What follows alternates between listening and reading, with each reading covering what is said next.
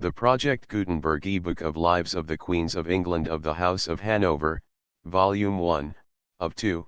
This ebook is for the use of anyone anywhere in the United States and most other parts of the world at no cost and with almost no restrictions whatsoever. You may copy it, give it away or reuse it under the terms of the Project Gutenberg license included with this ebook or online at www.gutenberg.org. If you are not located in the United States, you will have to check the laws of the country where you are located before using this ebook. Title: Lives of the Queens of England of the House of Hanover, Volume 1, of 2. Author: Dr. Doran. Release date: March 6, 2024. Ebook number 73111. Language: English. Original publication: London, Richard Bentley & Son, 1875 credits, Susan Skinner and the online distributed proofreading team at https://www.pgdp.net. This file was produced from images generously made available by the Internet Archive. Start of the Project Gutenberg ebook Lives of the Queens of England of the House of Hanover, Volume 1, of 2. The Queens of England of the House of Hanover Vol. I. London, printed by Spottiswoode & Co., New Street Square and Parliament Street. Lives of the Queens of England of the House of Hanover by Dr. Doran, FSA, author of Table Traits, Habits and Men etc. 4th edition, carefully revised and much enlarged in 2 volumes. Vol. I. London, Richard Bentley & Son, New Burlington Street Publishers. In ordinary to Her Majesty 1875. To Henry Hill, Esq., FSA, one of the most zealous of antiquaries and most hospitable of friends, this new and revised edition is inscribed by the author. Contents of the first volume. Sophia Dorothea, of Zell, wife of George I. Chapter I. George of Brunswick Zell and Eleonora d'Olbreus. Page Woden, the father of the line of Brunswick, the 7 brothers at Dice, for a wife d'Esmiers d'Olbreus and his daughter Eleonora. Love passages, and a marriage. A bishop of Osnabrück. Birth of Sophia Dorothea 1. Chapter 2. Wives and favorites. A ducal household. Elevation in rank of the mother of Sophia Dorothea. Births and deaths. A lover for Sophia the Bishop of Osnabrück. An imitator of the Grand Monarch. 2 successful female adventurers at Osnabrück. 11. Chapter 3. The Brunswicker in England. Prince Augustus of Wolfenbüttel, the accepted lover of Sophia. Superstition of the Duke of Zell. Intrigues of Madame von Platen. A rival lover. Prince George Louis makes an offer of marriage to Princess and policy of the Prince of Orange. Prince George in England, festivities on account of his visit. Execution of Lord Stafford. Illness of Prince Rupert. The Bill of Exclusion, and the Duke of York at Holyrood. Probable succession of the House of Brunswick. Prince George recalled. Successful intrigues of Sophia, wife of Ernest. A group for an artist. Ill-fated marriage of Sophia Elizabeth, Queen of Bohemia. Goody Palsgrave. The elect res Sophia, and her intellectual skirmishes. 18. Chapter 4. The household of George and Sophia. Reception of Sophia at the court of Ernest Augustus. Similar position of Marie Antoinette and Sophia. Misfortune of the Abigail. Use compassionate by the Duchess of Zell. Intrigues and revenge of Madame von Platen. A new favorite, Mademoiselle Ermengarda von der Schulenburg. A marriage fate, and intended insult to the Princess Sophia. Gross vice of George Louis. 33. Chapter V. The Electorate of Hanover. The House of Hanover ranges itself against France. Ernest Augustus created elector. Domestic rebellion of his son Maximilian. His accomplice, Count von Moltke, beheaded the electors of Germany. 43. Chapter 6. The Königsmarks.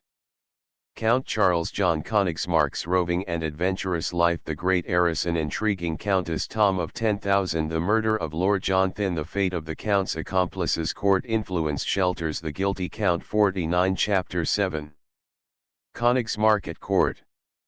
Various accomplishments of Count Philip Christopher Königsmarck, the early companion of Sophia Dorothea, her friendship for him, an interesting interview, intrigues of Madame von Platen foiled in her machinations, a dramatic incident, the unlucky glove scandal against the honor of the princess, a mistress enraged on discovery of her using rouge, indiscretion of the princess, her visit to Zell, the elector's criminal intimacy with Madame von der Schulenburg, William the Norman's brutality to his wife, the elder Iman brutality of the Austrian Empress to Madame Royale, return of Sophia, and reception by her husband. 58 Chapter 8.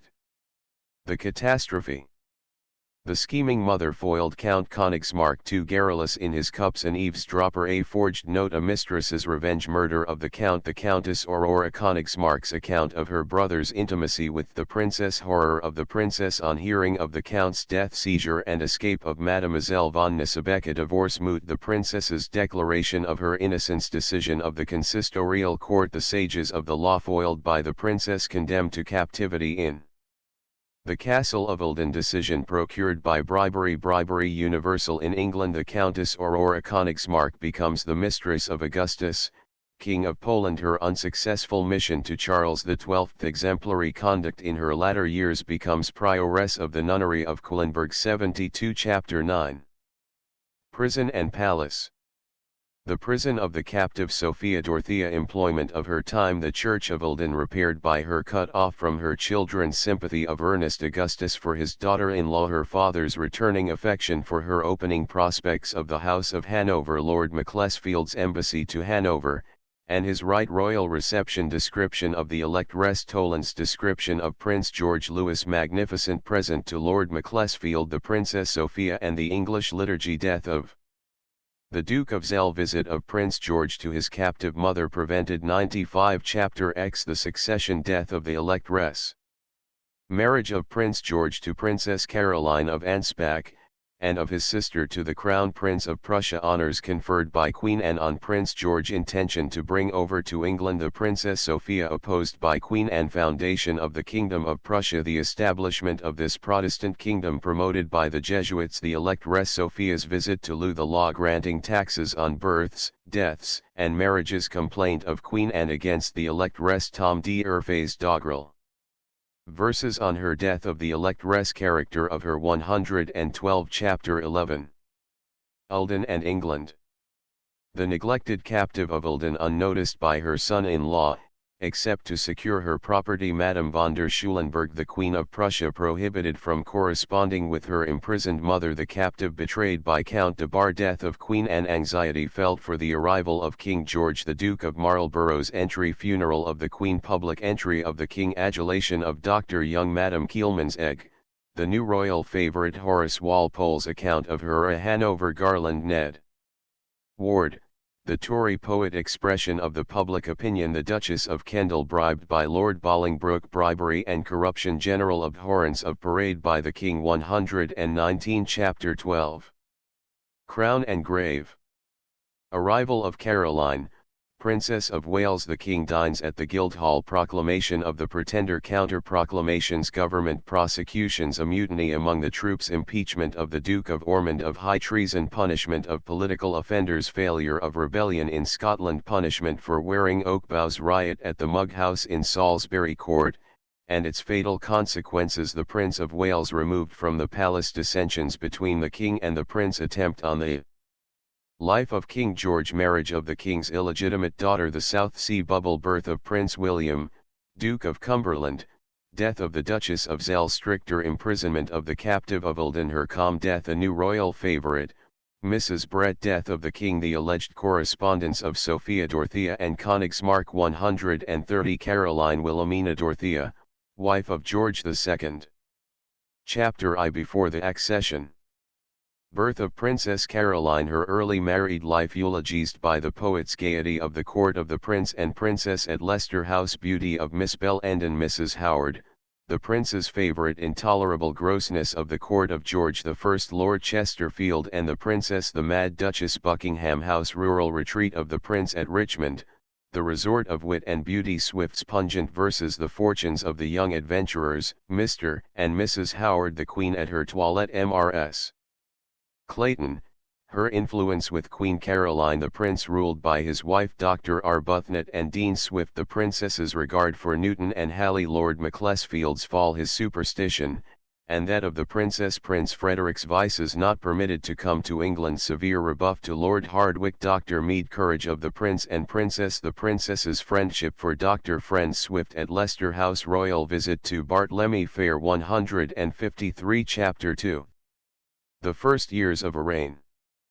Death of George I, adroitness of Sir Robert Walpole I, royal reception, unceremonious treatment of the late King's will, the coronation, magnificent dress of Queen Caroline Mrs. Oldfield, as Anne Boleyn, in Henry VIII.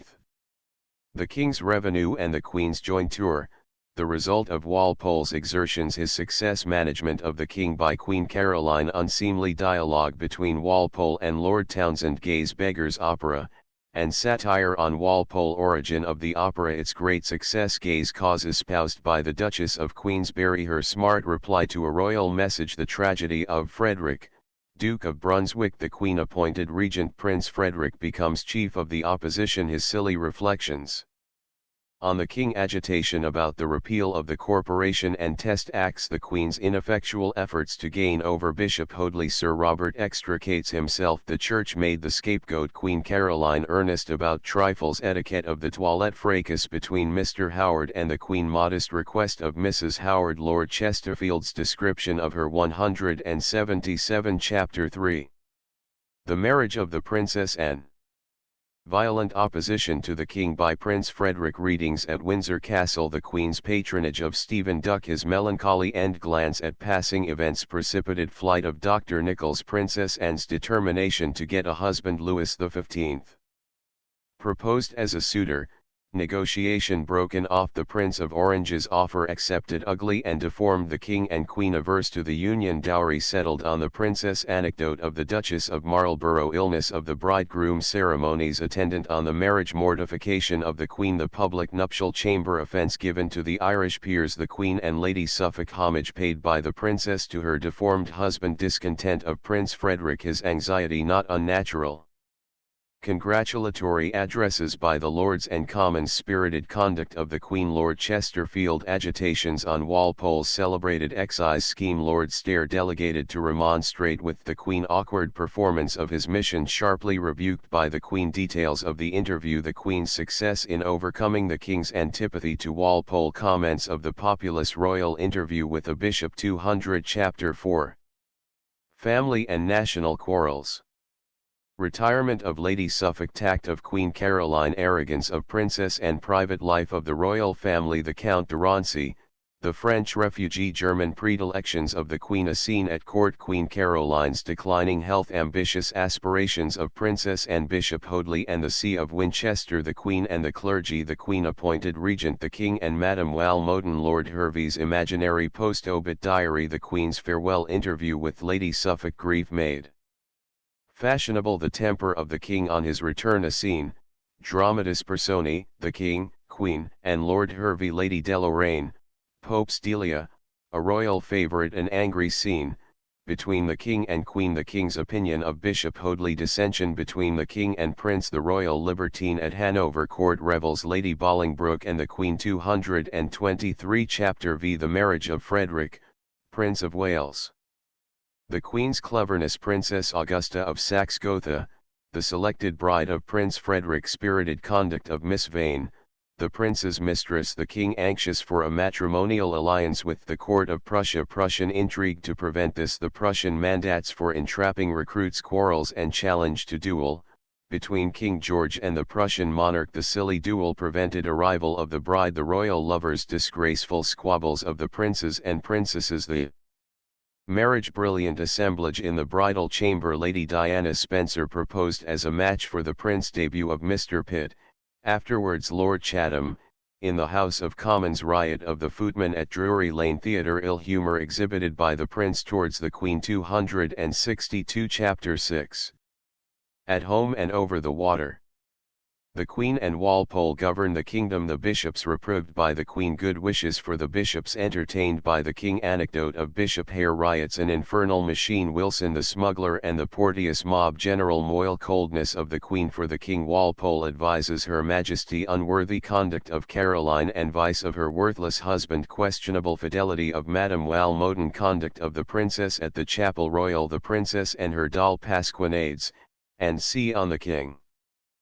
Farewell Royal Supper at Hanover. Dangerous voyage of the King. Anxiety of the court about him. Unjust blame thrown on Admiral Wager. The Queen congratulates the King on his escape. The King's warm reply. Discussions about the Prince's revenue. Investigation into the affairs of the Porteous mob. The Queen and the bill for reduction of the national debt. Vice in high life. Universal represented on the stage. Occasions the censorship. Animosity of the Queen and Princess towards Prince Frederick. 282 Chapter 7. The birth of an heiress. Russian invasion of the Crimea. Announcement of an heir disbelieved by the Queen. The Princess of Wales convened to St. James's by the Prince in a state of labour. Birth of a Princess. Hampton Court Palace. On this night the palace in an uproar. Indignation of Caroline. Reception of the Queen by the Prince. Minute particulars afforded her by him. Explanatory notes between the royal family. Message of the King. His severity to the Prince. The Princess Amelia. Double-sided message of Princess Caroline to the Prince. Unseemly conduct of the Prince. The Prince an agreeable rattle. The Queen's anger never subsided. The Prince ejected from the palace. The Queen and Lord Carteret. Reconciliation of the royal family. Attempted popularity of the Prince. The Queen's outspoken opinion of the Prince. An interview between the King, Queen, and Lord Hervey. Bishop Sherlock and the Queen. The King a purchaser of lottery tickets. 316 Chapter 8. Death of Caroline. Indisposition of the Queen. Her anxiety to conceal the cause. Walpole closeted with her. Her illness assumes a grave character. Obliged to retire from the drawing room. Affectionate attentions of Princess Caroline. Continued bitter feeling towards the Prince. Discussions of the physicians. The Queen takes leave of the Duke of Cumberland. Parting scene with the King. Interview with Walpole. The Prince denied the palace. Great patience of the Queen. The Archbishop summoned to the palace. Eulogy on the Queen pronounced by the King. His oddities. The Queen's exemplary conduct. Her death. Terror of Dr. Hull's singular conduct of the King. Opposition to Sir R. Walpole. Lord Chesterfield pays court to the Prince's favourite. 339 Chapter 9. Caroline, her times and contemporaries. Whiston patronized by Queen Caroline. His boldness and reproof of the Queen. Vanity of the poet Young punished Dr. Potter, a high churchman. A benefice missed. Masquerades denounced by the clergy. Anger of the court. Warburton, a favourite of the Queen. Butler's analogy, her ordinary companion. Rise of Secker. The Queen's regard for Dr. Berkeley. Her fondness for witnessing intellectual struggles between Clarke and Leibniz. Character of Queen Caroline by Lord Chesterfield. The King encouraged in his wickedness by the Queen. General grossness of manners. The King managed by the Queen. Feeling exhibited by the King on sight of her portrait. The Duchess of Brunswick's daughters. Standard of morality. Low ridicule of Marlborough by Peterborough. Morality of General Cadogan. Anecdote of General Webb. Lord Cobham. Dishonourable conduct of Lord Stair. General Hawley and his singular will. Disgraceful state of the prisons, and cruelty to prisoners. Roads bad and ill-lighted. Brutal punishment. Insolent treatment of a British naval officer by the Sultan. Brutality of a mob. Encroachment on Hyde Park by Queen Caroline. Ambitious projects of Princess Anne. Eulogy on the Queen. The children of King George and Queen Caroline. Verses on the Queen's death. 359 Chapter X. The reign of the widower. Success of Admiral Vernon. Royal visit to Bartlemy Fair. Party spirit runs high about the King and Prince. Lady Pomfret the Mad Duchess of Buckingham. Anecdote of Lady Sundon. Witty remark of Lady Mary Wortley. Fracas at Kensington Palace. The Battle of Dettingen. A precocious child marriage of Princess Mary. A new opposition. Prince George. Lady Yarmouth installed at Kensington. Death of Prince Frederick. Conduct of the King on heaving of this event. Bub Dodington's extravagant grief. The funeral. Scant conduct of the widowed princess. Opposition of the prince to the King. Not undignified Jacobite epitaph on the prince. The prince's rebuke for a frivolous jeer on Lady Huntingdon. The prince's patronage of literary men. Lady Archibald Hamilton, the prince's favourite. The prince and the Quakers. Anecdote of Prince George. Princely appreciation of Lady Huntingdon. 386 Chapter 11. The last years of a reign. Princess Augusta named regent in the event of a minority cause of the prince's death. Death of the Prince of Orange. The king's fondness for the theatre. Allusion to the king's age. Death of the Queen of Denmark. Her married life unhappy. Suffered from a similar cause with her mother. Rage of Lady Suffolk at a sermon by Whitfield. Lady Huntingdon insulted by her. War in Canada. Daily life of the king. Establishments of the sons of Frederick. Death of the truth-loving Princess Caroline. Deaths of Princess Elizabeth and Princess Anne. Queen Caroline's rebuke of her. Death of the king. Dr. Porteus's eulogistic epitaph on him. The king's personal property. The royal funeral. The burlesque Duke of Newcastle. 408. Charlotte Sophia, wife of George III. Chapter I. The coming of the bride.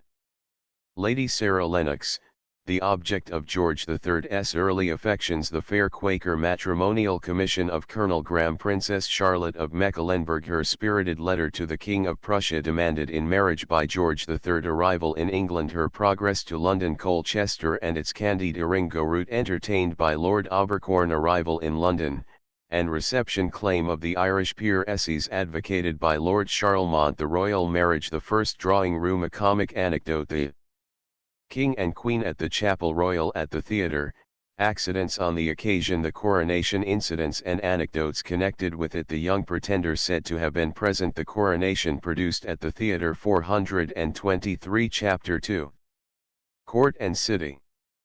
The levee. The king goes to Parliament. The first night of the opera. Garrick grievously offended. The king and queen present on the Lord Mayor's Day entertained by Robert Barclay.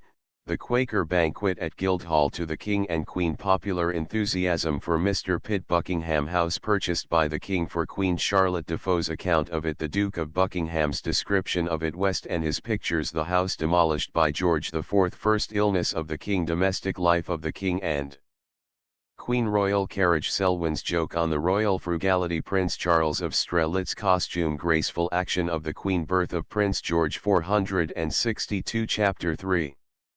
Anecdotes and incidents. Scenes, and personal sketches of Queen Charlotte. Her fondness for diamonds. Visit to Mrs. Garrick Orphan Establishment at Bedford founded by the Queen. Her benevolence on the breaking of the Windsor Bank. Marriage of Princess Caroline Matilda. Unfounded rumors about the Queen. Hannah Lightfoot. The King's illness. A regency recommended by the King. Discussions relative to it. Birth of Prince Frederick. Failing health of the Duke of Cumberland. 479. Lives of the Queens of England. Sophia Dorothea, of Zell, wife of George I. Das Glanzend ist nicht immer das Bessere. Kotzebue, Bruder Moritz. Chapter I. George of Brunswick. Zell and Eleanor d'Olbreus. Woden, the father of the line of Brunswick. The 7 brothers at Dice, for a wife. D'Esmiers d'Olbreus and his daughter Eleonora. Love passages, and a marriage. A bishop of Osnaburg. Birth of Sophia Dorothea. When George I ascended the throne of England, the heralds provided him with an ancestry. They pretended that his majesty, who had few godlike virtues of his own, was descended from that deified hero Woden, whose virtues, according to the bards, were all of a godlike quality. The two had little in common, save lack of true-heartedness toward their wives. The more modest builders of ancestral pride, who ventured to water genealogical trees for all the branches of Brunswick to bud upon, did not dig deeper for a root, or go farther for a fountain-head, than into the Italian soil of the year 1028.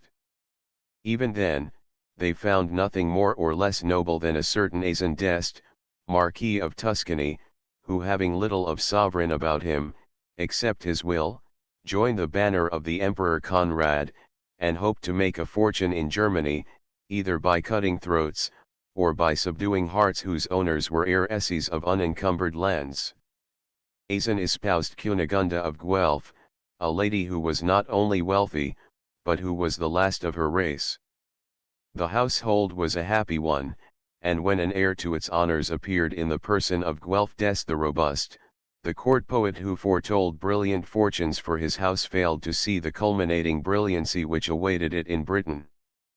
This same Prince Robust, when he had come to man's estate, wooed no maiden heiress as his father had done, but won the widowed sister-in-law of our great Harold, Judith, daughter of Baldwin de Lisle, Count of Flanders, and widow of Tostig, Earl of Kent. He took her by the hand while she was yet seated under the shadow of her great sorrow, and, looking up at Guelph the robust, she smiled and was comforted. Guelph was less satisfactorily provided with wealth than the comely Judith, but Guelph and Judith found favor in the eyes of the Emperor Henry IV, who forthwith ejected Otho of Saxony from his possessions in Bavaria, and conferred the same, with a long list of rights and appurtenances, on the newly married couple. These possessions were lost to the family by the rebellion of Guelpha's great-grandson against Frederick Barbarossa.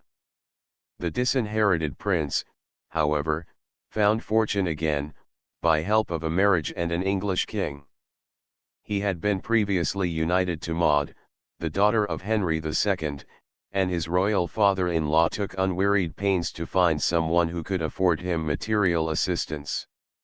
He succeeded, and Guelph received, from another emperor, the gift of the countships of Brunswick and Luneburg. Otho IV raised them to duchies, and William, Guelph, was the first duke of the United Possessions, about the year 1200. The early dukes were for the most part warlike, but their bravery was rather of a rash and excitable character than heroically, yet calmly firm. Some of them were remarkable for their unhappy tempers, and they acquired names which unpleasantly distinguish them in this respect. Henry was not only called the Young, from his years, and the Black, from his swarthiness, but the Dog, because of his snarling propensities. So Magnus, who was surnamed the Collared, in allusion to the gold chain which hung from his bull neck, was also known as the Insolent and the Violent, from the circumstance that he was ever either insufferably haughty or insanely passionate. The House of Brunswick has, at various times, been divided into the branches of Brunswick-Luneburg, Brunswick-Wolfenbüttel, Brunswick-Zell, Brunswick-Danneberg, and c. These divisions have arisen from marriages, transfers, and interchanges. The first duke who created a division was Duke Bernard, who, early in the 15th century, exchanged with a kinsman his duchy of Brunswick for that of Luneburg, and so founded the branch which bears, or bore, that double name. The 16th Duke, Otho, was the first who is supposed to have brought a blot upon the ducal scutcheon, by honestly marrying rather according to his heart than his interests. His wife was a simple lady of Brunswick, named Matilda de Campen. It became the common object of all the dukes of the various Brunswick branches to increase the importance of a house which had contributed something to the imperial greatness of Germany. They endeavored to accomplish this common object by intermarriages, but the desired consummation was not achieved until a comparatively recent period, when the branch of Brunswick-Luneburg became electors, and subsequently kings of Hanover, and that of Brunswick-Wolfenbüttel, sovereign dukes of Brunswick. The grandfather of our George I, William, Duke of Brunswick-Luneburg, had 7 sons, and all these were dukes, like their father. On the decease of the latter, they affected to discover that if the 7 heirs, each with his little dukedom, were to marry, the greatness of the house would suffer alarming diminution. They accordingly determined that one alone of the brothers should form a legal matrimonial connection, and that the naming of the lucky refounder of the dignity of Brunswick should be left to chance. The 7 brothers met in the hall of state in their deceased father's mansion, and there threw dice as to who should live on in single blessedness, and which should gain the prize, not of a wife, but of permission to find one. Double sixes were thrown by George, the 6th son. The lady whom he cavalierly wooed and readily won, was Anne Eleanor, daughter of the Landgraf of Hesse-Darmstadt. The heir apparent of this marriage was Frederick Ernest Augustus, who, in 1659, married Sophia, the daughter of Frederick and Elizabeth, the short-lived king and queen of Bohemia, the latter the daughter of James I. The eldest child of this last marriage was George Louis, who ultimately became King of Great Britain. When Louis XIV revoked the Edict of Nantes, the French Protestants who refused to be converted were executed or imprisoned. Some found safety, with suffering, in exile, and confiscation made beggars of thousands. When towns, where the Protestants were in the majority, exhibited tardiness in coming over to the king's way of thinking, dragoons were ordered thither, and this order was of such significance, that when it was made known, the population, to escape massacre, usually professed recantation of error in a mass. This daily accession of thousands who made abjuration under the sword, and walked thence to confession and reception of the sacrament under an implied form in which they had no faith, was described to the willingly duped king by the ultramontane bishops as a miracle as astounding as any in Scripture. Of some few individuals, places at court for themselves, commissions for their sons, or honors which sometimes little deserved the name, for their daughters, made, if not converts, hypocrites. Far greater was the number of the good and faithful servants who left all and followed their master. Alexander d'Esmires, Seigneur d'Olbrius, a gallant Protestant gentleman of Poitou, preferred exile and loss of estate to apostasy. When he crossed the frontier, a banished man, he brought small worldly wealth with him, but there with one child, a daughter, who was to him above all wealth, and, to uphold his dignity, the memory of being descended from the gallant Foulques d'Esmires, the valiant and courteous lord of L'Albroyer. Father and daughter sojourned for a time beyond the northern frontier of the kingdom, having their native country within sight. There they tabernacled in much sorrow, perplexity, and poverty, but friends ultimately supplied them with funds, and M. d'Esmires, Seigneur d'Olbrius, found himself in a condition to appear in Brussels without sacrifice of dignity. Into the gay circles of that gay city he led his daughter Eleonora, who was met by warm homage from the gallants, and much criticism at the hands of her intimate friends the ladies. The sharpest criticism could not deny her beauty, and her wit and accomplishments won for her the respect and homage of those whose allegiance was better worth having than that of mere petits maîtres with their stereotyped flattery. Eleonora, like the lady in Gothe's tragedy, loved the society and the good opinion of wise men, while she hardly thought herself worthy of either. She was a French woman, and consequently she was not out of love with gaiety.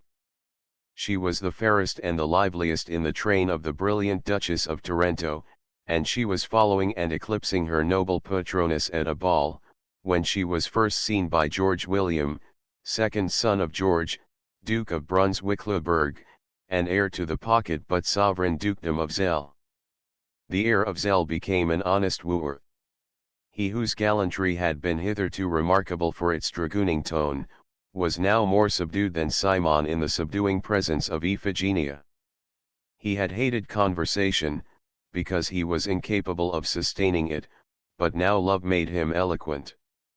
He had abhorred study, and knew little of any other language than his own, but now he took to French vocabularies and dictionaries, and long before he had got so far as to ask Eleonora to hear him conjugate the verb aimer to love, he applied to her to interpret the difficult passages he met with in books, and throughout long summer days the graceful pair might have been seen sitting together, book in hand, fully as happy and twice as hopeful as Paolo and Francesca. George William was sorely puzzled as to his proceedings. To marriage he could have condescended with alacrity, but unfortunately there was a promise in bar. With the view common to many co-heirs of the family, he had entered into an engagement with his brother Ernest Augustus, of Brunswick-Luneburg, and Bishop of Osnaburg, never to marry.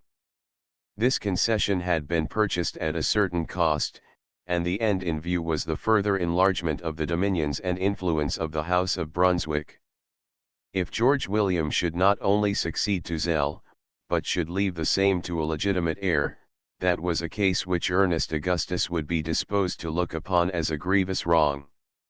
A price was paid, therefore, for the promised celibacy of his brother, and that brother was now actively engaged in meditating as to how he might, without disgrace, break a promise, and yet retain the money by which it had been purchased. His heart leaped within him as he thought how easily the whole matter might be arranged by a morganatic marriage, in other words, with the left hand, an union sanctioned by the Church but so far disallowed by the law that the children of such wedlock were, in technical terms, infantes nullius, children of nobody, and could of course succeed to nobody's inheritance. George William waited on the Seigneur d'Olbreus with his morganatic offer. The poor refugee noble entertained the terms with much complacency, but left his child to determine on a point which involved such serious considerations for herself. They were accordingly placed with much respect at Eleanora's feet, but she mused angrily thereon. She would not listen to the offer. In the meantime, these love passages of young George William were productive of much unseemly mirth at Hanover, where the Bishop of Osnaburg was keeping a not very decorous court. He was much more of a dragoon than a bishop, and indeed his flock were more to be pitied than his soldiers. The diocese of Osnaburg was supplied with bishops by the most curious of rules. The rule was fixed at the period of the peace which followed the religious wars of Germany, and this rule was, that as Osnaburg was very nearly divided as to the number of those who followed either church, it should have alternately a Protestant and a Romanist bishop. The result has been that Osnaburg has had sad scapegraces for her prelates, but yet, in spite thereof, has maintained a religious respectability which might be envied by dioceses blessed with two diverse bishops at once, forever anathematizing the flocks of each other and their shepherds. The Protestant Prince-Bishop of Osnaburg made merry with his ladies at the wooing of his honest and single-minded brother, whom he wounded to the uttermost by scornfully speaking of Eleanora d'Olbreus as the Duke's madam. It was a sorry and unmanly joke, for it lacked wit, and insulted a true-hearted woman. But it had the effect also of arousing a true-hearted man. George William had now succeeded to the little dukedom of Zell, not indeed without difficulty, for as the ducal chair had become vacant while the next heir was absent, paying homage at Brussels to a lady rather than receiving it from his lieges in Zell, his younger brother, John Frederick, had played his lord suzerain a shabby trick, by seating himself in that chair, and fixing the ducal parcel gilt coronet on his own brows. George William having toppled down the usurper from his ill-earned elevation, and having bought off further treason by pensioning the traitor, returned to Brussels with the renewal of his former offer.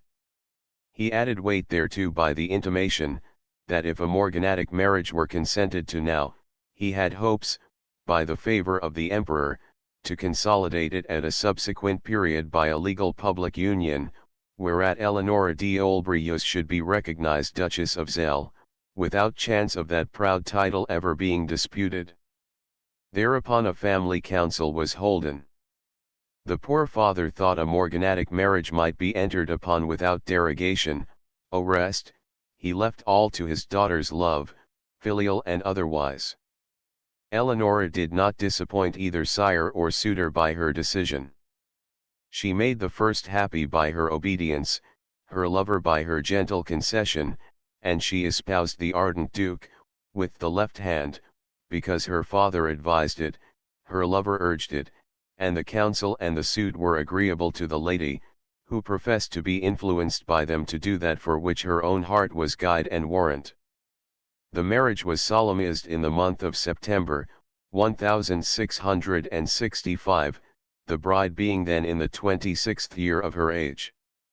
With her new position, she assumed the name and style of Lady von Harburg, from an estate of the Duke's so called.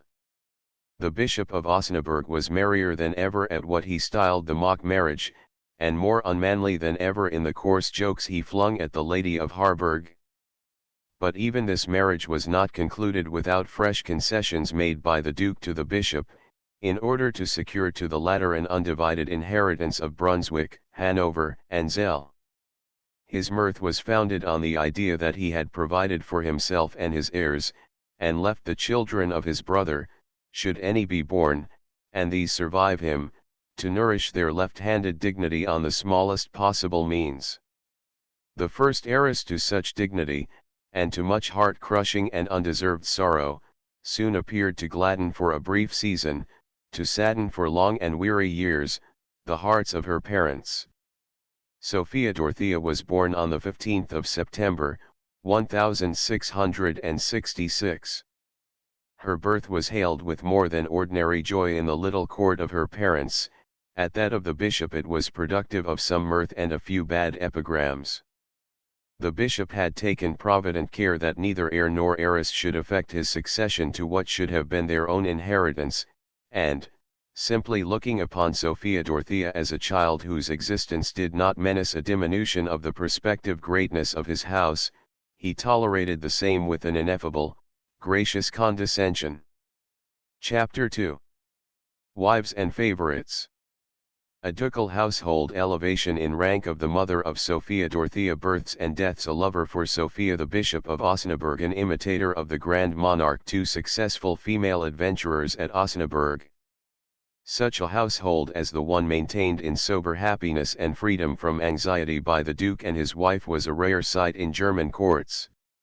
The Duke was broadly ridiculed because of his faithful affection for one who was worthy of all the truth and esteem which a true-hearted wife could claim.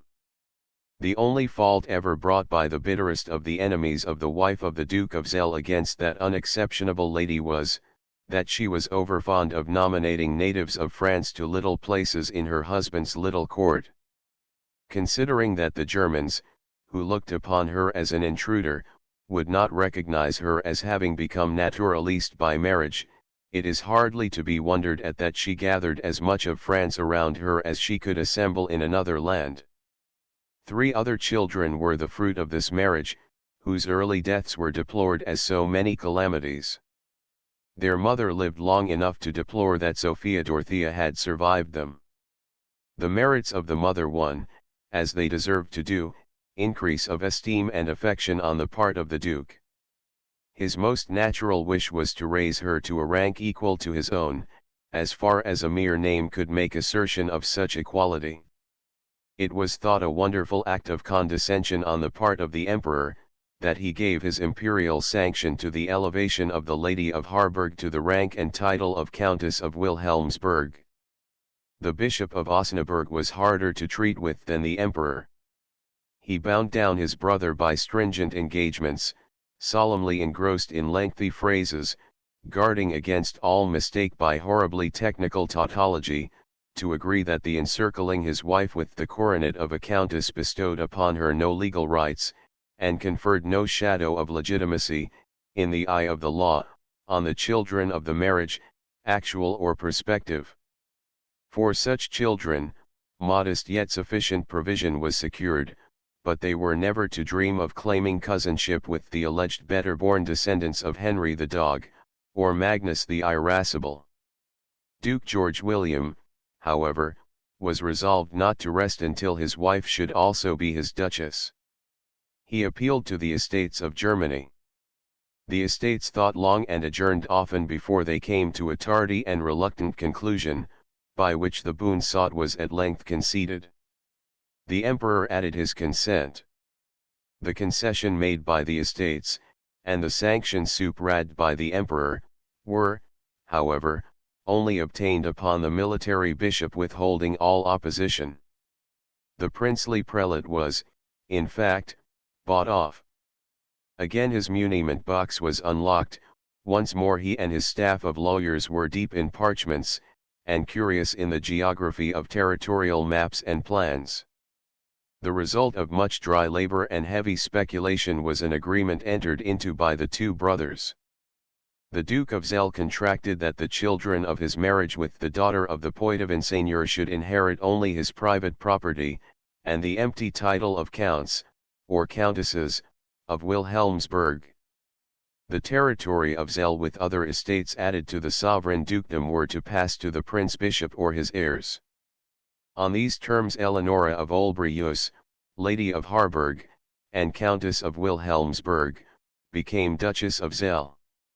Ah, exclaimed the very apostolic bishop to the dissolute disciples at his court, on the night that the family compact was made an accomplished fact, my brother's French madam is not a jot the more his wife for being duchess, which was true, for married is married, and there is no comparative degree of intensity which can be applied to the circumstance. But she has a dignity the more, and therewith may madam rest content, which was not true, for no new title could add dignity to a woman like the wife of Duke George William. When Sophia Dorothea was but 7 years old, she had for an occasional playfellow in the galleries and gardens of Zell and Kallenberg, a handsome lad, Swedish by birth, but German by descent, whose name was Philip Christopher von Königsmarck. He was a few years older than Sophia Dorothea, some accounts say 10 years older, and he was in Zell for the purpose of education, and he fulfilled the office of page.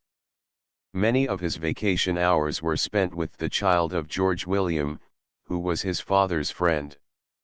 When gossips saw the two handsome children, buoyant of spirit, beaming with health, and ignorant of care, playing hand in hand at sports natural to their age, those gossips prophesied of future marriage.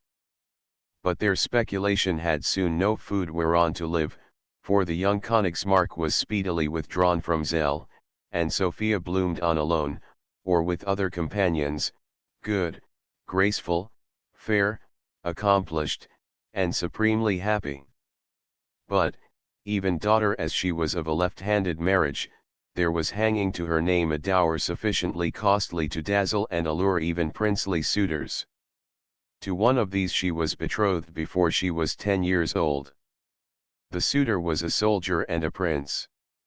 Augustus Frederick, Crown Prince of Brunswick-Wolfenbüttel, was allured by the beaux yeux de la cassette of the little heiress, which contained, after all, only 100,000 thalers, £15,000 sterling, but an humble dower for a duke's only daughter.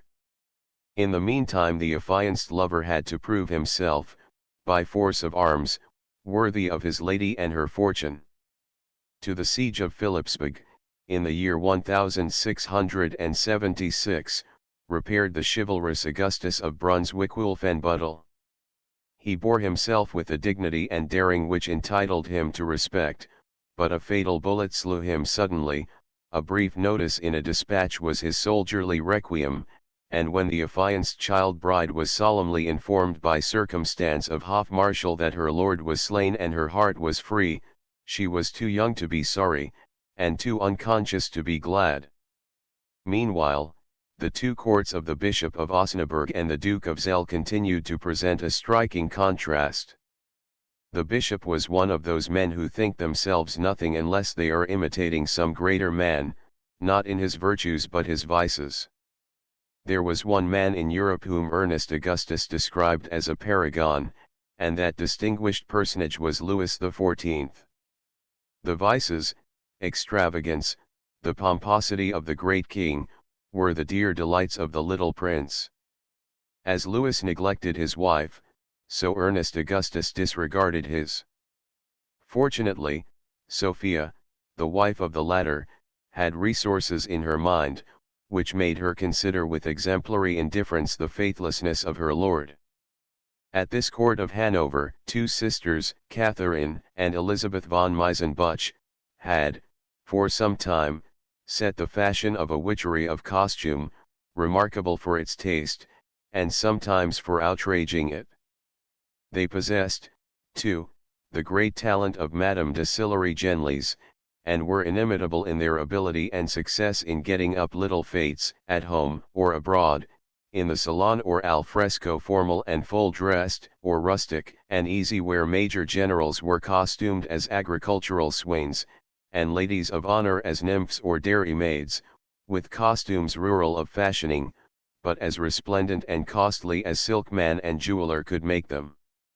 At a sort of masque, invented by the sisters von Meisenbuch, one appeared as Diana, the other as Bellona, and they captivated all hearts, from those of the Prince Bishop and his son to that of the humblest aspirant in the court circle.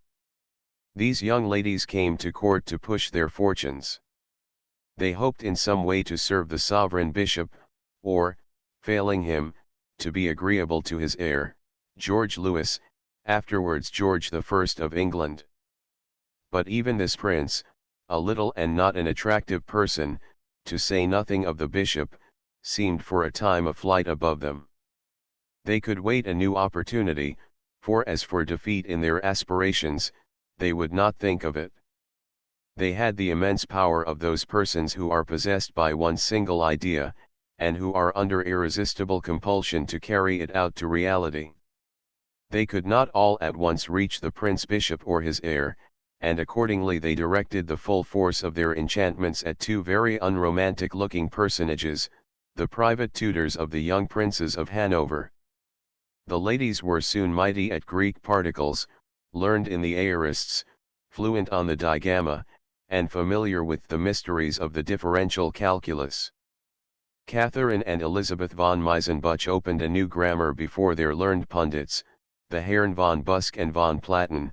The latter was of a noble and ancient house, and truth to tell, the philosophers were nothing loath to pursue the new study taught by such professors.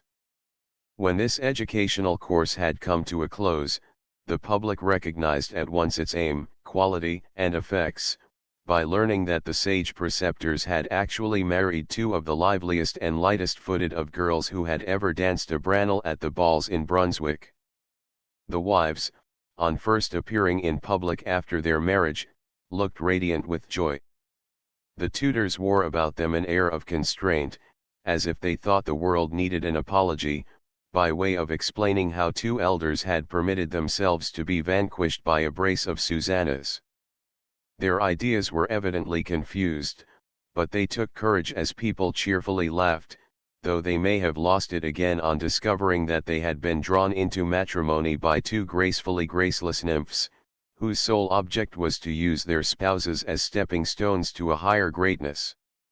There must have been many attendant advantages in connection with such an object, or the two married philosophers would hardly have worn the air of content which they put on as soon as they saw the aim of their estimable wives, and felt the gain thence accruing.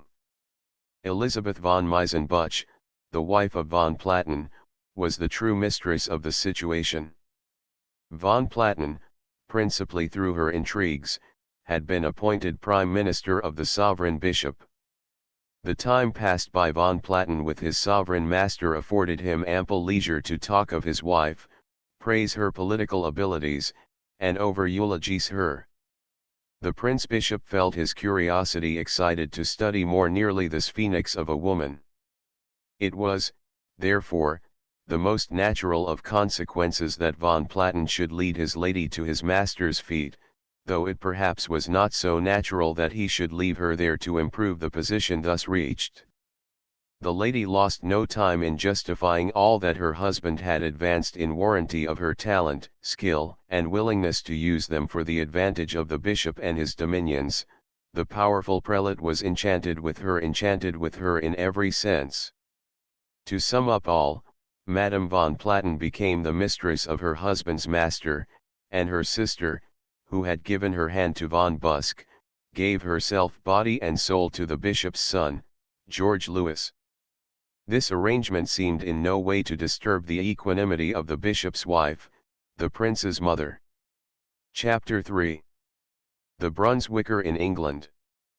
Prince Augustus of Wolfenbüttel, the accepted lover of Sophia's superstition of the Duke of Zell intrigues of Madame von Platen, a rival lover Prince George Louis, makes an offer of marriage to Princess and policy of the Prince of Orange Prince George in England, festivities on account of his visit, execution of Lord Stafford, illness of Prince Rupert, the Bill of Exclusion, and the Duke of York at Holyrood, probable succession of the House of Brunswick. Prince George recalled successful intrigues of Sophia, wife of Ernest, a group for an artist, ill-fated marriage of Sophia Elizabeth, Queen of Bohemia, Goody Palsgrave, the electress Sophia, and her intellectual skirmishes.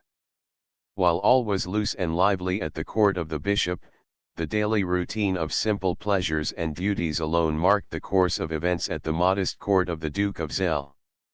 The monotony of the latter locality was, however, agreeably interrupted by the arrival there of His Serene Highness Prince Augustus William of Wolfenbüttel. He had just been edified by what he had witnessed during his brief sojourn in the episcopal circle of Osnaburg, where he had seen two ladies exercising a double influence, Madame von Platen ruling her husband and his master, while her sister Caroline von Busk was equally obeyed by her consort and His Highness George Louis, the bishop's son. Prince Augustus of Wolfenbüttel was the brother of that early suitor of the little Sophia Dorothea who had met a soldier's death at the siege of Philipsburg. He was, like his brother, not so rich in gold pieces as in good qualities, and was more wealthy in virtues than in acres. He was a bachelor prince, with a strong inclination to lay down his bachelorship at the feet of a lady who would, by addition of her dowry, increase the greatness and material comforts of both. Not that Augustus of Wolfenbüttel was mercenary, he was simply prudent. A little princely state in Germany costs a great deal to maintain, and when the errant prince went forth in search of a lady with a dower, his last thought was to offer himself to one who had no heart or could have no place in his own. If there was some system, a little method, and an air of business about the passion and principle of the puissant Prince Augustus, something thereof must be laid to the charge of the times, and a little to the princely matter of fact good sense. He is a wise and merciful man who, before he comes to conclusions with a lady on the chapter of matrimony, first weighs prospects, and establishes, as far as in him lies, a security of sunshine. Augustus Wolfenbüttel had long suspected that the son of his future home was to be found at Zell, and in the person of his young cousin Sophia Dorothea. Even yet, tradition exists among Brunswick maidens as to the love passages of this accomplished and handsome young couple. Those passages have been enlarged for the purposes of romance writers, but divested of all exaggeration there remains enough to prove, as touching this pair, that they were well assorted both as to mind and person, that their inclinations were towards each other, and that they were worthy of a better fate than that which fell upon the honest and warm affection which reigned in the hearts of both. The love of these cousins was not the less ardent for the fact of its being partially discouraged. The Duke of Zell looked upon the purpose of Prince Augustus with an unfavorable eye. The simple-minded Duke had an unfeigned superstitious awe of the new lover, and the idea of consenting to a match under the circumstances as they presented themselves, seemed to him tantamount to a species of sacrilege, outraging the manes and memory of the defunct brother. The Duke loved his daughter, and the daughter assuredly loved Augustus of Wolfenbüttel, and, added thereto, the good Duchess Eleonora was quite disposed to see the cherished union accomplished, and to bestow her benediction upon the well-favored pair. The father was influenced, however, by his extensive reading in old legendary ballad lore, metrical and melancholy German romances, the commonest incident in which is the interruption of a marriage ceremony by a spiritual personage professing priority of right. The opposition to the marriage was not, however, all surmounted when the antagonism of the Duke had been successfully overcome. Madame von Platen has the credit of having carried out her opposition to the match to a very successful issue. It is asserted of this clever lady, that she was the first who caused the Bishop of Osnaburg thoroughly to comprehend that Sophia Dorothea would form a very desirable match for his son George Louis. The young lady had lands settled on her which might as well be added to the territory of that electoral Hanover of which the Prince Bishop was soon to be the head. Every acre added to the possessions of the chief of the family would be by so much an increase of dignity, and little sacrifices were worth making to effect great and profitable results. The worthy pair, bishop and female prime minister, immediately proceeded to employ every conceivable engine whereby they might destroy the fortress of the hopes of Sophia Dorothea and Augustus of Wolfenbüttel. They cared for nothing, save that the hand of the former should be conferred upon the bishop's eldest son, George Louis, who had as little desire to be matched with his cousin, or his cousin with him, as kinsfolk can have who cordially detest each other. George Louis was not shaped for a lover. he was mean in person and in character. George was brave indeed, to none of the princes of the House of Brunswick can be denied the possession of bravery. In all the bloody and useless wars of the period, he had distinguished himself by his dauntless courage and his cool self-possession. He was not heroic, but he really looked heroic at the head of his squadron, charging across the battlefield, and carrying his sword and his fringed and feathered hat into the very thickest of the fray. He did not fail, it may be added, in one of the characteristics of bravery, humanity on the field. For a wounded foe he had a thorough respect. Out of the field of battle George Lewis was an extremely ordinary personage, except in his vices. He was coarsely minded and coarsely spoken, and his profligacy was so extreme of character it bore about it so little of what Lord Chesterfield recommended when he said a man might be gentlemanlike even in his vices, that the bishop, easy as he was both as parent and prelate, and rich as he was himself in evil example to a son who needed no such warrant to plunge headlong into sin, even the bishop felt uncomfortable for a while. He thought, however, that marriage would cure profligacy. George Lewis was now in his 22nd year. He was born in 1660, and he had recently acquired increase of importance from the tact of his sire, having succeeded to the estates, grandeur, and expectations of his predecessor, Duke John Frederick. The latter was on his way to Rome, in 1679, a city which he much loved, holding in respect a good portion of what is taught there. He was proceeding thither with a view of a little more of pleasure and something therewith of instruction, when a sudden attack of illness carried him off, and his death excited as much grief in the bishop as it possibly could in one who had little reverence for the duke, by whose death he profited largely. When the bishop, now Duke Ernest Augustus, of Hanover, as a natural consequence of this death, established a gayer court at Hanover than had ever yet been seen there, and had raised George Lewis to the rank of a crown prince, a title given to many heirs who could inherit nothing but coronets, the last named individual began to consider speculatively as to what royal lady he might, with greatest prospect of advantage to himself, make offer of his hand. At this time Charles II was king in England. The king's brother, James, Duke of York, had a daughter, Lady Anne, who is better known to us all by her after title of Good Queen Anne. In the year 1680, George of Hanover came over to England with matrimonial views respecting that young princess. He had on his way visited William of Orange, at the Hague, and when that calculating prince was made the confidential depository of the views of George Lewis respecting the Princess Anne of England, he listened with much complacency, but is suspected of having forthwith set on foot the series of intrigues which, helped forward by Madame von Platen, ended in the recall of George from England, and in his hapless marriage with the more hapless Sophia Dorothea.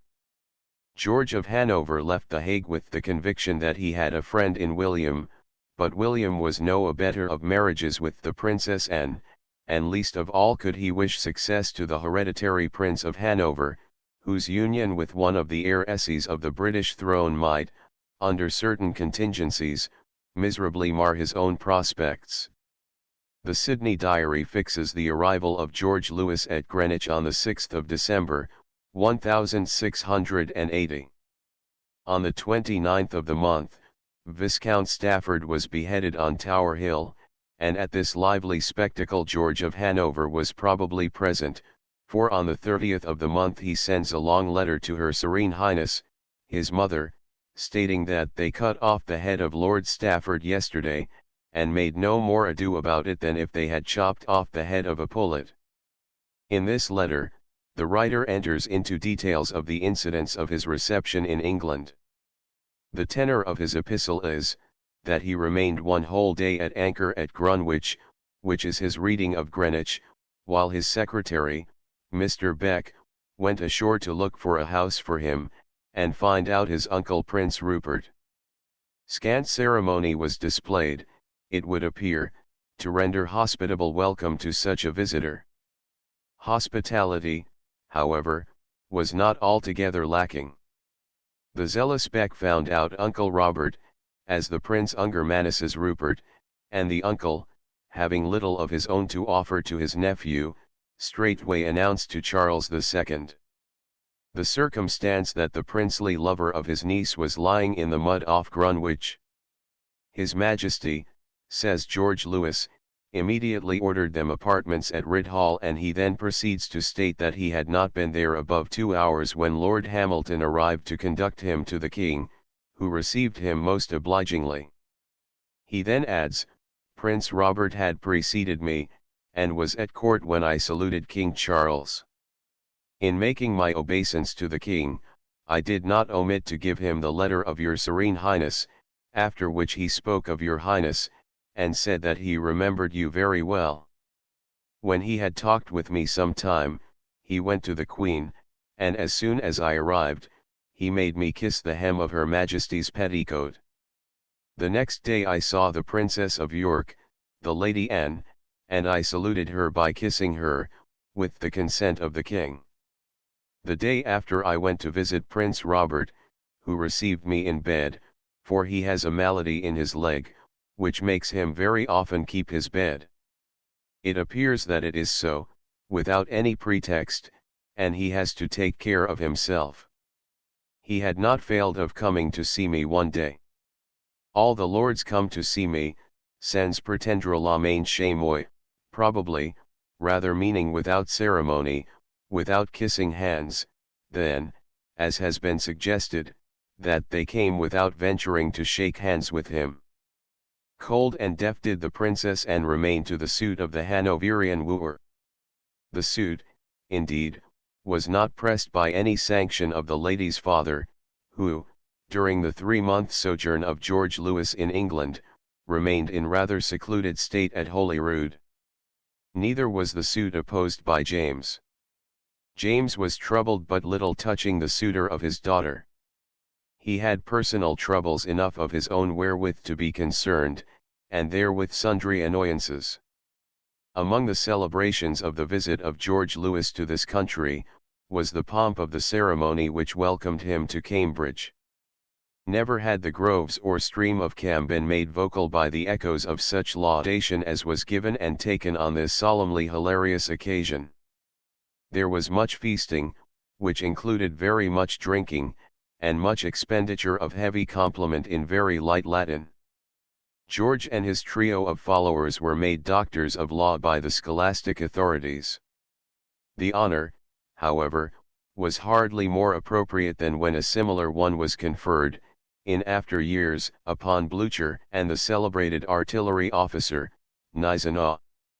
"Ah," exclaimed the veteran leader, "they are going to make me a doctor," but it was Gneisenau that furnished all the pills.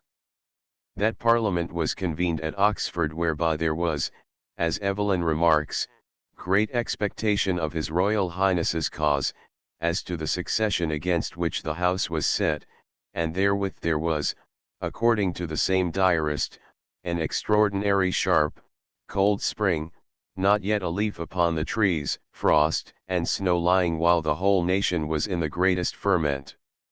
Such was the Parliament, and such the spring, when George Lewis was suddenly called home. He was highly interested in the bill, which was read a first time at that Parliament, as also in the expedients which were proposed in lieu of such bill, and rejected. The expedients proposed instead of the bill of exclusion in this Parliament, were that the whole government, upon the death of Charles II, should be vested in a regent, the Princess of Orange, and if she died without issue, then the Princess Anne should be regent. But if James, Duke of York, should have a son educated a Protestant, then the regency should last no longer than his minority, and that the regent should govern in the name of the father while he lived, but that the father should be obliged to reside 500 miles from the British dominions, and if the Duke should return to these kingdoms, the crown should immediately devolve on the regent, and the Duke and his adherents be deemed guilty of high treason. Here was matter in which the Hanoverian suitor was doubly interested both as man and as lover. Nor was there anything unnatural or unbecoming in such concern. The possible inheritance of such a throne as that of England was not to be contemplated without emotion. An exclusive Protestant succession made such a heritage possible to the House of Brunswick, and if ever the heads of that house, before the object of their hopes was realized, ceased to be active for its realization, it was when assurance was made doubly sure, and action was unnecessary. It is not easy to determine what part William of Orange had in the recall of George Lewis from England, but the suddenness of that recall was an object of some admiring perplexity to a lover, who left a lady who was by no means inconsolable, and who, 2 years afterwards, was gaily married at St. James's to the Prince of Denmark, on the first leisure day between the executions of Russell and of Sidney. George Lewis, however, obeyed the summons of his sovereign and father, but it was not until his arrival in Hanover that he found himself called upon to transfer the prosecution of his matrimonial suit from one object to another. The riding idea in the mind of Ernest Augustus was, that however he might have provided to secure his succession to the dominion of Zell, the marriage of his son with the Duke's only child would add many broad acres to his possessions in Hanover. Sophia Dorothea was still little more than a child, but that very circumstance was made use of in order to procure the postponement of her marriage with Augustus of Wolfenbüttel. The Duke of Zell did not stand in need of much argument from his brother to understand that the union of the young lovers might more properly be celebrated when the bride was 16 than a year earlier. The Duke was ready to accept any reasoning, the object of which was to enable him to retain his daughter another year at his side.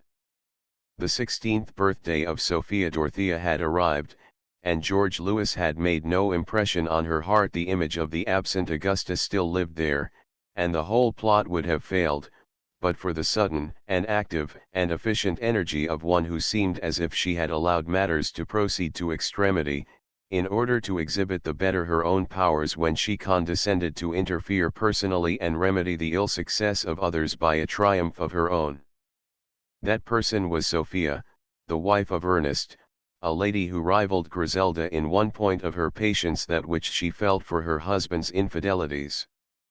In other respects she was crafty, philosophical, and free-thinking, but she was as ambitious as any of her family, and as she had resolved on the marriage of her son, George Lewis, with Sophia Dorothea, she at once proceeded to accomplish that upon which she had resolved.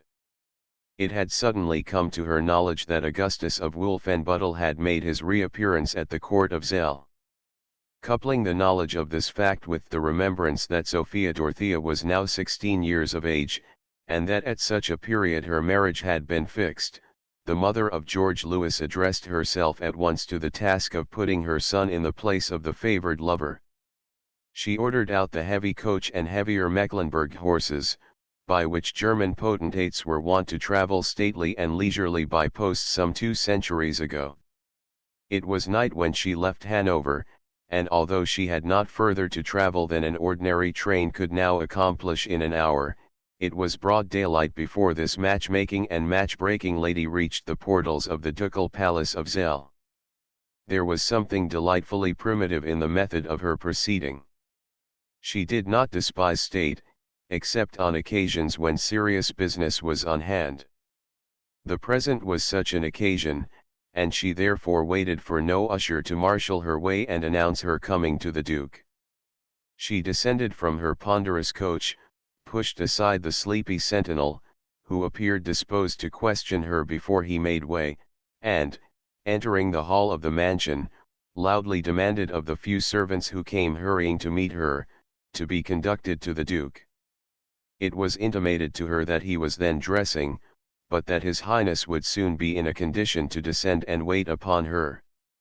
Too impatient to tarry, and too eager to care for ceremony, she mounted the stairs, bade a groom of the chamber point out to her the door of the Duke's room, and, her order having been obeyed, she forthwith pushed open the door, entered the apartment, and discovered the dismayed Duke in the most negligent of dishabiles. She neither made apology nor would receive any, but, intimating that she came upon business, at once asked, "Where is your wife?" The flurried Duke of Zell pointed through an open door to a capacious bed in the adjacent room, wherein lay the wondering Duchess, lost in eiderdown and deep amazement. The old Sophia could have wished, it would seem, that she had been further off. She was not quite rude enough to close the door, and so cut off all communication and listening, but, remembering that the Duchess of Zell was but very indifferently acquainted with German, she ceased to speak in the language then common to the German court's French and immediately addressed the Duke in hard Teutonic phrase, which was unintelligible to the vexed and suspecting Duchess. Half undressed, the Duke occupied a chair close to his toilet table, while the astute wife of Ernest Augustus, seated near him, unfolded a narrative to which he listened with every moment an increase of complacency and conviction. The Duchess Eleonora, from her bed in the adjacent room, could see the actors, but could not comprehend the dialogue. But, if the narrative was unintelligible to her, she could understand the drift of the argument, as the names of her daughter and lover were being constantly pronounced with that of George Louis. The case was forcibly put by the mother of George. She showed how union makes strength, how little profit could arise from a match between Sophia Dorothea and Augustus of Wolfenbüttel, and how advantageous must be an union between the heir of Hanover and the heiress of the domains which her provident father had added to Zell, and had bequeathed to his daughter. She spoke of the certainty of Ernest Augustus being created arch-standard-bearer of the Empire of Germany, and therewith Elector of Hanover. She hinted at the possibility even of Sophia Dorothea one day sharing with her son the throne of Great Britain. The hint was something premature, but the astute lady may have strengthened her case by reminding her hearer that the crown of England would most probably be reserved only for a Protestant succession, and that her son was, if a distant, yet not a very distant, and certainly a possible heir. The obsequious Duke of Zell was bewildered by the visions of greatness presented to his mind by his clever sister-in-law. With ready lack of honesty he consented to break off the match between Sophia Dorothea and her lover, and to bestow her hand upon the careless prince for whom it was now demanded by his mother. The latter returned to Hanover perfectly satisfied with the work of that night and morning. The same satisfaction was not experienced by the Duchess Eleonora. When she came to learn the facts, she burst forth in expressions of grief and indignation.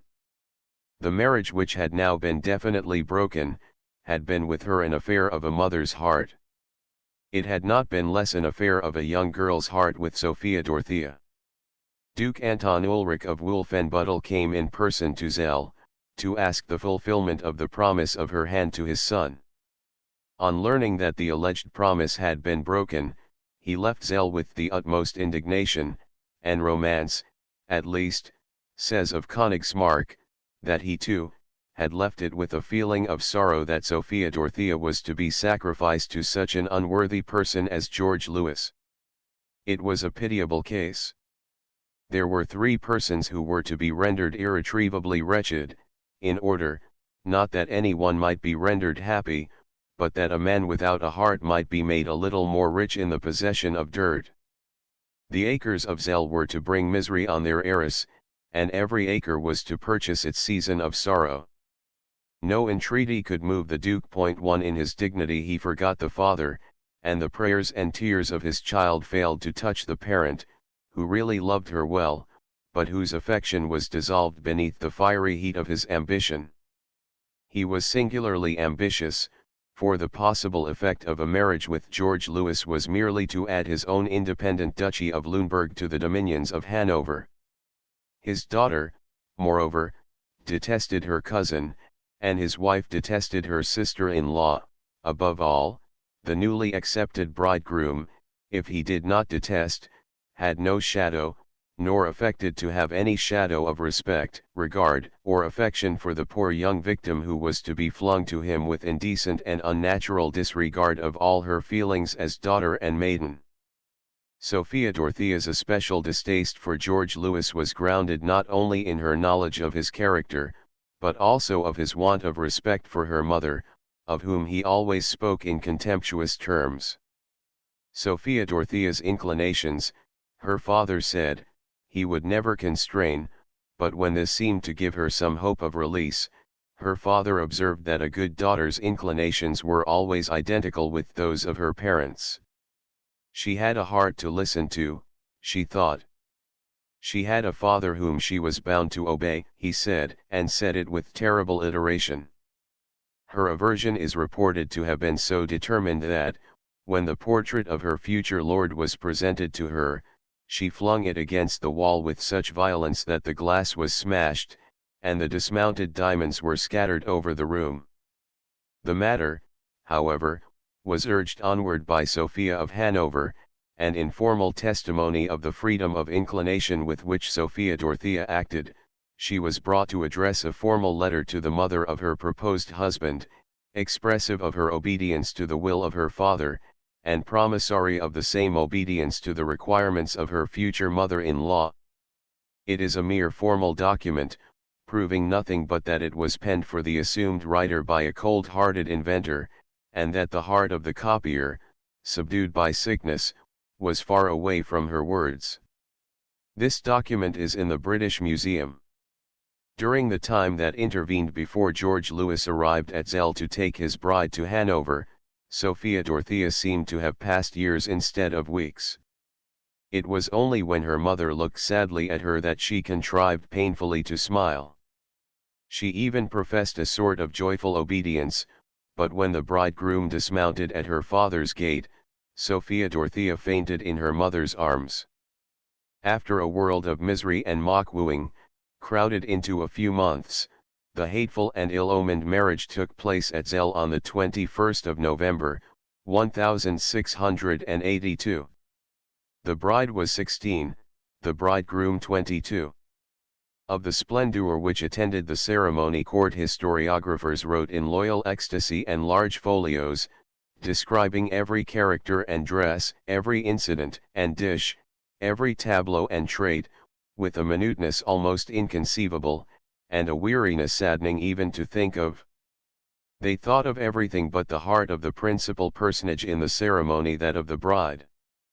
They could describe the superb lace which veiled it, and prate of its value and workmanship, but of the worth and woe of the heart which beat beneath it, these courtly historians knew no more than they did of honesty.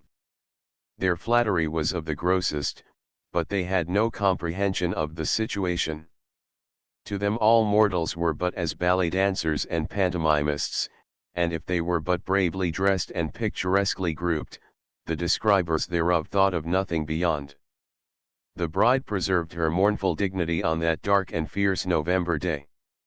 Tradition says that there was a storm without as well as sorrow within, and that the moaning of the wind and strange noises in the old castle seemed as if the elements and the very home of the bride's youth sympathized with her present and her future destiny. Chapter 4. The Household of George and Sophia. Reception of Sophia at the court of Ernest Augustus. Similar position of Marie Antoinette and Sophia. Misfortune of the Abigail use compassionate by the Duchess of Zell. Intrigues and revenge of Madame von Platen. A new favorite, Mademoiselle Ermengarda von der Schulenburg. A marriage fate, and intended insult to the Princess Sophia. Gross vice of George Louis. It is said that a certain becomingness of compliment was paid to the bride in an order given to Catherine von Busk to absent herself from the palace when the bride was brought home. The mistress, it is alleged, deferred her departure till it was too late, and from a window of Madame von Platen's bedchamber the sisters witnessed the sight of George Louis dismounting from his horse, and hastening to help his wife to descend from the carriage. Madame von Platen, as she gazed, may have thought that her sister's influence was over. If she did, Madame von Busk felt convinced of the contrary. The latter took her departure, for a season. The other prepared herself to join in the splendid court festivities held in honor of the event by the command of Ernest Augustus. Sophia Dorothea, subdued by past suffering, was so gentle that even Madame von Platen would have found it difficult to have felt offended with her sister's rival. For a few months after Sophia Dorothea's husband had taken her to Hanover, she experienced, perhaps, a less degree of unhappiness than was ever her lot subsequently. Her open and gentle nature won the regard even of Ernest Augustus. That is, he paid her as much regard as a man so coarsely minded as he was could feel for one of such true womanly dignity as his daughter-in-law. His respect for her, however, may be best appreciated by the companionship to which he sometimes subjected her. He more frequently saw her in society with the immoral Madame von Platen than in the society of his own wife. Ernest looked gratefully upon her as the pledge of the future union of the two duchies under one duke. On this account, even if she had possessed less attractive qualities, he would have held Sophia Dorothea in great esteem. A certain measure of esteem Ernest experienced for all who had in any way furthered his scheme. His mistress, Madame von Platen, had always pretended to think favorably of the scheme, and admiringly of the wisdom of the schemer, in return for which, Ernest made his mistress's husband a baron, and afterwards a count. Let us employ the higher dignity. In the beginning, George Louis seemed fairly in love with his wife. There appeared a promise of increased felicity when the first child of this marriage was born at Hanover. On the 30th of October 1683, his father conferred on him the names of George Augustus. He expressed pleasure at having an heir, and he even added some words of regard for the mother. The second child of this marriage was a daughter, born in 1687. She was that Sophia Dorothea who subsequently married the King of Prussia. In tending these two children the mother found all the happiness she ever experienced during her married life. Soon after the birth of the daughter, George Louis openly neglected and openly exhibited his hatred of his wife. He lost no opportunity of irritating and outraging her, and she could not even walk through the rooms of the palace which she called her home without encountering the abandoned female favorites of her husband, whose presence beneath such a roof was the most flagrant of outrages. Her very sense of helplessness was a great grief to her. All that her own mother could do when her daughter complained to her of the presence near her of her husband's mistress, was to advise her to imitate, on this point, the indifference of her mother-in-law, and make the best of it. The Countess von Platen kept greater state in Hanover than Sophia Dorothea herself. In her own palatial mansion 24 servants helped her helplessness. Every morning she had a circle, as if she were a royal lady holding a court. Her dinners were costly banquets, her evenings were renowned for the brilliancy of her fêtes and the reckless fury of gambling.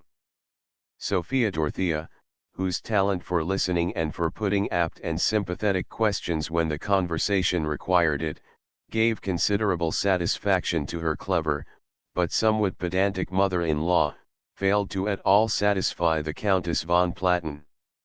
This lady had tried to bring the princess into something like sympathy with herself, but she found only antipathy.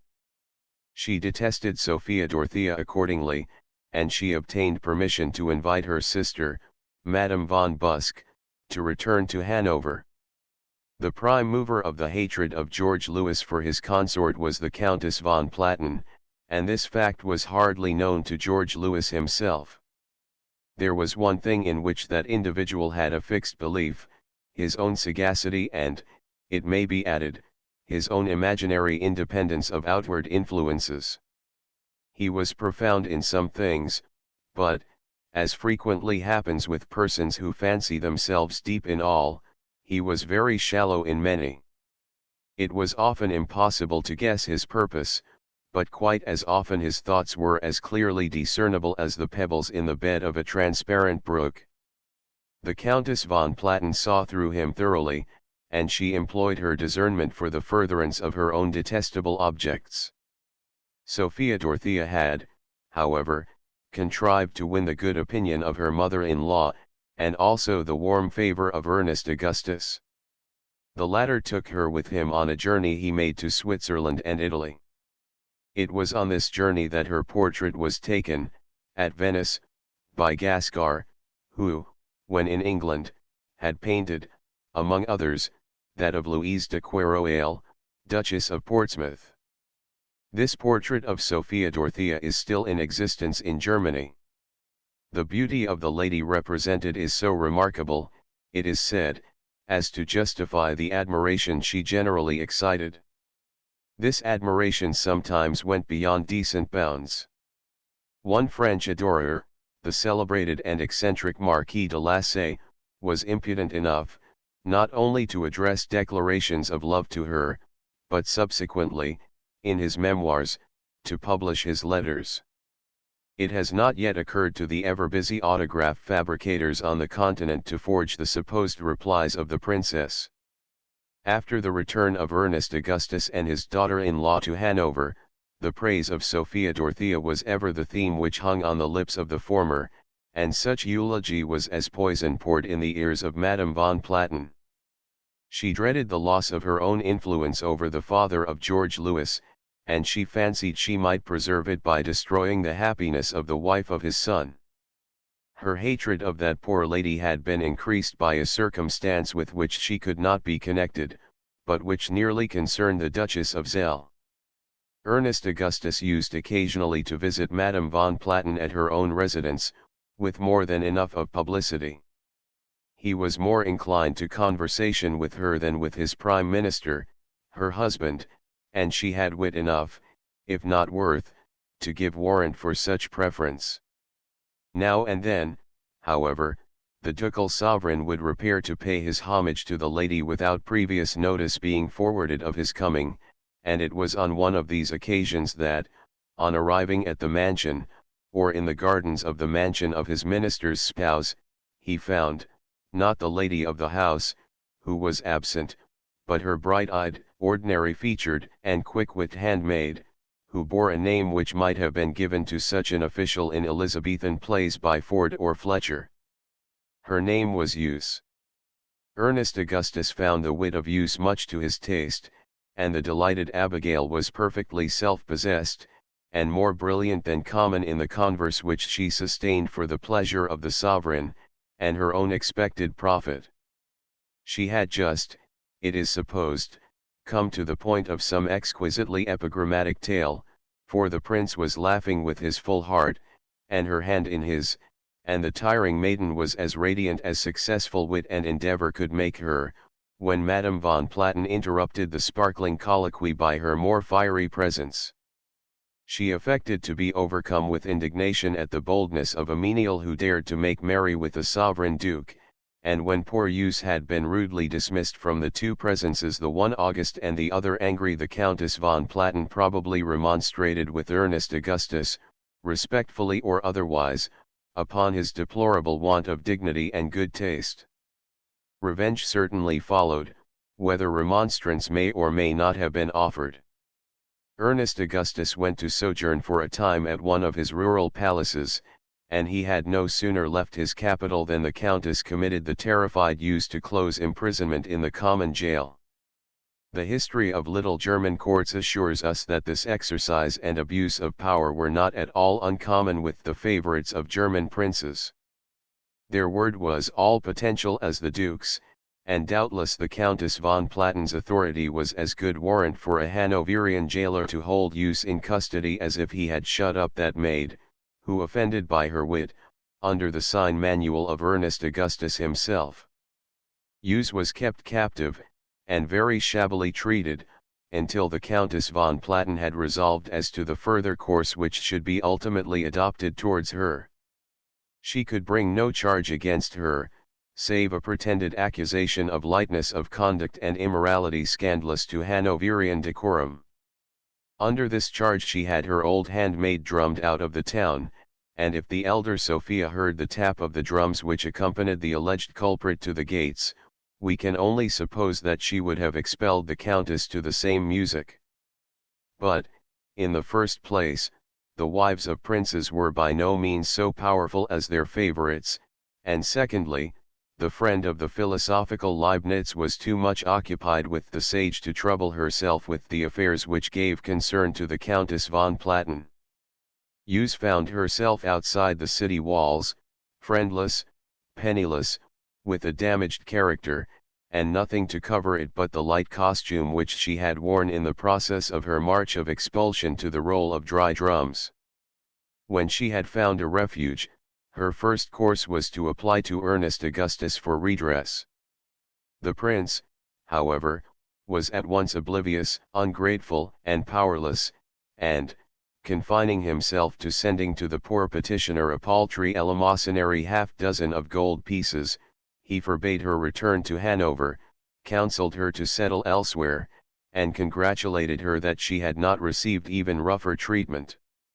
Hughes next made full statement of her case to the Duchess of Zell, and that lady, deeming the case one of peculiar hardship, and the penalty inflicted on a giddy girl too unmeasured for the pardonable offence of amusing an old prince who encouraged her to the task, after much consideration, due weighing of the statement, and befitting inquiry, took the offender into her own service, and gave to the exiled Hanoverian a refuge, asylum, and employment in Zell. These are but small politics, but they illustrate the nature of things as they then existed at little German courts. They had, moreover, no small influence on the happiness of Sophia Dorothea. The Countess von Platen was enraged that the mother of that princess should have dared to give a home to one whom she had condemned to be homeless, and she in consequence is suspected of having been fired with the more satanic zeal to make desolate the home of the young wife. She adopted the most efficient means to arrive at such an end.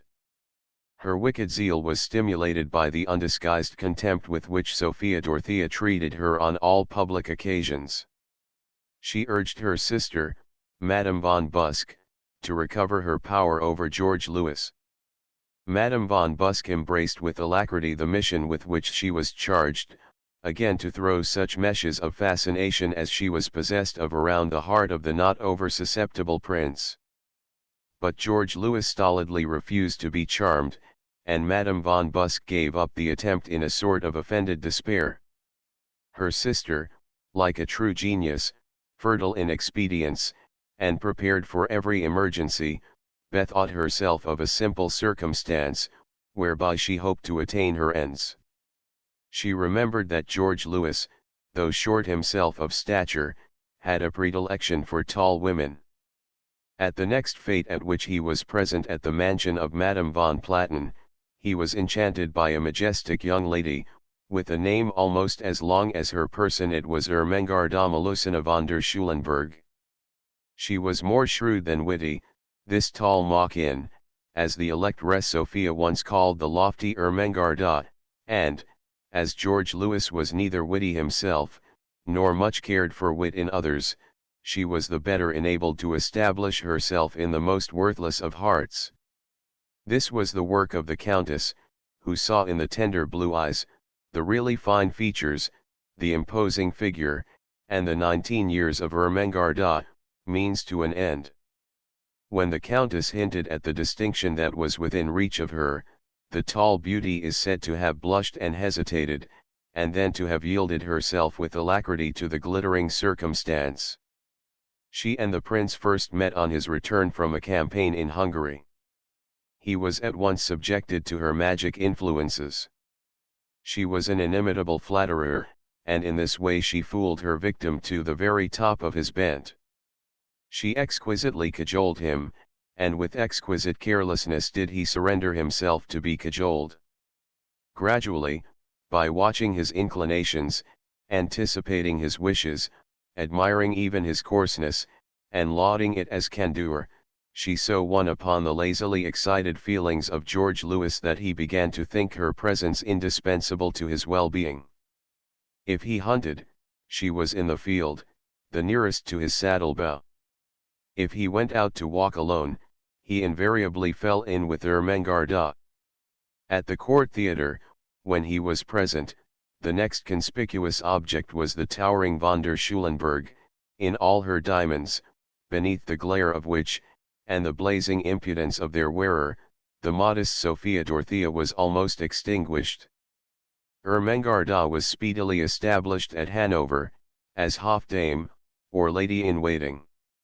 Madame von Platen had announced a festival, to be celebrated at her mansion, which was to surpass in splendor anything that had ever been witnessed by the existing generation.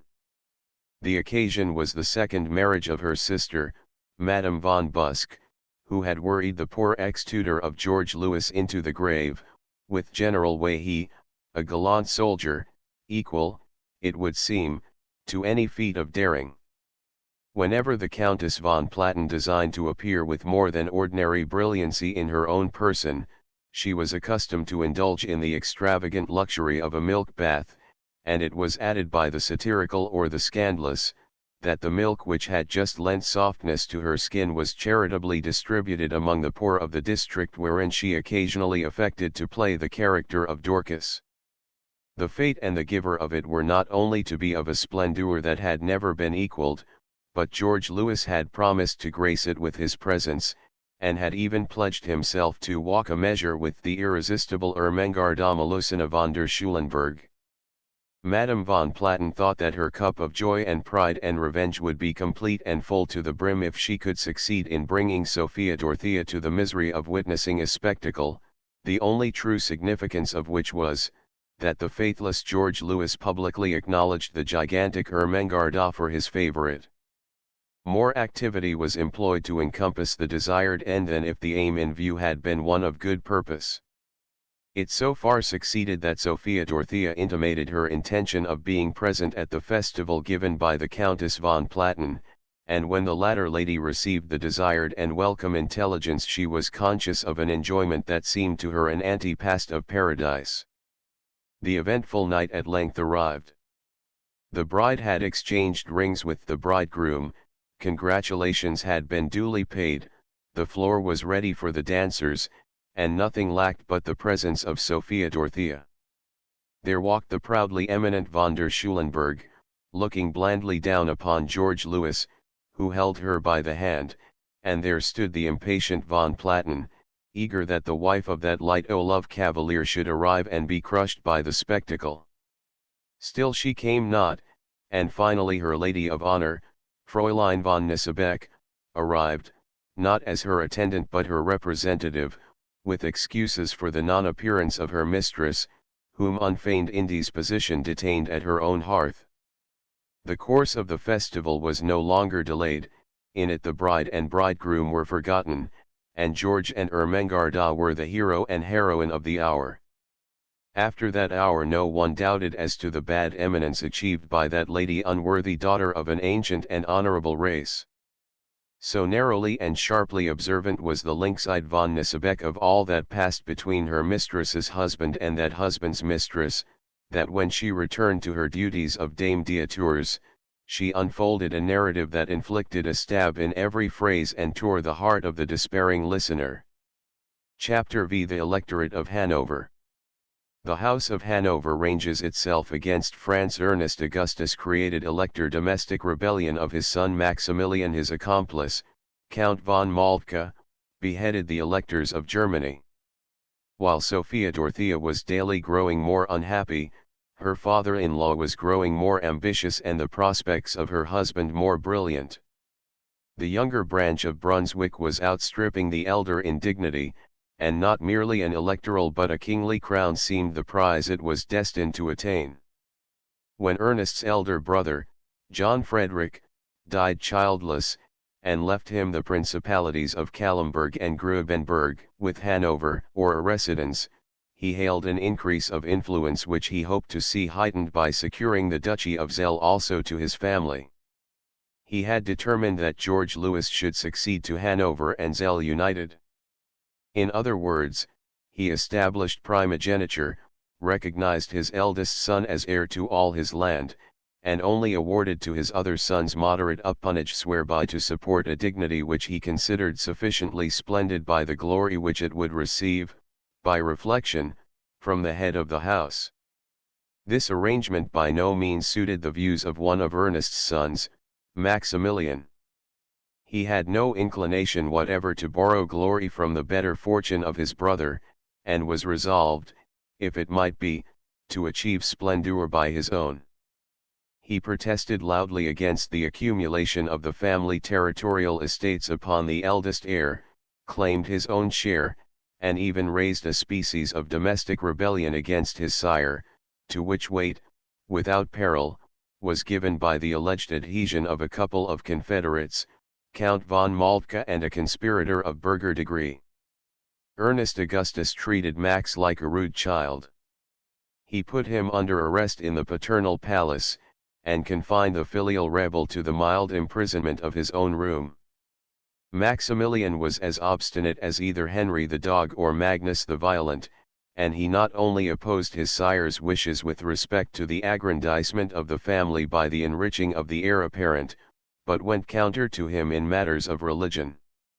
In after years he was not only a good Jacobite, but he also conformed to the faith of the Stuarts, and Maximilian ultimately died, a tolerable Roman Catholic, in the service of the emperor. In the meanwhile, his domestic antagonism against his father was not productive of much inconvenience to himself. His arrest was soon raised, and he was restored to freedom, though not to favor or affection. It went harder, however, with his friend and confederate Count von Moltke, against whom, as nothing could be proved, much was invented. An absurd story was coined to the effect that at the time when Maximilian was opposing his father's projects, Count von Moltke, at a court entertainment, had presented his snuff-box to Ernest Augustus. This illustrious individual, having taken therefrom the pungent tribute respectfully offered, presented the same to an Italian greyhound which lay at his feet, who thereon suddenly sneezed and swiftly died. The Count was sent into close arrest, and the courtly gossips forged the story to account for the result. The unfortunate von Moltke was, indeed, as severely punished as though he had been a murderer. He was judged in something of the old Jedburgh fashion, whereby execution preceded judgment, and the head of Count von Moltke had fallen before men could well guess why he had forfeited it. The fact was that this penalty had been enacted as a vicarious infliction on Prince Maximilian. The more ignoble plotter was only banished, and in the death of a friend and the exile of a follower, Maximilian, it was hoped, would see a double suggestion from which he would draw a healthy conclusion. This course had its desired effect.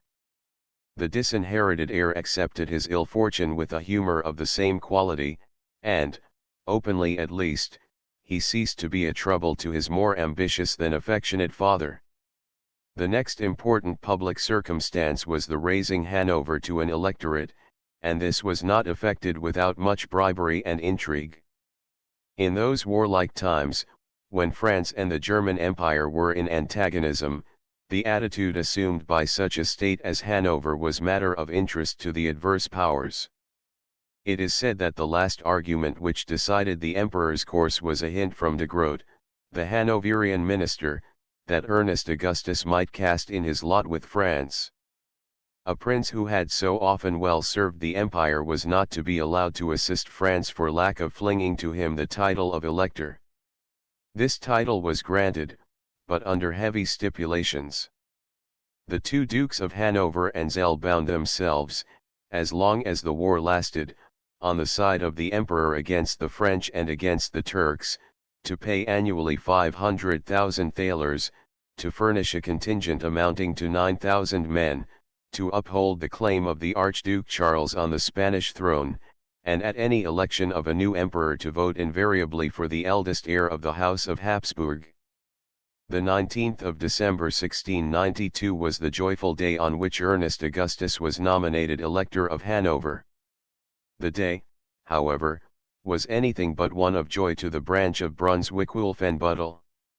That elder branch felt itself disinured by the august dignity which had been conferred upon the younger scion of the family. The elder branch, and the sacred college with it, affirmed that the emperor was invested with no prerogative by which he could, of his own spontaneous act, add a ninth elector to the 8 already existing. Originally there were but 7, and the accession of one more to that time-honored number was pronounced to be an innovation by which ill fortune must ensue. Something still more deplorable was vaticinated as the terrible consequence of a step so peremptorily taken by the emperor, in despite of the other electors. It was said by the supporters of the emperor and Hanover that the addition of a ninth and Protestant elector was the more necessary, that there were only 2 electors on the sacred roll who now followed the faith of the Reformed Church, and that the sincerity of one, at least, of these was very questionable. The Reformed states of Germany had a right to be properly represented, and the emperor was worthy of all praise for respecting this right. With regard to the nomination, it was stated that, though it had been made spontaneously by the emperor, it had been confirmed by the Electoral College, a majority of the number of which had carried the election of the emperor's candidate. Now, this last point was the weak point of the Hanoverians, for it was asserted by many adversaries, and not denied by many supporters, that in such a case as this no vote of the Electoral College was good unless it were an unanimous vote. To this objection, strongly urged by the elder branch of Brunswick-Wolfenbüttel, no answer was made, except, indeed, by praising the new elector, of whom it was correctly stated that he had introduced into his state such a taste for masquerades, operas, and ballets as had never been known before, and that he had made a merry and a prosperous people of what had been previously but a dull nation, as regarded both manners and commerce. The emperor only thought of the good service which Ernest Augustus had rendered him in the field, and he stood by the accomplished fact of which he was the chief author. The college was to the full as obstinate, and would not recognize any vote tendered by the elector of Hanover, or of Brunswick, as he was at first called. For nearly 16 years was this opposition carried on. At length, on the 30th of June 1708, this affair of the ninth electorate was adjusted, and the 3 colleges of the empire resolved to admit the elector of Hanover to sit and vote in the electoral college. In the same month, he was made general of the imperial troops, then assembled in the vicinity of the Upper Rhine. His original selection by the emperor had much reference to his military services.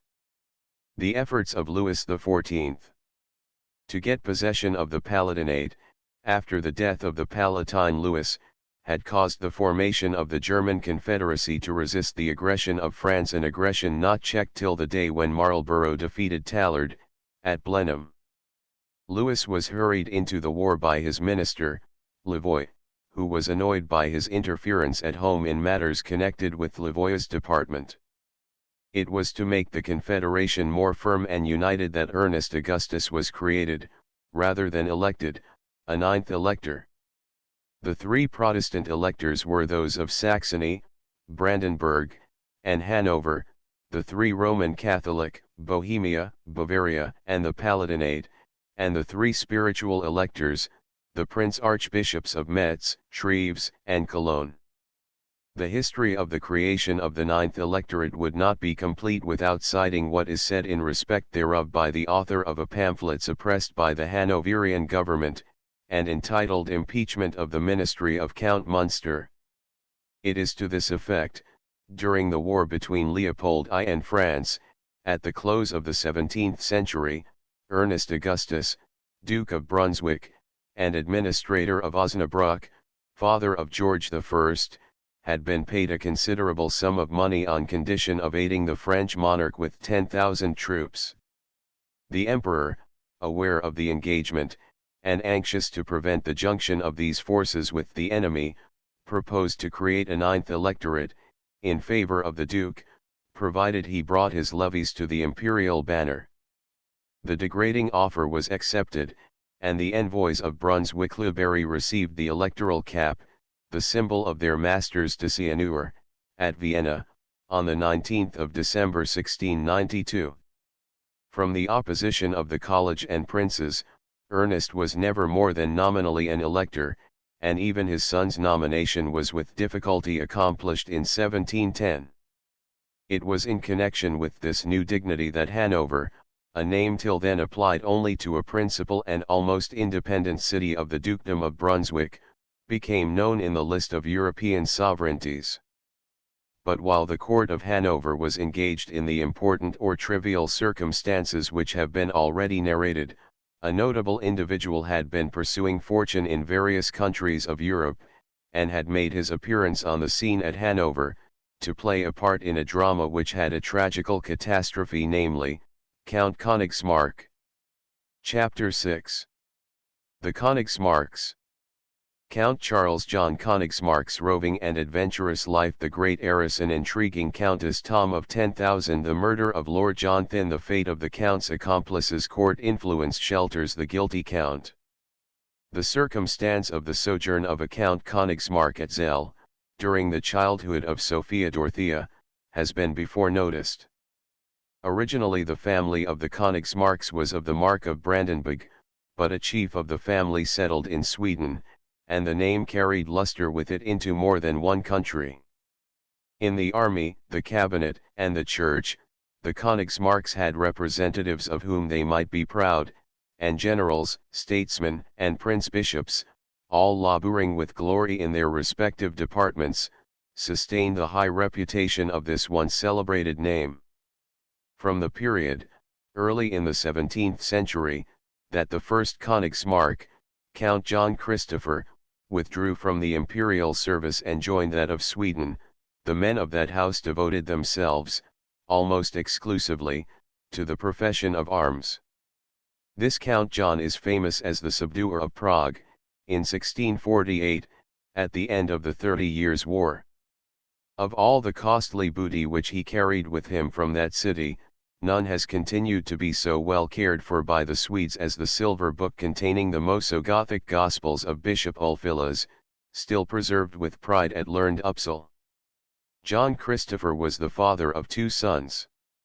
Otho William, a Marshal of France, a valued friend of Charles XII, and a gallant servant of the state of Venice, whose government honored his tomb with an inscription, Semper Victori, was the younger.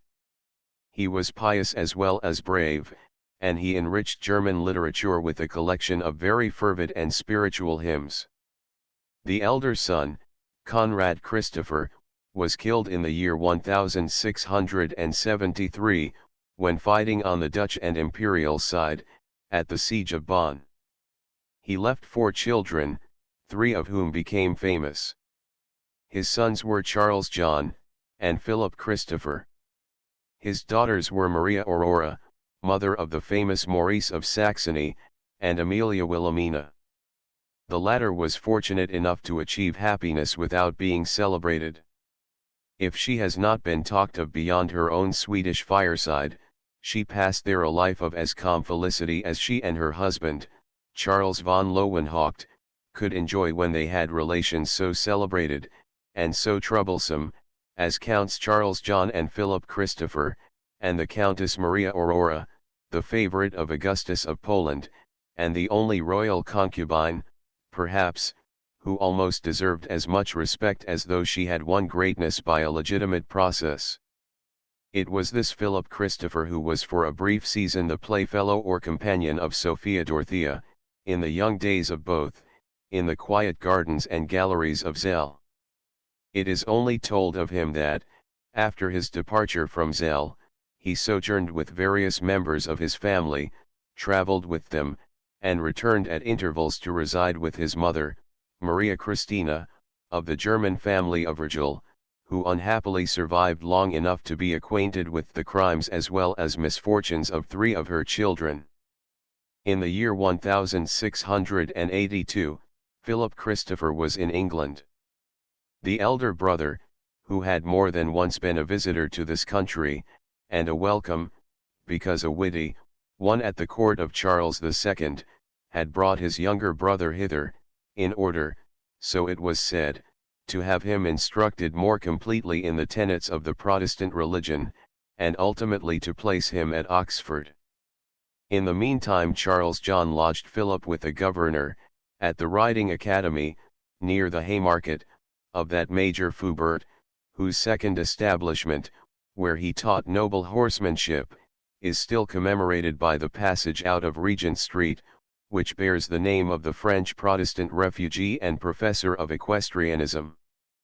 The elder brother of these two Königsmarks was a superb scoundrel. He had led a roving and adventurous life, and was in England when not more than 15 years of age, in the year 1674. During the next half-dozen years he had rendered the ladies of the court of France ecstatic at his impudence, and had won golden opinions from the Marine Knights of Malta, whom he had accompanied on a caravan, or cruise, against the Turks, wherein he took hard blows cheerfully, and had well nigh been drowned by his impetuous gallantry. At some of the courts of southern Europe he appeared with an eclat which made the men hate and envy him, but nowhere did he produce more effect than at Madrid, where he appeared at the period of the festivities held to celebrate the marriage of Charles II. with Maria Louisa of Orleans. The marriage of the last named August pair was followed by the fiercest and the finest bullfights which had ever been witnessed in Spain. At one of these Charles John made himself the champion of a lady, fought in her honor in the arena, with the wildest bull of the company, and got dreadfully mauled for his pains. His horse was slain, and he himself, staggering and faint, and blind with loss of blood, and with deep wounds, had finally only strength enough left to pass his sword into the neck of the other brute, his antagonist, and to be carried half dead and quite senseless out of the arena, amid the approbation of the gentle ladies, who purred applause upon the unconscious hero, like satisfied tigresses. In 1681, at the age of 22, master of all manly vices, and ready for any adventure, he was once more in England, where he seized the opportunity afforded him by the times and their events, and hastened to join the expedition against Tangier.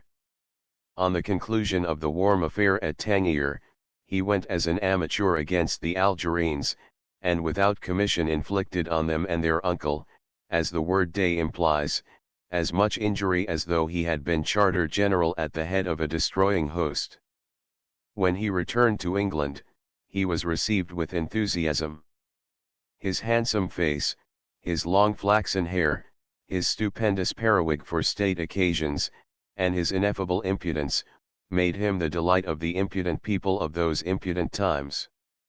Now, of all those people, the supercilious Charles John cared but for one, and she, there is reason to believe, knew little and cared less for this presuming scion of the house of Königsmark. Jocelyn, 11th Earl of Northumberland, who died in the year 1670, the last of the male line of his house, left an only daughter, 4 years of age, named Elizabeth. Her father's death made her the possessor awaiting her majority of vast wealth, to which increase was made by succession to other inheritances. Her widowed mother married Ralph Montague, English ambassador in Paris. When the widow of Jocelyn espoused Montague, her daughter Elizabeth went to reside with the mother of Jocelyn, Dowager Countess of Northumberland, and co-heiress to the Suffolk estate, destined to be added to the possessions of the little Elizabeth. She was an intriguing, indelicate, self-willed, and worthless old woman, and with respect to the poor little girl of whom she was the unworthy guardian, she made her the subject of constant intrigues with men of power who wished for wealth, and with rich men who wished for rank and power. Before the unhappy little heiress had attained the age of 13, her grandmother had bound her in marriage with Henry Cavendish, Earl Ogle. Though the ceremony was performed, the parties did not, of course, reside together. The Dowager Countess and the Earl were satisfied that the fortune of the heiress was secured, and they were further content to wait for what might follow. That which followed was what they least expected: death. The bridegroom died within a year of his union with Elizabeth Percy, and this child, wife, and widow was again at the disposal of her wretched grandmother. The heiress of countless thousands was anything but the mistress of herself. At this period the proprietor of the house and domain of Longleat, in Wiltshire, was that Thomas Thynne, whom Dryden has celebrated as the Issachar of his Absalom and Achitophel. He was the friend of the Duke of Monmouth, was spoken of as Tom of 10,000, and was a very unworthy fellow, although the member of a worthy house. Tom's 10,000 virtues were of that metal which the Dowager Countess of Northumberland most approved, and her granddaughter had not been many months the widow of Lord Ogle, when her precious guardian united her by private marriage to Thynne. The newly married couple were at once separated. The marriage was the result of an infamous intrigue between infamous people, some of whom, subsequently to Thynne's death, sued his executors for money which he had bound himself to pay for services rendered to further the marriage. When Charles John Konigsmark returned to England, in January 1682, all England was talking of the match wherein a poor child had been sold, although the purchaser had not yet possession of either his victim or her fortune. The common talk must have had deep influence on the Count, who appears to have been impressed with the idea that if Thynne were dead, Count Charles John Konigsmark might succeed to his place and expectations. On the evening of Sunday, the 12th of February 1682, Thynne was in his coach, from which the Duke of Monmouth had only just previously alighted, and was riding along that part of Pall Mall which abuts upon Cockspur Street, when the carriage was stopped by 3 men on horseback, one of whom discharged a carbine into it, whereby Tom of 10,000 was so desperately wounded that he died in a few hours. The persons charged with this murder were chiefly discovered by means of individuals of ill repute with whom they associated. By such means were arrested a German, Captain Vratz, Borowski a Pole, and a fellow, half knave, half enthusiast, described as Lieutenant Stern. Vratz had accompanied Konigsmark to England. They lodged together, first in the Haymarket, next in Rupert Street, and finally in St. Martin's Lane. Borowski had been clothed and armed at the Count's expense, and Stern was employed as a likely tool to help them in this enterprise. It was proved on the trial, that, after the deed was committed, these men were at the Count's lodgings, that a sudden separation took place, and that the Count himself, upon some sudden fear, took flight to the water side. There he lay hid for a while, and then dodged about the river, in various disguises, in order to elude pursuit, until he finally landed at Gravesend, where he was pounced upon by 2 expert thief-catchers. The confession of the accomplices, say Vratz, did not affect the Count. His defense took a high Protestant turn, made allusion to his Protestant ancestors and their deeds in behalf of Protestantism, lauded Protestant England, alluded to his younger brother, brought expressly here to be educated in Protestant principles, and altogether was exceedingly clever, but in no wise convincing. It was known that the king would learn with pleasure that the Count had been acquitted. As this knowledge was possessed by judges who were removable at the king's pleasure, it had a strong influence, and the arch-murderer, the most cowardly of the infamous company, was acquitted accordingly. In his case, the verdict, as regarded him, was given in last. The other 3 persons were indicted for the actual commission of the fact, Konigsmark as accessory before the fact, hiring them, and instigating them to the crime.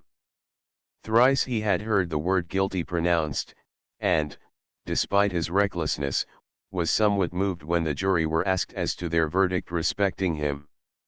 Not guilty, murmured the foreman, and then the noble Count, mindful only of himself, and forgetful of the 3 unhappy men whom he had dragged to death, exclaimed in his unmanly joy, "God bless the king, and this honorable bench." The meaner assassins were flung to the gallows. Vratz went to his fate, like Pierre, declared that the murder was the result of a mistake, that he had no hand in it, and that as he was a gentleman, God would assuredly deal with him as such. This gentleman accounted for his presence at the murder as having arisen by his entertaining a quarrel with Mr. Thynne, whom he was about to challenge, when the Pole, mistaking his orders and inclinations, discharged his carbine into the carriage, and slew the occupant.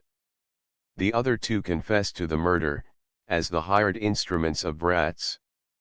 Count Charles John repaired to the court of France, where he was received in that sort of gentlemanly fashion which Vrats looked for in paradise. His sword gleamed in many an action fought in various battlefields of Europe during the next few years, at the head of a French regiment, of which he was colonel.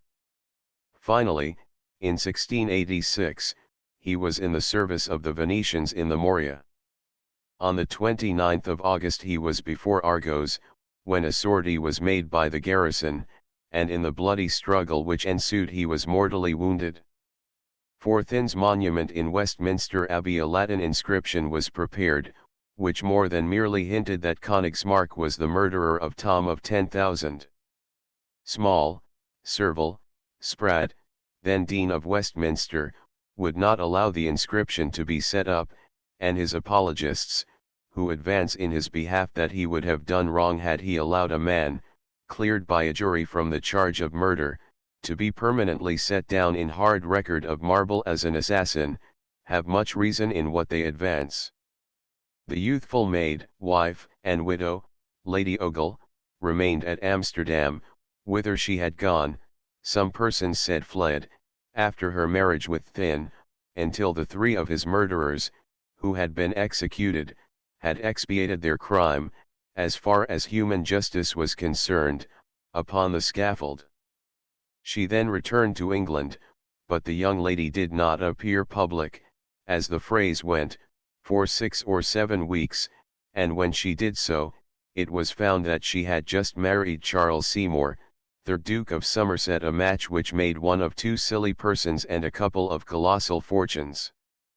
This red-haired lady died in the 56th year of her age, AD 1722, and the Duke, then 64, found speedy consolation for his loss in a marriage with the youthful Lady Charlotte Finch, who was at once his wife, nurse, and secretary.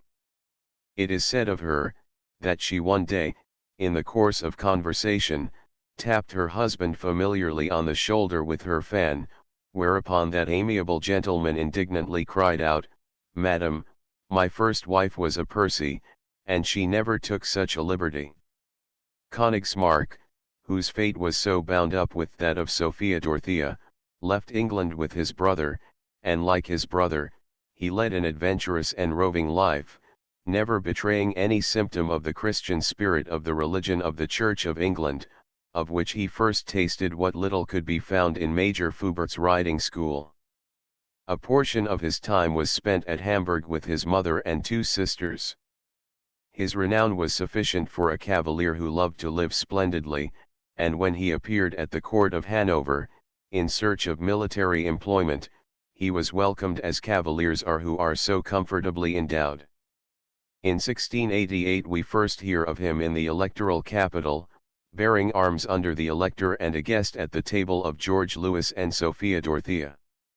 This was a year after the birth of the second and last child of that ill-matched couple. Chapter 7. Königsmarck at Court. Various accomplishments of Count Philip Christopher Königsmarck, the early companion of Sophia Dorothea, her friendship for him, an interesting interview, intrigues of Madame von Platen foiled in her machinations, a dramatic incident, the unlucky glove scandal against the honor of the princess, a mistress enraged on discovery of her using rouge, indiscretion of the princess, her visit to Zell, the elector's criminal intimacy with Madame von der Schulenburg, William the Norman's brutality to his wife, the elder Imon, brutality of the Austrian Empress to Madame Royale, return of Sophia, and reception by her husband. The estimation in which Count Philip Christopher von Königsmarck was held at the court of Hanover was soon manifested, by his elevation to the post of Colonel of the Guards. He was the handsomest colonel in the small electoral army, and passed for the richest. His household, when thoroughly established, in 1690, consisted of 29 servants, and about 50 horses and mules were stalled in his stables. His way of life was warrant for the opinion entertained of his wealth, but more flimsy warrant could hardly have existed, for the depth of a purse is not to be discovered by the manner of life of him who owns it. He continued withal to enchant every one with whom he came in contact. The spendthrifts reverenced him, for he was royally extravagant, The few people of taste spoke of him encouragingly, for at an era when little taste was shown, he exhibited much both in his dress and his equipages. These were splendid without being gaudy. The scholars even could speak with and of him without a sneer expressed or reserved, for Philip Christopher was intellectually endowed, had read more than most of the mere cavaliers of his day, and had a good memory, with an understanding whose digestive powers a philosopher might have envied. He spelt, however, and he wrote little better than his grooms. He was not less welcome to the soldier than the scholar, for he had had experience in the tented field, and had earned in the imminently deadly breach much reputation, without having been himself, in the slightest degree, illustriously maimed. Königsmarck was as daring in speech as in arms. It is said of him that when George Louis in crowded court once asked him why he had quitted the Saxon service, Königsmarck replied, "It moved me to anger to see a prince poison the life and happiness of his lovable young wife, by his connection with an impudent and worthless mistress." The whole audience gaped with astonishment, and the speech was reported in many a ballroom. But ballrooms also re-echoed with the ringing eulogiums of his gracefulness, and his witty sayings are reported as having been in general circulation, but they have not been strong enough to travel by the rough paths of time down to these later days. He is praised, too, as having been satirical, without any samples of his satire having been offered for our opinion. He was daringly irreligious, for which freethinkers applauded him as a man of liberal sentiments, believing little, and fearing less. He was preeminently gay, which, in modern and honest English, means that he was terribly licentious, and such was the temper of the times, that probably he was as popular for this characteristic as for all the other qualities by which he was distinguished, put together. There was nothing remarkable in the fact that he speedily attracted the notice of Sophia Dorothea. She may, without fault, have remembered with pleasure the companion of her romping youth, and have wished him well and no harm done, as Pierre says.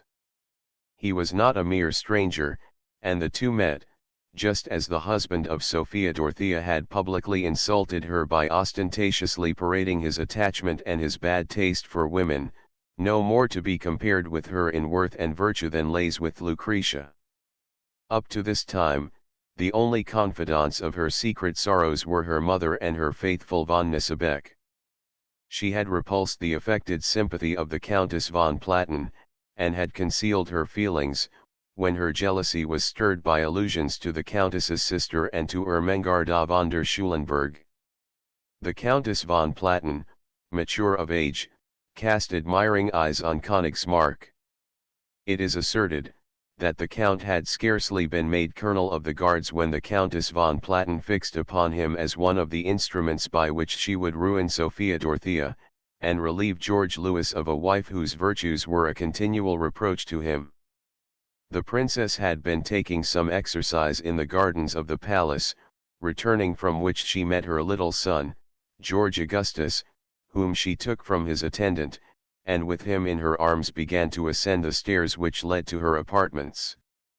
Her goodwill was greater than her strength, and Count Königsmarck happened to see her at the moment when she was exhibiting symptoms of weakness and irresolution, embarrassed by her burthen, and not knowing how to proceed with it. The Count at once, with ready gallantry, not merely proffered, but gave his aid. He took the young prince from his mother, ascended the stairs, holding the future King of England in his arms, and at the door of the apartment of Sophia Dorothea again consigned him to maternal keeping. They tarried for a few brief moments at the door, exchanging a few conventional terms of thanks and civility, when they were seen by the ubiquitous von Platen, and out of this simple fact she is supposed to have gradually worked the subsequent terrible calamity which may be said to have slain both victims, for Sophia Dorothea was only for years slowly accomplishing death, which fell upon the cavalier so surely and so swiftly. This incident was reported to Ernest Augustus, Monsieur, as the Countess used to call him, with much exaggeration of detail, and liberal suggestion not warranted by the facts. The conduct of the princess was mildly censured as indiscretion, that of the count as disloyal impertinence, and, thereto, a mountain of comment seems to have been added, and a misty world of hints, which annoyed the duke without convincing him. Foiled in her first attempt to ruin Sophia Dorothea, von Platen addressed herself to the task of cementing strict friendship with the count, and he, a gallant cavalier, was nothing loath, not suspecting. Of the terms of this friendly alliance little is known. They were only to be judged of by the conduct of the parties whom that alliance bound. A perfect understanding appeared to have been established between them, and the Countess von Platen was often heard to rally the Count upon the love passages in his life, and even upon his alleged admiration of Sophia Dorothea. What was said jokingly, or was intended to seem as if said jokingly, was soon accepted by casual hearers as a sober, and a sad as sober, truth. The Countess referred often to his visits paid to Sophia Dorothea as rendezvous, but at these, Fräulein von Nissebeck was, as she subsequently affirmed, present from first to last, and 2 other ladies-in-waiting, pages, women, and George Louis' own servant, Solomon, a Turk, had free and frequent ingress and egress. This first step having been made, no time was lost in pursuing the object for which it had been accomplished. At one of those splendid masquerades, in which Ernest Augustus especially delighted, Königsmarck distinguished himself above all the other guests by the variety, as well as richness, of his costume, and by the sparkling talent with which he supported each assumed character. He excited a universal admiration, and so it was said by the Countess von Platen in none more than in Sophia Dorothea. This may have been true, and the poor princess may possibly have found some oblivion for her domestic trials in allowing herself to be amused with the exercise of the Count's dramatic talent. She honestly complimented him on his ability, and on the advantages which the fate derived from his presence, his talent, and his good nature. Out of this compliment the Countess forged another link of the chain whereby she intended to bind the princess to a ruin from which she should not escape. At this time the Countess is said to have hated the handsome Königsmarck as much as she had previously admired him. He had met her liberal advances with disregard, or had disregarded her after reciprocating them. In either case, the offense was deadly. The next incident told is more dramatic of character, perhaps, than any of the others. The Countess had engaged the Count in conversation in a pavilion of the gardens in the Electoral Palace, when, making the approach of 2 gentlemen an excuse for retiring, they withdrew together. The gentlemen alluded to were George Louis and the Count von Platen, and these entering the pavilion which had just been vacated, the former picked up a glove which had been dropped by the Countess. The prince recognized it by the embroidery, and perhaps by a crest, or some mark impressed upon it, as being a glove belonging to his consort. He was musingly examining it, when a servant entered the place, professedly in search of a glove which the princess had lost.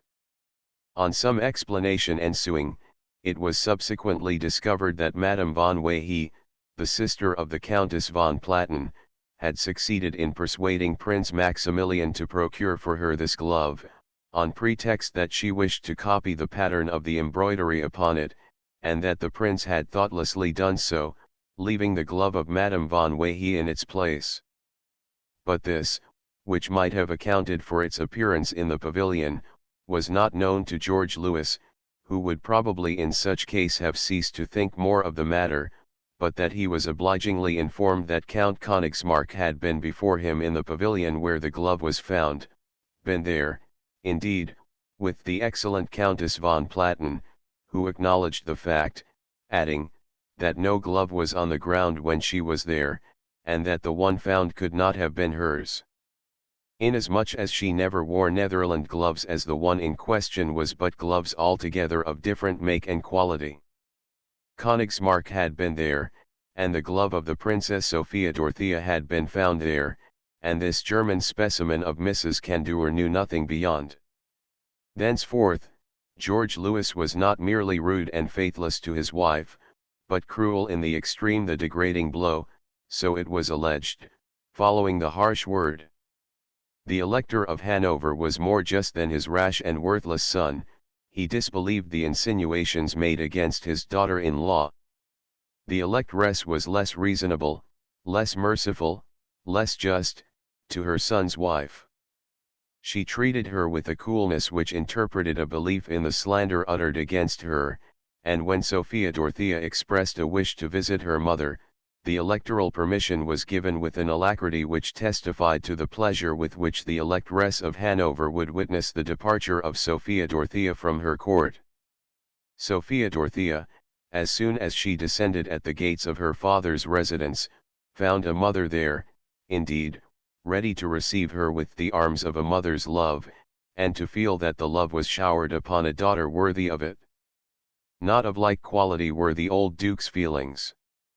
Communications had been made to him from Hanover, to the effect that his daughter was obstinate, disobedient, disrespectful to the Elector and Electress, neglectful of her children, and faithless in heart, if not in fact, to their father. The Duke of Zell had been, as he thought, slow to believe the charges brought against his child's good name, and had applied to the Elector for some further explanation. But poor Ernest Augustus was just then perplexed by another domestic quarrel. His son, the ever troublesome Prince Maximilian, having long entertained a suspicion that the Countess von Platten's denial of the light offence laid to her charge, of wearing rouge, was also a playful denial, mischievously proved the fact one day, by not very gallantly flicking from his finger a little water in which peas had been boiled, and which was then a popularly mischievous test to try the presence of rouge, as, if the latter were there, the pea water left an indelible fleck or stain upon it. At this indignity, the Countess von Platten was the more enraged as her denial had been disproved. She rushed to the feet of the Elector, and told her complaint with an energy as if the whole state were in peril. The Elector listened, threatened Prince Maximilian with arrest, and wished his family were as easy to govern as his electoral dominions. He had scarcely relieved himself of this particular source of trouble, by binding Prince Maximilian to his good behavior, when he was applied to by the Duke of Zell on the subject of his daughter. He angrily referred the Duke to 3 of his ministers, who, he said, were acquainted with the facts. Now these ministers were the men who had expressly distorted them. These worthy persons, if report may be trusted, performed their wicked office with as wicked an alacrity. However the result was reached, its existence cannot be denied, and its consequences were fatal to Sophia Dorothea.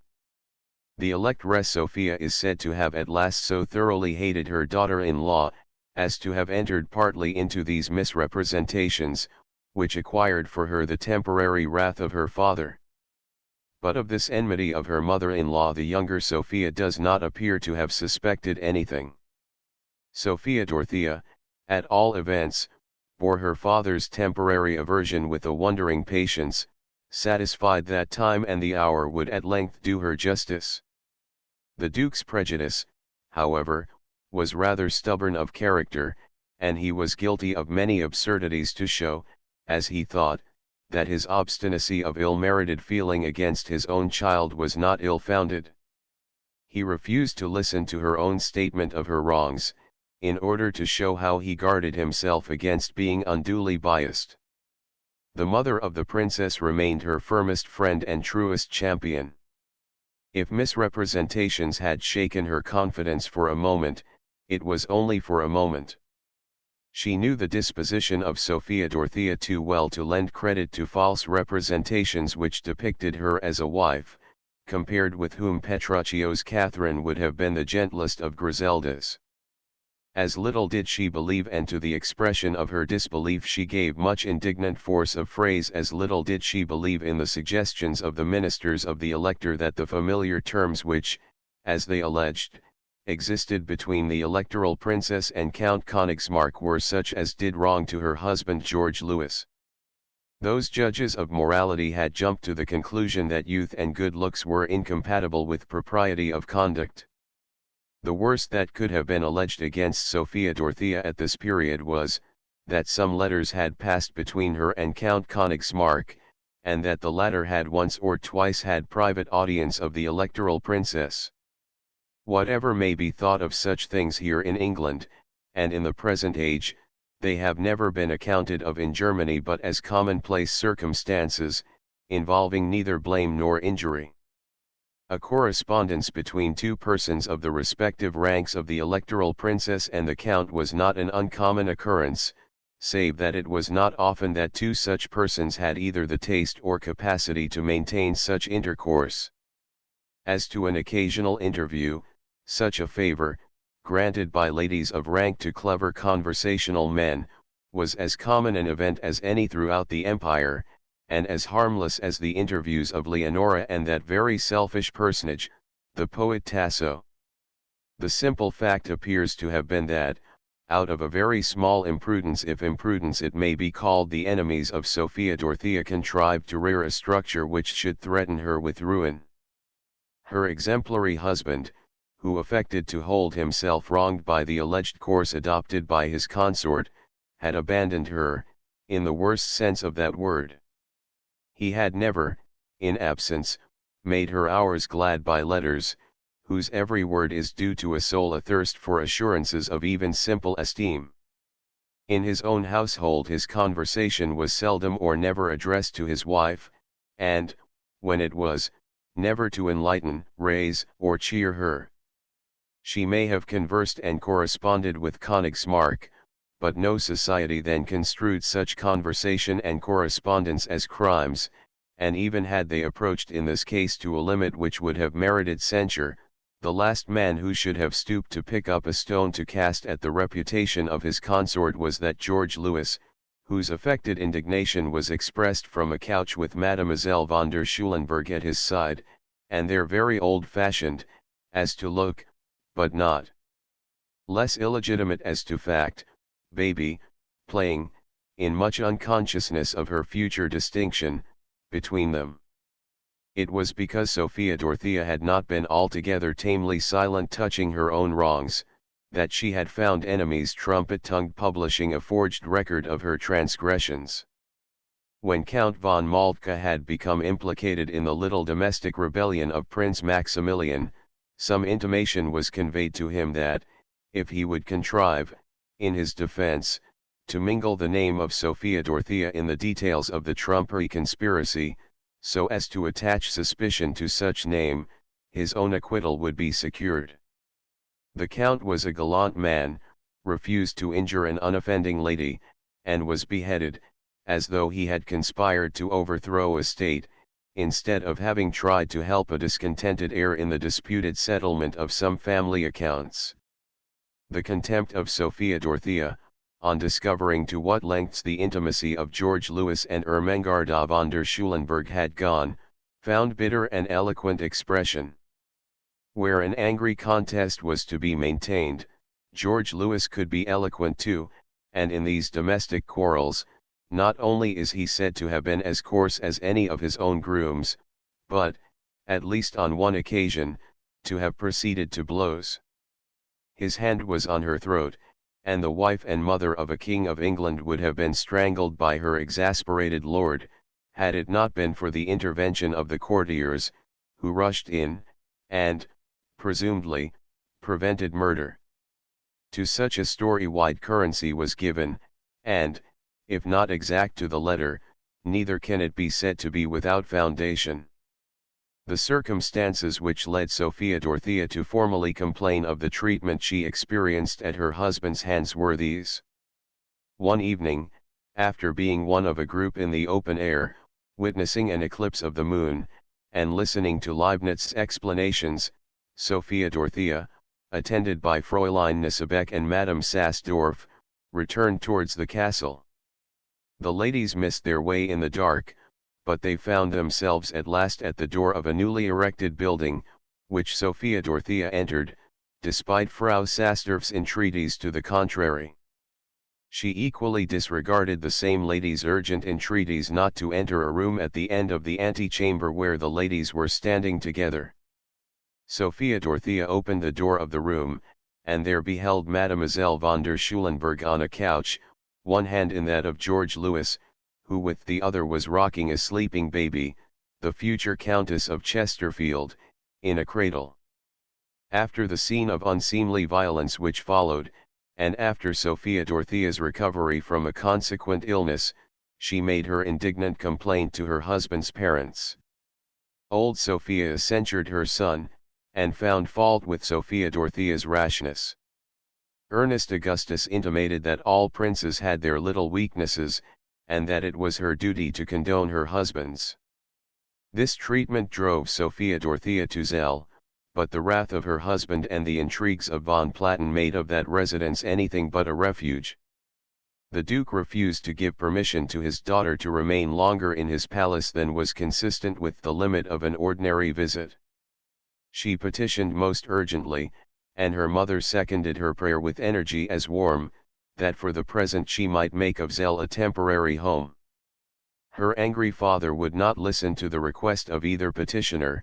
On the contrary, he intimated to his daughter, that if she did not return to Hanover by a stated period, she would be permanently separated from her children. On the expression of this threat, she ceased to press for leave to remain longer absent from Hanover, and when the day named for her departure arrived, she set out once more for the scene of her old miseries, anticipation of misery yet greater in her heart, and with nothing to strengthen her but a mother's love, and to guide her but a mother's counsel. Neither was able to save her from the ruin under which she was so soon overwhelmed. Her return had been duly announced to the court of Hanover, and so much show of outward respect was vouchsafed her as consisted in a portion of the electoral family repairing to the country residence of Herrenhausen to meet her on her way, and accompany her to the capital. Of this attention, however, she was unaware, or was scornfully unappreciative, and she passed Herrenhausen at as much speed as could then be shown by electoral post horses. It is said that her first intention was to have stopped at the country mansion, where the electoral party was waiting to do her honor, that she was aware of the latter fact, but that she hurried on her way for the reason that she saw the Countess von Platen seated at one of the windows looking onto the road, and that, rather than encounter her, she offended nearly a whole family, who were more nice touching matters of etiquette than they were touching matters of morality. The members of this family, in waiting to receive a young lady, against whom they considered that they were not without grounds of complaint, were lost in a sense of horror which was farcical, and of indignation at violated proprieties which must have been as comical to look at as it no doubt was intense. The farcical nature of the scene is to be found in the fact, that these good people, by piling their agony beyond measure, made it ridiculous. There was no warrant for their horror, no cause for their indignation, and when they all returned to Hanover, following on the track of a young princess, whose contempt of ceremony tended to give them strange suspicions as to whether she possessed any remnant of virtue at all, these very serene princes and princesses were as supremely ridiculous as any of the smaller people worshipping ceremony in that never-to-be-forgotten city of Kotzebue's painting, called Krawinkel. When Sophia Dorothea passed by Herrenhausen, regardless of the company who awaited her there, she left the persons of a complicated drama standing in utter amazement on one of the prettiest of theatres. Herrenhausen was a name given to trim gardens, as well as to the edifice surrounded by them. At the period of which we are treating, the grounds were a scene of delight, the fountains tasteful, the basins large, and the water abundant. The maize, or wilderness, was the wonder of Germany, and the orangery the pride of Europe. There was also, what may still be seen in some of the pleasure grounds of German princes, a perfectly rustic theatre, complete in itself, with but little help from any hand but that of nature. The seats were cut out of the turf, the verdure resembled green velvet, and the chances of rheumatism must have been many. There was no roof but the sky, and the dressing rooms of the actors were lofty bowers constructed near the stage. The whole was adorned with a profusion of gilded statues, and kept continually damp by an incessant play of spray-scattering waterworks. The grand tableau of rage in this locality, as Sophia Dorothea passed unheedingly by, must have been a spectacle worth the contemplating. Perhaps she had passed the more scornfully as George Lewis was there, who, of all men, must at this time have been to her the most hateful. Chapter 8. The Catastrophe. The scheming mother foiled Count Königsmarck too garrulous in his cups, and eavesdropper a forged note a mistress's revenge murder of the Countess Aurora Königsmarck's account of her brother's intimacy with the princess, horror of the princess on hearing of the count's death, seizure and escape of Mademoiselle von Nissebeck, divorce moot, the princess's declaration of her innocence, decision of the consistorial court, the sages of the law foiled by the princess, condemned to captivity in the Castle of Eldon, decision procured by bribery universal in England. The Countess Aurora Königsmarck becomes the mistress of Augustus, King of Poland. Her unsuccessful mission to Charles XII, exemplary conduct in her latter years, becomes prioress of the nunnery of Kulenburg. With the return of Sophia Dorothea to Hanover, her enemies appear to have commenced more actively their operations against her. George Lewis was languidly amusing himself with Ermengarda von der Schulenburg and their little daughter Petronilla Melusina. The Countess von Platen was in a state of irritability at the presence of Sophia Dorothea and the absence of Königsmarck. The last mentioned person had, in his widespread adoration, offered a portion of his homage to both the Countess and her daughter. The elder lady, while accepting as much of the incense for herself as was safe to inhale, endeavored to secure the Count as a husband for her daughter. Her failure only increased her bitterness against the Count, and by no means lent less asperity to the sentiment with which she viewed Sophia Dorothea. She was, no doubt, the chief cause, primarily and approximate, of the ruin which fell upon both. It was not merely the absence of Königsmarck, who was on a visit to the riotous court of Augustus of Saxony, which had scared her spirit. The reports which were made to her of his conversation there gave fierceness to her resentment, and called into existence that desire of vengeance which she accomplished, but without profiting by the wickedness.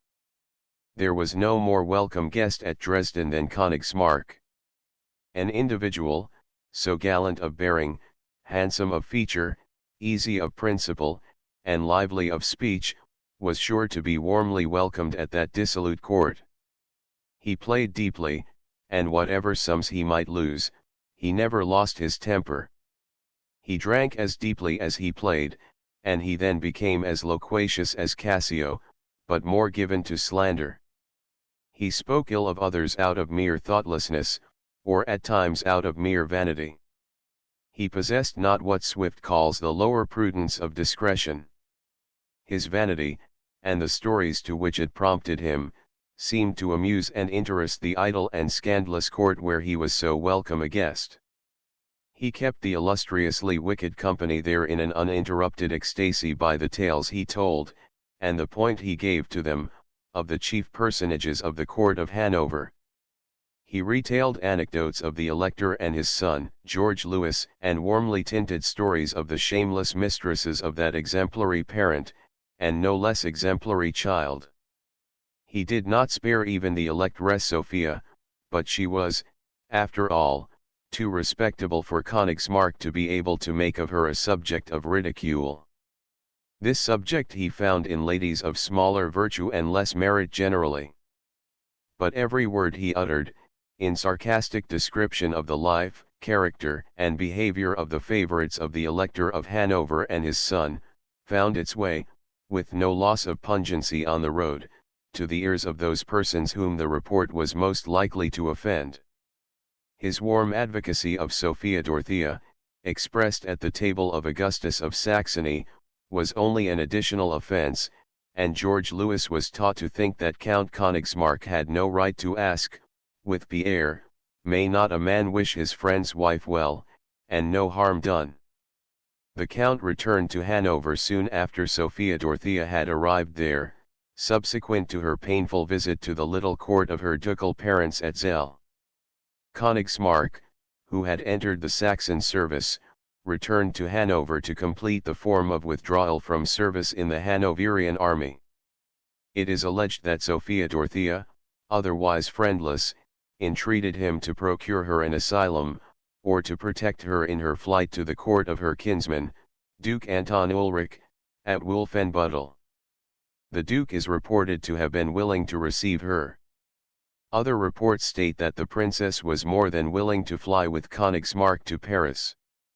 Out of all such rumors there is the certainty, that on Sunday, the 1st of July 1694, George Louis being then in Berlin, Königsmarck found a letter in pencil on a table in the sitting room of his house in Hanover.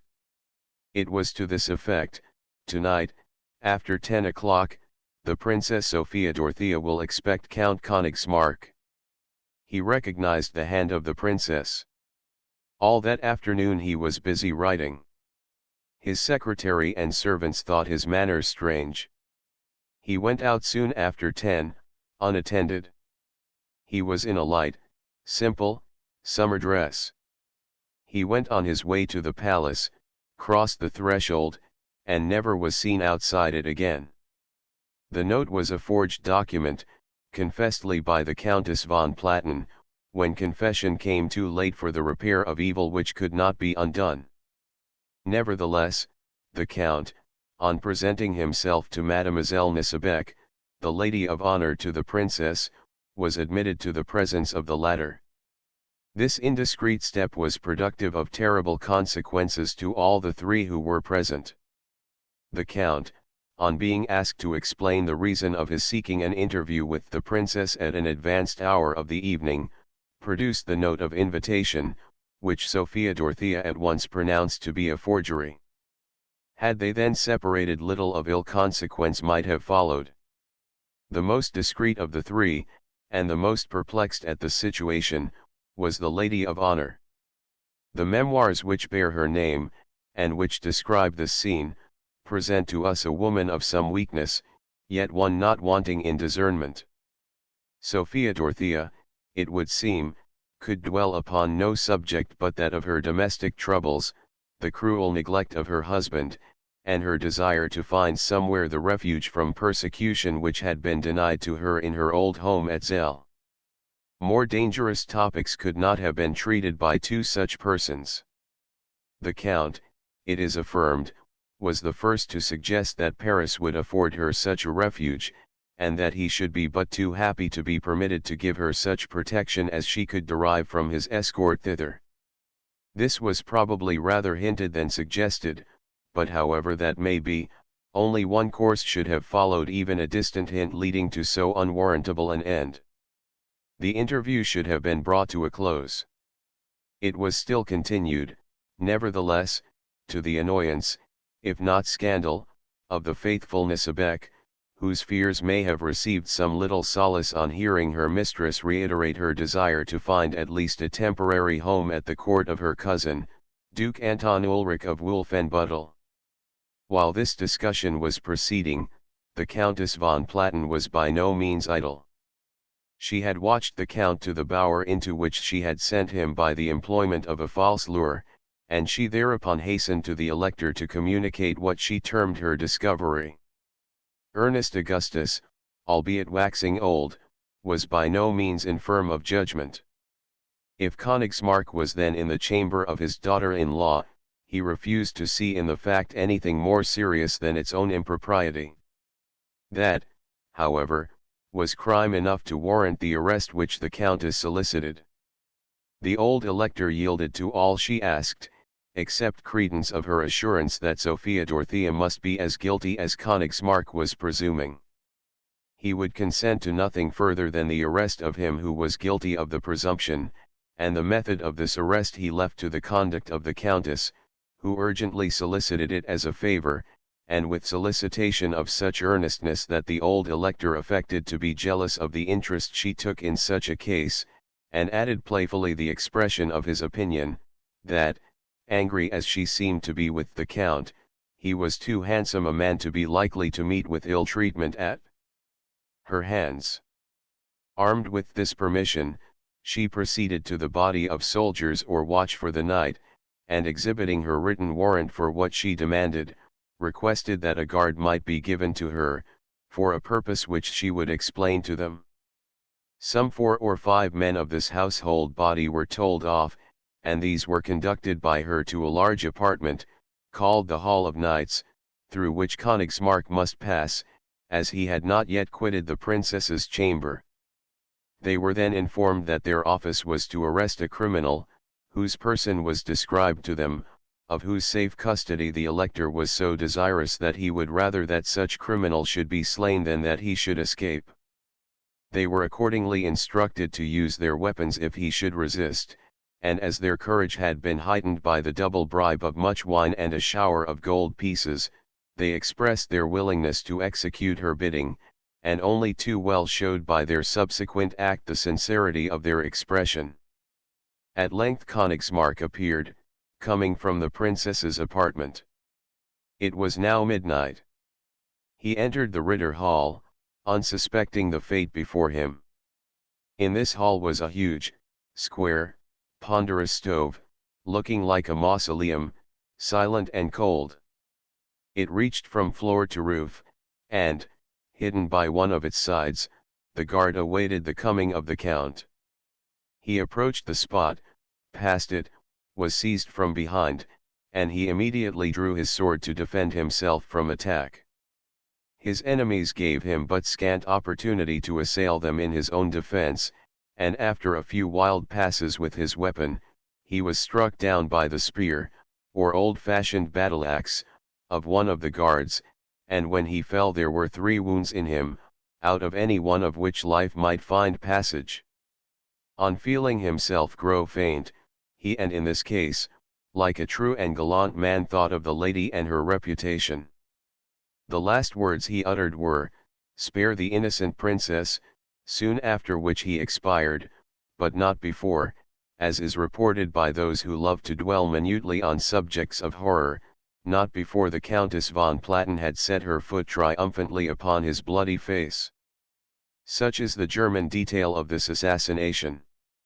It is added, that it gave extreme annoyance to the elector, to whom it was immediately communicated, that the body was forthwith consigned to a secure resting place, and covered with lime, and that the whole bloody drama was enacted without any one being aware of what was going on, save the actors themselves.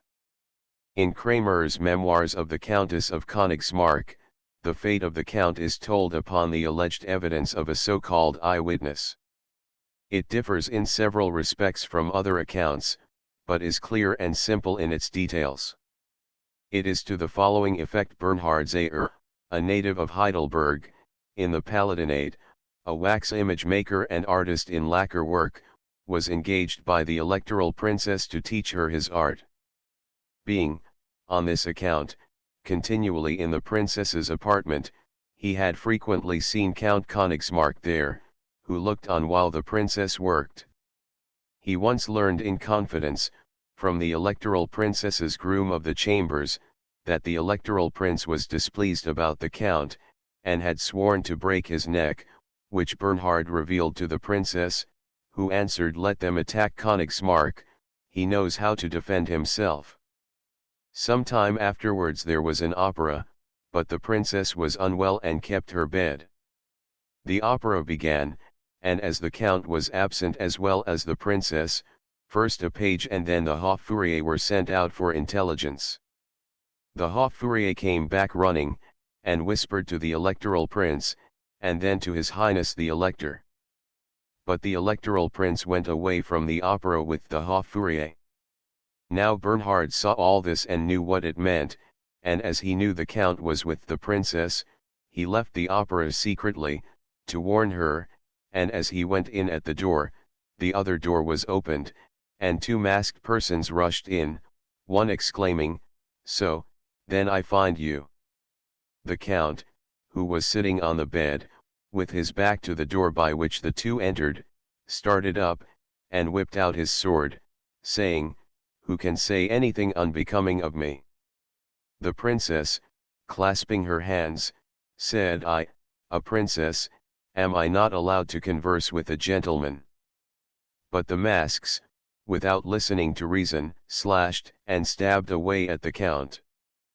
But he pressed so upon both, that the electoral prince unmasked, and begged for his life, while the Haut-Fourier came behind the count, and run him through between the ribs with his sword, so that he fell, saying, "You are murderers, before God and man, who do me wrong." But they both of them gave him more wounds, so that he lay as dead. Bernhard, seeing all this, hid himself behind the door of the other room. Bernhard was subsequently sent by the princess to spy out what they would do with Königsmarck. When the count was in the vault, he came a little to himself, and spoke, "You take a guiltless man's life. On that I'll die, but do not let me perish like a dog, in my blood and my sins. Grant me a priest, for my soul's sake." Then the electoral prince went out, and the Fourier remained alone with him.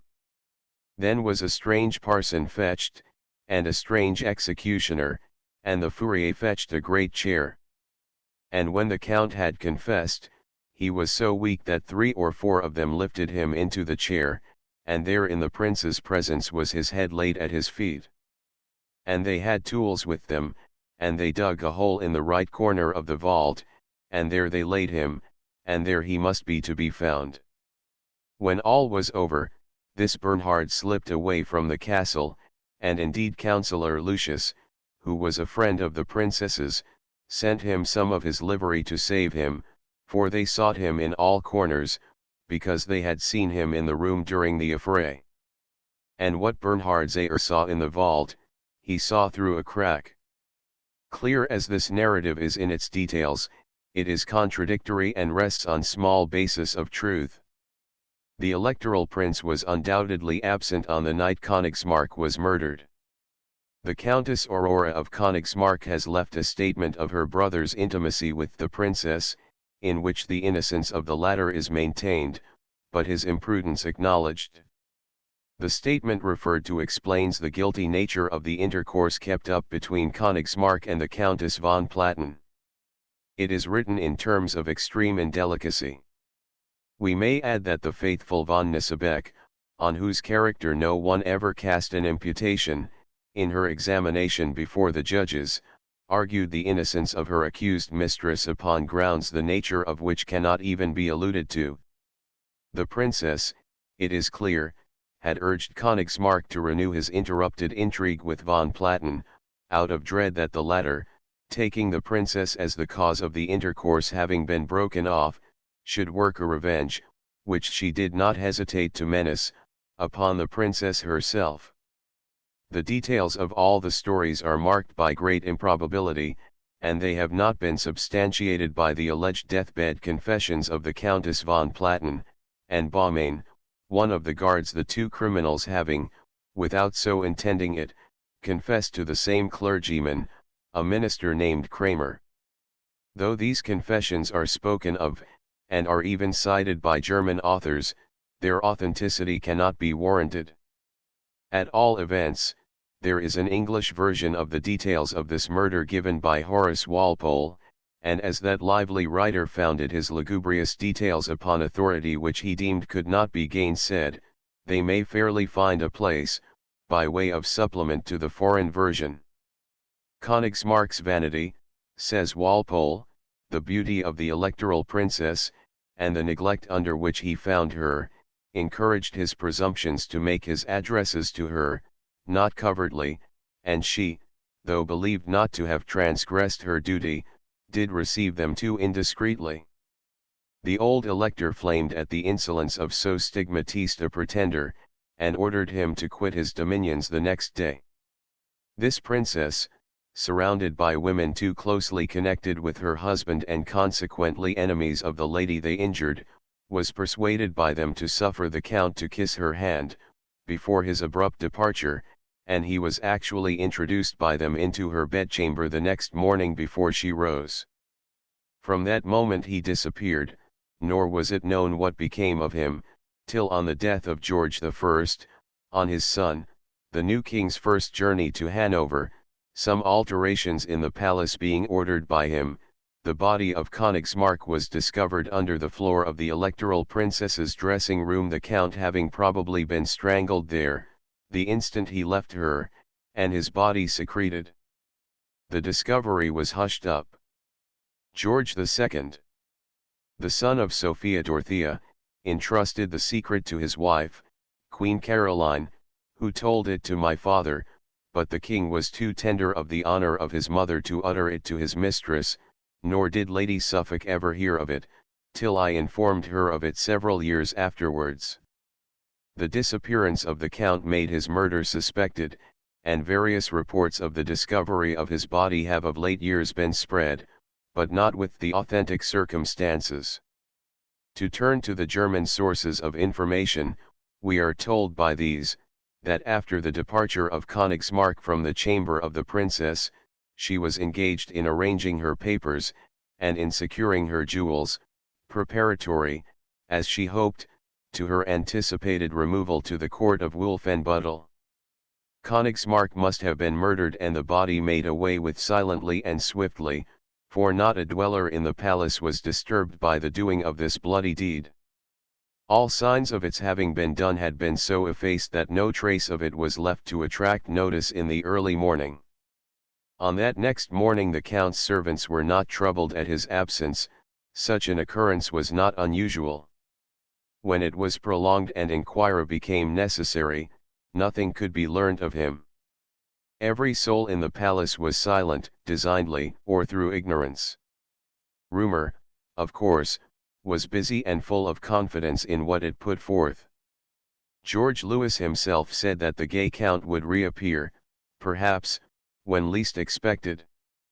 The tremendous secret was faithfully kept by the few who knew the truth, and when speculation was busiest as to the count's whereabout, there was probably no atom of his body left, if it be true that it had been cast into a drain and had been consumed in slack lime. The princess was, for a time, kept in ignorance of the count's assassination, but she was perplexed by his disappearance, and alarmed when she heard that all his papers had been seized and conveyed to the elector for his examination.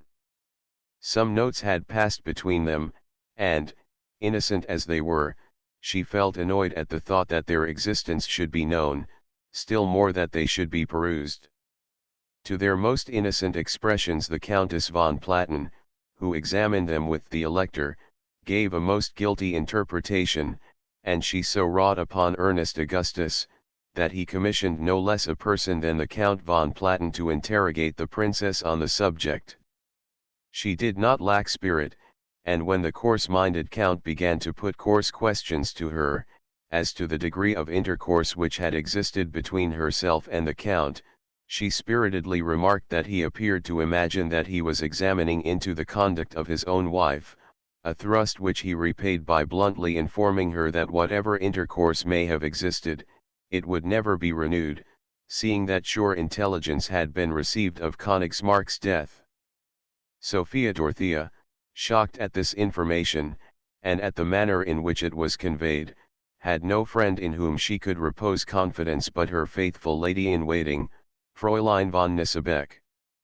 The princess could have had no more ardent defender than this worthy attendant.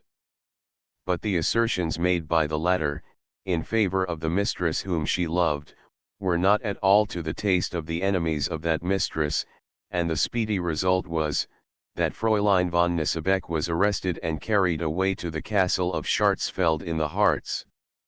She was there kept in confinement many years, but she ultimately escaped so cleverly through the roof, by the help of a tiler, or a friend in the likeness of a tiler, that the credit of the success of the attempt was given by the governor of the jail to the demons of the adjacent mountains. She subsequently became lady-in-waiting to Sophia Dorothea's daughter. Sophia Dorothea had now but one immediate earnest wish, namely, to retire from Hanover. Already the subject of a divorce had been moved, but the elector being somewhat fearful that a divorce might affect his son's succession to his wife's inheritance, and even obstruct the union of Zell with Hanover, an endeavor was made to reconcile the antagonistic spouses, and to bury past dissensions in oblivion. It was previous to this attempt being entered upon, and perhaps because it was contemplated, that the princess voluntarily underwent a very solemn ordeal. The ceremony was as public as it could be rendered by the presence of part of the electoral family and the great official dignitaries of the church and government. Before them Sophia Dorothea partook of the sacrament, and then made solemn protestation of her innocence, and of her unspotted faith towards the electoral prince, her husband.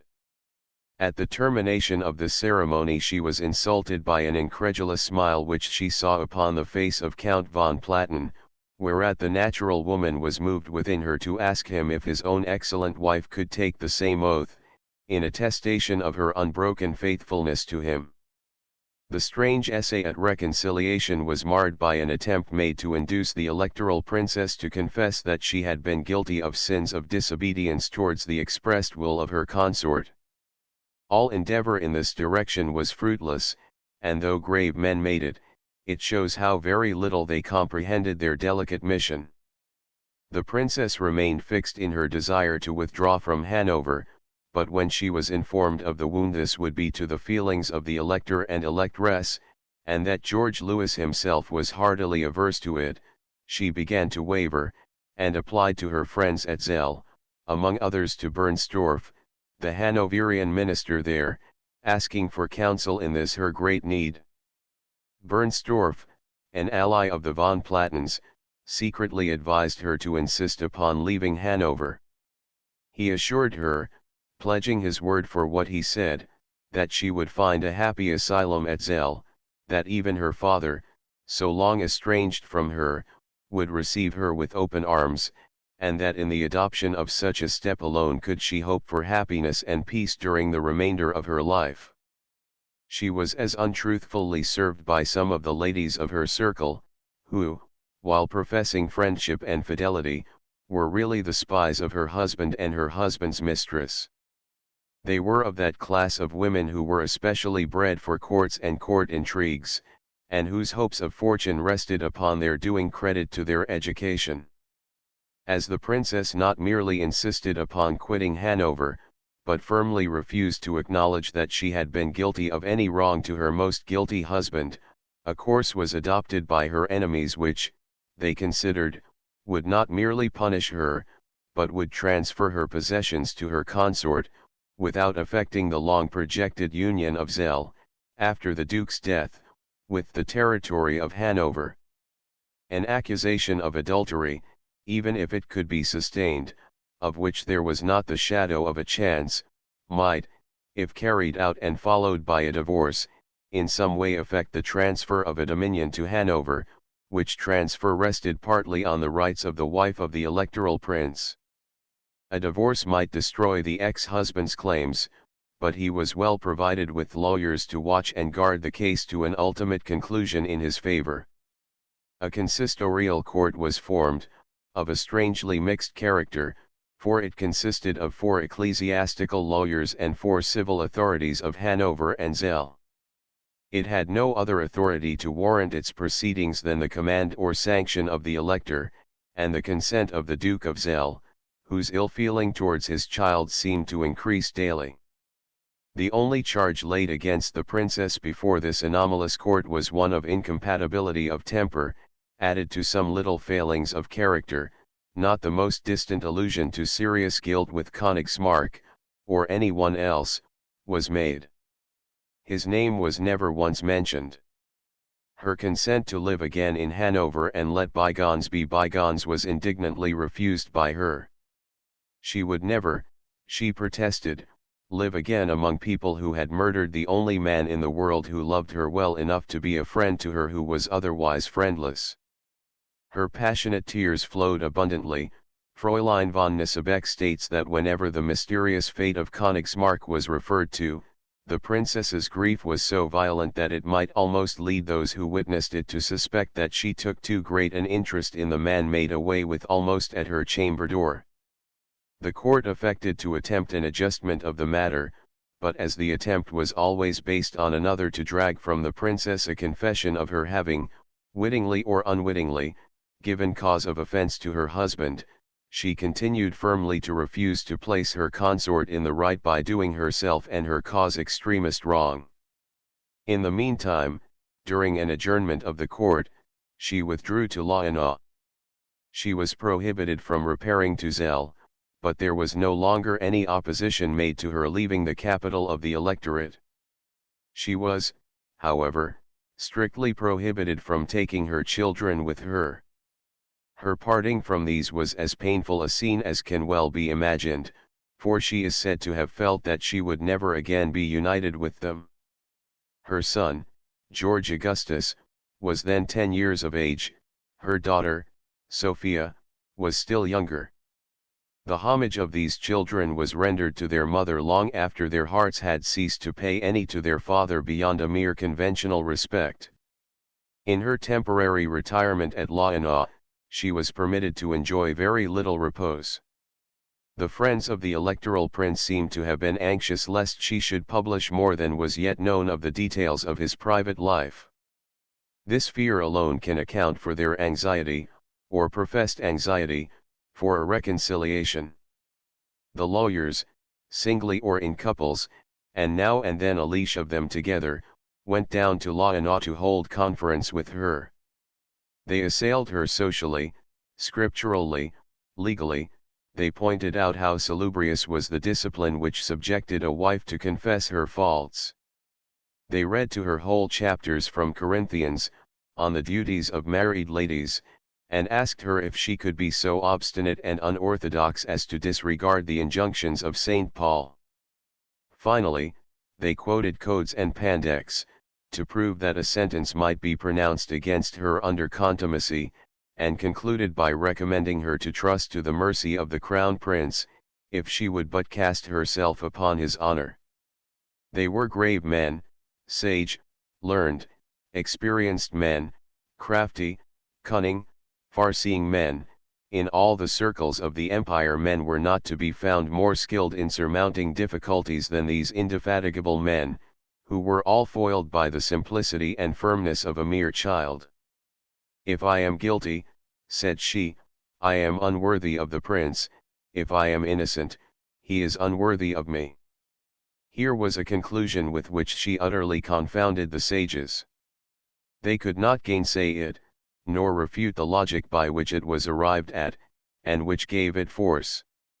They were perplexed in the extreme, but neither social experience, nor scriptural reading, nor legal knowledge afforded them weapons wherewith to beat down the simple defenses behind which the princess had entrenched herself. They tried repeatedly, but tried in vain.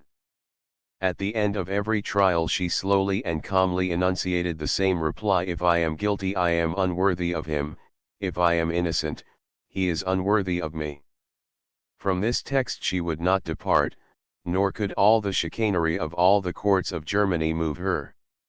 "At least," said the luminaries of the law, as they took their way homewards, "re infecta, at least this woman may, of a surety, be convicted of obstinacy." We always stigmatize as obstinate those whom we cannot convince. It is the only, and the poor, triumph of the vanquished.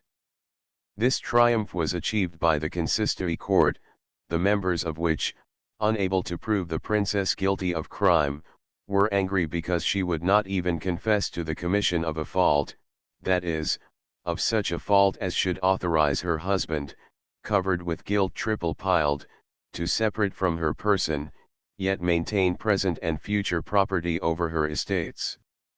In point of fact, George Louis did not wish to be separated from his wife. His counsel, Rathlevius, accused her, in her husband's name, of lack of both love and obedience towards him, of having falsely charged him with infidelity, to his parents and her own, and of having repeatedly refused to again live with him. For this act of disobedience, and for no other reason, he asked the judgment of the court. Sophia Dorothea's own counselors, Rudolf Thies and Joachim von Bülow, put it to her whether she would return to her husband or abide judgment for disobeying his repeated desire. Nothing could move her. She despised her husband, and would never again live under the same roof with him. Her own desire was to live, henceforward, in seclusion, to pass the remainder of her unhappy life in peace and humiliation. The court came to a decision on the 28th of December, 1694. Their judgment was, that as she refused to live with her husband, she was guilty of desertion, and on that ground alone a decree of separation, or divorce, was recorded. When told that she had a right to appeal, she contemptuously refused to avail herself of it. The terms of the sentence were extraordinary, for they amounted to a decree of divorce without expressly mentioning the fact. The judgment, wherein nothing was judged, conferred on the Prince, George Louis, the right of marrying again, if he should be so minded and could find a lady willing to be won. It, however, explicitly debarred his wife from entering into a second union. Not a word was written down against her, alleging that she was criminal. The name of Königsmarck was not even alluded to.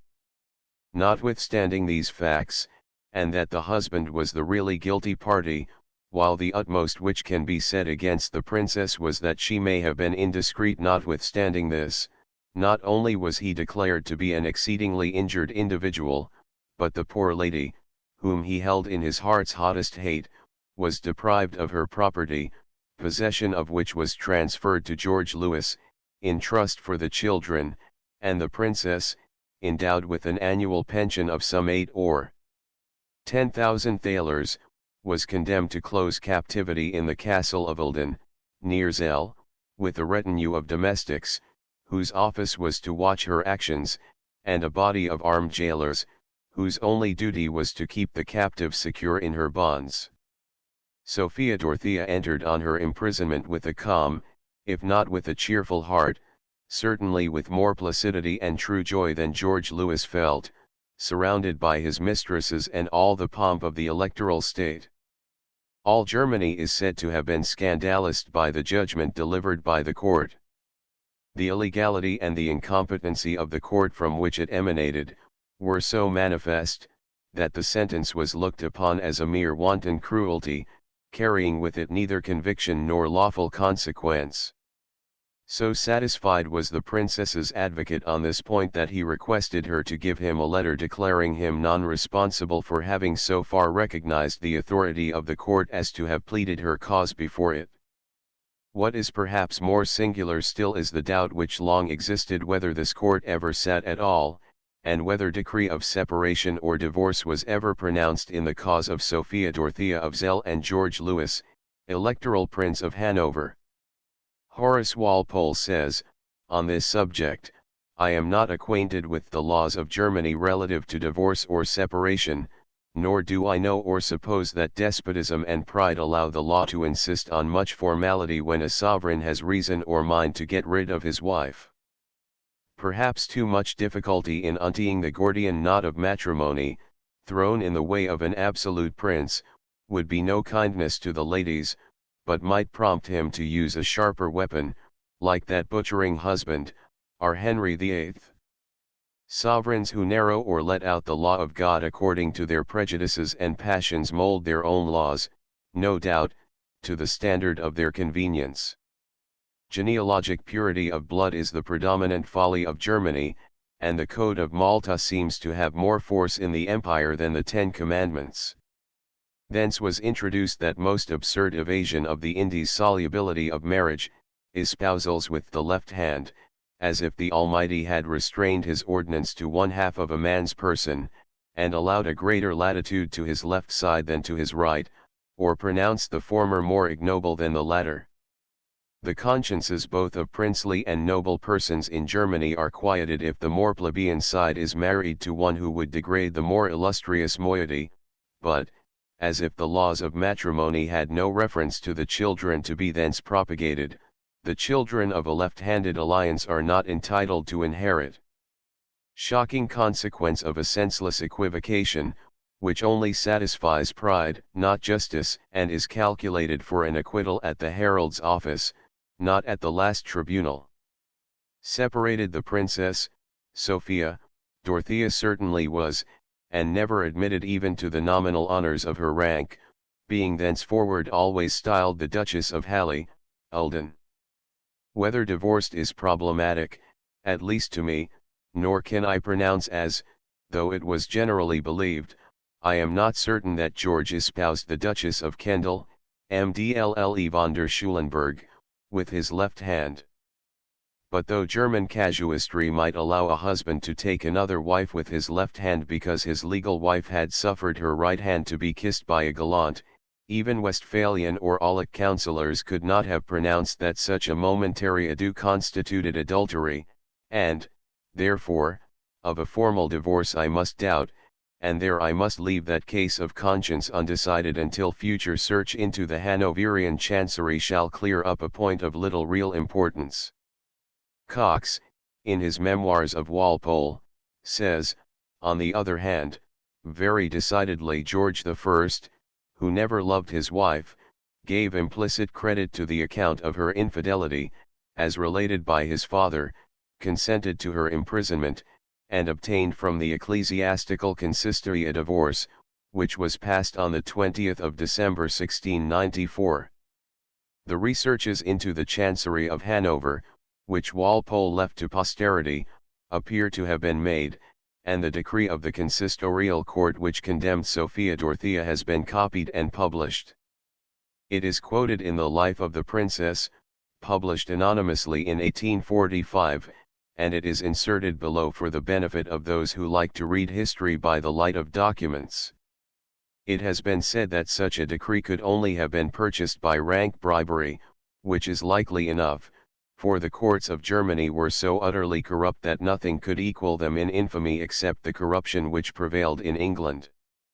In the matrimonial suit of the illustrious Prince George Louis, Crown Prince of Hanover, against his consort, the illustrious Princess Sophia Dorothea, we, constituted President and Judges of the Matrimonial Court of the Electorate and Duchy of Brunswick-Lunenburg, declare and pronounce judgment, after attempts have been tried and have failed, to settle the matter amicably, and, in accordance with the documents and verbal declarations of the Princess, and other detailed circumstances, we agree that her continued denial of matrimonial duty and cohabitation is well founded, and consequently that it is to be considered as an intentional desertion. In consequence whereof, we consider, sentence, and declare the ties of matrimony to be entirely dissolved and annulled. Since, in similar cases of desertion, it has been permitted to the innocent party to remarry, which the other is forbidden, the same judicial power will be exercised in the present instance in favor of His Serene Highness the Crown Prince. Published in the Consistorial Court at Hanover, December 28, 1694. Signed, Philip von Busk. Francis Eichfeld, Pastor. Anthony George Hildberg. Gerhard Art. Gustavus Molen. Bernhard Spilken. Erythropol. David Rupertus. H. L. Hatterf. The work from which the above document is extracted furnishes also the following, as a copy of the letter written by the Princess at the request of the legal conductor of her case, as security from proceedings in relation to his connection with her affairs, as we have now, after being made acquainted with the sentence, given it proper consideration, and resolved not to offer any opposition to it, our solicitor must act accordingly, and is not to act or proceed any further in this matter. For the rest, we hereby declare that we are gratefully content with the conduct of our aforesaid solicitor of the court, Thies, and that by this we free him from all responsibility regarding these transactions. Signed, Sophia Dorothea. Law, December 31, 1694. By this last document it would seem that the Hofrath Thies would have denied the competency of the court had he been permitted to do so, and that he was so convinced of its illegality as to require a written prohibition from asserting the same, and acknowledgment of exemption from all responsibility, before he would feel satisfied that he had accomplished his duty towards his illustrious client. Long before the case was heard, and for months previous to the publication of the sentence of the consistorial court, the two brothers, the Elector of Hanover and the Duke of Zell, had actually agreed by an enactment that the unhappy marriage between the cousins should be dissolved. The enactment provided for the means whereby this end was to be achieved, and for the disposal of the princess during the progress of the case. The anonymous author of the biography of 1845 then proceeds to state that it was therein specified that her domestics should take a particular oath, and that the princess should enjoy an annual income of 8,000 thalers, exclusive of the wages of her household, to be increased one half on the death of her father, with a further increase of 6,000 thalers on her attaining the age of 40 years. It was provided that the castle of Ilden should be her permanent residence, where she was to remain well guarded. The domain of Wilhelmsburg, near Hamburg, was, at the death of the Duke of Zell, to descend to the prince, son of the Princess Sophia Dorothea the Crown Prince, however, during his own life retaining the revenues, but should the grandson die before his father, the property would then, on payment of a stipulated sum, be inherited by the successor in the government of the son of the elector. By a further arrangement, the mother of the princess was to possess Wienhausen, with an annual income of 12,000 thalers, secured on the estates of Skiernebeck, Gars, and Bluitingen, the castle at Lunenburg to be allowed as her residence from the commencement of her widowhood. Never was so much care taken to secure property on one side, and the person on the other. The contracting parties appear to have been afraid lest the prisoner should ever have an opportunity of appealing against the wrong of which she was made the victim, and her straight imprisonment was but the effect of that fear. That nothing might be neglected to make assurance doubly sure, and to deprive her of any help she might hope hereafter to receive at the hands of a father, whose heart might possibly be made to feel his own injustice and his daughter's sorrows, the Duke of Zell was induced to promise that he would neither see nor hold communication with the daughter he had repudiated. During the so-called trial, at Lauenau, the princess resided in the chief official residence in that place. At the close of the inquiry she took a really final leave of her children George Augustus and Sophia Dorothea with bitter tears, which would have been more bitter still if she had thought that she was never again to look upon them. She had concluded that she would have liberty to live with her mother in Zell. She had no idea that her father had already agreed to his brother the elector's desire that she should be shut up in the castle of Ilden. She found herself a state prisoner. The oath to be taken by her appointed household, or rather by the personal attendants counts and countesses in waiting and persons of similar rank, was stringent and illustrative of the importance attached to the safekeeping of the prisoner. It was to the effect that nothing should be wanting to prevent anticipated intrigues, or for the perfect security of the place fixed as a residence for the Princess Sophia Dorothea, in order to maintain tranquility, and to prevent any opportunity occurring to an enemy for undertaking or imagining anything which might cause a division in the illustrious family. Chapter 9. Prison and Palace. The prison of the captive Sophia Dorothea, employment of her time the church of Ilden repaired by her, cut off from her children sympathy of Ernest Augustus for his daughter-in-law, her father's returning affection for her, opening prospects of the House of Hanover, Lord Macclesfield's embassy to Hanover, and his right royal reception, description of the elect Restolan's description of Prince George Louis' magnificent present to Lord Macclesfield the Princess Sophia, and the English liturgy, death of the Duke of Zell, visit of Prince George to his captive mother prevented. The castle of Ilden is situated on the small and sluggish stream, the Aller, and seems to guard, as it once oppressed, the little village sloping at its feet. This edifice was appointed as the prison place of Sophia Dorothea, and from the territory she acquired a title, that of Duchess of Ilden. She was mockingly called sovereign lady of a locality where all were free but herself. On looking over the list of the household which was formed for the service, if the phrase be one that may be admitted, of her captivity, the first thing which strikes us as singular is the presence of 3 cooks, a triad of ministers of the mouth for one poor imprisoned lady. The singularity vanishes when we find that around this encaged duchess there circled a really extensive household, and there lived a world of ceremony, of which no one was so much the slave as she was. Her captivity in its commencement was decked with a certain sort of splendor, about which she, who was its object, cared by far the least. There was a military governor of the castle, gentlemen and ladies in waiting, spies all.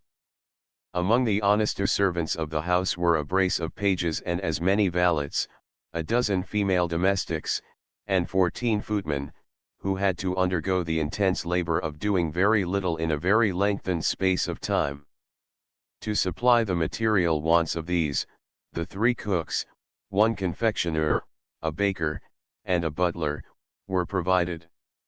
There was, besides, a military force, consisting of infantry and artillery.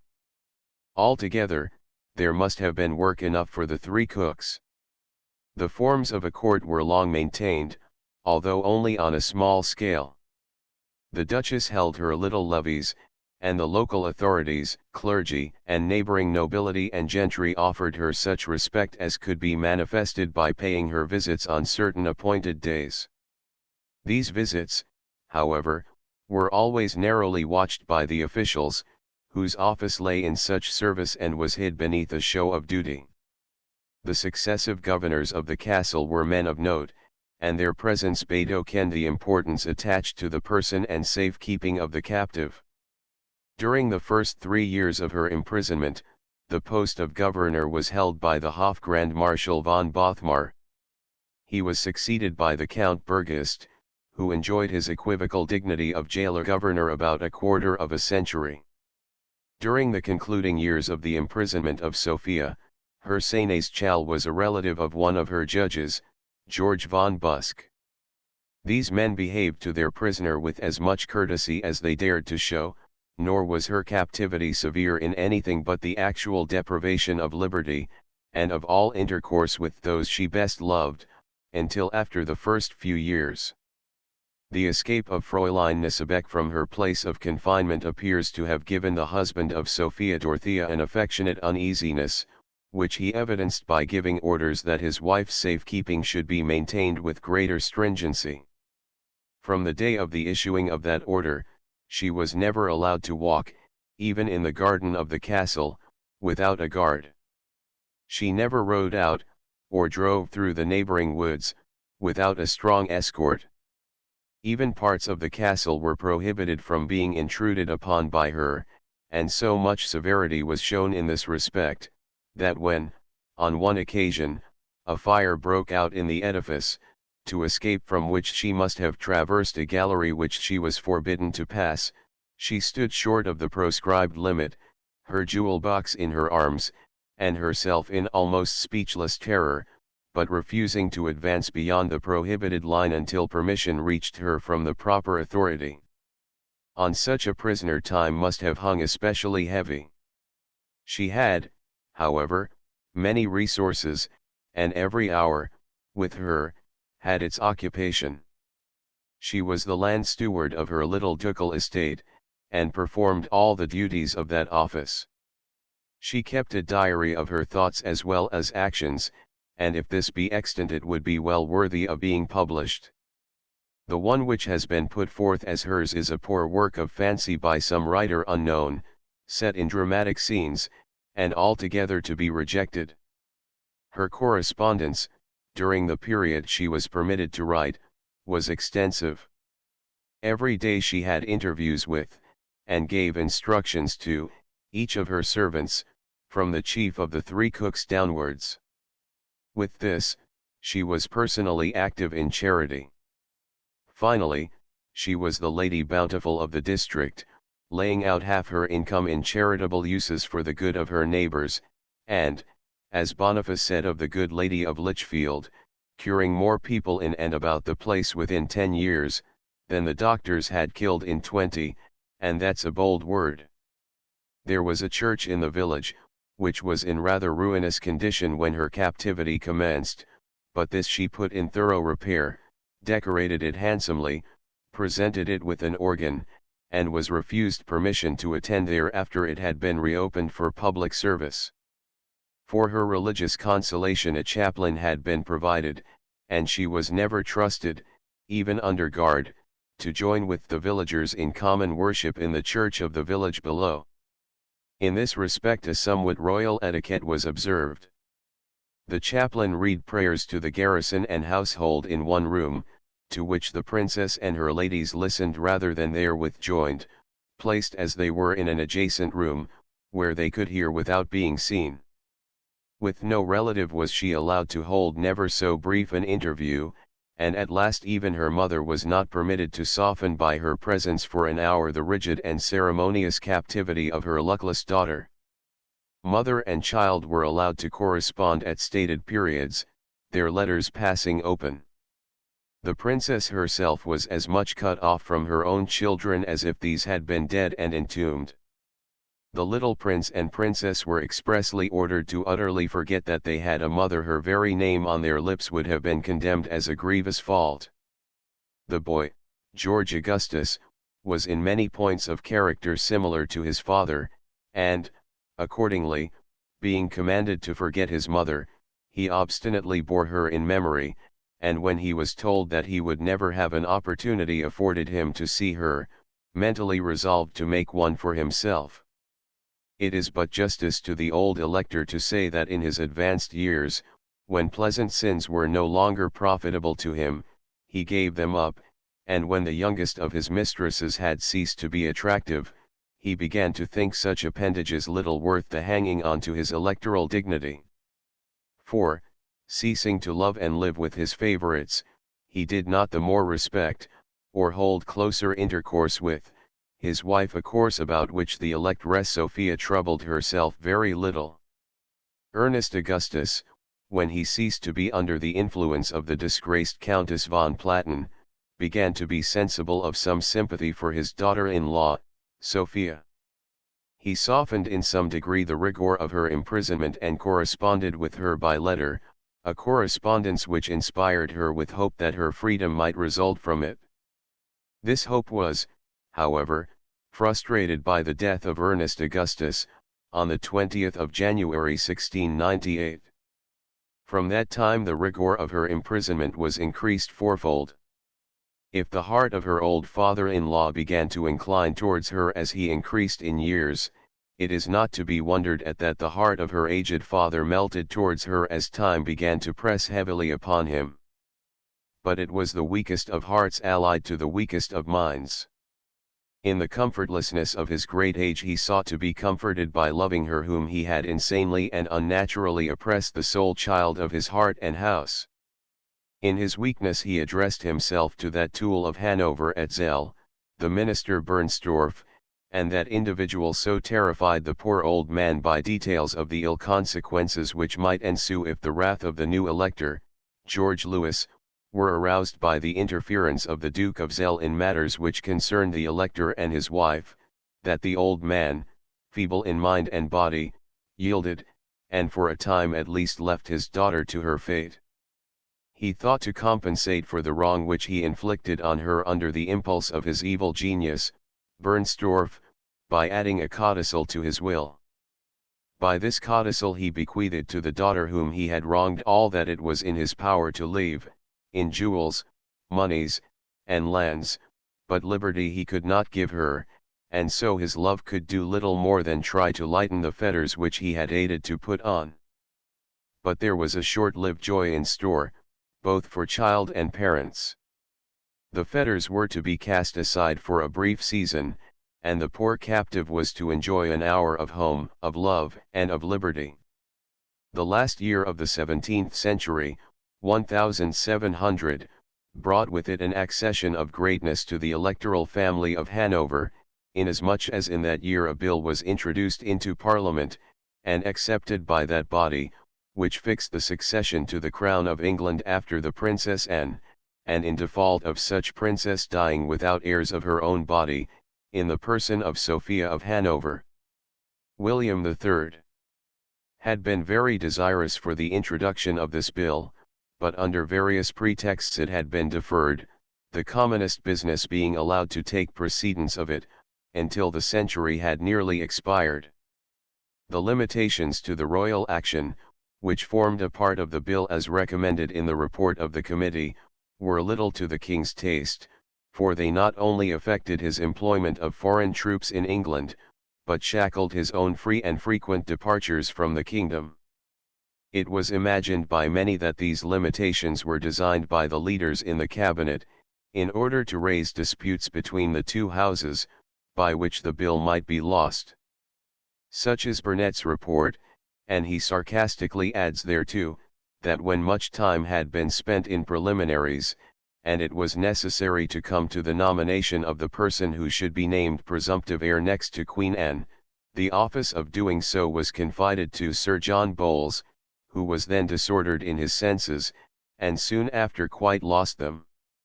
He was, says Burnet, set on by the party to be the first that should name the Electress Dowager of Brunswick, which seemed done to make it less serious when moved by such a person.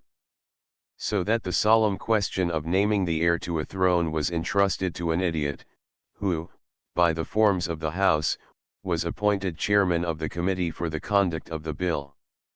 Burnet adds, that the thing, as he calls it, was still put off for many weeks. At every time that it was called for, the motion was entertained with coldness, which served to heighten the jealousy. The committee once or twice sat upon it, but all the members ran out of the house with so much indecency that the contriver seemed ashamed of this management. There were seldom 50 or 60 at the committee, yet in conclusion it passed, and was sent up to the Lords. Great opposition was expected from the peers, and many of their lordships designedly absented themselves from the discussion. The opposition was slight, and confined to the Marquis of Normanby, who spoke, and the Lords Huntingdon, Plymouth, Guilford, and Jeffreys, who protested against the bill. Burnet affirms, that those who wished well to the act were glad to have it passed anyway, and so would not examine the limitations that were in it, and which they thought might be considered afterwards. We reckoned it, says Burnet, a great point carried that we had now a law on our side for a Protestant successor. The law was stoutly protested against by the Duchess of Savoy, granddaughter of Charles I.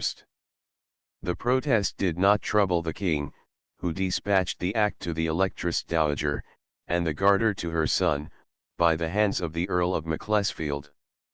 The Earl was a fitting bearer of so costly and significant a present. He had been attached to the service of the mother of Sophia, and was highly esteemed by the Electress Dowager herself. The Earl had no especial commission beyond that which enjoined him to deliver the act, nor was he dignified by any official appellation. He was neither ambassador, legate, plenipotentiary, nor envoy. He had with him, however, a most splendid suite, which was in some respects strangely constituted, for among its members was the famous Toland, whose book in support of rationality as applied to religion had been publicly burnt by the hangman, in Ireland. The welcome to this body of gentlemen was right royal. It may be said that the electoral family had neither cared for the dignity now rendered probable for them, nor in any way toiled or intrigued to bring it within their grasp, but it is certain that their joy was great when the Earl of Macclesfield appeared on the frontier of the electorate with the act in one hand and the garter in the other. He and his suite were met there with a welcome of extraordinary magnificence, betokening ample appreciation of the double gift he brought with him. He himself seemed elevated by his mission, for he was in his general deportment little distinguished by courtly manners or by ceremonious bearing, but it was observed that, on this occasion, nothing could have been more becoming than the way in which he acquitted himself of an office which brought a whole family within view of succession to a royal and powerful throne. On reaching the confines of the electorate, the members of the deputation from England were received by personages of the highest official rank, who not only escorted them to the capital, but treated them on the way with a liberality so profuse as to be the wonder of all beholders. They were not allowed to disburse a farthing from their own purses, all they thought fit to order was paid for by the electoral government, by whose orders they were lodged in the most commodious palace in Hanover, where as much homage was paid them as if each man had been a Kaiser in his own person. The Hanoverian gratitude went so far, that not only were the ambassador and suite treated as favored guests, and those not alone of the princess but of the people, the latter being commanded to refrain from taking payment from any of them for any article of refreshment they required, but for many days all English travellers visiting the city were made equally free of its caravansaries, and were permitted to enjoy all that the inns could afford without being required to pay for the enjoyment. The delicate treatment of the electoral government extended even to the servants of the Earl and his suite. It was thought that to require them to dine upon the fragments of their master's banquets would be derogatory to the splendour of the hospitality of the House of Hanover and an insult to the domestics who followed in the train of the Earl. The government accordingly disbursed half a crown a day to each liveried follower, and considered such a composition as glorious to the reputation of the electoral house. The menials were even emancipated from service during the sojourn of the deputation in Hanover, and the elector's numerous servants waited upon the English visitors zealously throughout the day, but with most splendour in the morning. Then, they were to be seen hurrying to the bedrooms of the different members of the suite, bearing with them silver coffee and teapots, and other requisites for breakfast, which meal appears to have been lazily indulged in as if the legation had been habitually wont to make a night of it in bed. And there was a good deal of hard drinking on these occasions, but all at the expense of the husband of Sophia Dorothea, who, in her castle of Eldon, was not even aware of that increase of honor which had fallen upon her consort, and in which she had a right to share.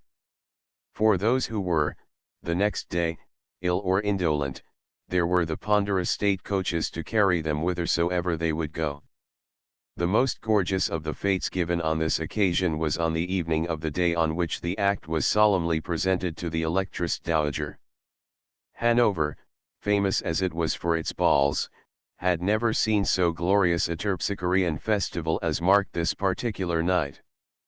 At the balls in the old elector's time Sophia Dorothea used to shine, first in beauty and in grace, but now her place was ill supplied by the not fair and quite graceless Mademoiselle von der Schulenburg. The supper which followed was Olympian in its profusion, wit, and magnificence. This was at a time when to be sober was to be respectable, but when to be drunk was not to be ungentlemanly. Consequently we find Toland, who wrote an account of the achievements of the day, congratulating himself and readers by stating that, although it was to be expected that in so large and so jovial a party some would be found even more ecstatic than the occasion and the company warranted, yet that, in truth, the number of those who were guilty of excess was but small. Even Lord Mahon kept himself sober, and to the end was able to converse as clearly and intelligibly as Lord Say and Seal, and his friend my Lord Tunbridge. This day of presentation of the Act, and of the festival in honor of it, was one of the greatest days which Hanover had ever seen. Speaking of the mother-in-law of Sophia Dorothea, Toland says the electress is 73 years old, which she bears so wonderfully well, that, had I not many vouchers, I should scarce dare venture to relate it. She has ever enjoyed extraordinary health, which keeps her still very vigorous, of a cheerful countenance, and a merry disposition. She steps as firm and erect as any young lady, has not one wrinkle in her face, which is still very agreeable, nor one tooth out of her head, and reads without spectacles, as I have often seen her do, letters of a small character, in the dusk of the evening. She is as great a writer as our late Queen, Mary, and you cannot turn yourself in the palace without meeting some monument of her industry, all the chairs of the presence chamber being wrought with her own hands. The ornaments of the altar in the electoral chapel are all of her work. She bestowed the same favor on the Protestant abbey, or college, of Lochern, with 1,000 other instances, fitter for your lady to know than for yourself. She is the most constant and greatest walker I ever knew, never missing a day, if it proves fair, for 1 or 2 hours, and often more, in the fine garden at Herrenhausen. She perfectly tires all those of her court who attend her in that exercise but such as have the honor to be entertained by her in discourse. She has been long admired by all the learned world as a woman of incomparable knowledge in divinity, philosophy, history, and the subjects of all sorts of books, of which she has read a prodigious quantity. She speaks 5 languages so well, that by her accent it might be a dispute which of them was her first. They are Low Dutch, German, French, Italian, and English, which last she speaks as truly and easily as any native, which to me is a matter of amazement, whatever advantages she might have in her youth by the conversation of her mother, for though the late King's, William's, mother was likewise an Englishwoman, of the same royal family, though he had been more than once in England before the Revolution, though he was married there, and his court continually full of many of that nation, yet he could never conquer his foreign accent. But, indeed, the electress is so entirely English in her person, in her behavior, in her humor, and in all her inclinations, that naturally she could not miss of anything that peculiarly belongs to our land. She was ever glad to see Englishmen, long before the act of succession. She professes to admire our form of government, and understands it mighty well, yet she asks so many questions about families, customs, laws, and the like, as sufficiently demonstrate her profound wisdom and experience. She has a deep veneration for the Church of England, without losing affection or charity for any other sort of Protestants, and appears charmed with the moderate temper of our present bishops and other of our learned clergy, especially for their approbation of the liberty allowed by law to Protestant dissenters. She is adored for her goodness among the inhabitants of the country, and gains the hearts of all strangers by her unparalleled affability. No distinction is ever made in her court concerning the parties into which Englishmen are divided, and whereof they carry the effects and impressions with them whithersoever they go, which makes others sometimes uneasy as well as themselves. There it is enough that you are an Englishman, nor can you ever discover by your treatment which are better liked, the Whigs or the Tories. These are the instructions given to all the servants, and they take care to execute them with the utmost exactness. I was the first who had the honor of kneeling and kissing her hand on account of the act of succession, and she said, among other discourse, that she was afraid the nation had already repented their choice of an old woman, but that she hoped none of her posterity would give her any reasons to grow weary of their dominion. I answered, that the English had too well considered what they did to change their minds so soon, and they still remembered they were never so happy as when they were last under a woman's government. Since that time, sir, adds the courtly but unorthodox Tolan to the Minister of State in Holland, to whom his letter is addressed, we have a further confirmation of this truth by the glorious administration of Queen Anne. The record would be imperfect if it were not accompanied by another counterfeit presentment, that of her son, Prince George Louis, the husband of Sophia Dorothea. Toland describes him as a proper, middle-sized, well-proportioned man, of a genteel address, and good appearance, but he adds, that his highness is reserved, and therefore speaks little, but judiciously. He is not to be exceeded, says Toland, in his zeal against the intended universal monarchy of France, and so is most hearty for the common cause of Europe, for the very good reason, that therein his own is so necessarily involved. Toland adds, that George Louis understood the constitution of England better than any foreigner he had ever met with, a very safe remark, for our constitution was ill understood abroad, and even had the theoretical knowledge of George Louis been ever so correct, his practice with our constitution betrayed such ignorance that Toland's assertion may be taken only for what it is worth. Though, says the writer just named, though he be well versed in the art of war, and of invincible courage, having often exposed his person to great dangers in Hungary, in the Morea, on the Rhine, and in Flanders, yet he is naturally of peaceable inclination, which mixture of qualities is agreed, by the experience of all ages, to make the best and most glorious princes.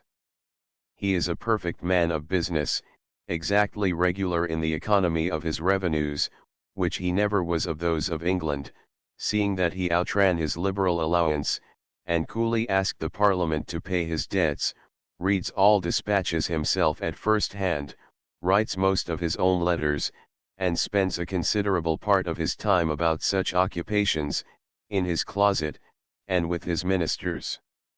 I hope, Toland says, that none of our countrymen will be so injudicious as to think his reservedness the effect of sullenness or pride, nor mistake that for state which really proceeds from modesty, caution, and deliberation, for he is very affable to such as accost him, and expects that others should speak to him first, which is the best information I could have from all about him, and I partly know to be true by experience. As to what I said of his frugality in laying out the public money, I need not give a more particular proof than that all the expenses of his court, as to eating, drinking, fire, candles, and the like, are duly paid every Saturday night. The officers of his army receive their pay every month, so likewise his envoys in every part of Europe, and all the officers of his household, with the rest that are on the civil list, are cleared off every half year. We are then assured that his administration was equable, mild, and prudent, a triple assertion which his own life and that of his hardly used wife flatly denied. Toland, however, will have it that there never existed a prince who was so ardently beloved by his subjects. Hanover itself is said to be without division or faction, and all Hanoverians as being in a condition of ecstasy at the Solomon-like rectitude and jurisdiction of his very serene highness. He describes Madame Kielmansegg as a woman of sense and wit, and of Mademoiselle Sculemberg, he says that she is especially worthy of the rank she enjoys, and that in the opinion of others, as well as mine, she is a lady of extraordinary merit. Of Sophia Dorothea, Toland makes no note whatever. There only remains to be added, that the legation left Hanover loaded with presents. The Earl received the portrait of the electress, with an electoral crown in diamonds by way of mounting to the frame. George Louis bestowed upon him a gold basin and ewer. Gold medals and snuff boxes were showered among the other members. The chaplain, Dr. Sandys, was especially honored by rich gifts in medals and books. He was the first who ever read the service of our church in the presence of the electress. She joined in it with apparent fervour, and admired it generally, but when a hint was conveyed to her that it might be well were she to introduce it in place of the Calvinistic form used in her chapel, as of the Lutheran in that of the elector, she shook her head, with a smile, said that there was no difference between the three forms, in essentials, and that episcopacy was merely the established form in England. She thought for the present she would let well alone.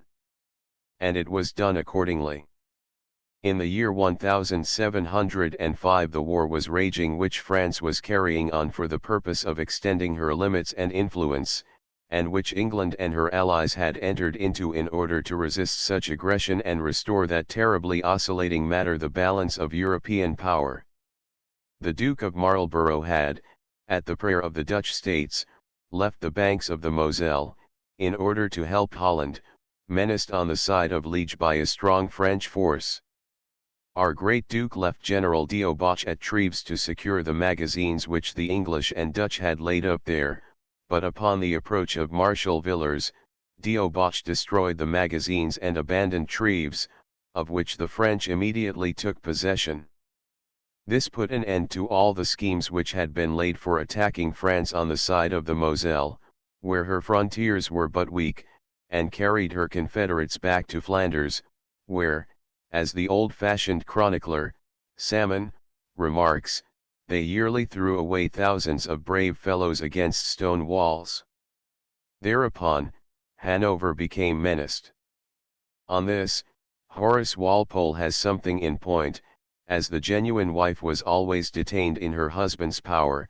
He seems not to have wholly dissolved their union, for on the approach of the French army towards Hanover, during Queen Anne's reign, the Duchess of Halle, Eldon, was sent home to her father and mother, who doted on their only child, and did retain her for a whole year, and did implore, though in vain, that she might continue to reside with them.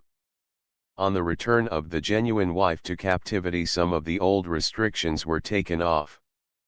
There was no prohibition of intercourse with the parents, for the Duke of Zell had resolved on proceeding to visit his daughter, but only deferred his visit until the conclusion of a grand hunt in which he was anxious to take part. He went, and between fatigue, exposure to inclement weather, and neglect on his return, he became seriously ill, rapidly grew worse, died on the 28th of August 1705, and by his death gave the domains of a dukedom to Hanover and deprived his daughter of a newly acquired friend. The death of the Duke of Zell was followed by honor to Bernstorff. George Louis appointed him to the post of Prime Minister of Hanover, and at the same time made him a count. The death of the father of Sophia Dorothea was, however, followed by consequences more fatal than those just named.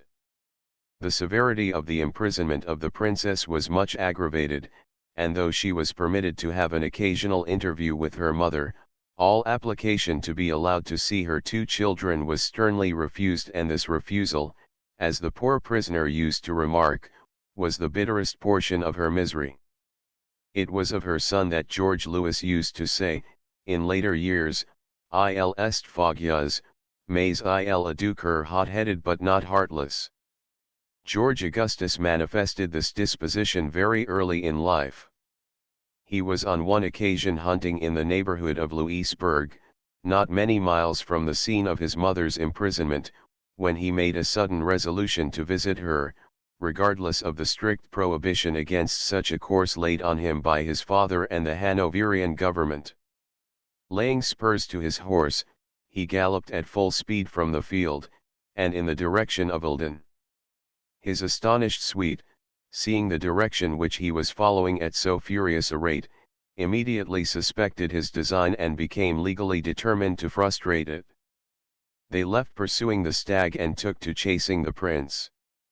The heir apparent led them far away over field and furrow, to the great detriment of the wind and persons of his pursuers, and he would have distanced the whole body of flying huntsmen, but that his steed was less fleet than those of two officers of the electoral household, who kept close to the fugitive, and at last came up with him on the skirts of a wood adjacent to Eldon.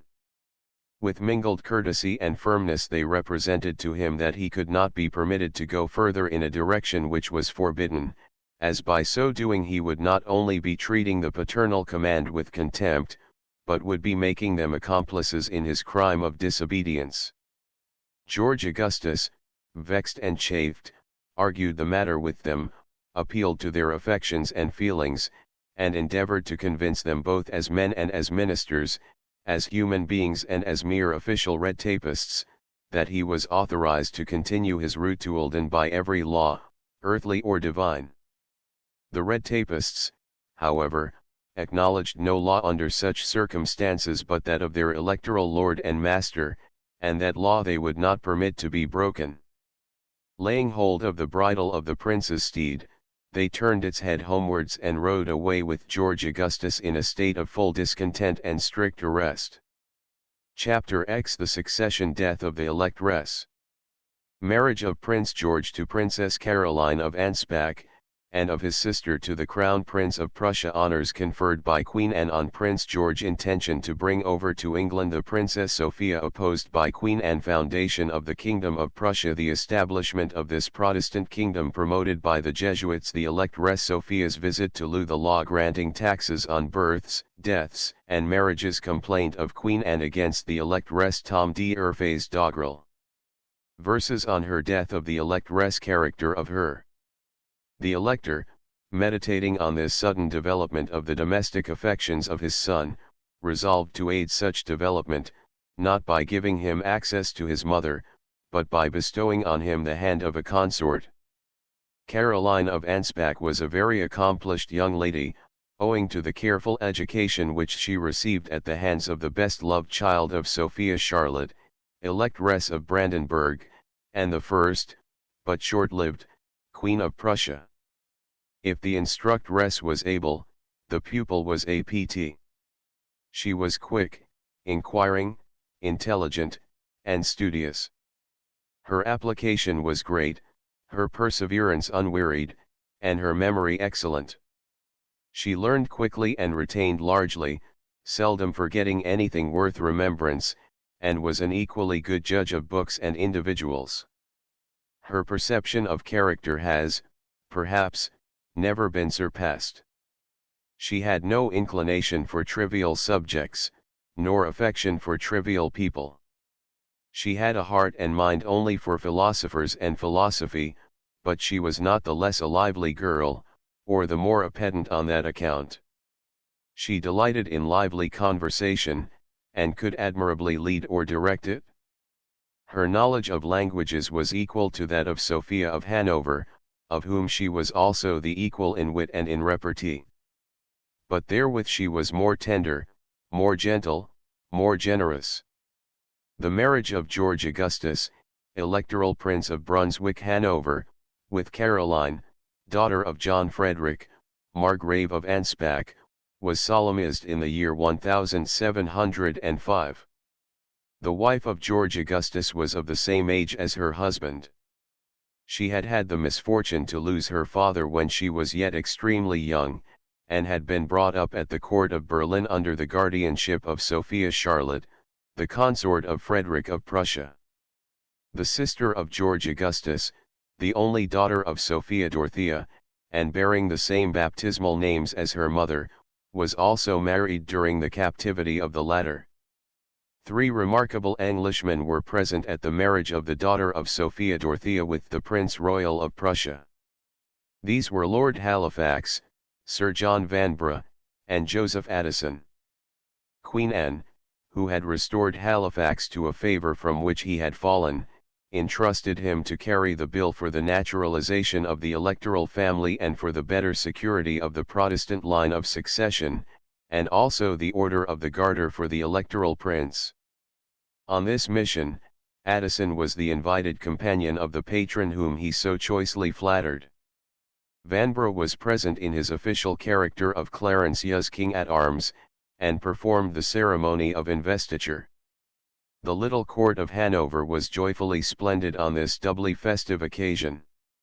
The nuptials were celebrated with more accompanying gladness than ever followed them. The pomp was something uncommon in its way, and the bride must have been wearied of being married long before the stupendous solemnity had at length reached its slowly arrived at conclusion. She became Queen of Prussia in 1712. Honours now fell thick upon the electoral family, but Sophia Dorothea was not permitted to have any share therein. In 1706, Queen Anne created her son, George Augustus, Baron of Tewkesbury, Viscount Northallerton, Earl of Milford Haven, Marquis and Duke of Cambridge. With these honours it was also decreed that he should enjoy full precedence over the entire peerage. There was a strong party in England whose most earnest desire it was that the electress Sophia, in whose person the succession to the crown of Great Britain was settled, should repair to London not permanently to reside there, but in order that during a brief visit she might receive the homage of the Protestant party. She was, however, reluctant to move from her books, philosophy, and cards, until she could be summoned as queen. Failing here, an attempt was made to bring over George Louis, who was nothing loath to come, but the idea of a visit from him was to poor Queen Anne the uttermost abomination. Her Majesty had some grounds for her dislike to a visit from her old wooer. She was nervously in terror of a monster popular demonstration. Such a demonstration was publicly talked of, and the enemies of the House of Stuart, by way of instruction and warning to the Queen, whose Jacobite bearing towards her brother was matter of notoriety, had determined, in the event of George Louis visiting England, to give him an escort into London that should amount to the very significant number of some 40 or 50,000 men. The Journal of the Lord Keeper, Cooper, states the official answer of the princess to all the invitations which had been agitated by the Hanoverian Tories during the year 1704 and the succeeding summer. At the Queen's Cabinet Council, Sunday, the 11th of November 1705, foreign letters read in Her Majesty's presence, the substance remarkable, that at Hanover was a person, agent to the discontented party here, to invite over the Princess Sophia and the Electoral Prince, afterwards George II, into England, assuring them that a party here was ready to propose it. That the Princess Sophia had caused the same person to be acquainted, that she judged the message came from such as were enemies to her family, that she would never hearken to such a proposal but when it came from the Queen of England herself, and withal she had discouraged the attempt so much that it was believed nothing more could be said in it. Sophia, who was naturally reluctant to come to England upon a mere popular or partisan invitation, would gladly have come on the bidding of the Queen. This was never given. In 1 year the Queen sent a request to the electress to aid her in promoting the peace of Europe, and a present to her goddaughter Anne, the first child of George Augustus and Caroline of Anspach. Earl Rivers carried both letter and present. The letter was acknowledged with cold courtesy by the electress, in a communication to the Earl of Strafford, Secretary of State. The communication bears date the 11th of November 1711, and, after saying that the gift is infinitely esteemed, the electress adds, "I would not, however, give my parchment for it, since that will be an everlasting monument in the archives of Hanover, and the present for the little princess will go, when she is grown up, into another family." Early in 1714 Anne addressed a powerful remonstrance to the aged electress, complaining that ever since the Act of Succession had been settled, there had been a constant agitation, the object of which was to bring over a prince of the Hanoverian house to reside in England, even during the writer's life. She accuses the electress of having come, though perhaps tardily, into this sentiment, which had its origin in political pretensions, and she adds, that if persevered in, it may end in consequences dangerous to the succession itself, which is not secure any other ways than as the princess who actually wears the crown maintains her authority and prerogative. Her Majesty addressed a second letter to George Augustus, as Duke of Cambridge, expressing her thoughts with respect to the design he had of coming into her kingdom. "I should tell you," she says, "nothing can be more dangerous to the tranquillity of my dominions, and the right of succession in your line, and consequently most disagreeable to me." The proud dowager electress had declared that she cared not when she died, if on her tomb could be recorded that she was Queen of Great Britain and Ireland. These words are said to have given great offence to Queen Anne. There is evidence that the last letters of Anne had something to do with the death of the electress. They had hardly been received and read, when her health, which had been for some time failing, grew worse. She rallied, however, for a time, and was able to take exercise, but the blow had been given from which she never recovered.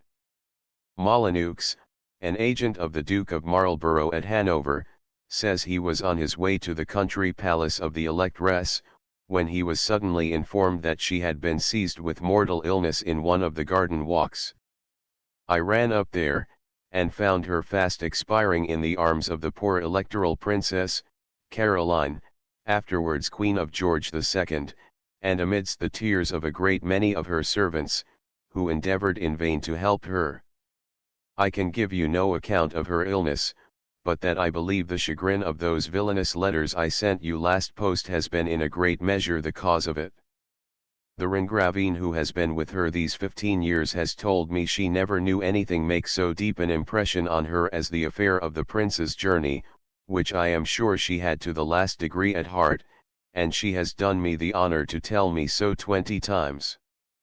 In the midst of this, however, these letters arrived, and these, I verily believe, have broken her heart and brought her with sorrow to the grave. The letters were delivered on Wednesday, at 7. When I came to court she was at cards, but was so full of these letters that she got up and ordered me to follow her into the garden, where she gave them to me to read, and walked and spoke a great deal in relation to them. I believe she walked 3 hours that night. The next morning, which was Thursday, I heard that she was out of order, and on going immediately to court, she ordered me to be called into her bedchamber. She gave me the letters I sent you to copy, she bade me send them next post, and bring them afterwards to her to court. This was on Friday. In the morning, on Friday, they told me she was very well, but seemed much chagrined. She was dressed, and dined with the elector as usual. At 4, she did me the honor to send to town for some other copies of the same letters, and then she was still perfectly well. She walked and talked very heartily in the orangery. After that, about 6, she went out to walk in the garden, and was still very well. A shower of rain came, and as she was walking pretty fast to get to shelter, they told her she was walking a little too fast. She answered, "I believe I do," and dropped down on saying these words, which were her last. They raised her up, chafed her with spirits, tried to bleed her, but it was all in vain, and when I came up, she was as dead as if she had been 4 days. So too such was the end, on the 10th of June 1714, of a very remarkable woman. Chapter 11. Eldon and England. The neglected captive of Eldon, unnoticed by her son-in-law, except to secure her property, Madame von Schulenburg, the Queen of Prussia, prohibited from corresponding with her imprisoned mother. The captive betrayed by Count de Bar. Death of Queen Anne. Anxiety felt for the arrival of King George the Duke of Marlborough's entry. Funeral of the Queen. Public entry of the King. Adulation of Dr. Young. Madame Kielman's egg. The new royal favourite. Horace Walpole's account of her. A Hanover garland. Ned Ward. The Tory poet. Expression of the public opinion. The Duchess of Kendal bribed by Lord Bolingbroke. Bribery and corruption. General abhorrence of parade by the King. During marriage festivals and court fetes held to celebrate some step in greatness, Sophia Dorothea continued to vegetate in Eldon. She was politically dead, and even in the domestic occurrences of her family, events in which a mother might be gracefully allowed to have a part, she enjoyed no share. The marriages of her children and the births of their children were not officially communicated to her. She was left to learn them through chance or the courtesy of individuals. Her daughter was now the second Queen of Prussia, but the King cared not to exercise his influence in behalf of his unfortunate mother-in-law. Not that he was unconcerned with respect to her. His consort was heiress to property over which her mother had control, and Frederick was not tranquil of mind until this property had been secured as the indisputable inheritance of his wife. He was earnest enough in his correspondence with Sophia Dorothea until this consummation was arrived at, and when he held the writings which secured the succession of certain portions of the property of the Duchess on his consort, he ceased to trouble himself further with any question connected with the unfortunate prisoner, except, indeed, that he forbade his wife to hold any further intercourse with her mother, by letter or otherwise. Few and trivial are the incidents told of her long captivity. The latter had been embittered, in 1703, by the knowledge that Mademoiselle von der Schulenburg was the mother of another daughter, Margaret Gertrude, of whom the Elector was the father. This child was 10 years younger than her sister, Petronilla Melusina, who subsequently figured at the court of George II. as Countess of Walsingham, and who was the uncared-for wife of Philip Stanhope, Earl of Chesterfield. Previous to the prohibition laid on his wife by the King of Prussia, an epistolary intercourse had been privately maintained between Sophia Dorothea and her daughter. Such intercourse had never received the king's sanction, and when it came to his knowledge, at the period of the settlement of part of the maternal property on the daughter, he peremptorily ordered its cessation. It had been maintained chiefly by means of a Chevalier de Bar, Ludwig, a privy councillor at Berlin, Frederick, a page of the Queen's, and a bailiff of the castle of Ilden. There were too many confederates in a matter so simple, and the whole of them betrayed the poor lady, for whom they professed to act. The most important agent was the Chevalier, in him the Duchess confided longest, and in his want of faith she was the last to believe. He had introduced himself to her by sending her presents of snuff, no unusual present to a lady in those days, though it is pretended that these gifts bore a peculiar signification, known only to the donor and the recipient. They probably had less meaning than the presents forwarded to the prisoner by her daughter, consisting now of her portrait, another time of a watch, or some other trinket, which served to pass a letter with it, in which were filial injunctions to the poor mother to be patient and resigned, and to put no trust in the Count de Bar. The prisoner did not heed the counsel, but continued to confide in a man who was prodigal of promise, and traitorous of performance. Her hopes were fixed upon escaping, but they were foiled by the watchfulness of noble spies, who exultingly told her that her husband was a king. And it is asserted that she might have been a recognized queen if she would but have confessed that she had failed in obedience towards her husband.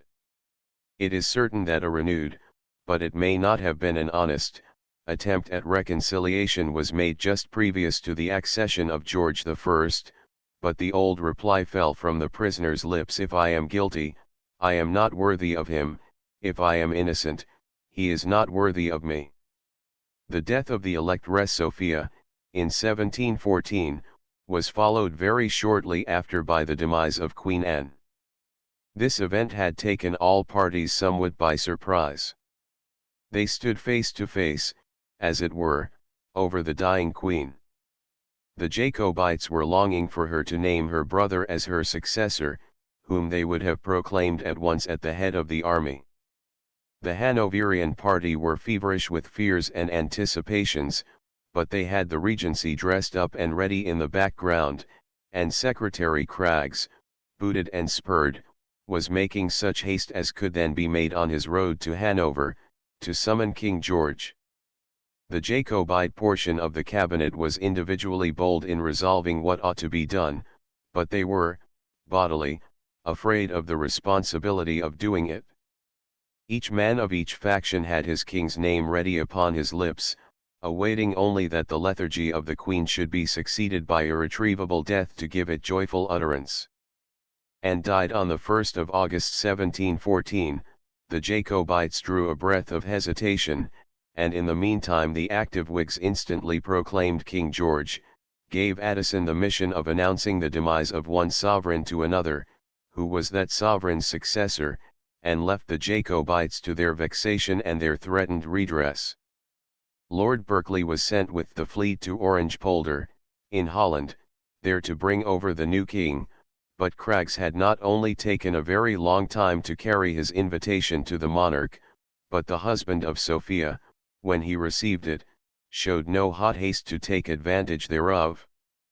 The Earl of Dorset was dispatched over to press his immediate coming, on the ground of the affectionate impatience of his new subjects. The king was no more moved thereby than he was by the first announcement of Lord Clarendon, the English ambassador, at Hanover.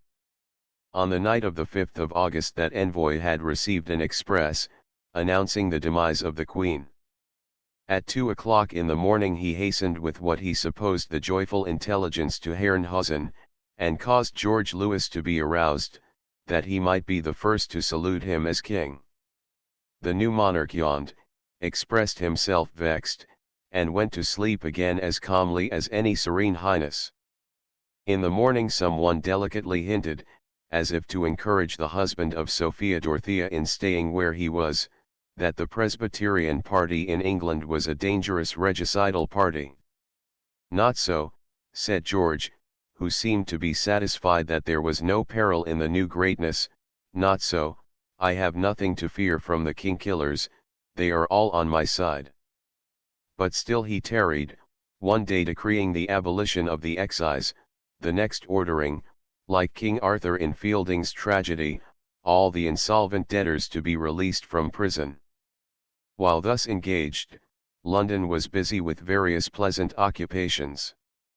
On the 3rd of August the late Queen was opened, and on the following day her bowels were buried, with as much ceremony as they deserved, in Westminster Abbey. The day subsequent to this ceremony, the Duke of Marlborough, who had been in voluntary exile abroad, and whose office in command of the imperial armies had been held for a short time, and not discreditably, by George Lewis, made a triumphant entry into London. The triumph, however, was marred by the sudden breaking down of his coach at Temple Bar, an accident ominous of his not again rising to power. The Lords and Commons then sent renewed assurances of loyalty to Hanover, and renewed prayers that the Lord there would doff his electoral cap, and come and try his kingly crown. To quicken this, the Lower House, on the 10th, voted him the same revenues the late Queen had enjoyed, excepting those arising from the Duchy of Cornwall, which were, by law, invested in the Prince of Wales. On the 13th Craggs arrived in town to herald the King's coming, and on the 14th the Hanoverian party were delighted to hear that on the Pretender repairing from Lorraine to Versailles, to implore of Louis to acknowledge him publicly as king, the French monarch had pleaded, in bar, his engagements with the House of Hanover, and that thereon the Pretender had returned dispirited to Lorraine. On the 24th of the month the late Queen's body was privately buried in Westminster Abbey, by order of her successor, who appeared to have a dread of finding the old lady of his young love yet upon the earth. This order was followed by another, which ejected from their places many officials who had hoped to retain them, and chief of these was Bolingbroke. London then became excited at hearing that the King had arrived at The Hague on the 5th of September. It was calculated that the nearer he got to his kingdom the more accelerated would be his speed, but George was not to be hurried. Madame Kielmansegg, who shared what was called his regard with Mademoiselle von der Schulenburg, had been retarded in her departure from Hanover by the heaviness of her debts. The daughter of the Countess von Platen would not have been worthy of her mother had she suffered herself to be long detained by such a trifle. She, accordingly, gave her creditors the slip, set off to Holland, and was received with a heavy sort of delight by the King. The exemplary couple tarried above a week at The Hague, and, on the 16th of September George and his retinue set sail for England. Between that day and the day of his arrival at Greenwich, the heads of the Regency were busy in issuing decrees. Now it was for the prohibition of fireworks on the day of His Majesty's entry, next against the admission of unprivileged carriages into Greenwich Park on the King's arrival, and, lastly, one promising £100,000 to any loyal subject who might be lucky enough to catch the Pretender in England, and who would bring him a prisoner to London. On the 18th of September the King landed at Greenwich, and on the 2 following days, while he sojourned there, he was waited on by various officials, who went smiling to the foot of the throne, and came away frowning at the cold treatment they received there. They who thought themselves the most secure endured the most disgraceful falls, especially the Duke of Ormond, who, as Captain General, had been 3 parts inclined to proclaim the Pretender. He repaired in gorgeous array to do homage to King George, but the King would only receive his staff of office, and would not see the ex-bearer of it, who returned home with one dignity the less, and for George one enemy the more. The public entry into London on the 20th was splendid, and so was the court holden at St. James's on the following day. A lively incident, however, marked the proceedings of this first court. Colonel Chudleigh, in the crowd, branded Mr. Allworth, MP for New Windsor, as a Jacobite, whereupon they both left the palace, went in a coach to Marylebone Fields, and there fought a duel, in which Mr. Allworth was killed on the spot. This was the first libation of blood offered to the king. No poet affected to deplore the decease of Anne with such profundity of jingling grief as Young. He had not then achieved a name, and he was eagerly desirous to build up a fortune. His Threnody on the death of Queen Anne is a fine piece of measured maudlin, but the author appears to have bethought himself, before he had expended half his stock of sorrows, that there would be more profit in welcoming a living than bewailing a defunct monarch. Accordingly, wiping up his tears, and arraying his face in the blandest of smiles, he addressed himself to the double task of recording the reception of George and registering his merits. He first, however, apologetically states, as his warrant for turning from weeping for Anne to cheering for George, that all the sorrow in the world cannot reverse doom, that groans cannot unlock th inexorable tomb, that a fond indulgence of woe is sad folly, for, from such a course, he exclaims, with a fine eye to a poet's profit, what fruit can rise or what advantage flow? So, turning his face from the tomb of Anne to the throne of George, he grandiosely waves his hat, and thus he sings, welcome great stranger to Britannia's throne. Nor let thy country think thee all her own. Of thy delay how oft did we complain. Our hope reached out and met thee on the main. With prayer we smooth the billows for thy feet, with ardent wishes fill thy swelling sheet, and when thy foot took place on Albion's shore, we, bending, blessed the gods and asked no more. What hand but thine should conquer and compose, join those whom interest joins, and chase our foes, repel the daring youth's presumptuous aim, and by his rival's greatness give him fame. Now, in some foreign court he may sit down, and quit without a blush the British crown, secure his honor, though he lose his store, and take a lucky moment to be poor. This sneer at the pretender is as contemptible as the flattery of George is gross, and the picture of an entire nation on its knees, blessing Olympus and bidding the gods to restrain all further gifts, is as magnificent a mixture of bombast and blasphemy as ever was made up by venal poet. But here is more of it, nor think, great sir, now first at this late hour, in Britain's favour you exert your power. To us, far back in time, I joy to trace the numerous tokens of your princely grace, whether you chose to thunder on the Rhine, inspire grave councils, or in courts to shine. In the more scenes your genius was displayed, the greater debt was on Britannia laid. They all conspired this mighty man to raise, and your new subjects proudly share the praise. Such is the record of a rhymer. Walpole, in plain and truthful prose, tells a very different story.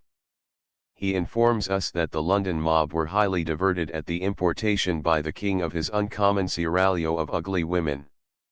They were food, he says, for all the venom of the Jacobites, and so far from Britain thanking him for coming himself, or for bringing with him these numerous tokens of his princely grace, nothing could be grosser than the ribaldry vomited out in lampoons, libels, and every channel of abuse, against the sovereign and the new court, and chanted even in their hearing about the public streets. Mademoiselle von Schulenburg, was created Duchess of Kendal.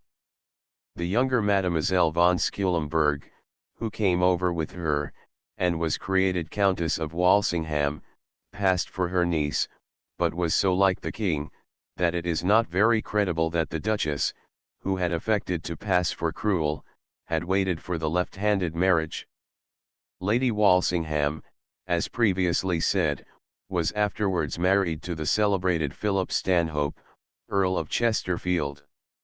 To the Duchess of Kendal George, who was so shocked at the infidelity of which his wife was alleged to be guilty, was to the mistress as inconstant as to the wife he had been untrue.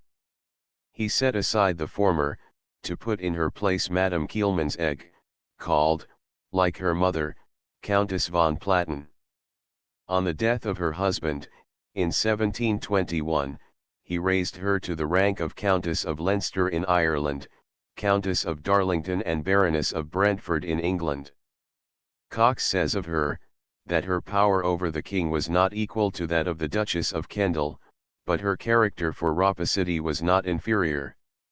Horace Walpole has graphically portrayed Lady Darlington in the following passage: Lady Darlington, whom I saw at my mother's in my infancy, and whom I remember by being terrified at her enormous figure, was as corpulent and ample as the Duchess was long and emaciated.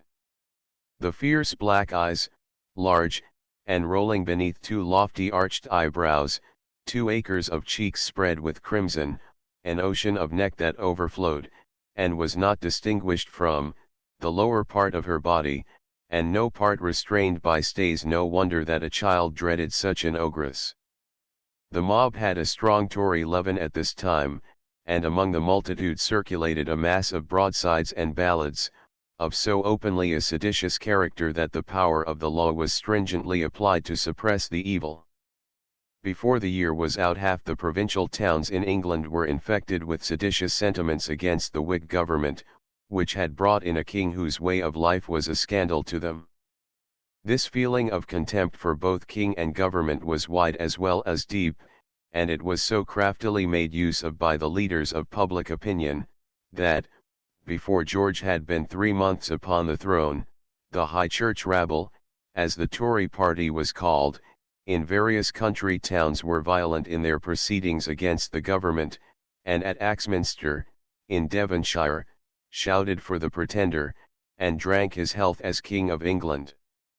The conduct of George to his wife, Sophia Dorothea, was as satirically dealt with, in the way of censure, as any of his delinquencies, and his character as a husband was not forgotten in the yearly tumults of his time, which broke out on every recurring anniversary of Queen Anne's birthday, April the 23rd, to the end of his reign. If the new king was dissatisfied with his new subjects, he liked as little the manners of England. "This is a strange country," said His Majesty, the first morning after my arrival at St. James's. I looked out of the window, and saw a park, with walks, a canal, and so forth, which they told me were mine. The next day, Lord Chetwynd, the ranger of my park, sent me a fine brace of carp out of my canal, and I was told that I must give 5 guineas to Lord Chetwynd's servant, for bringing me my own carp, out of my own canal, in my own park. The monarch's mistresses loved as much to receive money as the king himself loved little to part from it. The Duchess of Kendal's rapacity has been mentioned. One instance of it is mentioned by Cox, on the authority of Sir Robert Walpole, to the effect that the restoration of Lord Bolingbroke was the work of the Duchess of Kendal. He gained the Duchess by a present of £11,000, and obtained a promise to use her influence over the king for the purpose of forwarding his complete restoration. Horace Walpole states that the Duchess was no friend of Sir Robert, and wished to make Lord Bolingbroke minister in his room. The rapacious mistress was jealous of Sir Robert's credit with the monarch. Monarch and minister transacted business through the medium of indifferent Latin, the king not being able to speak English, and Sir Robert, like a country gentleman of England, knowing nothing of either German or French. It was much talked of, says the lively writer of the Reminiscences of the Courts of the first 2 Georges, that Sir Robert, detecting one of the Hanoverian ministers in some trick or falsehood before the king's face, had the firmness to say to the German, "Ment iris impudentissime." The good-humoured monarch only laughed, as he often did when Sir Robert complained to him of his Hanoverians selling places, nor would be persuaded that it was not the practice of the English court. The singularity of this complaint is, that it was made by a minister who was notorious for complacently saying, that every man in the House of Commons had his price. Chapter 12. Crown and Grave. Arrival of Caroline, Princess of Wales. The King dines at the Guildhall. Proclamation of the Pretender. Counter-proclamations. Government prosecutions. A mutiny among the troops. Impeachment of the Duke of Ormond of high treason. Punishment of political offenders. Failure of rebellion in Scotland. Punishment for wearing oak boughs. Riot at the Mug House in Salisbury Court, and its fatal consequences. The Prince of Wales removed from the palace. Dissensions between the king and the prince. Attempt on the life of King George. Marriage of the king's illegitimate daughter. The South Sea Bubble. Birth of Prince William, the Butcher of Culloden. Death of the Duchess of Zell. Stricter imprisonment of the captive of Eldon. Her calm death. A new royal favourite, Mrs. Brett. Death of the king. While Sophia Dorothea continued to linger in her prison, her husband and son, with the mistresses of the former and the wife of the latter, were enjoying the advantages and anxieties which surround a throne. The wife of the Prince of Wales, Caroline, arrived at Margate on the 13th of October. She was accompanied by her two eldest daughters, Anne and Amelia. Mother and children rested during one day in the town where they had landed, slept one night at Rochester, and arrived at St. James's on the 15th. The royal coronation took place in Westminster Abbey on the 20th of the same month. Amid the pomp of the occasion, no one appears to have thought of her who should have been queen consort. There was much splendour and some calamity, for as the procession was sweeping by, several people were killed by the fall of scaffolding in the palace yard. The new king entered the abbey amid the cheers and screams of an excited multitude. 3 days after, the monarch, with the Prince and Princess of Wales, dined with the Lord Mayor and Corporation in the Guildhall, London, and there George performed the first grateful service to his people, by placing 1,000 guineas in the hands of the sheriffs, for the relief of the wretched debtors then immured in the neighbouring horrible prisons of Newgate and the Fleet. Within a month, the general festivities were a little marred by the proclamation of the Pretender, dated from Lorraine, wherein he laid claim to the throne which George was declared to have usurped. At this period the Duke of Lorraine was a sovereign prince, maintaining an envoy at our court, but the latter was ordered to withdraw from the country immediately after the arrival of the Lorraine proclamation by the French mail. Already George I began to feel that on the throne he was destined to enjoy less quiet than his consort in her prison. The counter-proclamations made in this country, chiefly on account of the Jacobite riots at Oxford and some other places, were made up of nonsense and molly goodnighty, and were well calculated to make a good cause wear the semblance of a bad one. They decreed, or announced, Thanksgiving on the 20th of January, for the accession of the House of Hanover, and, to show what a portion of the people had to be thankful for, they ordered a rigorous execution of the laws against papists, non-jurors, and dissenters generally, who were assumed to be, as a matter of course, disaffected to the reigning house. After some of the first troubles of his reign had been got over, the king visited Hanover, where he invested his brother, the Duke of York, and Prince Frederick with the Order of the Garter. He even partook of the pleasures of the chase in the woods around Eldon, but except ordering a more stringent rule for the safekeeping of his consort, he took no further notice of Sophia Dorothea. He returned to London on the 18th of January 1716-17, and on that day week, hearing that the episcopal clergy of Scotland continued to refuse to pray for him, he issued a decree, which compelled many to fly the country or otherwise abscond. The English clergy experienced even harsher treatment for less offence. I may mention, as an instance, the case of the Reverend Lawrence Howell, who, for writing a pamphlet called The State of Schism in the Church of England truly stated, was stripped of his gown by the executioner, fined 500 imprisoned 3 years, and was sentenced to be twice publicly whipped by the hangman. On the first absence of the king from England, the Prince of Wales was appointed regent, but he was never entrusted with that high office a second time. It is probable, says Walpole, that the son discovered too much fondness for acting the king, as that the father conceived a jealousy of his having done so. Sure it is, that on the king's return, great divisions arose in the court, and the Whigs were divided, some devoting themselves to the wearer of the crown and others to the expectant. So that, in the second year of his reign, the king not only held his wife in prison, but his son and heir was banished from his presence. Passing over the record of public events, the next interesting fact connected with the private life of the faithless husband of Sophia Dorothea was the marriage of his illegitimate daughter Charlotte with Lord Viscount Howe. The bride's mother was Charlotte Sophia, daughter of the Countess von Platen, and Charlotte Sophia was decently married to Baron Kielmansegg, Master of the Horse to George I. In 1719, at the time of the above marriage, the Baroness was a widow. George I himself gave away the bride as the Baroness's niece.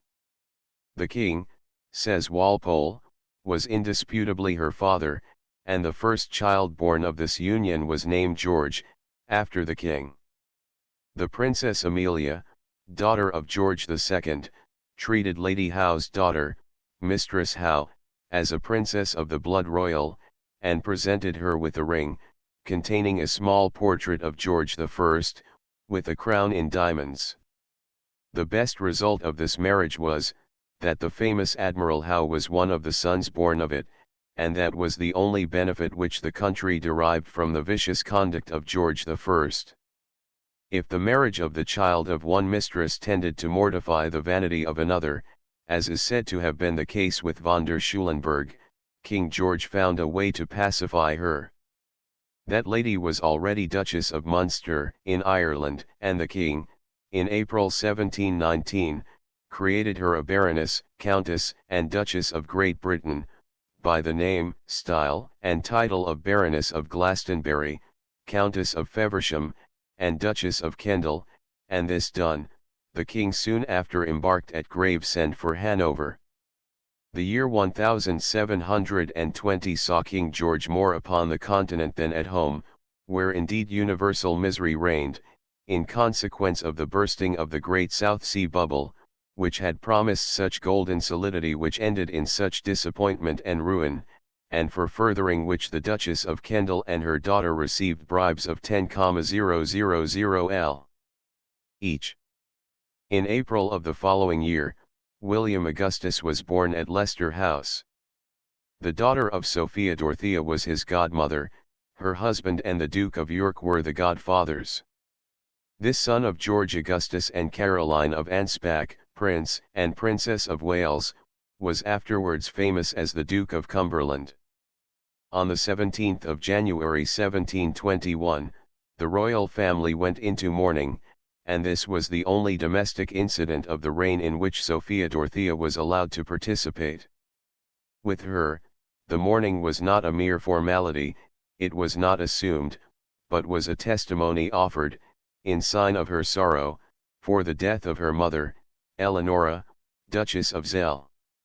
The Duchess had seen little of her daughter for some time previous to her death, but she bequeathed to her as much of her private property as she had power to dispose of by will. Sophia Dorothea had now a considerable amount of funds placed to her credit in the Bank of Amsterdam.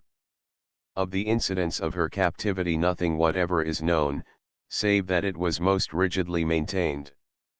She was forgotten by the world, because unseen, and they who kept her in prison were as silent about her as the keepers of the Man in the Iron Mask were about that mysterious object of their solicitude. Where little is known there is little to be told. The captive bore her restraint with a patience which even her daughter must have admired, but she was not without hopes of escaping from a thraldom from which it was clear she could never be released by the voluntary act of those who kept her in an undeserved custody. It is believed that her funds at Amsterdam were intended by her to be disposed of in the purchase of aid to secure her escape, but it is added that her agents betrayed her, embezzled her property, and by revealing for what purpose they were her agents, brought upon her a closer arrest than any under which she had hitherto suffered. Romance has made some additions to these items of intelligence items, great portions of which rest only on conjecture. The undoubted fact that much of the property which she inherited was to pass to her children rendered the death of a mother a consummation to be desired by, it was said, so indifferent a son and daughter as the Prince of Wales and the Queen of Prussia. The interest held by her husband was of a similar description, and the fatal consequences that might follow were not unprovided for by the friends of the prisoner. It is known, says Walpole, that in Queen Anne's time there was much noise about French prophets. A female of that vocation, for we know from Scripture that the gift of prophecy is not limited to one gender, warned George I to take care of his wife, as he would not survive her a year. That oracle was probably dictated to the French Deborah by the Duke and Duchess of Zell, who might be apprehensive that the Duchess of Kendal might be tempted to remove entirely the obstacle to her conscientious union with their son-in-law. Most Germans are superstitious, even such as have few other impressions of religion. George gave such credit to the denunciation, that, on the eve of his last departure, he took leave of his son and the Princess of Wales with tears, telling them he should never see them more. It was certainly his own approaching end that melted him, not the thought of quitting forever two persons that he hated. The poor princess, Queen of Great Britain, as those who loved her were wont to call her, had been long in declining health, born of declining hopes, and yet she endured all things with patience, contenting herself in her last moments with reasserting her innocence, commending herself to God, naming her children, and pardoning her oppressors. On the 2nd of November 1726, after much hope, not only deferred but crushed out, after much disappointment of expectations, built on the promises of false friends, and after marked but gradual decrease of health, Sophia Dorothea became suddenly and dangerously ill. She lost all consciousness, and on the 13th of the month she lay dead on her bed in the castle of Eldon. The news soon reached Hanover, where the authorities, with a feeling of becomingness, ordered a general mourning as for the death of a queen in the land. As soon as this decent step was known in England, the king was vulgar in his wrath. He sent peremptory orders to Hanover to do away immediately with all signs of mourning, and the officials, if not the public, went into ordinary, or holiday, gear. At the court of Berlin, the daughter of Sophia Dorothea, the king, and consequently all the Prussian fashionable world, assumed the deepest mourning, as for a Queen of England so nearly allied to the Queen of Prussia. The King of Great Britain took this natural circumstance for an insult, but he was obliged to bear, albeit with blaspheming impatience, what he could not resent. The simple royal order for the funeral was that the Duchess of Eldon should be buried in a grave dug for her on the banks of the Aller. The soil was dug into, over and over again, but the water rushed in and mocked the attempts of the workmen. Meanwhile, the body of Sophia Dorothea lay in a plain leaden coffin in the castle and no one knew what to do with it, for fear of offending the king. After several weeks had passed, a few strong men carried it down to a cellar, and, covering it over with a cartload or two of sand, left it till further gracious orders should arrive from over the water. At the end of 6 months there was a stir in the royal stud stables at Zell. 4 of the king's horses were taken thence and were ridden over to Eldon. The chief of the men in charge there showed the royal order by which he was commissioned to take up the body from beneath the heap of sand and carry it back to Zell. And this was to be done without any ceremony whatever. Accordingly, at midnight the coffin was dragged from under the sand, hoisted into a suitable vehicle, and it was unceremoniously jolted over the rough roads till it reached the chief church in the old ducal city of Zell. The necessary workpeople were ready. They carried the plain leaden coffin down to the vault below, and without any circumstance of prayer or outward respect, they cast it into a corner, and there it still lies, without even a name on the rough lead to indicate whose sad burthen of life is deposited within. Her royal husband in England simply notified in the London Gazette that a Duchess of Eldon had died at her residence on the date above named, but he did not add that he had thereby lost a wife, or his children lost a mother.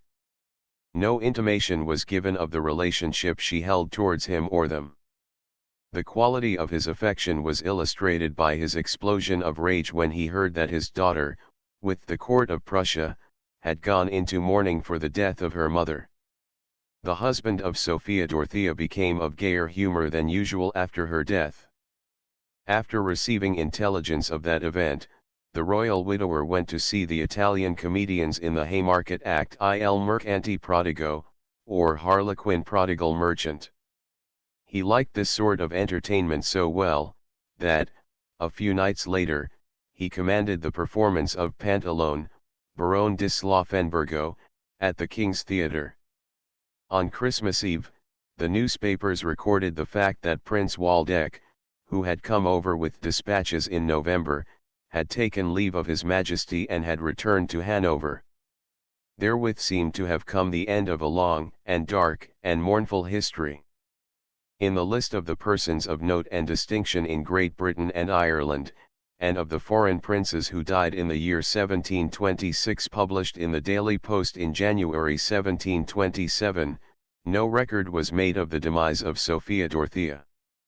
On the other hand, there is an entry of a bereavement by which her husband, the king, had been afflicted, in the same month of November, namely, in the death of Mr. Muhammad, valet de chamber to His Majesty.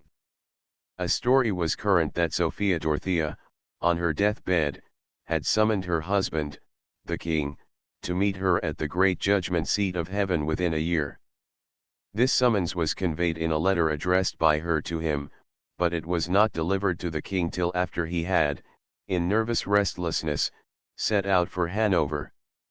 On the night of the 2nd of June 1727, little Horace Walpole, then 10 years old, was conducted by the king's illegitimate daughter, Petronilla Melusina, Lady Walsingham, to the king himself, to kiss the royal hand as His Majesty passed on his way to sup, for the last time, as it proved, with Petronilla's mother, the former von der Schulenburg, now Duchess of Kendal, the king's old mistress. This presentation had been accorded to the prayer of the First Minister's wife, Horace Walpole's mother. On the following day, the 3rd of June, the king left England.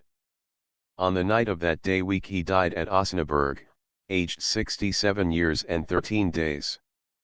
The king had landed at Veer, in Holland, on the 7th, and he travelled thence to Utrecht, by land, escorted by the guards to the frontiers of Holland. On Friday, the 9th, he reached Daldon, at 12 at night, when he was apparently in excellent health. He partook of supper largely, and with appetite, eating, among other things, part of a melon, a fruit which has killed more than one emperor of Germany. At 3 the next morning he resumed his journey.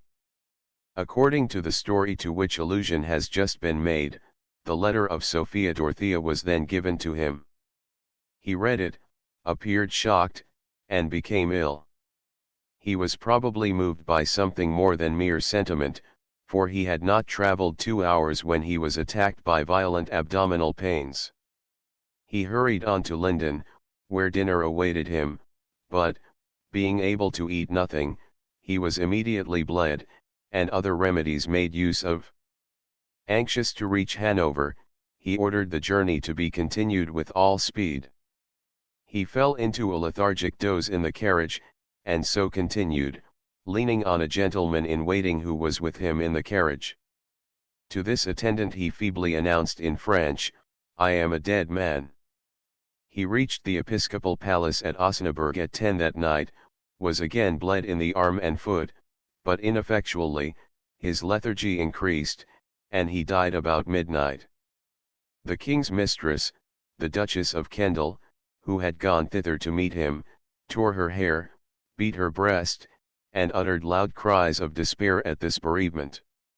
She repaired to Brunswick and shut herself up, for 3 months, as the most afflicted of widows.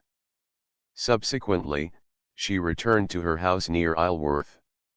A raven was the last pet of this lady, and the familiarity of the two gave rise to the popular legend that George had promised to visit his old mistress, after death, if such circumstance were allowed, and that he was keeping his word in the shape of the much caressed bird in sables. Even in her estrangement from her husband, Sophia Dorothea never uttered a word of complaint against him. She never failed to exhibit either mildness or dignity in her captivity, on the contrary, she manifested both, and Cox says of her, in his Memoirs of Walpole, that, on receiving the sacrament once every week, she never omitted making the most solemn asseverations that she was not guilty of the crime laid to her charge. Her son, George II, had a double fault in his father's eyes, namely, his popularity, and, at one time, his love for his mother whom he loved, we are told, as much as he hated his father. A pleasant household, a sorry hearth, mistresses resting their rouged cheeks on the monarch's bosom, a wife in prison, and a son hating her oppressor, and loving, but not redressing, the oppressed. Had Sophia Dorothea survived her consort, her son, it is said, had determined to bring her over to England and proclaim her Queen Dowager. Lady Suffolk, the snubbed mistress of that son, expressed to Horace Walpole her surprise on going, in the morning after the intelligence of the death of George I had reached England, to the new Queen, at seeing, hung up in the Queen's dressing room, a whole length of a lady in royal robes, and, in the bed-chamber, a half-length of the same person, neither of which Lady Suffolk had ever seen before. The prince had kept them concealed, not daring to produce them during the life of his father. The whole length he probably sent to Hanover. The half-length I have frequently seen in the library of the Princess Amelia, who told me it was the property of her grandmother. She bequeathed it, with other pictures of her family, to her nephew, the Landgrave of Hesse. If George II never in his later days named his mother, it was because the enemies of the dynasty pretended to trace in the features of the second George a likeness to Count Königsmarck, his mother's gallant cavalier. The Whigs had denied the legitimacy of the son of James II, and the Tories embraced with eagerness an opportunity to deny that of the heir of Brunswick. The son of Sophia Dorothea was the pupil of his grandmother, Sophia of Hanover, and his boyhood did little credit to the system, or the acknowledged good sense of his instructress. When the Earl of Macclesfield was at Hanover, in the year 1700, bearing with him that act of succession which secured a throne for the husband and son of Sophia Dorothea, that son, George Augustus, was not yet out of his teens. He was of that age at which a prince is considered wise enough to rule kingdoms, but is yet incapable of governing himself. At that time he was said to give the greatest hopes of himself that we, or any people on earth, could desire. He was not of proud stature, indeed, and Alexander was not 6 feet high, but Toland asserts, what is very hard to believe, that George possessed a winning countenance, and a manly aspect and deportment. In later years, he was rigid of feature, and walked as a man does who is stiff in the joints. He was, in the days of his youth, a graceful and easy speaker, that is, his phrases were well constructed, and he expressed them with facility. His complexion was fair, and his hair a light brown. Like his father, he spoke Latin fluently, and English much better than his father, but with a decided foreign accent, like William of Orange. As the utmost care was taken, according to Toland, to furnish him with such other accomplishments as are fit for a gentleman and a prince, it is a pity that he made so unprofitable a use of so desirable a provision.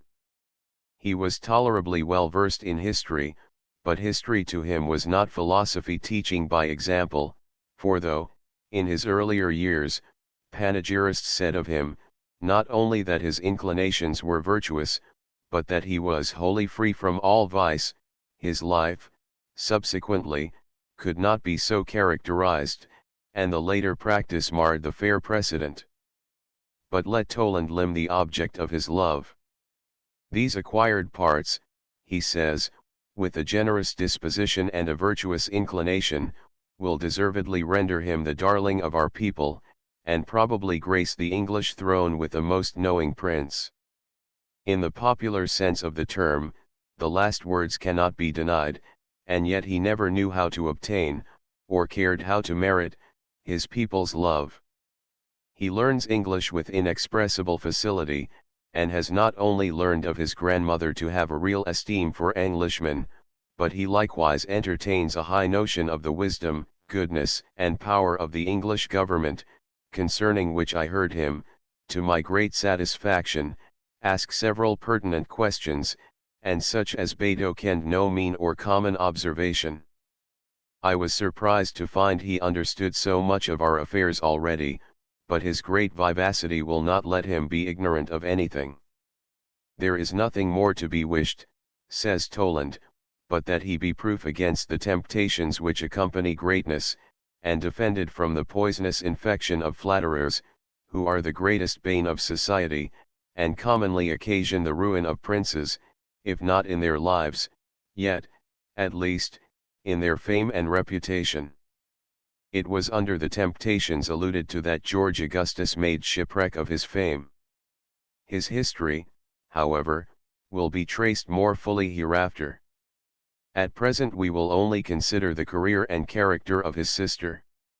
The daughter of Sophia Dorothea, some years younger than her brother, was a promising girl when the act of succession opened a throne to her father, but not to her mother. She had in her youth sweetness of manners, fairness of features, and a soft and winning voice. Her fair brown hair, as in her mother's case, heightened the grace and charms of a fair complexion, and her blue eyes were the admiration of the poets, and the inspiration even of those whom the gods had not made poetical. Her features, taken singly, were not without defect, but the expression which pervaded them was a good substitute for purely unintellectual beauty. The electress Sophia was, if not her governess, the superintendent of her governesses, and the training, rigid and formal, failed in the development that was most to be desired. In minding her discourse to others, says Toland, and by what she was pleased to say to myself, she appears to have a more than ordinary share of good sense and wit. The whole town and court commend the easiness of her manners, and the evenness of her disposition, but, above all her other qualities, they highly extol her good humor, which is the most valuable endowment of either sex, and the foundation of most other virtues. Upon the whole, considering her personal merit and the dignity of her family, I heartily wish and hope to see her some day Queen of Sweden. This hearty wish was not to be realized. The younger Sophia Dorothea became the wife of a brute and the mother of a hero. The old paternal Signoria of D. Olbrius, dans le Pays d'Aulnes, was raised to the dignity of a countship in 1729. It became the property of Sophia Dorothea's children, George II, King of England, and Sophia, Queen of Prussia. They, with some propriety but probably under constraint of the law of France, made it over to the nearest French relative of Eleonora d'Olbrius, Sophia Dorothea's mother, Alexander Prévost de Gaimont. This would seem to be the end of a sad history. But the persecution of Sophia Dorothea did not terminate with her life. 107 years after Sophia Dorothea had ended that unhappy life, her unhappy story was revived, and her memory was now made to suffer under calumny that had not been thought of in her lifetime.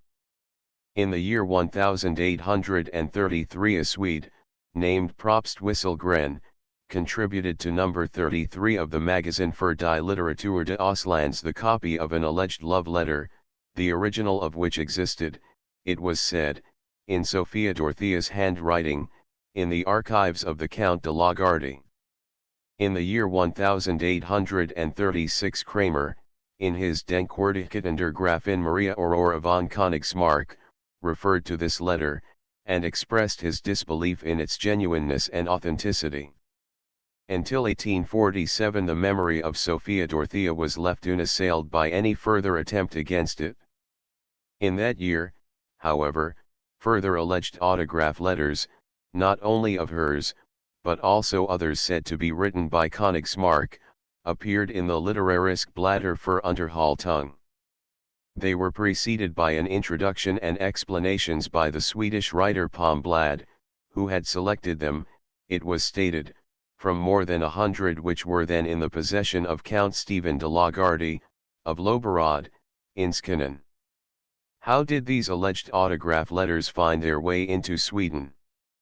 They had previously been kept, we are gravely told, in a drawer in Fawedskloster, by the widowed Countess Amelia Ramel, a Lowenhaupt by birth, at whose death, in 1810, they came into the possession of her son, a Count de Lagarde. Loberod was acquired by a Count Jacob Gustus de Lagarde in 1817. But how did the Lady Amelia Ramel become the holder of these extraordinary documents? The answer is, as the descendant of General Karl von Lowenhaupt, who had married Amelia, one of the two sisters of Königsmark. This lady is stated to have made over this mass of letters to her children, with this observation, here are the letters captured again, Wiedererobert, at great peril, which cost a brother his life and a king's mother her freedom. Captured, seized, recovered at great peril. When? Where? By whom? From whom? No reply, not the smallest particle of evidence is given on these important points. If they were obtained under circumstances of great danger, it must have been from someone who considered them of great importance, but who must have allowed himself to be plundered of them with great indifference. No one ever heard of the robbery or capture, nor of the means by which it was effected. In 1838 one letter saw the light. In 1847 several were published in Germany and Sweden. To all inquiry, no other answer has been made than that the letters had existed since 1810 in the keeping of the persons above named, that they had come down from Amelia Königsmark, who had wedded with a Lowenhaupt, that they were genuine letters, and that they conclusively proved the guilt of Sophia Dorothea and Count Königsmark. Sophia Dorothea, it must be remembered, never had the guilt implied laid to her charge. The name of Königsmark was never once uttered at her trial, if it may so be called. She was punished for alleged disobedience to, and desertion of, her husband. She retained so much of the character of a wife that she was not allowed to marry again. She remained till her death the wife of a king of England, with whom she would hold no association.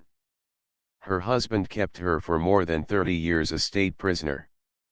How could this cruelty be better justified than by blasting her character and memory forever long after all parties were far beyond questioning? How could this dire penalty be inflicted, after death, more easily than by preparing a correspondence between the two personages, which might be kept in a cloister drawer till it could be produced to serve its infamous purpose? The persons who held these papers in later years may have conscientiously believed in their genuineness. Of the contemporaries of Sophia Dorothea, the Countess von Platen and even Bernstorff are said to have been able to imitate the handwriting of Sophia Dorothea. We do not insinuate that they were willing to forge these letters. But someone probably did so. Königsmark's letters may indeed be genuine, but it does not follow that they were addressed to the wife of him who was afterwards George I. Without name, date, or address, they might serve to calumniate any other lady of Sophia Dorothea's time. Of the letters themselves, Palmblad, who inspected the precious collection, states in his Aurora Königsmark, or rather in an appendix to the first part of that historical romance, that they consist of several hundreds, of which 2/3 are by Königsmark, the other third by Sophia Dorothea, and that in print they would fill a stout volume. Those of the princess are in an elegant, somewhat flowing hand, and, with rare exception, correct in expression. They are on fine, gilt-edged paper. Königsmark's letters are, we are told, on coarse, thick paper, which hardly agreed with his fine gentlemanly style in everything. They are legibly written, but the spelling is that of an ignorant schoolboy. In some portions, ciphers, numbers, or disguised names were used, the interpretation of which was easily got at, as would be the case if the letters were forged and were intended to be easily understood a century after the events had happened to which they referred. Very few of the letters, none of importance, have any address on them. They have strayed from their envelopes, says Palmblad, but envelopes were not then in use. Letters were folded and the address written on the blank outside folding. Some few, according to Palmblad, have external directions and are sealed with Königsmarck's private seal, a heart within the motto, Così fos il vostro dentro il mio, so may be yours within mine. The postmark is on some.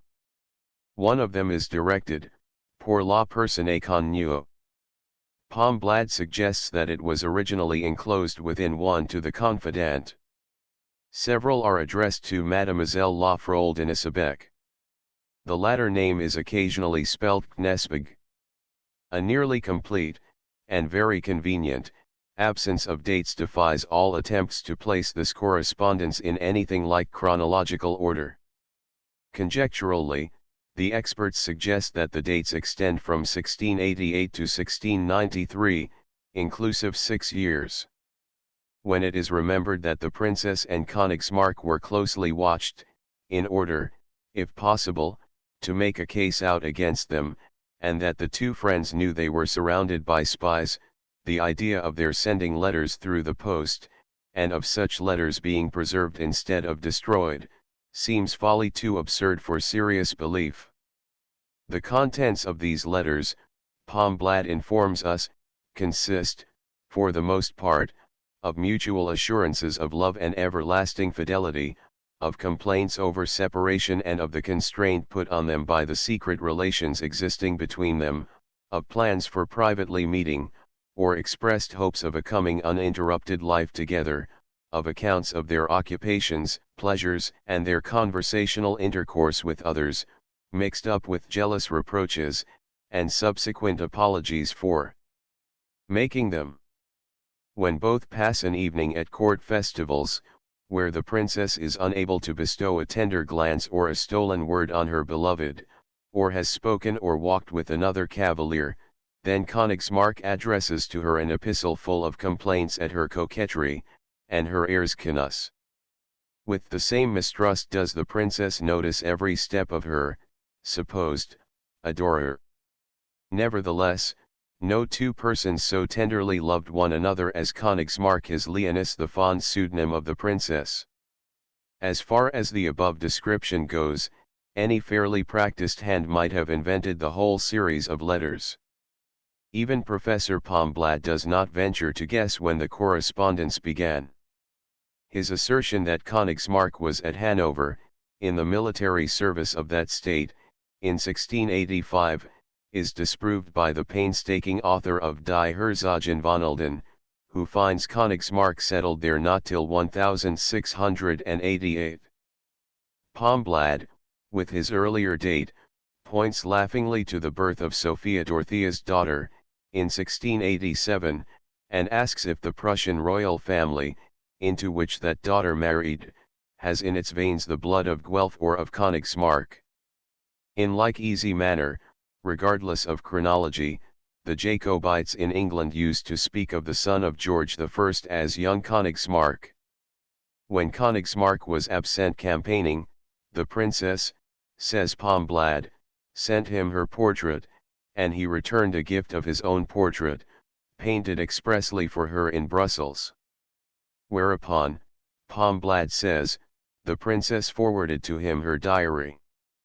This has not yet been found or forged, but Palmblad has no doubt as to the nature of its contents. The whole story is founded on letters which the least scrupulous of autograph dealers would hesitate to warrant. What follows is to be read with the remembrance that the plotters against Sophia Dorothea never lost sight of her or of the Count. They could not make a step without being observed by spies, employed by principals who wished to destroy both the princess and Königsmarck. Through the very eye-holes of the tapestried figures in the palace human eyes peered, in search of evidence to work the ruin of those two friends. Not finding it, Königsmarck was secretly murdered, and Sophia Dorothea shut up for the remainder of her life, on no other charge than that of deserting her husband's society and refusing to return to it. This is Palmblad's story. During Königsmarck's presence at court, he was generally admitted to the princess by her confidant after midnight, and he sometimes remained 24 hours with her. He had previously declared himself indisposed and under medical regimen as an excuse for appearing to keep within doors. Adds Palmblad, bolder grown, the princess herself glided secretly at night into Königsmarck's quarters, which were at some distance from the palace. She speaks in the most fervid expressions of her love, her ardor, and declares herself ready to sacrifice for him her reputation, and to accompany him to the remotest corner of the world. Königsmarck hesitates, his fortune is not secure, his position uncertain, and he must first seek glory and riches in war, but her prayers detain him in Hanover. These two persons could have said this and more to one another in complete or comparative safety. To write such things down, and to preserve what was written, was madness, fatal to life and honor if discovered. But if these, and much worse, were not written down by someone, how could Sophia Dorothea be made infamous forever in the eyes of posterity? One can only judge of the bushel by the sample, and of the whole correspondence, which is now in the library of the University of Lund, by the fragmentary extracts which have been made public.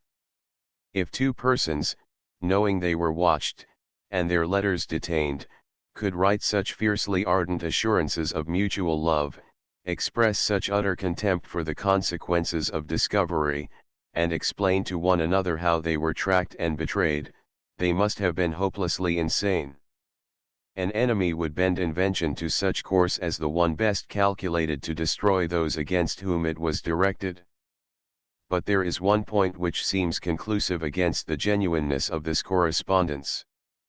There are passages in the alleged letters of Königsmarck to the princess which no man, however devoid of every manly quality, would write to a woman whom he loved would write to any woman at all. These passages not even the most utterly and irretrievably abandoned of women would be able to read without sense of insult and outrage even to such soiled and shattered womanhood as hers. A man writing such things, supposing they were intelligible to the person addressed, would in that person's eyes be loathsome and execrable forever. Of course it is a horrible thought that any one could be sufficiently wicked and cruel to forge letters with the idea of slaying reputations by the forgery. But this wickedness and this cruelty were not uncommon. Scores upon scores of letters have been forged in France alone in order to destroy the reputation of Sir Isaac Newton. As a mere matter of profitable business, the manufactory of forged letters, simply for the market, is in the greatest possible activity. A letter by anyone, written at any time, eagerly demanded, is sure to be supplied after a while. Letters, with other purpose in view than mere profit intended to turn up in long after years, in order to fasten a calumny on some victim are also not uncommon. One instance may be cited in the case of the multitudinous forged letters of Shelley. The late Mr. Moxon published a volume of Shelley letters, and soon after he withdrew the volume, on discovery that every one of these letters was a forgery. Stray letters of Shelley, however, continued to come into the market. Letters to his wife of the most confidential nature, containing vile aspersions against his father, were bought as genuine by Sir Percy Shelley, the poet's son. These, too, were discovered to be forgeries and were destroyed. One of these precious epistles, addressed to Byron, and bearing Shelley's signature, contained an assertion against the fidelity of Harriet. Whoever bought it paid 6 guineas for a calumny against a dead and defenceless woman, to which was appended the forged signature of her dead and defenceless husband. Till something more is known of the history of the alleged correspondence between Sophia Dorothea and Königsmarck, of which correspondence nothing was known to the world till more than a century after her death, let us put against it her own assertions of her innocence. It is only a woman's word, but it was asserted on solemn occasions, and it may surely be accepted against the letters which were not put forth till long after she, too, was dead and defenceless, who, when living, was not charged with the guilt which this mysterious correspondence would cast heavily upon her. Sophia Dorothea, from the time her husband ascended the throne of Great Britain, was, in a sort of loving sorrow, called by the few left to love her the Queen. She was indeed an uncrowned Queen of England. As little really of a queen as Caroline of Brunswick in after years. But her true place, nevertheless, is among them. Her blood, the blood of the French Protestant, Seigneur d'Olbrios, has doubly asserted itself. Through the son of Sophia Dorothea and his descendants, it flows in the veins of that honored lady, the Queen of Great Britain and Empress of India. Through the daughter of Sophia Dorothea, it is inherited by the Emperor of Germany, and the inheritance was enriched and strengthened when the Princess Royal of England became the wife of the Crown Prince of Prussia, the heir of the German Empire. Caroline Wilhelmina Dorothea, wife of George II. De serfs sie, de press sie das Herz es war ja lebendig Glückner getraumet. Geibel. Chapter I. Before the accession. Birth of Princess Caroline. Her early married life eulogized by the poet's gaiety of the court of the Prince and Princess at Leicester House, beauty of Miss Bell and Mrs. Howard, the Prince's favourite, intolerable grossness of the court of George I Lord Chesterfield and the Princess the Mad Duchess, Buckingham House, rural retreat of the Prince at Richmond, the resort of wit and beauty, Swift's pungent verses, the fortunes of the young adventurers, Mr. and Mrs. Howard, the Queen at her toilette, Mrs. Clayton, her influence with Queen Caroline, the Prince ruled by his wife Dr. Arbuthnot and Dean Swift, the Princess's regard for Newton and Halley, Lord Macclesfield's fall, his superstition, and that of the Princess Prince Frederick's vices not permitted to come to England, severe rebuff to Lord Hardwicke, Dr. Mead, courage of the Prince and Princess, the Princess's friendship for Dr. Friend Swift at Leicester House, royal visit to Bartlemy Fair. Caroline Wilhelmina Dorothea was the daughter of John Frederick, Marquis of Brandenburg-Ansbach, and of Eleanor Erdmouth Louisa, his second wife, daughter of John George, Duke of Saxe-Eisenach. She was born in 1683, and married the Electoral Prince of Hanover, afterwards George II, in the year 1705. Her mother having remarried, after her father's death, when Caroline was very young, the latter left the court of her stepfather, George IV, Elector of Saxony, for that of her guardian, Frederick, Elector of Brandenburg, afterwards King of Prussia. The Electress of Brandenburg was the daughter of Sophia, Electress of Hanover, and sister of George I. The young Caroline was considered fortunate in being placed under the care of a lady, who, it was said at the time, would assuredly give her a tincture of her own politeness. Notice has already been taken of the suitors who early offered themselves for the hand of the youthful princess, and for what excellent reason she selected the son of Sophia Dorothea. It was said, when she came to share the throne of England with her husband, that heaven had especially reserved her in order to make Great Britain happy. Her early married life was one of some gaiety, if not of felicity, and Baron Pillet says in his memoir, that when the electoral family of Hanover was called to the throne of this country, she showed more cool carelessness for the additional grandeur than any of the family, whose outward indifference was a matter of admiration, in the old sense of that word, to all who beheld it. The Princess Caroline, according to the Baron, particularly demonstrated that she was thoroughly satisfied in her mind that she could be happy without a crown, and that both her father-in-law and her husband were already kings in her eyes, because they highly deserved that title. Of her conduct during the period she was Princess of Wales, The same writer says that she favored neither political party, and was equally esteemed by each. This, however, is somewhat beside the truth.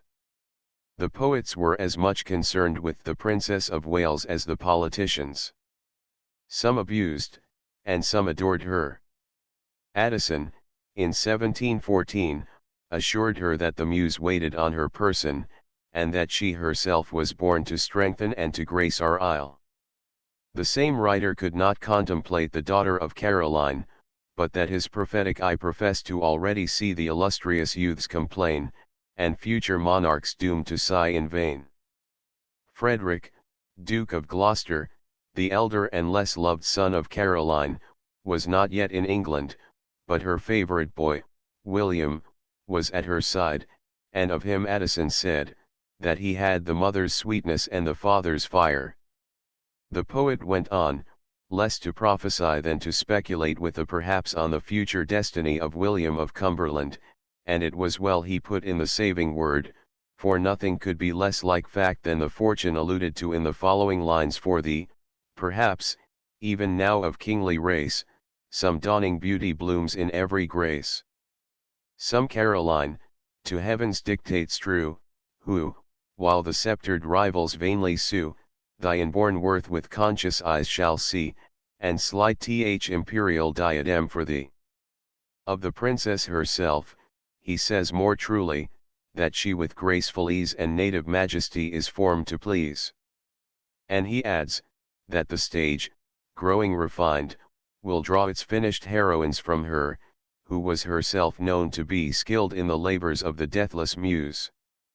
In short, Parnassus was made to echo with eulogies of or epigrams upon this royal lady.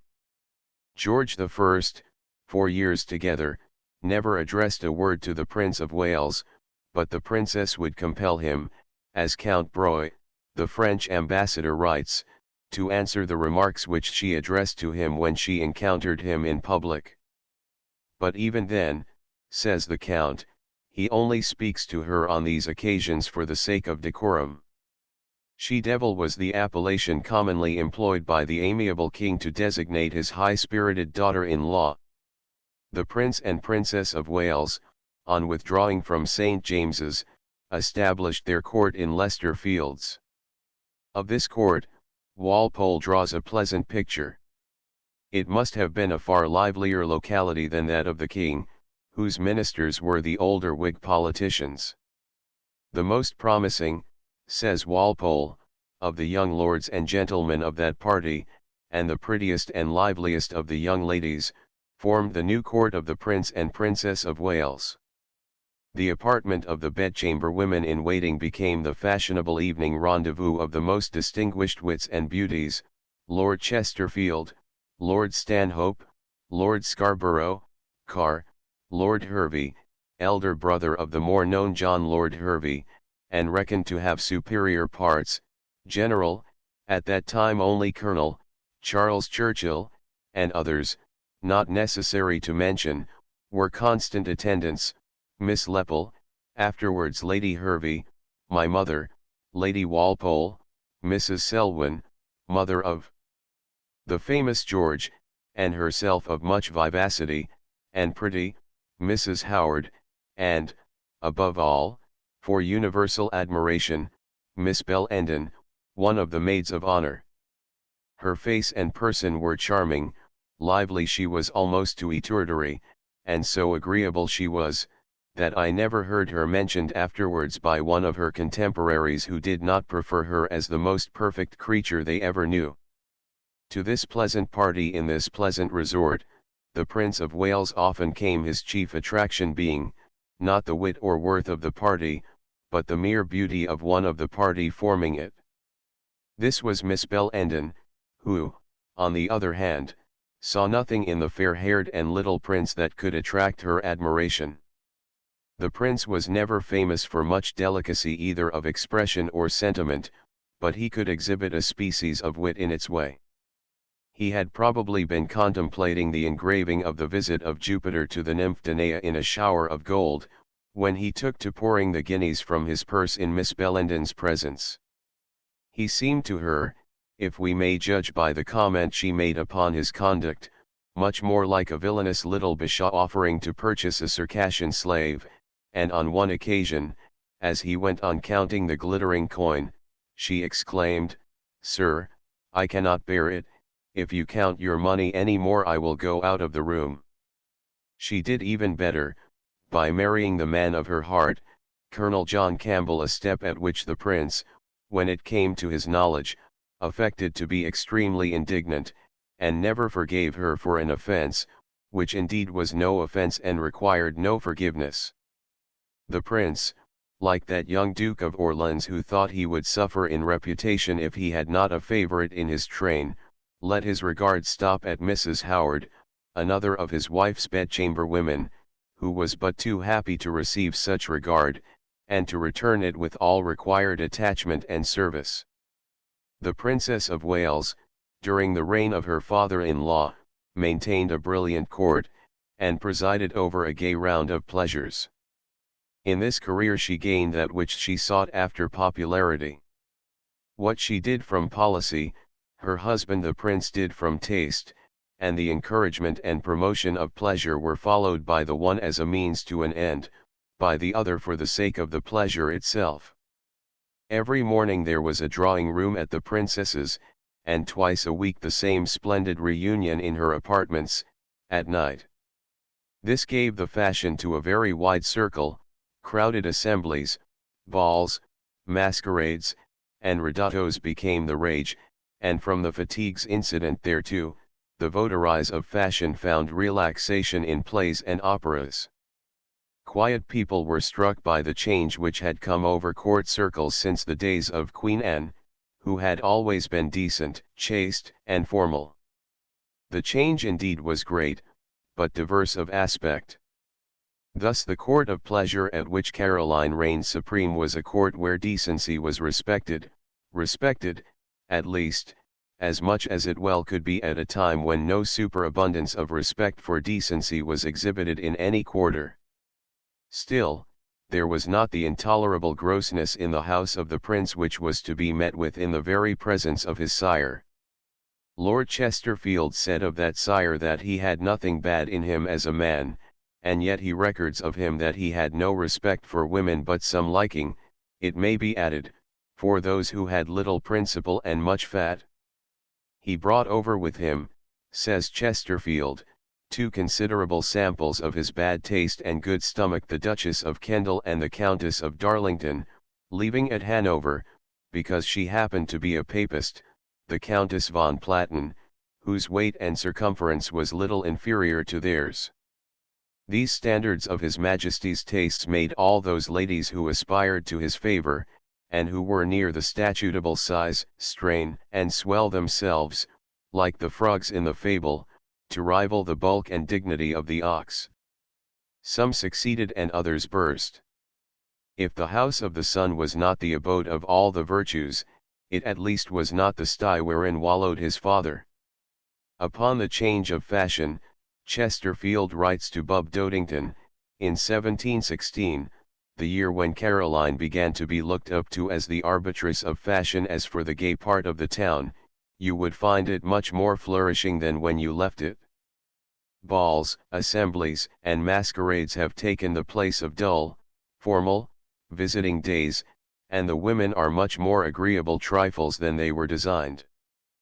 Puns are extremely in vogue, and the license very great. The variation of 3 or 4 letters in a word breaks no squares, insomuch that an indifferent punster may make a very good figure in the best companies. The gaiety at the town residence of the prince and princess did not, however, accompany them to Richmond Lodge.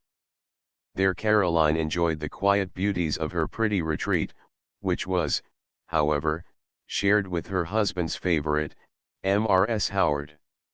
Leicester Fields was, nevertheless, not always such a bower of bliss as Walpole has described it, from hearsay. If the prince and ladies were on very pleasant terms, the princess and the ladies were sometimes at loggerheads, with as little regard for bienseance as if they had been very vulgar people. Indeed, they often were exceedingly vulgar people themselves. It was with Lord Chesterfield that Caroline Wilhelmina Dorothea was most frequently at very disgraceful issue. Lord Chesterfield was one of the prince's court, and he was possessed of an uncontrollable inclination to turn the princess into ridicule. Of course she was made acquainted with this propensity of the refined Chesterfield by some amiable friend, who had the regard which friends, with less judgment than what they call amiability, generally have for one's failings. Caroline, perhaps half afraid of the peer, whom she held to be a more annoying joker than a genuine wit, took a middle course by way of correcting Chesterfield. It was not the course which a woman of dignity and refinement would have adopted, but it must be remembered that, at the period in question, the princess was anxious to keep as many friends around her husband as she could muster. She consequently told Lord Chesterfield, half in jest and half in earnest, that he had better not provoke her, for though he had a wittier, he had not so bitter a tongue as she had, and any outlay of his wit, at her cost, she was determined to pay, in her way, with an exorbitant addition of interest upon the debt he made her incur. The noble lord had, among the other qualifications of the fine gentleman of the period, an alacrity in lying. He would gravely assure the princess that her royal highness was in error, that he could never presume to mimic her, and thereupon he would only watch for a turn of her head to find an opportunity for repeating the offence which he had protested could not possibly be laid to his charge. Caroline was correct in asserting that she had a bitter tongue. It was under control, indeed, but when she gave it unrestricted freedom, its eloquence was not well savoured. Indeed, her mind was far less refined than has been generally imagined. Many circumstances might be cited in proof of this assertion, but perhaps none is more satisfactory, or conclusive rather, than the fact that she was the correspondent of the Duchess of Orleans, whose gross epistles can be patiently read only by grossly inclined persons, but which, nevertheless, tell so much that is really worth knowing that students of history read, blush, and are delighted. The Prince of Wales, dissatisfied with his residences, entered into negotiations for the purchase of Buckingham House. That mansion was then occupied by the Dowager Duchess of Buckingham, she whose mother was Catherine Sedley, and whose father was James II.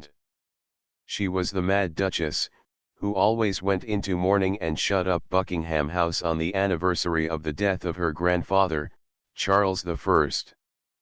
The Duchess thus writes of the negotiation, in a letter to Mrs. Howard: "If their Royal Highnesses will have everything stand as it is, furniture and pictures, I will have 3,000 L per annum. Both run hazard of being spoiled, and the last, to be sure, will be all to be new bought, whenever my son is of age. The quantity the rooms take cannot be well furnished under 10,000 L.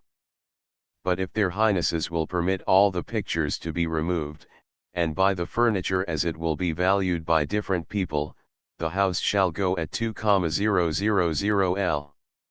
If the Prince or Princess prefer much the buying outright, under 60,000 L. It will not be parted with as it now stands, and all His Majesty's revenue cannot purchase a place so fit for them, nor for less a sum. The Princess asked me at the drawing room if I would not sell my fine house. I answered her, smiling, that I was under no necessity to part with it, yet, when what I thought was the value of it should be offered, perhaps my prudence might overcome my inclination. At the period when Caroline expressed some inclination to possess this residence, on the site of the old Mulberry Garden, there was a Mulberry Garden at Chelsea, the owner of which was a Mrs. Gale. In these gardens some very rich and beautiful satin was made, from English silkworms, for the Princess of Wales, who took an extraordinary interest in the success of the native worm. The experiments, however, patronized as they were by Caroline, did not promise a realization of sufficient profit to warrant their being pursued any further.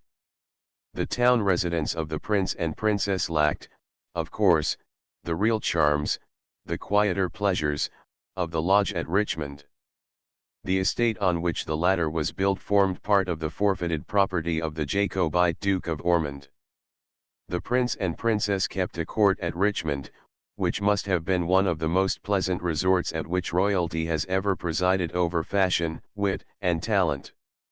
At this court the young John, Lord Hervey, was a frequent visitor, at a time when his mother, Lady Bristol, was in waiting on the princess, and his brother, Lord Hervey, held the post of groom of the bedchamber to the prince.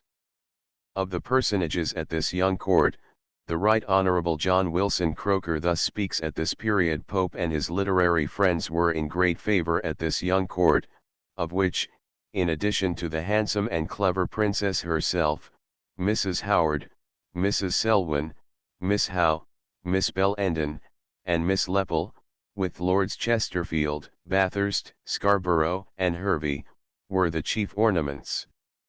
Above all, for beauty and wit, were Miss Bellenden and Miss Lepel, who seemed to have treated Pope, and been in return treated by him, with a familiarity that appears strange in our more decorous days. These young ladies probably considered him as no more than what Aaron Hill described him: tuneful Alexis, on the Thames fair side, the lady's plaything and the muse's pride. Mr. Croker notices that Miss Lepel was called Mrs. according to the fashion of the time. It was the custom so to designate every single lady who was old enough to be married. Upon Richmond Lodge Swift showered some of his most pungent verses. He was there more than once when it was the scene of the young court. Of these occasions he sang, after the princess had become queen, to the following tune: here went the Dean, when he's to seek, to sponge a breakfast once a week, to cry the bread was stale, and mutter complaints against the royal butter. But now I fear it will be said, no butter sticks upon his bread. We soon shall find him full of spleen, for want of tattling to the Queen, stunning her royal ears with talking, his reverence and her highness walking. Whilst saucy Charlotte III like a stroller, sits mounted on the garden roller. A goodly sight to see her ride, with ancient Mermont at her side. In velvet cap his head is warm, his hat, for shame, beneath his arm. Other poets were occasionally more audacious than Swift in appropriating domestic incidents in the princess's family for their subjects. Early in 1723 one of them thus addresses an expected member of that family: promised blessing of the year, fairest blossom of the spring, thy fond mother's wish, appear. Haste to hear the linnets sing. Haste to breathe the vernal air, come to see the primrose blow, nature doth her lap prepare, nature thinks thy coming slow. Glad the people, quickly smile, darling native of our isle. The gentle Princess Mary, subsequently the unhappy Princess of Hesse, cannot be said to have kept the linnets or the primroses waiting, the birth of this fourth daughter of the Prince and Princess of Wales having taken place on the 22nd of February 1723. During a large portion of the married life of George Augustus and Caroline, each was supposed to be under the influence of a woman, whose real influence was, however, overrated, and whose importance, if great, was solely so because of the undue value attached to her imaginary influence. Both those persons were of the young court, at Leicester House and Richmond Lodge. The women in question were Mrs. Howard, the prince's favourite, and Mrs. Clayton, bedchamber woman, like Mrs. Howard, to Caroline. The first lady was the daughter of a Knight of the Bath, Sir Henry Hobart. Early in life she married Mr. Howard, the younger brother of more than one Earl of Suffolk, to which title he at last succeeded himself, and left a son by her, who was the last Earl of that branch. The young couple were but slenderly dowered, the lady had little, and her husband less. The court of Queen Anne did not hold out to them any promise of improving their fortune, and accordingly they looked around for a locality where they might not only discern the promise, but hope for its realization. Their views rested upon Hanover and the rising sun there, and thither, accordingly, they took their way, and there they found a welcome at the hands of the old electress Sophia, with scanty civility at those of her grandson, the electoral prince. At this time, the fortunes of the young adventurers were so low, and their aspirations so high, that they were unable to give a dinner to the Hanoverian minister, till Mrs. Howard found the means by cutting off a very beautiful head of hair and selling it. If she did this in order that she might not incur a debt, she deserves some degree of praise, for a habit of prompt payment was not a fashion of the time. The sacrifice probably sufficed, for it was the era of full-bottomed wigs, which cost 20 or 30 guineas, and Mrs. Howard's hair, to be applied to the purpose named, may have brought her £12, with which a very recherché dinner might have been given, at the period, to even the most gastronomic of Hanoverian ministers, and half a dozen secretaries of legation to boot. The fortune sought for was seized, although it came but in a questionable shape. After the lapse of some little time, the lady had made sufficient impression on the hitherto cold Prince George Augustus to induce him, on the accession of his father to the crown of England, to appoint her one of the bedchamber women to his wife, Caroline, Princess of Wales. When Mrs. Howard had won what was called the regard of the prince, she separated from her husband. He, it is true, had little regard for, and merited no regard from, his wife, but he was resolved that she should attain not even a bad eminence unless he profited by it. He was a wretched, heartless, drunken, gambling profligate, too coarse, even, for the coarse fine gentleman of the day. When he found himself deserted by his wife, therefore, and discovered that she had established her residence in the household of the prince, he went down to the palace, raised an uproar in the courtyard, before the guards and other persons present, and made vociferous demands for the restoration to him of a wife whom he really did not want. He was thrust out of the quadrangle without much ceremony, but he was not to be silenced. He even appears to have interested the Archbishop of Canterbury in the matter. The prelate affected to look upon the princess as the protectress of her bedchamber woman and the cause of the latter living separate from her husband, to whom he recommended, by letter, that she should be restored. Walpole says, further, that the Archbishop delivered an epistle from Mr. Howard himself, addressed through the Princess Caroline to his wife, and that the princess had the malicious pleasure of delivering the letter to her rival. Mrs. Howard continued to reside under the roof of this strangely assorted household. There was no scandal excited thereby at the period, and she was safe from conjugal importunity, whether at St. James's Palace or Leicester House.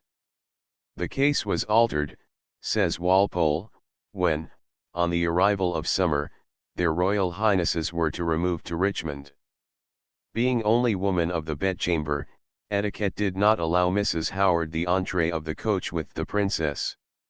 She apprehended that Mr. Howard might seize her upon the road. To baffle such an attempt, her friends, John, Duke of Argyll, and his brother, the Earl of Islay, called for her in the coach of one of them, by 8 o'clock in the morning of the day by noon of which the prince and princess were to remove, and lodged her safely in their house at Richmond. It would appear, that after this period the servant of Caroline and the favourite of George Augustus ceased to be molested by her husband, and, although there be no proof of that gentleman having been bought off, he was of such character, tastes, and principles, that he cannot be thought to have been of too nice an honour to allow of his agreeing to terms of peace for pecuniary consideration. George thought his show of regard for Mrs. Howard would stand for proof that he was not led by his wife.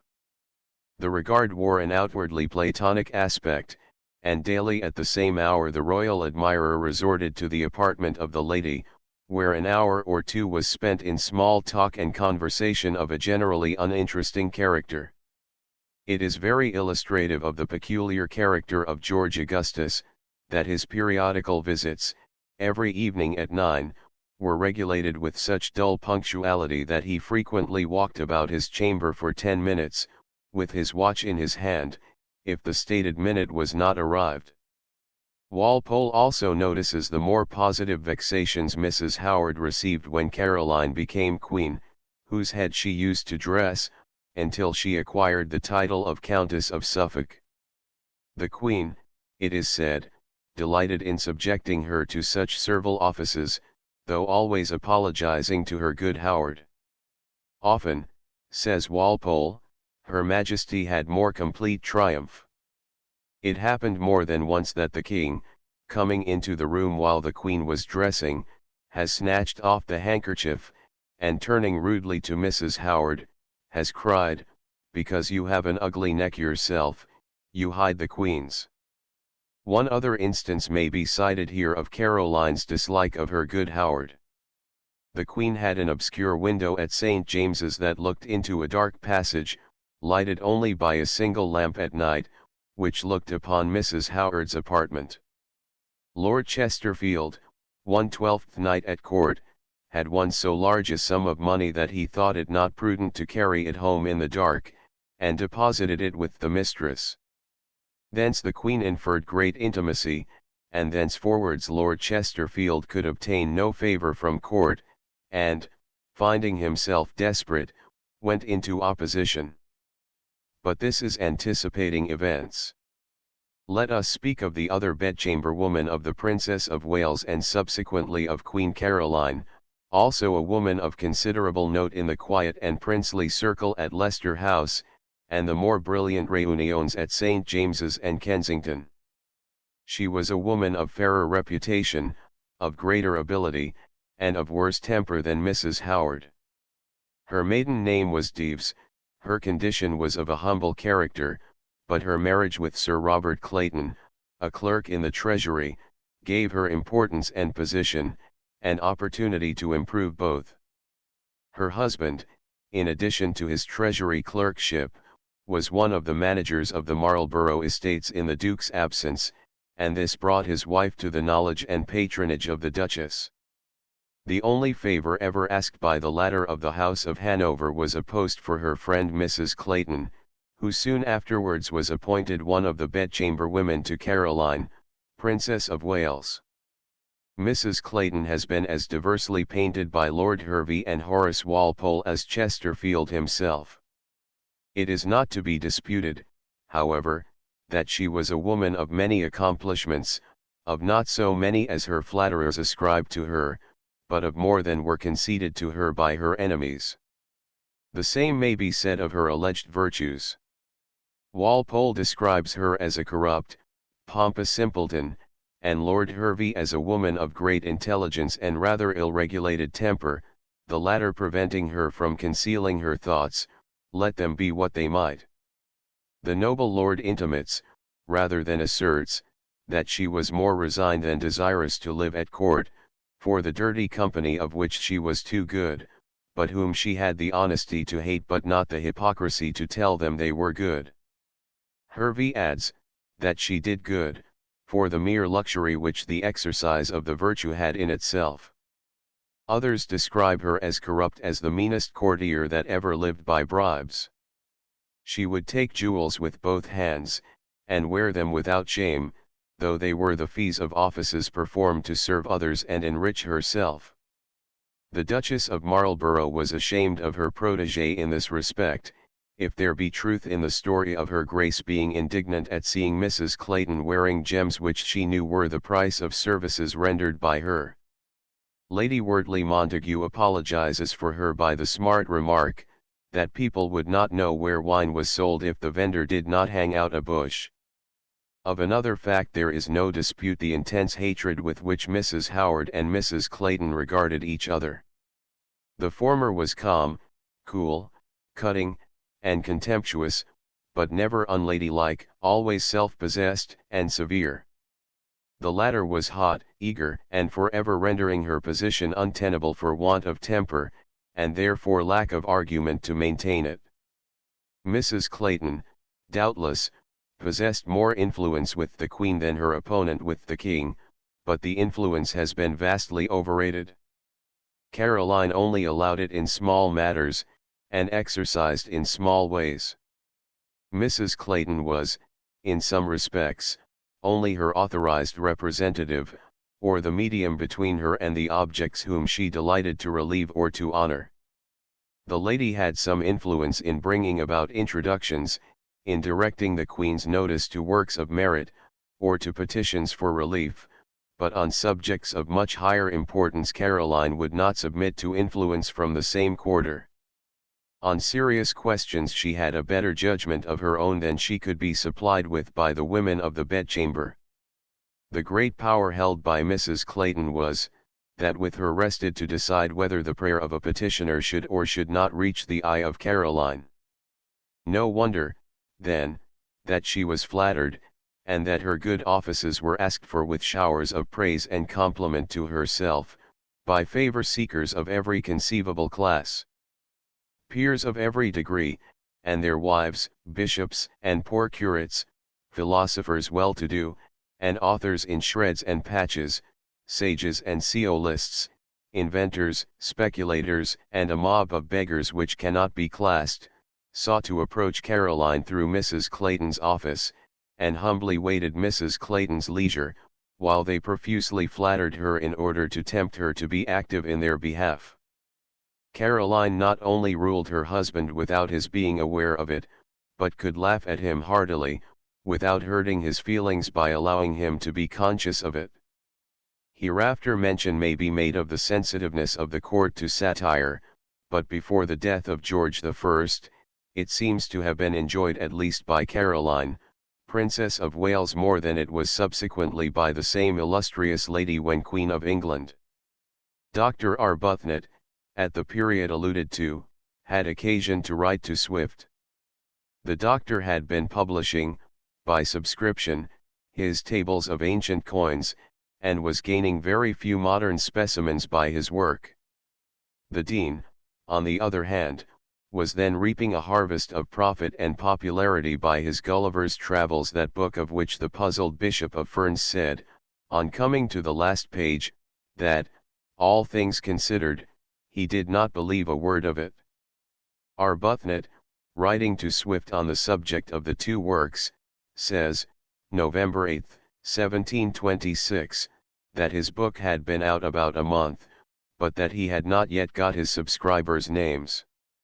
I will make over, he says, all my profits to you for the property of Gulliver's Travels, which, I believe, will have as great a run as John Bunyan.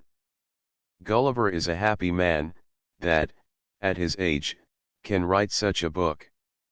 Arbuthnot subsequently relates, that when he last saw the Princess of Wales she was reading Gulliver, and was just come to the passage of the hobbling prince, which she laughed at. The laugh was at the cost of her husband, whom Swift represented in the satire as walking with one high and low heel, in allusion to the prince's supposed vacillation between the Whigs and Tories.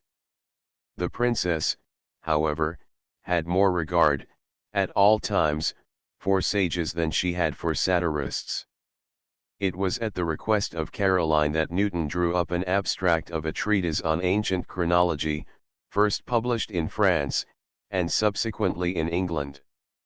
Her regard for Halley dates from an earlier period than Newton's death or Caroline's accession. She had, in 1721, pressed Halley to become the tutor of her favourite son, the Duke of Cumberland, but the great perfecter of the theory of the moon's motion was then too busy with his syzygies to be troubled with teaching the humanities to little princes. It was for the same reason that Halley resigned his post of secretary to the Royal Society. This question of the education of the children of the Prince and Princess of Wales was one much discussed, and not without bitterness, by the disputants on both sides. In the same year that the Princess of Wales desired to secure Halley as the instructor of William of Cumberland, 1721, George I made an earl of that Thomas Parker who, from an attorney's office, had steadily risen through the various grades of the law, had been entrusted with high commissions, and finally became Lord Chancellor. George I, on his accession, made him Baron of Macclesfield, and in 1721 raised him to the rank of Earl. He paid for the honour by supporting the king against the Prince and Princess of Wales. The latter claimed an exclusive right of direction in the education of their children. Lord Macclesfield declared that, by law, they had no right at all to control the education of their offspring. Neither prince nor princess ever forgave him for this. They waited for the hour of repaying it, and the time soon came. The first Brunswick Chancellor became notorious for his malpractices selling places and trafficking with the funds of the suitors. His enemies resolved to impeach him. This resolution originated at Leicester House, and was carried out with such effect that the Chancellor was condemned to pay a fine of 30,000 L. George I, knowing that the son whom he hated was the cause of so grave, but just, a consequence, promised to repay to the ex-Chancellor the amount of the fine which Lord Macclesfield had himself paid, a few days after the sentence, by the mortgage of a valuable estate. The king, however, was rather slow in acquitting himself of his promise. He forwarded one installment of 1,000 L, but he paid no more, death supervening and preventing the further performance of a promise only made to annoy his son and his son's wife. In one respect Lord Macclesfield and the Princess of Wales resembled each other in entertaining a curious feeling of superstition. It will be seen, hereafter, how certain Caroline felt that she should die on a Wednesday, and for what reasons. So, like her, but with more accuracy, the fallen Macclesfield pointed out the day for his decease. In his disgrace he had devoted himself to science and religion. He was, however, distracted by a malady which was aggravated by grief, if not remorse. Dr. Pears, his constant friend, called on him one day and found him very ill. Lord Macclesfield said, "My mother died of the same disorder on the 8th day, and so shall I." On the 8th day this prophecy was fulfilled, and the Leicester House party were fully avenged. The feelings of both prince and princess were forever in excess. Thus both appear to have entertained a strong sentiment of aversion against their eldest child, Frederick. Caroline did not bring him with her to this country when she herself first came over to take up her residence here. Frederick was born at Hanover, on the 20th of January 1707. He was early instructed in the English language, but he disliked study of every description and made but little progress in this particular branch. As a child, he was remarkable for his spitefulness and cunning. He was yet a youth when he drank like any German baron of old, played as deeply as he drank, and entered heart and soul into other vices, which not only corrupted both, but his body also. His tutor was scandalized by his conduct, and complained of it grievously. Caroline was, at that time, given to find excuses for conduct with which she did not care to be so far troubled as to censure it, and she remarked that the escapades complained of were mere pages' tricks. "Would to heaven they were no more," exclaimed the worthy governor, "but in truth they are tricks of grooms and scoundrels." The prince spared his friends as little as his foes, and his heart was as vicious as his head was weak. Caroline had little affection for this child, whom she would have willingly defrauded of his birthright.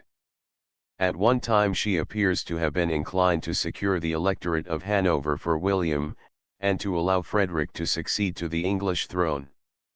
At another time she was as desirous, it is believed, of advancing William to the crown of England and making over the electorate to Frederick. How far these intrigues were carried on is hardly known, but that they existed is matter of notoriety. The law presented a barrier which could not, however, be broken down, but, nevertheless, Lord Chesterfield, in his character of the princess, intimated that she was busy with this project throughout her life. Frederick was not permitted to come to England during any period of the time that his parents were Prince and Princess of Wales. An English title or two may be said to have been flung to him across the water. Thus, in 1717, he was called rather than created Duke of Gloucester. The Garter was sent to him the following year. In 1726 he became Duke of Edinburgh. He never occupied a place in the hearts of either his father or mother. It is but fair to the character of the Princess of Wales to say that, severe as was the feeling entertained by herself against Lord Macclesfield, a feeling shared in by her consort, neither of them ever after entertained any ill feeling against Philip Yorke, subsequently Lord Chancellor Hardwicke, who defended his friend Lord Macclesfield, with great fearlessness, at the period of his celebrated trial. Only once, in after life, did George II visit Lord Hardwicke with a severe rebuff. The learned lord was avaricious, discouraging to those who sought to rise in their profession, and caring only for the advancement of his own relations. He was once seeking for a place for a distant relation, when the husband of Caroline exclaimed, "You are always asking favors, and I observe that it is invariably in behalf of some one of your family or kinsmen." We shall hereafter find Caroline making allusions to Judge Grypus as a character in a play, but it was a name given to Lord Hardwicke, on account of his meanness. This feeling was shared by his wife. The expensively embroidered velvet purse in which the Great Seal was carried was renewed every year during Lord Hardwicke's time. Each year, Lady Hardwicke ordered that the velvet should be of the length of one of her state-rooms at Wimpole. In course of time the prudent lady obtained enough to tapestry the room with the legal velvet, and to make curtains and hangings for a state bed which stood in the apartment. Well might Pope have said of these, "Is yellow dirt the passion of thy life? Look but on Grypus and on Grypus' wife." But this is again anticipating the events of history. Let us go back to 1721, when Caroline and her husband exercised a courage which caused great admiration in the saloons of Leicester House and a doubtful sort of applause throughout the country. Lady Mary Wortley Montagu had just reported the successful results of inoculation for the smallpox, which she had witnessed at Constantinople. Dr. Mead was ordered by the prince to inoculate 6 criminals who had been condemned to death, but whose lives were spared for this experiment. It succeeded admirably, and the patients were more satisfied by the result of the experiment than any one besides. In the year following, Caroline allowed Dr. Mead to inoculate her 2 daughters, and the doctor ultimately became physician in ordinary to her husband. The medical appointments made by Caroline and her husband certainly had a political motive. Thus, the Princess of Wales persuaded her husband to name Phryne his physician in ordinary just after the latter had been liberated from the Tower, where he had suffered incarceration for daring to defend Atterbury in the House of Commons when the bishop was accused of being guilty of treason. Caroline always had a high esteem for Phryne, independently of his political opinions, and one of her first acts, on ceasing to be Princess of Wales, was to make Phryne physician to the Queen. It is said by Swift that the Princess of Wales sent for him to Leicester Fields no less than 9 times before he would obey the reiterated summons. When he did appear before Caroline, he roughly remarked that he understood she liked to see odd persons, that she had lately inspected a wild boy from Germany, and that now she had the opportunity of seeing a wild parson from Ireland. Swift declares that the court in Leicester Fields was very anxious to settle him in England, but it may be doubted whether the anxiety was very sincere. Swift's declaration that he had no anxiety to be patronised by the Princess of Wales was probably as little sincere. The patronage sometimes exercised there was mercilessly sneered at by Swift. Thus Caroline had expressed a desire to do honor to Gay, but when the post offered was only that of a gentleman usher to the little Princess Caroline, Swift was bitterly satirical on the Princess of Wales, supposing that the poet Gay would be willing to act as a sort of male nurse to a little girl of 2 years of age. The Prince of Wales was occasionally as cavalierly treated by the ladies as the princess by the men. One of the maids of honor of Caroline, the well-known Miss Bellenden, would boldly stand before him with her arms folded, and when asked why she did so, would toss her pretty head, and laughingly exclaim that she did so, not because she was cold, but that she chose to stand with her arms folded. When her own niece became maid of honor to Queen Caroline, and audacious Miss Bellenden was a grave married lady, she instructively warned her young relative not to be so imprudent a maid of honor as her aunt had been before her. But strange things were done by princes and princesses in those days, as well as by those who waited on them.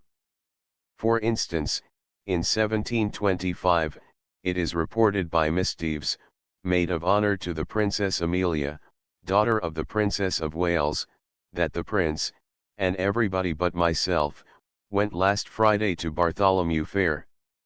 It was a fine day, so he went by water, and I, being afraid, did not go.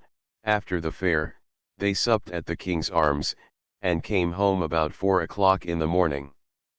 An heir apparent, and part of his family and consort, going by water from Richmond to Bartlemy Fair, supping at a tavern, staying out all night, and returning home not long before honest men breakfasted, was not calculated to make royalty respectable. Chapter 2. The First Years of a Reign. Death of George I. Adroitness of Sir Robert Walpole. The first royal reception. Unceremonious treatment of the late King's will. The coronation. Magnificent dress of Queen Caroline. Mrs. Oldfield, as Anne Boleyn, in Henry VIII. The King's revenue and the Queen's jointure, the result of Walpole's exertions. His success. Management of the King by Queen Caroline. Unseemly dialogue between Walpole and Lord Townshend. Gay's Beggar's Opera, and satire on Walpole. Origin of the opera. Its great success. Gay's cause espoused by the Duchess of Queensberry. Her smart reply to a royal message. The tragedy of Frederick, Duke of Brunswick. The Queen appointed regent. Prince Frederick becomes chief of the opposition. His silly reflections on the King. Agitation about the repeal of the Corporation and Test Acts. The Queen's ineffectual efforts to gain over Bishop Hoadley. Sir Robert extricates himself. The Church made the scapegoat. Queen Caroline earnest about trifles. Etiquette of the toilette. Fracas between Mr. Howard and the Queen. Modest request of Mrs. Howard. Lord Chesterfield's description of her. Sir Robert Walpole was sojourning at Chelsea, and thinking of nothing less than of the demise of a king, when news was brought him, by a messenger from Lord Townshend, at 3 o'clock in the afternoon of the 14th of June 1727, that his late most sacred Majesty was then lying dead in the Westphalian palace of His Serene Highness the Bishop of Osnaburg. Sir Robert immediately hurried to Richmond, in order to be the first to do homage to the new sovereigns, George and Caroline. George accepted the homage with much complacency, and on being asked by Sir Robert as to the person whom the King would select to draw up the usual address to the Privy Council, George II mentioned the Speaker of the House of Commons, Sir Spencer Compton. This was a civil way of telling Sir Robert that his services as Prime Minister were no longer required. He was not pleased at being supplanted, but neither was he wrathfully little-minded against his successor, a successor so incompetent for his task that he was obliged to have recourse to Sir Robert to assist him in drawing up the address above alluded to. Sir Robert rendered the assistance with much heartiness, but was not the less determined, if possible, to retain his office, in spite of the personal dislike of the King, and of that of the Queen, whom he had offended, when she was Princess of Wales, by speaking of her as that fat beast, the Prince's wife. Sir Robert could easily make poor Sir Spencer communicative with regard to his future intentions. The latter was a stiff, gossiping, soft-hearted creature, and might very well have taken for his motto the words of Parmeno in the play of Terence Plenus Rumorum Sum. He intimated that on first meeting Parliament he should propose an allowance of 60,000 L. per annum to be made to the Queen. "I will make it 40,000 L more," said Sir Robert, subsequently, through a second party, to Queen Caroline, if my office of minister be secured to me. Caroline was delighted at the idea, intimated that Sir Robert might be sure the fat beast had friendly feelings towards him, and then hastening to the king, over whose weaker intellect her more masculine mind held rule, explained to her royal husband that as Compton considered Walpole the fittest man to be what he had so long been with efficiency Prime Minister, it would be a foolish act to nominate Compton himself to the office. The king acquiesced. Sir Spencer was made President of the Council, and Sir Robert not only persuaded Parliament, without difficulty, to settle 100,000 a year on the Queen, but he also persuaded the august trustees of the people's money to add the entire revenue of the civil list, about £130,000 a year, to the annual sum of £700,000, which had been settled as proper revenue for a king. Sir Robert had thus the wit to bribe King and Queen, out of the funds of the people, and we cannot be surprised that their majesties looked upon him and his as true allies. Indeed, Caroline did not wait for the success of the measure in order to show her confidence in Walpole. Their majesties had removed from Richmond to their temporary palace in Leicester Fields, on the very evening of their receiving notice of their accession to the crown, and the next day all the nobility and gentry in town crowded to kiss their hands. My mother, says Horace Walpole, among the rest, who, Sir Spencer Compton's designation and not his evaporation being known, could not make her way between the scornful backs and elbows of her late devotees, nor could approach nearer to the Queen than the third or fourth row, but no sooner was she descried by Her Majesty than the Queen said aloud, "There I am sure I see a friend." The torrent divided and shrank to either side, and as I came away, said my mother, I might have walked over their heads, had I pleased. George I had drawn up a will which he coolly thought his successor would respect. Perhaps he remembered that his son believed in ghosts and vampires, and would fulfill a dead man's will out of mere terror of a dead man's visitation. But George Augustus had no such fear, nor any such respect, as that noticed above. At the first council held by George II, Dr. Wake, Archbishop of Canterbury, in whose hands George I had deposited his last will and testament, produced that precious instrument, placed it before the king, and composed himself to hear the instructions of the deceased parent recited by his heir. The new king, however, put the paper in his pocket, walked out of the room, never uttered a word more upon the subject, and general rumor subsequently proclaimed that the royal will had been dropped into the fire by the testator's son. That testator, however, had been a destroyer of wills himself. He had burnt that of the poor old Duke of Zell, and he had treated in like manner the last will of Sophia Dorothea. The latter document favored both his children more than he approved, and the king, who could do no wrong, committed a felonious act, which for a common criminal would have purchased a halter. Being given to this sort of iniquity himself, he naturally thought ill of the heir whom he looked upon as bound to respect the will of his father. To bind him the more securely to such observance, he left 2 duplicates of his will, one of which was deposited with the Duke of Wolfenbüttel, the other with another German prince, whose name has not been revealed, and both were given up by the depositaries, for fee and reward duly paid for the service. The copies were destroyed in the same way as the original. What instruction was set down in this document has never been ascertained.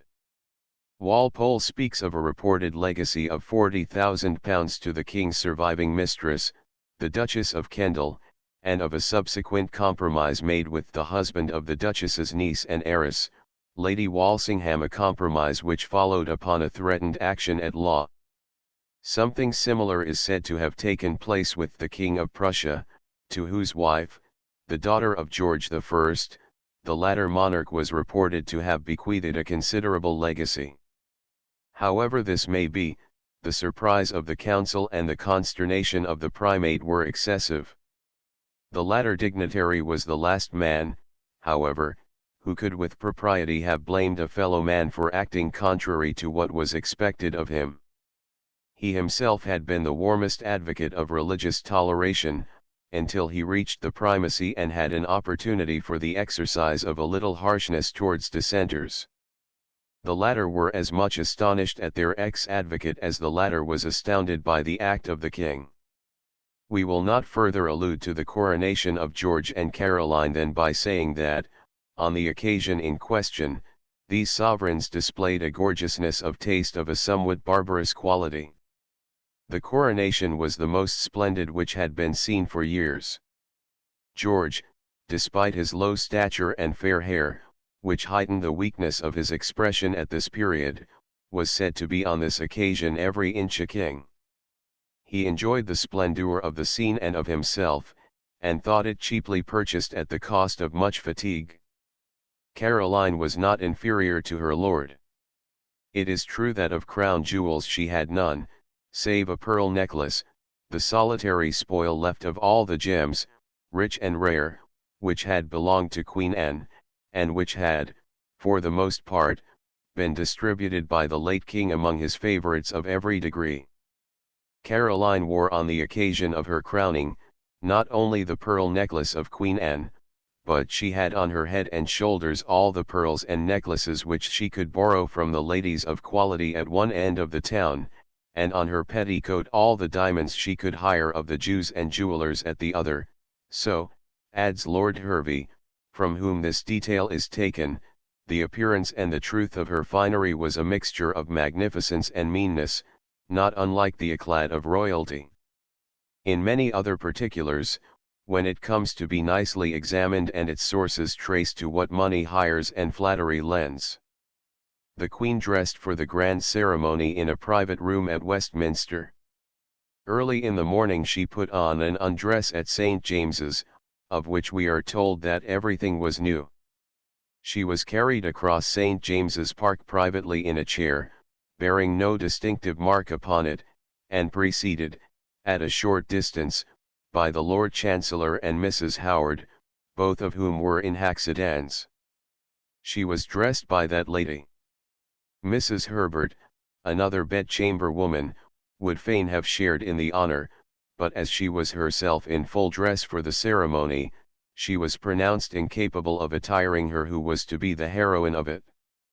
At the conclusion of the august affair the Queen unrobed in an adjacent apartment, and, as in the morning, was smuggled back to St. James's in a private chair. Magnificent as Caroline was in borrowed finery at her coronation, she was excelled in point of show by Mrs. Oldfield, on the stage at Drury Lane. The theatre was closed on the night of the real event. The government had no idea then of dividing a multitude, but the management expended £1,000 in getting up the pageant of the crowning of Anne Boleyn, at the close of Henry VIII. In this piece, Booth made Henry the principal character, and Sabers Wolsey sank to a second-rate part. The pageant, however, was so attractive, that it was often played, detached from the piece, at the conclusion of a comedy or any other play. Caroline went more than once with her royal consort to witness this representation, an honor which was refused to the more vulgar show, which had but indifferent success, at Lincoln's Inn Fields. The king's revenue, as settled upon him by the Whig Parliament, was larger than any of our kings had before enjoyed.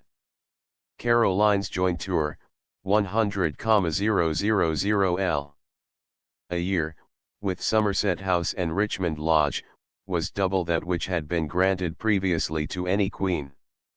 This success had been so notoriously the result of Walpole's exertions, that the husband of Caroline, who dealt in very strong terms, began to look complacently on the rogue and rascal, thought his brother Horace bearable, in spite of his being, as George used to call him, scoundrel, fool, and dirty buffoon, and he even felt less averse than usual to the two secretaries of state of Walpole's administration, the Duke of Newcastle, the impertinent fool, whom he had threatened at the christening of William, Duke of Cumberland, and Lord Townsend, whom he was wont to designate as a choleric blockhead. The issue of the affair was, that of Walpole's cabinet no one went out but the minister's son-in-law, Lord Malpas, roughly ejected from the mastership of the robes, and stinking Yonge, as the king used elegantly to designate Sir William, who was turned out of the Commission of Treasury, and whose sole little failings were, that he was pitiful, corrupt, contemptible, and a great liar, though, as Lord Hervey says, rather a mean than a vicious one, which does not seem to mend the matter, and which is a distinction without a difference. After all, Sir William only dived to come up fresh again. And Lord Malpas performed the same feat henceforth. It was understood by every lady, says Lord Hervey, that Sir Robert was the Queen's minister, that whoever he favoured she distinguished, and whoever she distinguished the King employed. The Queen ruled, without seeming to rule. She was mistress by power of suggestion. A word from her in public, addressed to the King, generally earned for her a rebuke. Her consort so pertinaciously declared that he was independent, and that she never meddled with public business of any kind, that every one, even the early dupes of the assertion, ceased at last to put any faith in it. Caroline not only meddled with business, but directed everything which came under that name, either at home or abroad. It is too much, perhaps, to say that her power was unrivaled and unbounded, but it was doubtless great, and purchased at great cost. That she could induce her husband to employ a man whom he had not yet learned to like was in itself no small proof of her power, considering the peculiarly obstinate disposition of the monarch. Her recommendation of Walpole was not based, it is believed, upon any very exalted motives. Walpole himself, in his official connections with the sovereign, was certainly likely to take every advantage of the opportunity to create favourable convictions of his ability. Caroline, in praising his ability to the king, suggested that Sir Robert was rich enough to be honest, and had so little private business of his own that he had all the more leisure to devote to that of the king. New leeches would be not the less hungry, and with this very indifferent sort of testimony to her favourite's worth, Caroline secured a servant for the king and a minister for herself.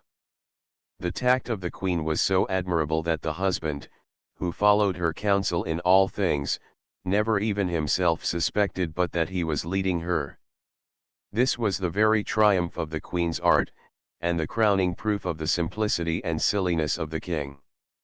It is said that he sneered at Charles I for being governed by his wife, at Charles II for being governed by his mistresses, at James led by priests, at William duped by men, at Queen Anne deceived by her favourites, and at his father, who allowed himself to be ruled by any one who could approach him.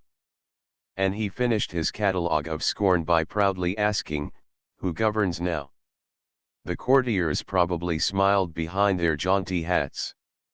The wits, and some of them were courtiers too, answered the query more roughly, and they remarked, "In rugged rhyme and bad grammar you may strut, Dapper George, but 'twill all be in vain, we know 'tis Queen Caroline, not you that reign you govern no more than Don Philip of Spain. Then if you would have us fall down and adore you, lock up your fat spouse, as your dad did before you."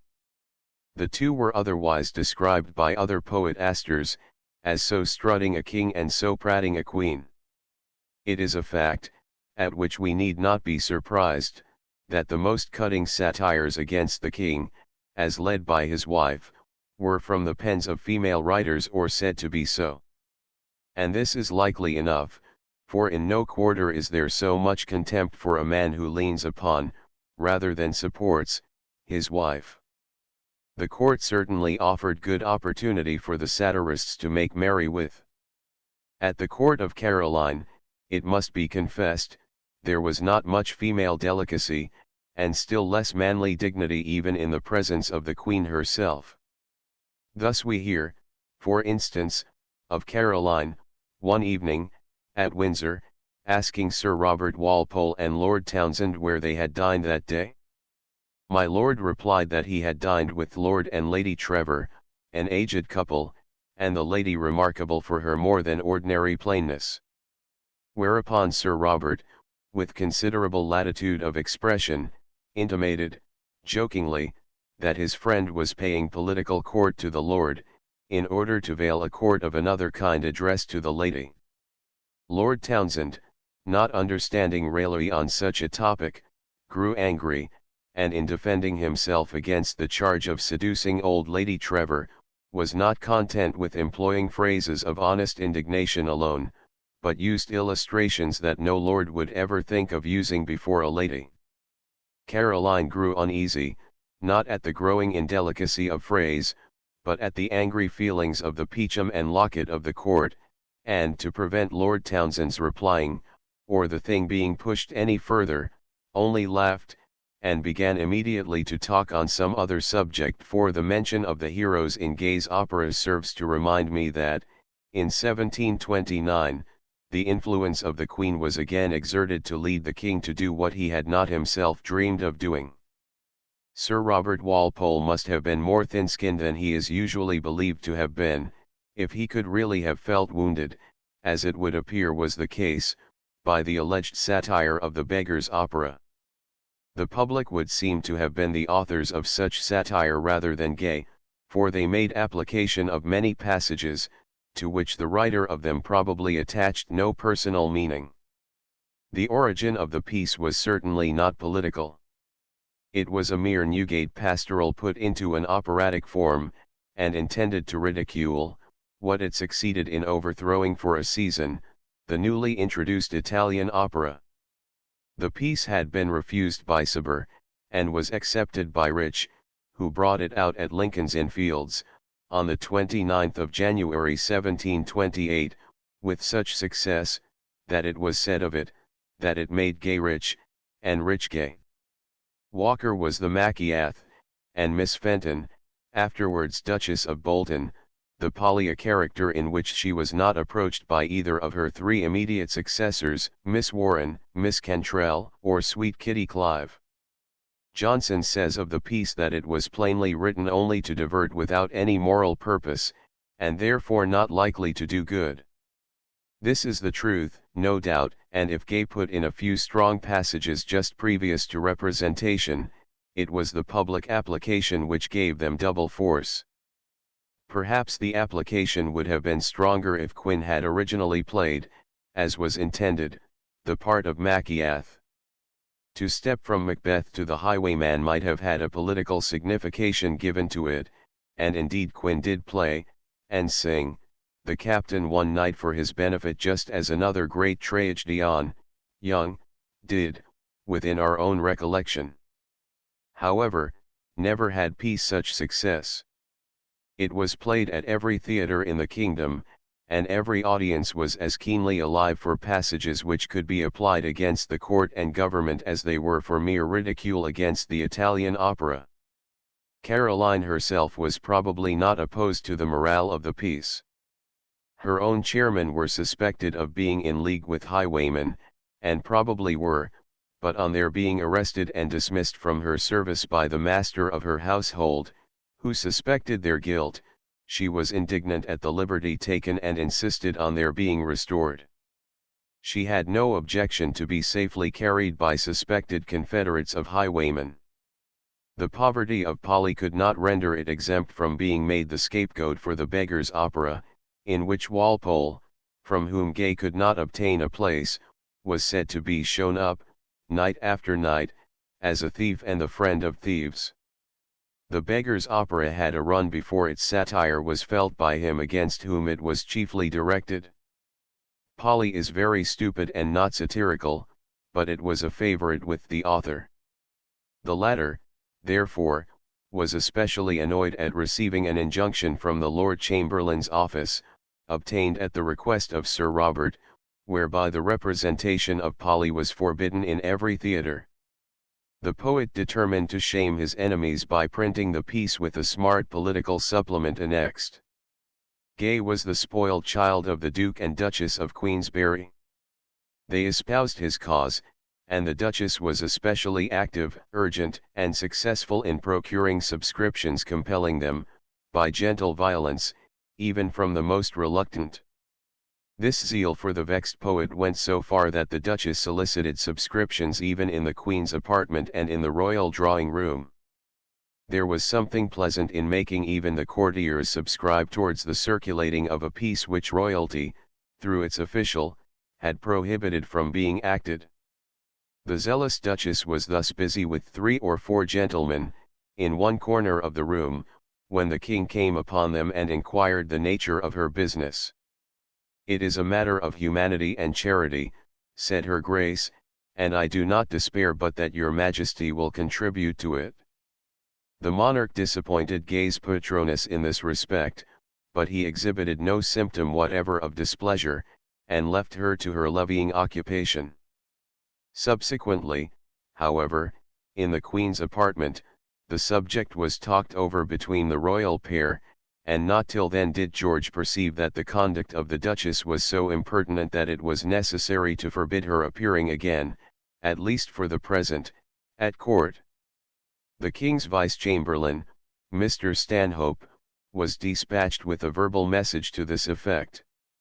The manner and the matter equally enraged Gay's patroness, and she delivered a note of acknowledgment to the Vice-Chamberlain, in which she stated that she was both surprised and gratified at the royal and agreeable command to stay away from court, seeing that she had never gone there but for her own diversion, and also from a desire of showing some civility to the King and Queen.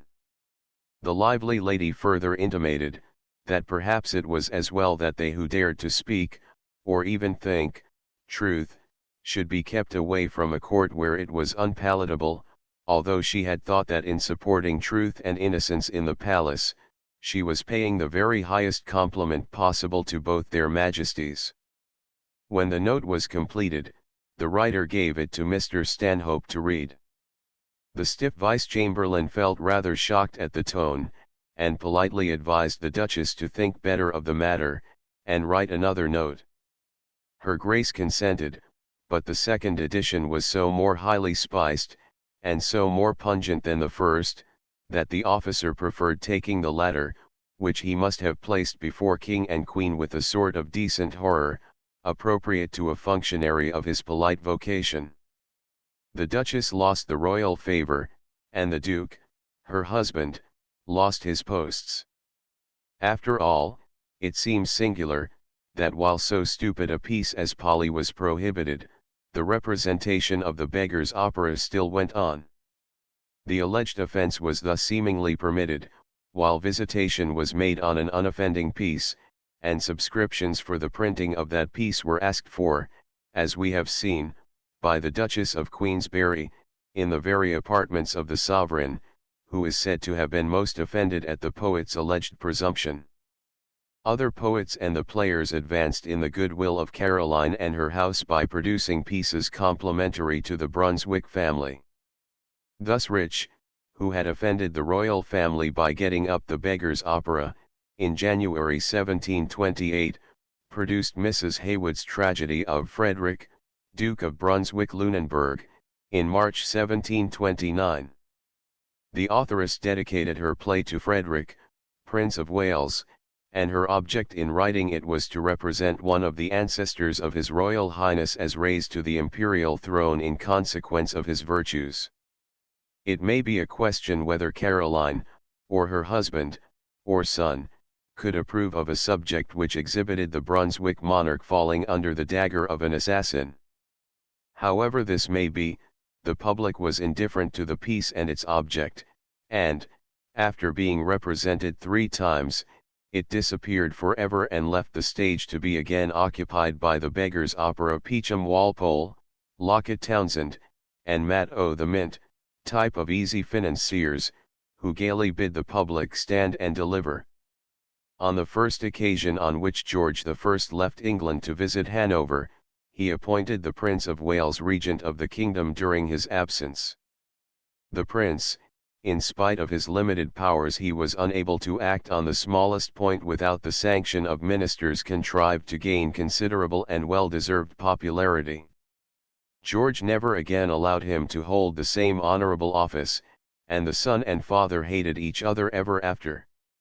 In the May of this year, that son, now king, quitted England in order to visit the electorate, but he did not appoint Frederick, Prince of Wales, as regent during his absence. He delegated that office to the Queen, and most probably by the Queen's advice. Frederick had not been long in London before the opposition party made him, if not their chief, at least their rallying point. The prince hated his father heartily and openly, and he had as little regard for his mother. When application was made to Parliament to pay some alleged deficiencies in the civil list, Frederick was particularly severe on the extravagance of his sire and the method adopted to remedy it. He talked loudly of what he would have done in a similar extremity, or rather of how he would never have allowed himself to fall into so extreme a difficulty. He was doubly in the wrong, in the first place, for saying what he ought only to have thought, and, in the next, for not thinking what he ought not to have said. It was not likely, even if the king had been so disposed, that the Queen would have consented to an arrangement which would have materially diminished her own consequence. She was accordingly invested with the office of regent, and she performed its duties with a grace and an efficiency which caused universal congratulation that the post had not been confided to other, and necessarily weaker, hands. She had Sir Robert Walpole at her side to aid her with his counsel, and the presence of the baronet's enemy, Lord Townshend, with the king had no effect in damaging the power effectively administered by Caroline and her great minister. It was not merely during the absence of the king in Hanover that Caroline may be said to have ruled in England.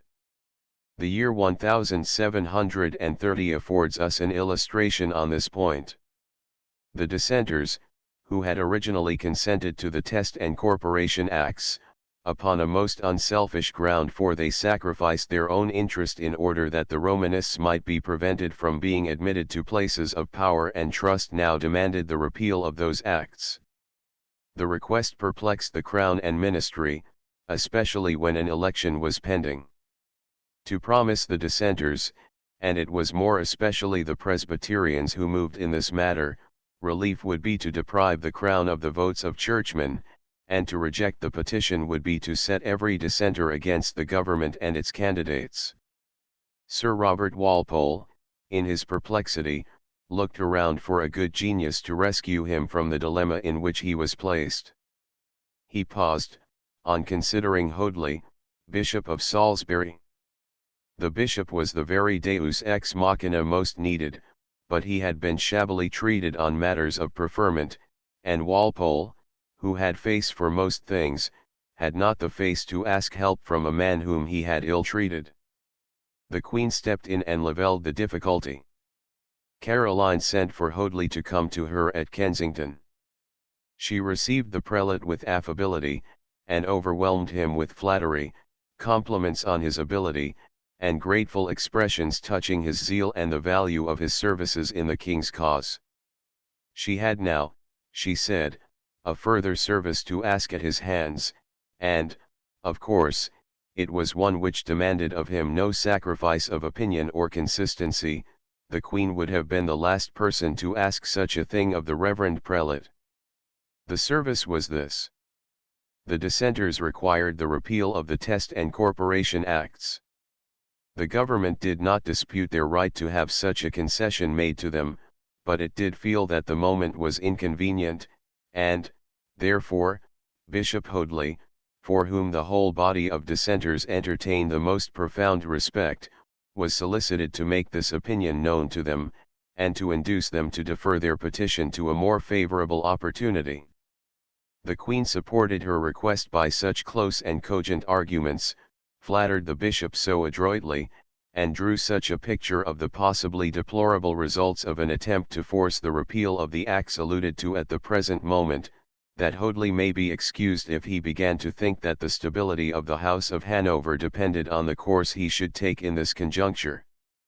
He was not, however, to be cajoled out of his opinions or his independence, He pronounced the restrictive acts unreasonable politically, and profane theologically. He added, that, as a friend to religious and civil liberty, he would vote for the repeal whenever and by whomsoever proposed. He should stultify himself if he did otherwise. All that was in his little power, consistent with his honor and reputation, he would, nevertheless, willingly do. If he could be clearly convinced that the present moment was unpropitious for pressing the demand, and perilous to the stability of the government, he would not fail to urge upon the dissenters to postpone presenting their petition until the coming of a more favorable opportunity. The out-of-door world no sooner heard of this interview between the Queen and the prelate, than a report arose that Her Majesty had succeeded in convincing the Right Reverend Father that the claims of the dissenters were unreasonable, and that the bishop, as a consequence of such conviction, would henceforth oppose them resolutely. Hoadley became alarmed, for such a report damaged all parties. He was very anxious to maintain a character for consistency, and at the same time not to lose his little remnant of interest at court. He tried in vain to get a promise from Sir Robert, that, if the dissenters would defer preferring their claim until the meeting of a new Parliament, it should then meet with the government support. Sir Robert was too wary to make such a promise, although he hinted his conviction of the reasonableness of the claim, and that it would be supported when so preferred. But the bishop, in his turn, was too cautious to allow himself to be caught by so flimsy an encouragement, and he was admitted to several subsequent consultations with the Queen, but, clever as she was, she could not move the bishop. Hoadley was resolved that the dissenters should know, that if he thought they might with propriety defer their petition, he would uphold its prayer whenever presented. In the meantime, Sir Robert extricated himself and the government cleverly. Caroline doubtless enjoyed this exercise of his ability as well as its results. The dissenters, organizing an agitation, had established a central committee in London, all the members of which were bound to Sir Robert, all moneyed men and scriveners and chosen by his contrivance. They spoke only to be prompted, and acted only as he guided. 5. This committee had a solemnly farcical meeting with the administration, to hold a consultation in the matter. Sir Robert and the speakers confined themselves to the unseasonableness, but commended the reasonableness, of the petition. My Lord President looked wise, was dull, took snuff, and said nothing. Lord Harrington, the Mr. Stanhope who had waited on the Duchess of Queensberry, took the same silent, passive part. The Lord Chancellor, King, and the Duke of Newcastle had done better had they followed that example too, but both spoke very plentifully, and were both equally unintelligible, the one, King, from having lost his understanding, and the other from never having had any. 6. The committee, after this interview, came to the resolution, that if a petition were presented to Parliament now in favour of the repeal of the Test and Corporation Acts, there was no prospect of success. This resolution saved the administration from the storm threatened by the Presbyterian party. That party considered itself betrayed by its own delegates. The Queen and Sir Robert were well satisfied with the result, and the bishop was looked upon by the dissenters as having supported their cause too little, and by the Queen's cabinet as having supported it too much. In this case it may, perhaps, be fairly asserted that the Queen and the minister, while they punished the dissenters, caused the blame to fall upon the Church. Their chief argument was, that the opposition of the clergy would be a source of the greatest embarrassment to the administration. It had long been the fashion to make the Church suffer, at least in reputation, on every occasion when opportunity offered, and without any thought as to whether the establishment deserved it or not. It was in politics precisely as it was in Sir John Vanbrugh's comedy of The Provoked Wife. It will be remembered that, in that dramatic mirror, which represents nature as objects are seen reflected in flawed glass, when the tailor enters with a bundle, the elegant Lord Rake exclaims, Let me see what's in that bundle. "And please you," says the tailor, "it is the doctor of the parish's gown." "The doctor's gown," cries my lord, and then, turning to Sir John Brute, he exultingly inquires, or requires, "Hark you, knight, you won't stick at abusing the clergy, will you?" "No," shouts Brute, "I'm drunk, and I'll abuse anything." "Then," says Lord Rake, "you shall wear this gown whilst you charge the watch, that though the blows fall upon you, the scandal may light upon the church." A generous design, by all the gods, is the ecstatic consent of the pantheistic Brute, and it is one to which Amen has been cried by many of the Brute family since first it was uttered by their illustrious predecessor. Meanwhile, Caroline could be as earnest and interested upon trifles as she was upon questions of political importance. She loved both to plague and to talk about Mrs. Howard. That the Queen was not more courteous to this lady than their respective positions demanded there is abundant evidence. In a very early period of the reign Mrs. Howard was required, as bedchamber woman, to present a basin for the Queen to wash her hands in, and to perform the service kneeling. The etiquette was, for the basin and ewer to be set on the Queen's table by a page of the back stairs. The office of the bedchamber woman was then to take both, pour out the water, set it before the Queen, and remain kneeling while Her Majesty washed, of which refreshing ceremony the kneeling attendant was the only one who dared be the ocular witness. This service of genuflection remained in courtly fashion till the death of Queen Charlotte. In the meantime, Mrs. Howard was by no means disposed to render it to Queen Caroline. The scene which ensued was highly amusing. On the service being demanded, said Caroline to Lord Hervey, "Mrs. Howard proceeded to tell me, with her little fierce eyes, and cheeks as red as your coat, that, positively, she would not do it, to which I made her no answer then in anger, but calmly, as I would have said to a naughty child, 'Yes, my dear Howard, I am sure you will. I know you will. Go, go, fie for shame. Go, my good Howard, we will talk of this another time.' Mrs. Howard did come round, and I told her," said Caroline, "I knew we should be good friends again, but could not help adding, in a little more serious voice, that I owned, of all my servants, I had least expected, as I had least deserved it, such treatment from her, when she knew I had held her up at a time when it was in my power, if I had pleased, any hour of the day, to let her drop through my fingers, thus. Caroline's own account of the fracas between Mrs. Howard and her husband is too characteristic to be passed over. The curious in such matters will find it in full detail in Lord Hervey's memoirs. In this place it will suffice to say, that, according to Lord Hervey, Mr. Howard had a personal interview with the Queen. Caroline described the circumstances of it with great graphic power. At this interview he had said that he would take his wife out of Her Majesty's coach if he met her in it. Caroline told him to do it, if he dare, though, she added, I was horribly afraid of him, for we were tête-à-tête, all the time I was thus playing the bully.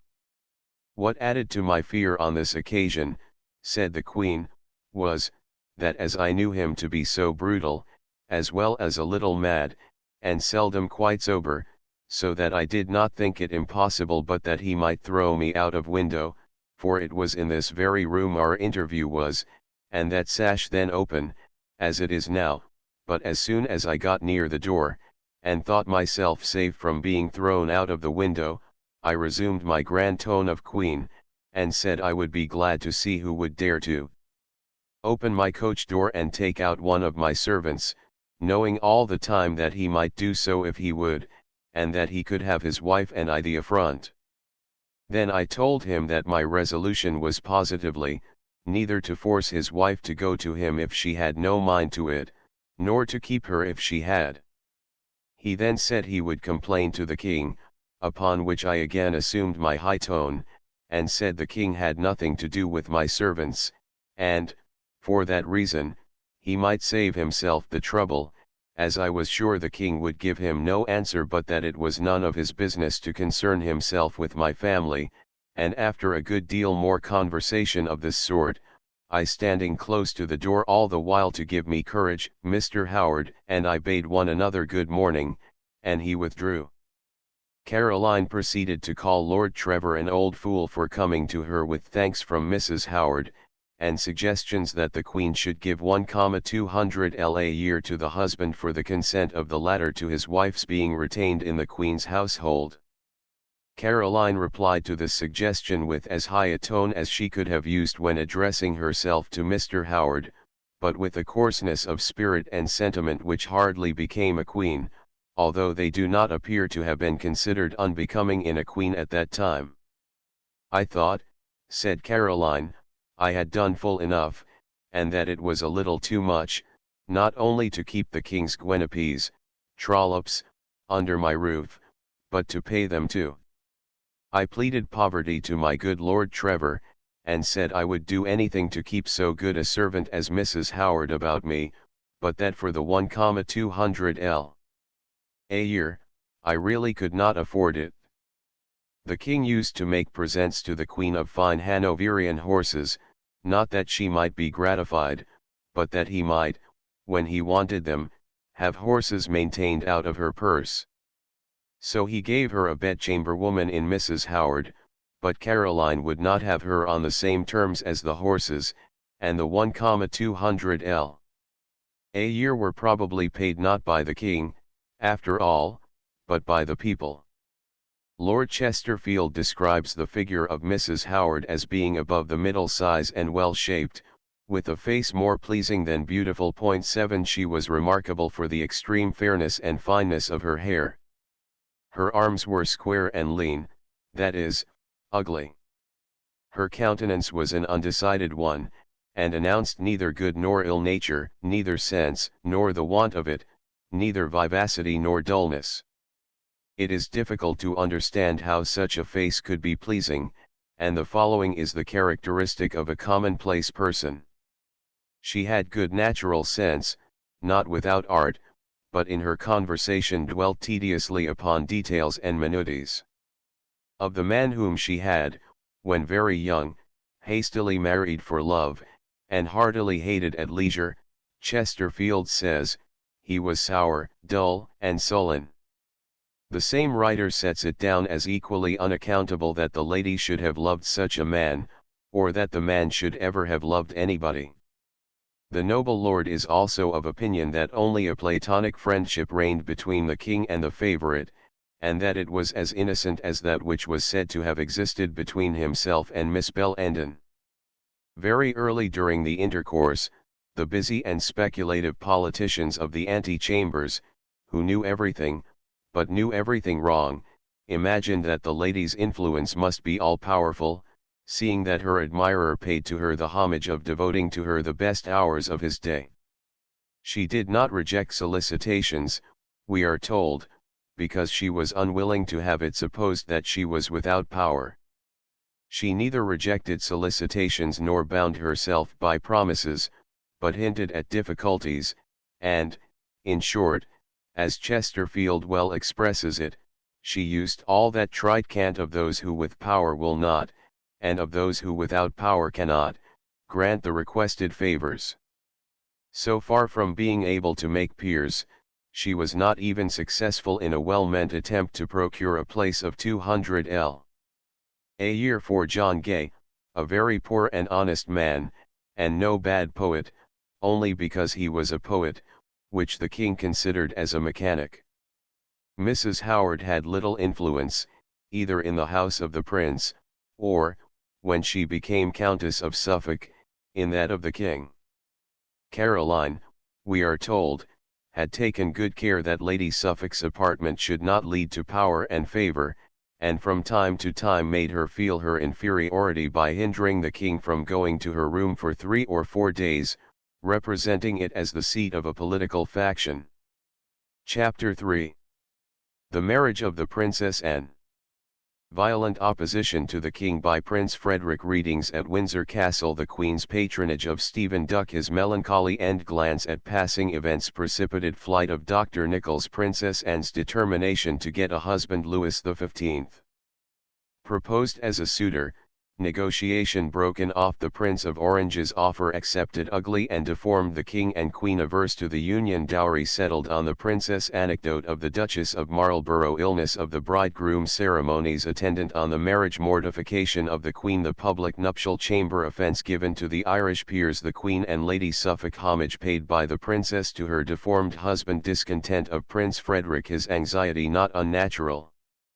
Congratulatory addresses by the Lords and Commons. Spirited conduct of the Queen. Lord Chesterfield. Agitations on Walpole's celebrated excise scheme. Lord Stair delegated to remonstrate with the Queen. Awkward performance of his mission. Sharply rebuked by the Queen. Details of the interview. The Queen's success in overcoming the King's antipathy to Walpole. Comments of the populous royal interview with a bishop.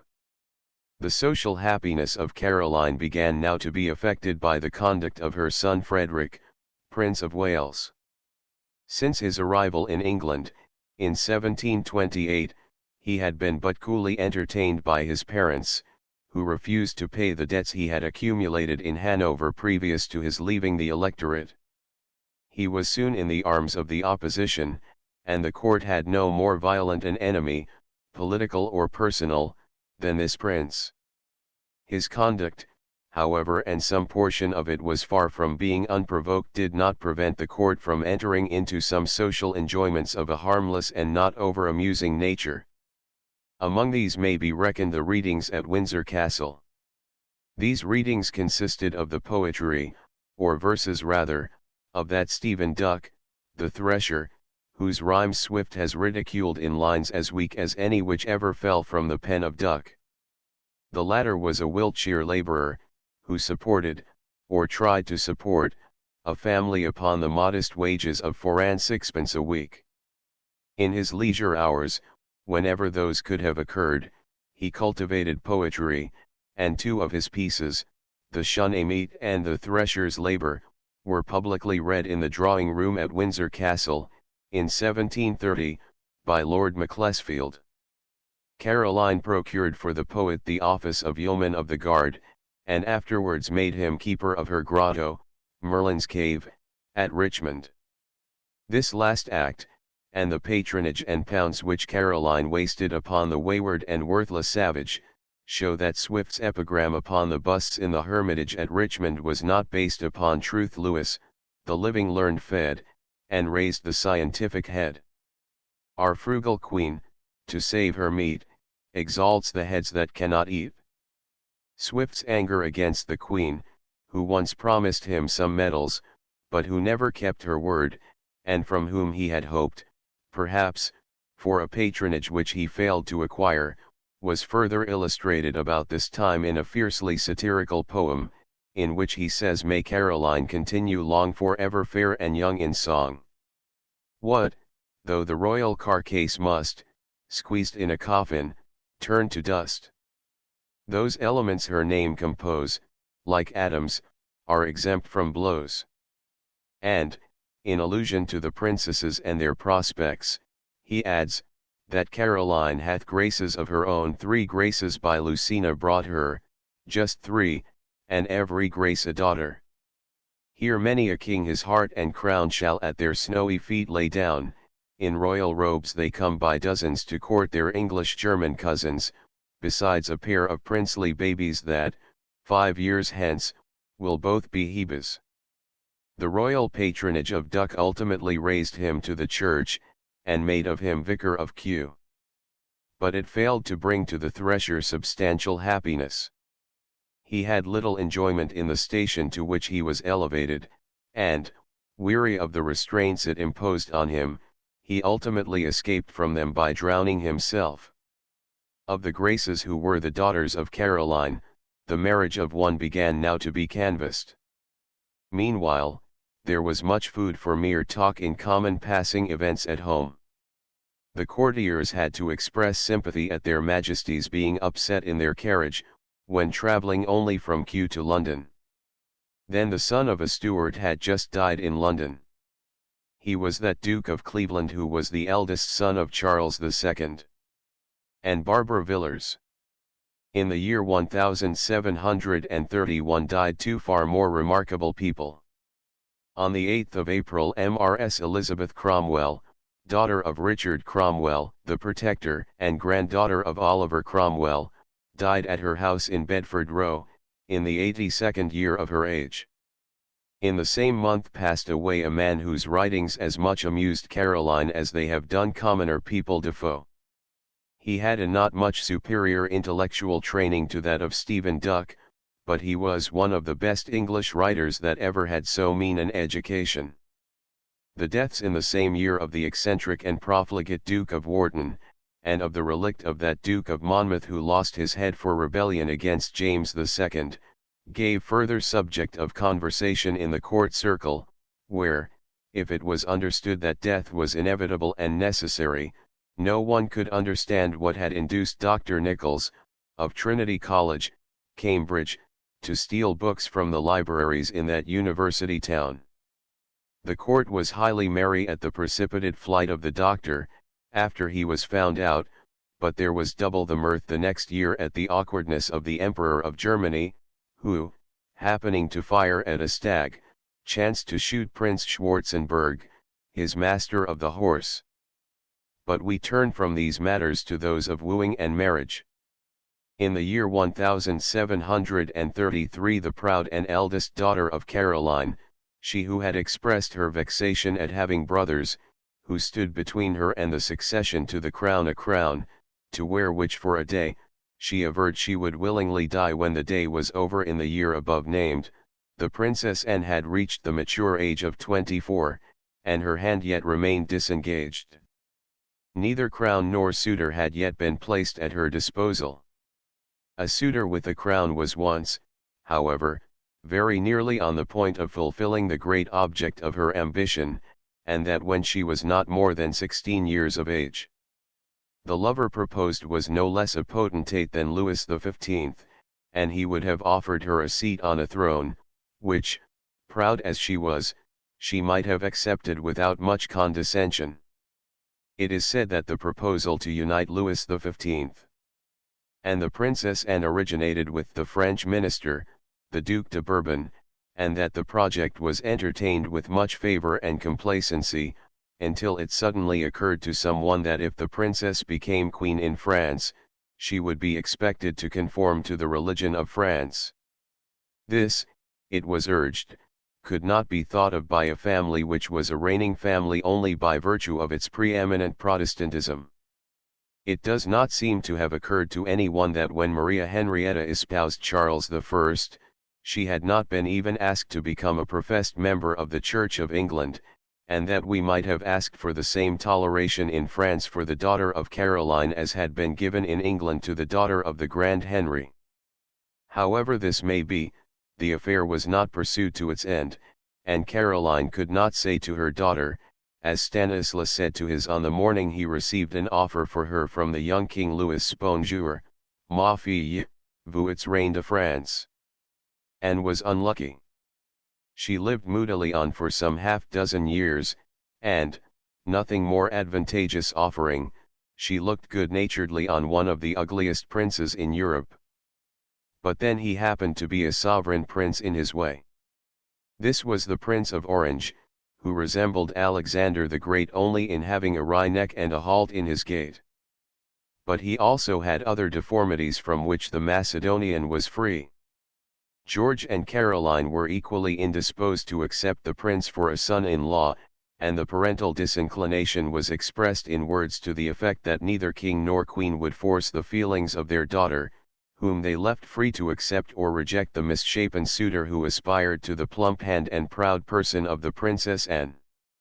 The lady thought of her increasing years, that lovers were not to be found on every bush, especially sovereign lovers, and, remembering that there were princesses of England before her who had contrived to live in much state and a certain degree of happiness as princesses of Orange, she declared her intention of following the same course, and compelling her ambition to stoop to the same modest fortune.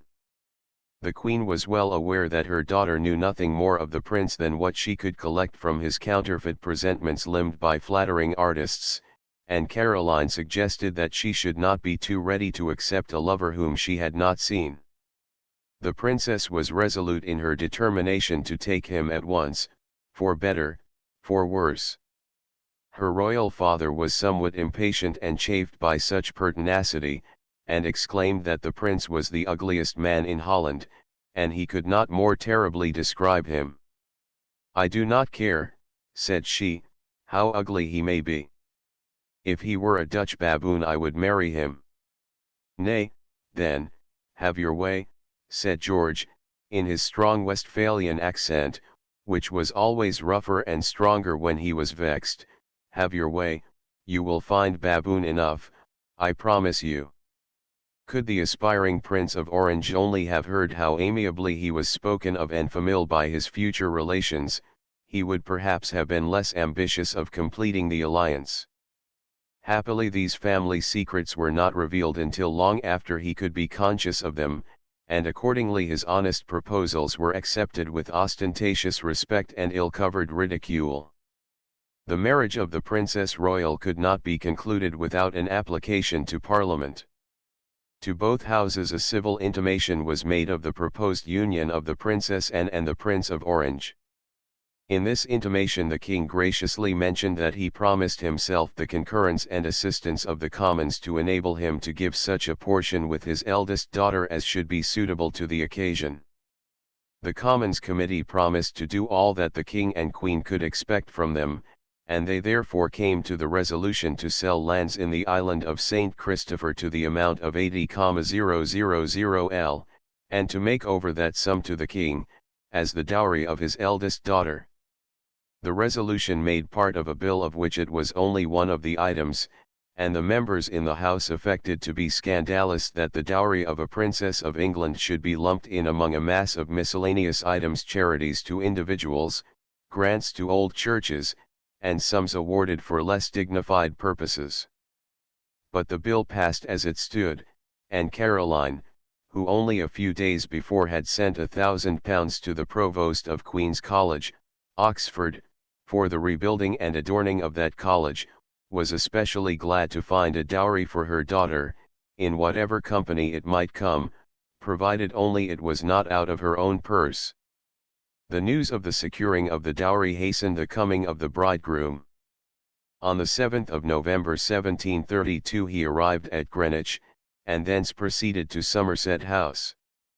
His intended wife, when she heard of his arrival, was in no hurry to meet him, but went on at her harpsichord, surrounded by a number of opera people.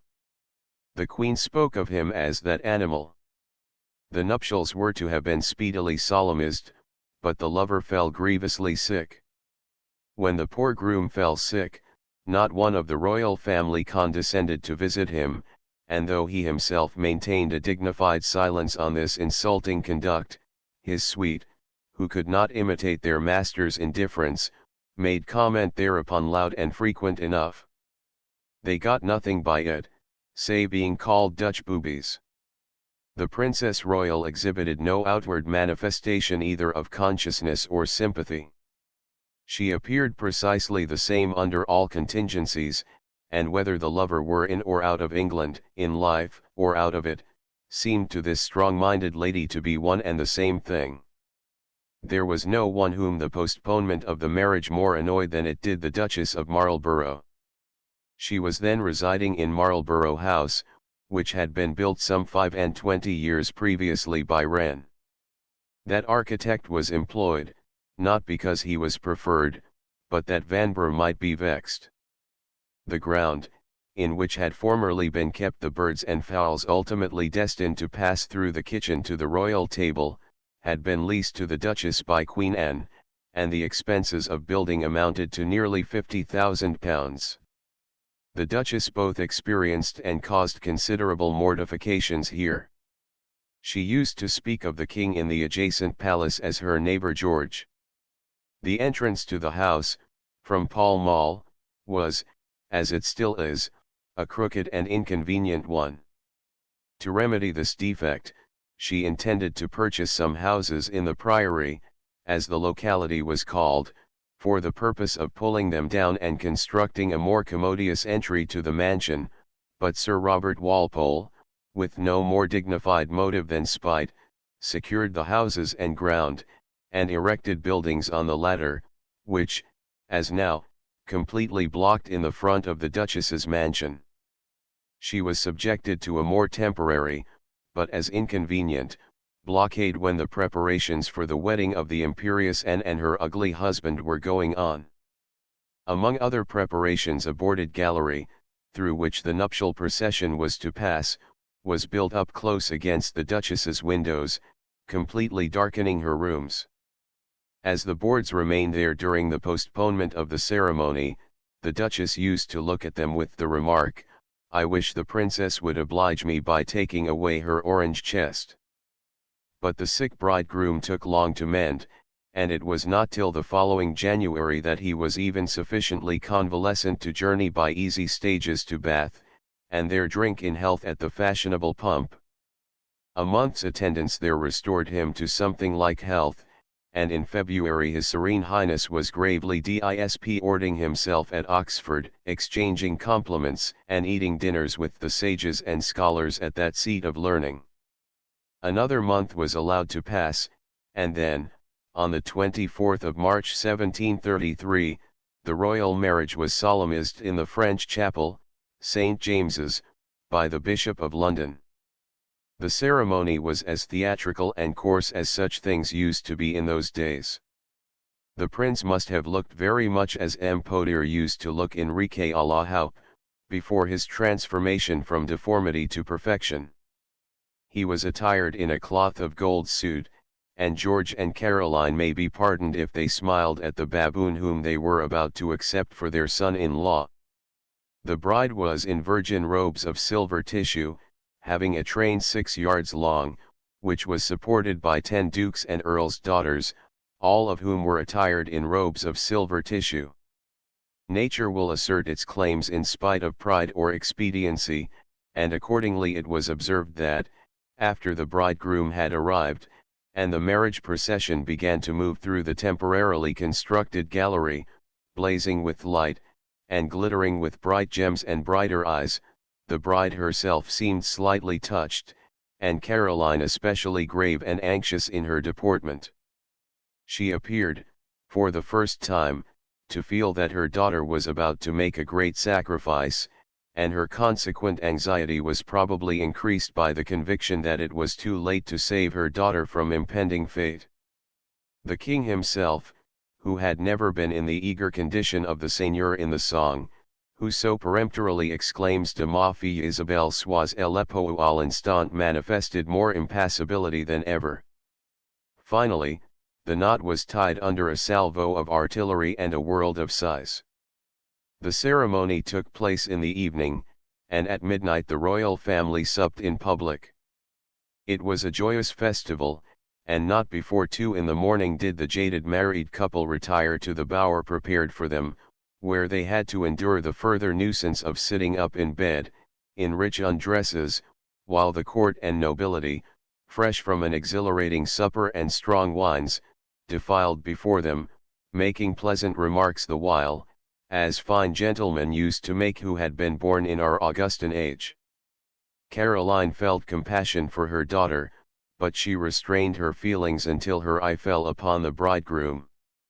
In his silver tissue night-dress, his light peruke, his ugliness and his deformity, he struck her as the impersonation of a monster. His ill figure was so ill-dressed, that, looked at from behind, he appeared to have no head, and seen from before, he appeared as if he had neither neck nor legs. 8 The queen was wonderfully moved at the sight, moved with pity for her daughter, and with indignation at her husband. The portion of the ceremony which used to be the merriest was by far the most mournful, at least so far as the queen's participation therein was concerned. She fairly cried with mingled vexation, disappointment, and disgust. She could not even revert to the subject, for days after, without crying, and yet laughing too, as the oddity of the bridegroom's ugliness came across her mind. The married couple were assuredly a strangely assorted pair. The bride, indeed, was not without commonplace charms. In common with the dairymaid, the princess had a lively clear look and a very fair complexion. Like many a dairymaid, too, of the time, she was very much marked with the smallpox. She was also ill-made, and inclined to become as obese as her royal mother. But then the bridegroom. All writers dealing with the subject agree that his ugliness was something extraordinary. No one doubts that he was deformed, but Hervey adds some traits that are revolting. His Serene Highness did not, like the gods, distill a celestial ichor.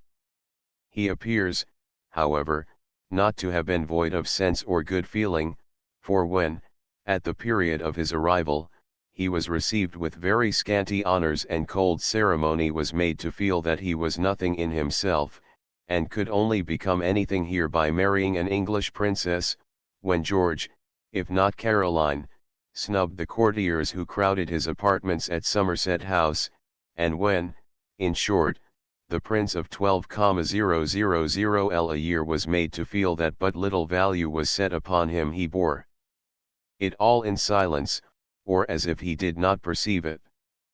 Let us hope that gallantry for the lady induced the princely Quasimodo thus to act.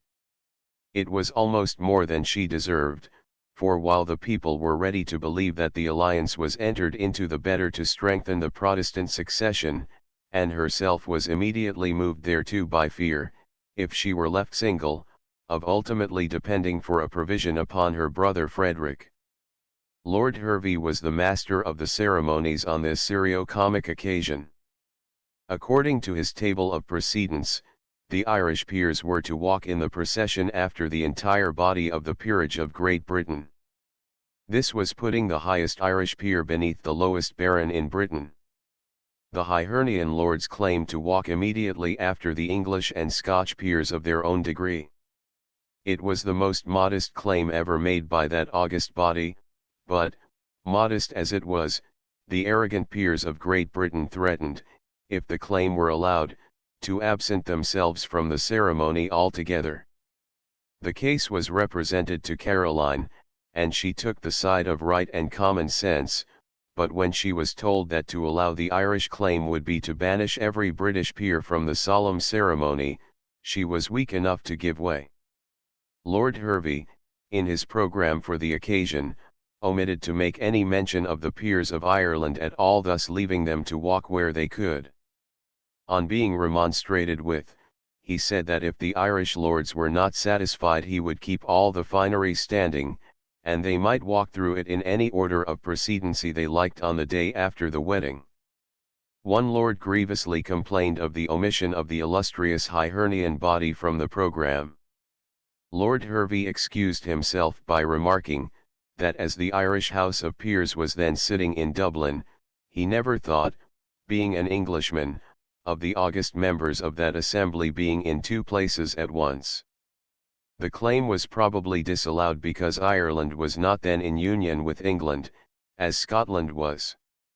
On no other ground could the claim have been refused, and Caroline saw that even that ground was not a very good one whereon to rest a denial. As it was, the Irish peers felt like poor relations, neither invited to nor prohibited from the joyous doings, but with a thorough conviction that, to use a popular phrase, their room was deemed preferable to their company.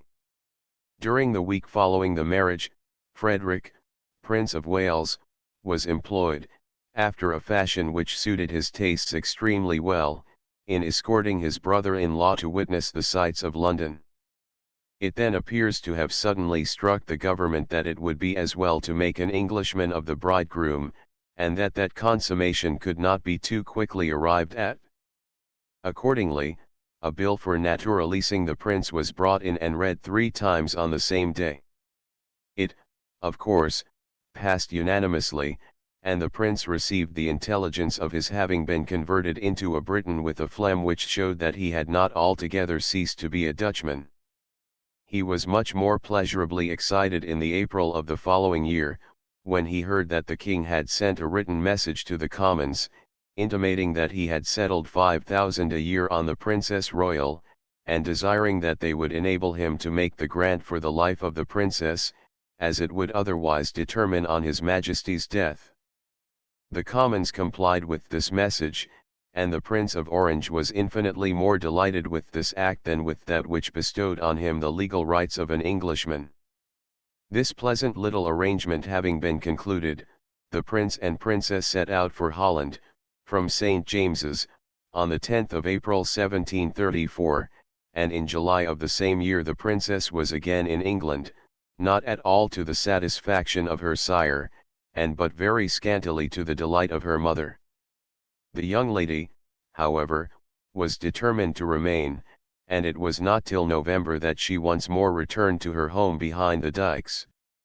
The Queen was not sorry to part with her, for just then she was deep in the fracas connected with the dismissal of her husband's favourite, Lady Suffolk, from her office of Mistress of the Robes to Her Majesty, an office in which she was succeeded by the more worthy Countess of Tankerville. The king had the less time to be troubled with thought about that old deaf woman, as he very ungallantly used to call his ancient favourite, as he, too, was deeply engaged in protesting against the Elector Palatine, who had been very vigorously protesting against the right of the king, as Elector of Hanover, to bear the title of Arch-Treasurer of the Empire. The commiseration which the Queen had felt for her daughter was shared by the sister of the latter, the Princess Amelia, who declared that nothing on earth could have induced her to wed with such a man as the Prince of Orange. Her declaration was accepted for as much as it was worth. The gentle Princess Caroline, on the other hand, thought that her sister, under the circumstances, had acted wisely, and that, had she been so placed, she would have acted in like manner.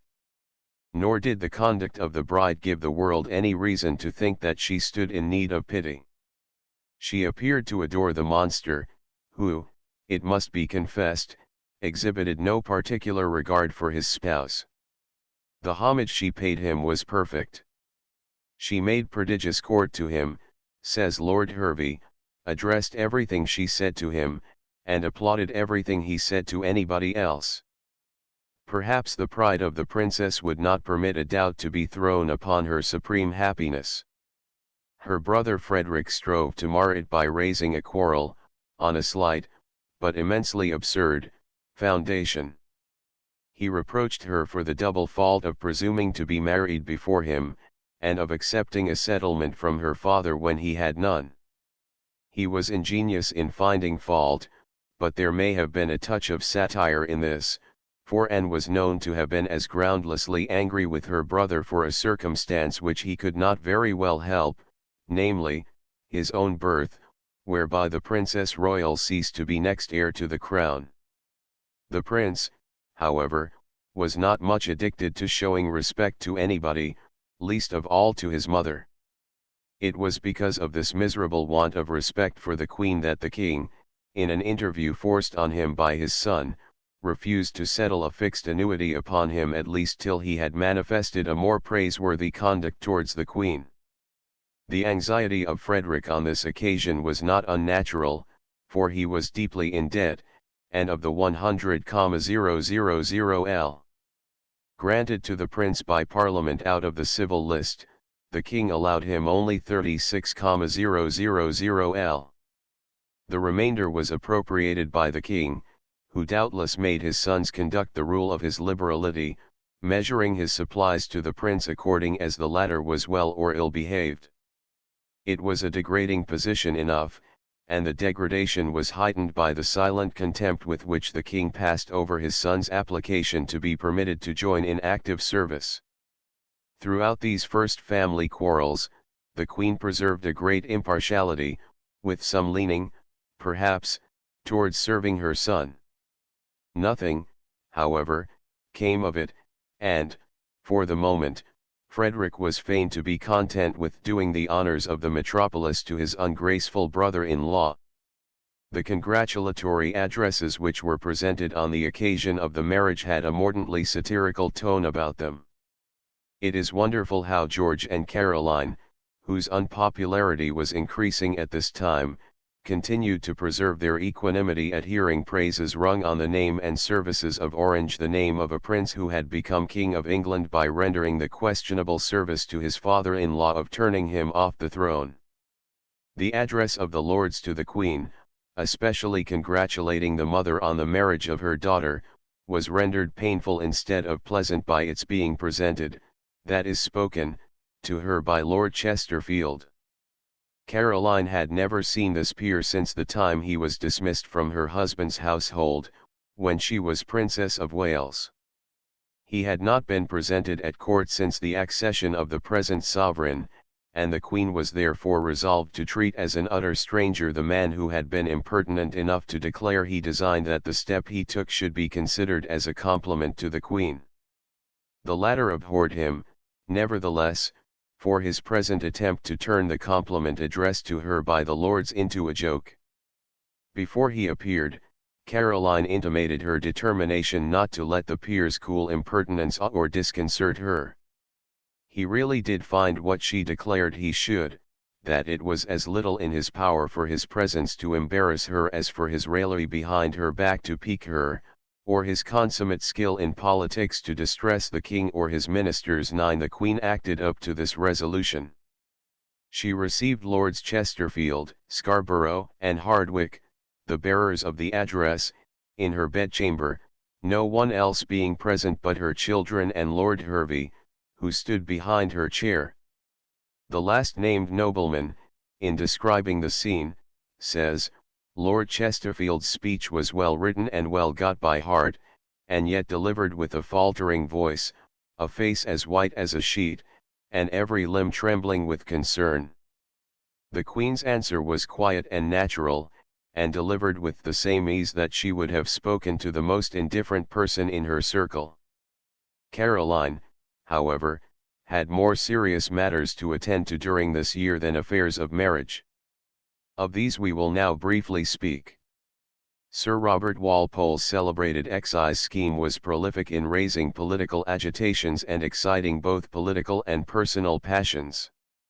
The peers were, strangely enough, even more resolute against the measure than the Commons, or perhaps it would be more correct to say, that a portion of them took advantage of the popular feeling to further thereby their own particular interests and especial objects. It is again illustrative of the power and influence of Caroline, and of the esteem in which she was held, that a body of the peers delegated Lord Stair to proceed to the Queen at Kensington and remonstrate with her upon the unconstitutional and destructive measure, as they designated the excise project. Lord Stair was a bold man and was accustomed to meet and contend with sovereigns. He had no doubt of being able to turn Caroline to his purpose. But never did delegate perform his mission so awkwardly. He thought to awaken the Queen's indignation against Walpole by imparting to her the valuable admonitory knowledge that she was ruled by that subtle statesman. He fancied he improved his position by informing her that Walpole was universally hated, that he was no gentleman, and that he was as ill-looking as he was ill-inclined. He even forgot his mission, save when he spoke of fidelity to his constituents, by going into purely personal matters, railing at the minister whose very shoe buckles he had kissed in order to be appointed Vice-Admiral of Scotland, when the Duke of Queensberry was ejected from that post, and accusing Walpole of being manifestly untrue to the trust which he held, seeing that whenever there was an office to dispose of, he invariably preferred giving it to the Campbells rather than to him Stair. To the Campbells, he reiterated, as if the very name were enough to rouse Caroline against Walpole. To the Campbells, who tried to rule England by means of the king's mistress, opposed to governing it by means of the king's wife. Caroline heard him with decent and civil patience until he had gone through his list of private grievances, and began to meddle with matters personal to herself and the royal hearth. She then burst forth, and was superb in her rebuke, superb in its matter and manner, superb in her dignity and in the severity with which she crushed Lord Stair beneath her fiery sarcasms and her withering contempt. She ridiculed his assertions of fidelity, and told him he had become traitor to his own country and the betrayer of his own constituents. She mocked his complacent assurances that his object was not personal, but patriotic. She professed her intense abhorrence of having the private dissensions of noblemen ripped open in her presence, and bade him learn better manners than to speak, as he had done, of the king's servants to the king's wife. "My conscience," said Lord Stair. "Don't talk to me of your conscience, my lord," said Caroline, "or I shall faint." The conversation was in French, and the Queen's precise words were, "Ne me parlez point de conscience, milord, vous me faites of Hanover. The Scottish lord was sadly beaten down, and confessed his disgraceful defeat by requesting Her Majesty to be good enough to keep what had passed at the interview as a secret.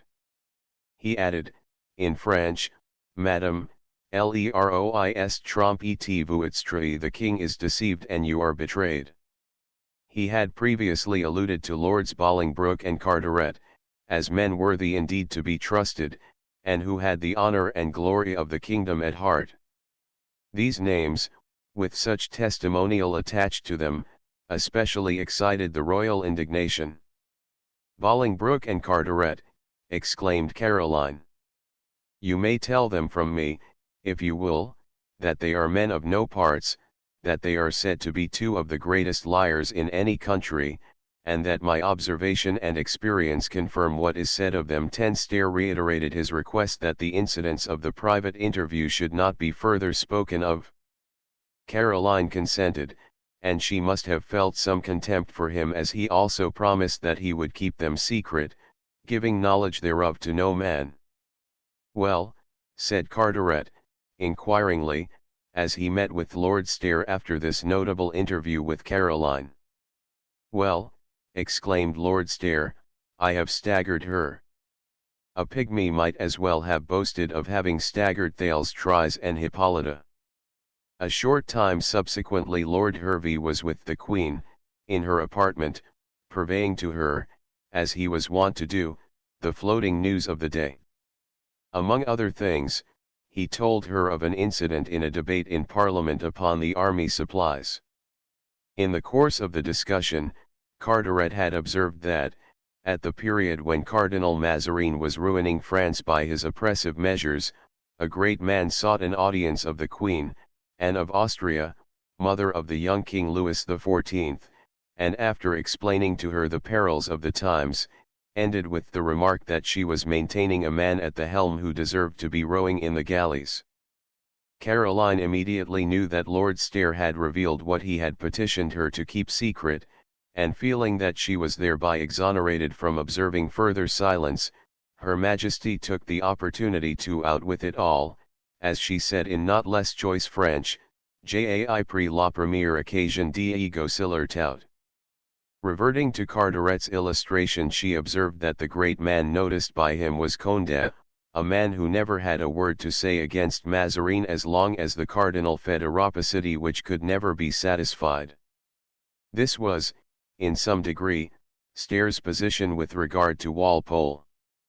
Condé, in his interview with the Queen of France, observed the well-read Queen of England, had for his object to impose upon her and France, by endeavouring to persuade her that his private resentments were only a consequence of his zeal for the public service.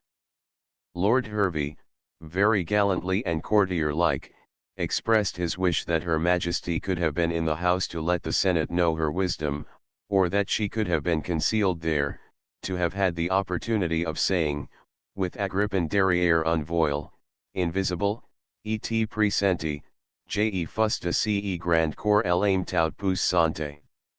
The quotation, perhaps, could not have been altogether applicable, but as Lord Hervey quoted it, and my lord was a man of wit, it is doubtless as well placed as wit could make it. The Queen, at all events, took it as a compliment, laughed, and declared, that often when she was with these impatient fellows, ever ready with their unreasonable remonstrances, she was tempted herself to say, with Agrippin, that she was fille, femme, et mere de vos maîtres, a quotation less applicable even than the former, but in which Lord Hervey detected such abundance of wit that he went into a sort of ecstasy of delight at the Queen's judgment, humour, knowledge, and ability. When the Excise Bill was for the first time brought before the House, the debate lasted till 1 in the morning.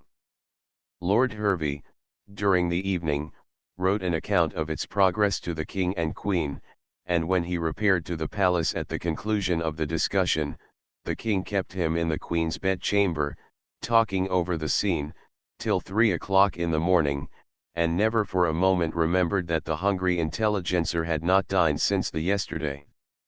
When the clamour against the bill rose to such a pitch that all England, the army included, seemed ready to rise against it, Walpole offered himself as a personal sacrifice, if the service and interests of the King would be promoted by his surrender of office and power.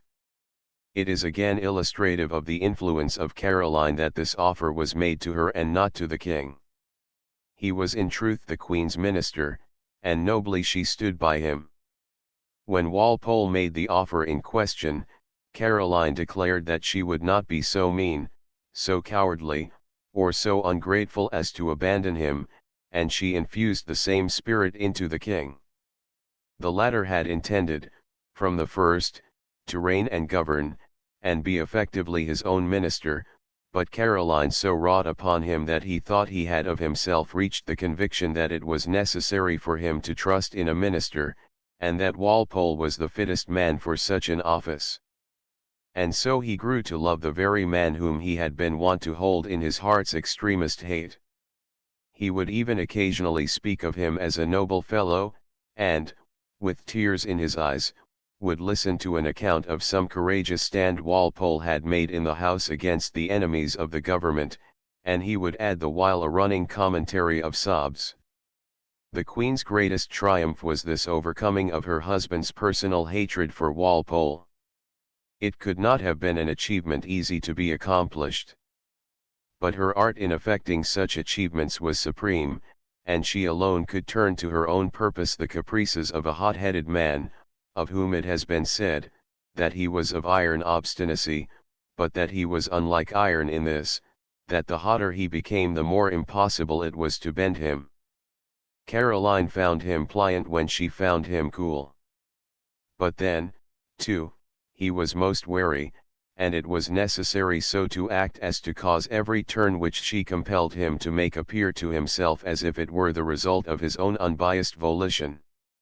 Supremely able as Caroline was, she could not, however, always conceal her emotion. Thus, at this very period of the agitation of the Excise Bill, on being told, at one of her evening drawing rooms, of the difficulties and dangers which beset the path of the government, she burst into tears, became unusually excited, and finally affecting, and perhaps feeling, headache, and vapours, she broke up her quadrille party, and betrayed in her outward manner an apparent conviction of impending calamity.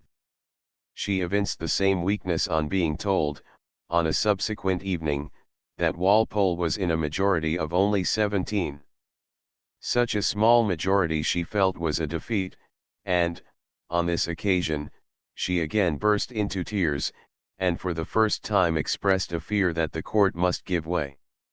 The sovereign was, at the same time, as strong within her as the woman, and when she heard of the subordinate holders of government posts voting against the minister or declining to vote with him, she bitterly denounced them, exclaiming, that they who refused to march with their leader were as guilty as they who openly deserted, and that both merited condign punishment. 11 The king on this occasion was as excited as his consort, but he manifested his feelings in a different way. He made Lord Hervey repeat the names of those who thwarted the views of the crown, and he grunted forth an angry commentary at each name. Lord John Cavendish, began Hervey. A fool, snorted the king.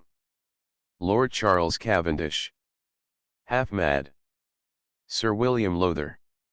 A whimsical fellow. Sir Thomas Prendergast. An Irish blockhead. Lord Tyrconnel.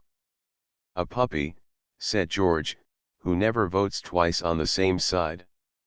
On the other hand, the populace made their comment on the proceedings of the court. It was rendered in a highly popular way, and with much significancy. In the city of London, for instance, the mob hung in effigy Sir Robert Walpole and a fat woman. The male figure was duly ticketed. The female effigy was well understood to mean the Queen. Her power would, after all, not have followed in its fall that of Walpole.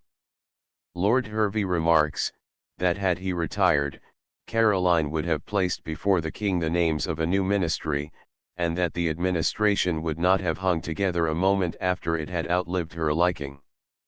In the meantime her indefatigability was great. At the suggestion, it is supposed, of Walpole, she sent for the Bishop of Salisbury, Dr. Hoadley, who repaired to the interview with his weak person and stately independence, if one may so speak, upheld by his crutched stick. His power must have been considered very great, and so must his caprice, for he was frequently sent for by Caroline, remonstrated with for supposed rebellion, or urged to exert all his good offices in support of the crown. It is difficult to believe that the lengthy speeches reported by Hervey were actually delivered by Queen and Bishop. There is nothing longer in Livy, and we are not told that any one took them down. Substantially, however, they may be true. The Queen was insinuating, complimentary, suggestive, and audacious, the Bishop all duty, submission, and promise as far as his consistency and principles could be engaged. But, after all, the immense mountain of anxiety and stratagem was reared in vain, for Walpole withdrew his bill, and Caroline felt that England was but nominally a monarchy. Chapter 4. Family and National Quarrels. Retirement of Lady Suffolk, tact of Queen Caroline, arrogance of princess, and private life of the royal family. The Count Doran, the French refugee. German predilections of the Queen, a scene at court. Queen Caroline's declining health, ambitious aspirations of Princess and Bishop Hoadley and the See of Winchester. The Queen and the clergy. The Queen appointed regent. The King and Madame Walmoden. Lord Hervey's imaginary post-obit diary. The Queen's farewell interview with Lady Suffolk. Grief made fashionable. The temper of the King on his return. A scene, dramatis personae. The King, Queen, and Lord Hervey. Lady Deloraine, Pope's Delia, a royal favourite. An angry scene between the King and Queen. The King's opinion of Bishop Hoadley. Dissension between the King and Prince. The royal libertine at Hanover. Court revels. Lady Bolingbroke and the Queen.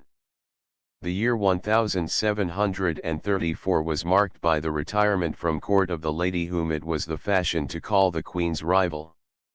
Mrs. Howard, on becoming Countess of Suffolk, by the accession of her husband to the earldom in 1731, had been raised to the office of Mistress of the Robes to the Queen. Her husband died 2 years subsequently, and, shortly after, the King's widowed favourite was sought in marriage by another suitor. Her departure from court was doubtless principally caused by this new prospect of a happier life. It may have been accelerated by other circumstances. Lord Chesterfield, angry with the Queen for forgetting to exert her promised influence for him in obtaining some favour, applied to Lady Suffolk, and informed the Queen of the course he had taken. Caroline thereon told the King that she had had some petition to present on Lord Chesterfield's behalf, but that as he had entrusted it to Lady Suffolk's presenting, her own influence would probably be unavailing. The King, fired at the implied affront to his consort, treated his old mistress, now nearly half a century in years, with such severity that she begged to be permitted to withdraw. Lady Suffolk brought her long career at court to a close in this year, previous to her marriage with the Honourable George Berkeley, younger son of the second Earl of Berkeley.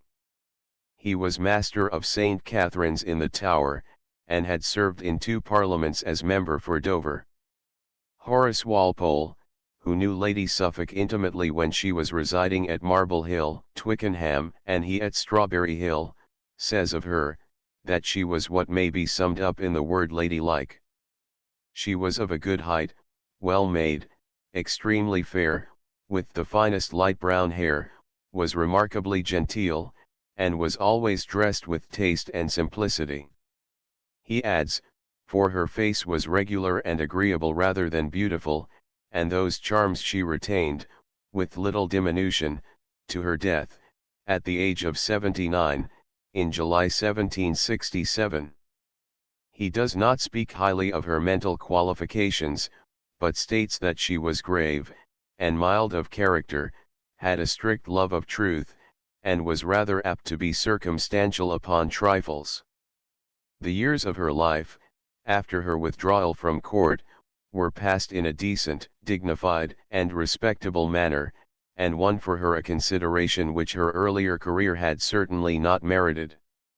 The Queen's influence was even stronger than the favourite's credit. Except a barony, a red riband, and a good place for her brother, Sir John Hobart, Earl of Buckinghamshire, Lady Suffolk could succeed but in very subordinate recommendations. Her own acquisitions were so moderate, that, besides Marble Hill, which cost the king £10,000 or £12,000, her complaisance had not been too dearly purchased. She left the court with an income so little to be envied, that though an economist and not expensive, by the lapse of some annuities on lives not so prolonged as her own, she found herself straitened, and, besides Marble Hill, did not at most leave £20,000 to her family. On quitting court, she married Mr. George Berkeley, and outlived him 12. It is not certain how far Caroline's influence was exercised in the removal of Lady Suffolk, whom the Queen, according to some authors, requested to continue some time longer in her office of Mistress of the Robes. Nor is it important to ascertain. Caroline had higher duties to perform. She continued to serve her husband well, and she showed her opinion of her son, the Prince of Wales, by her conduct to him on more than one occasion.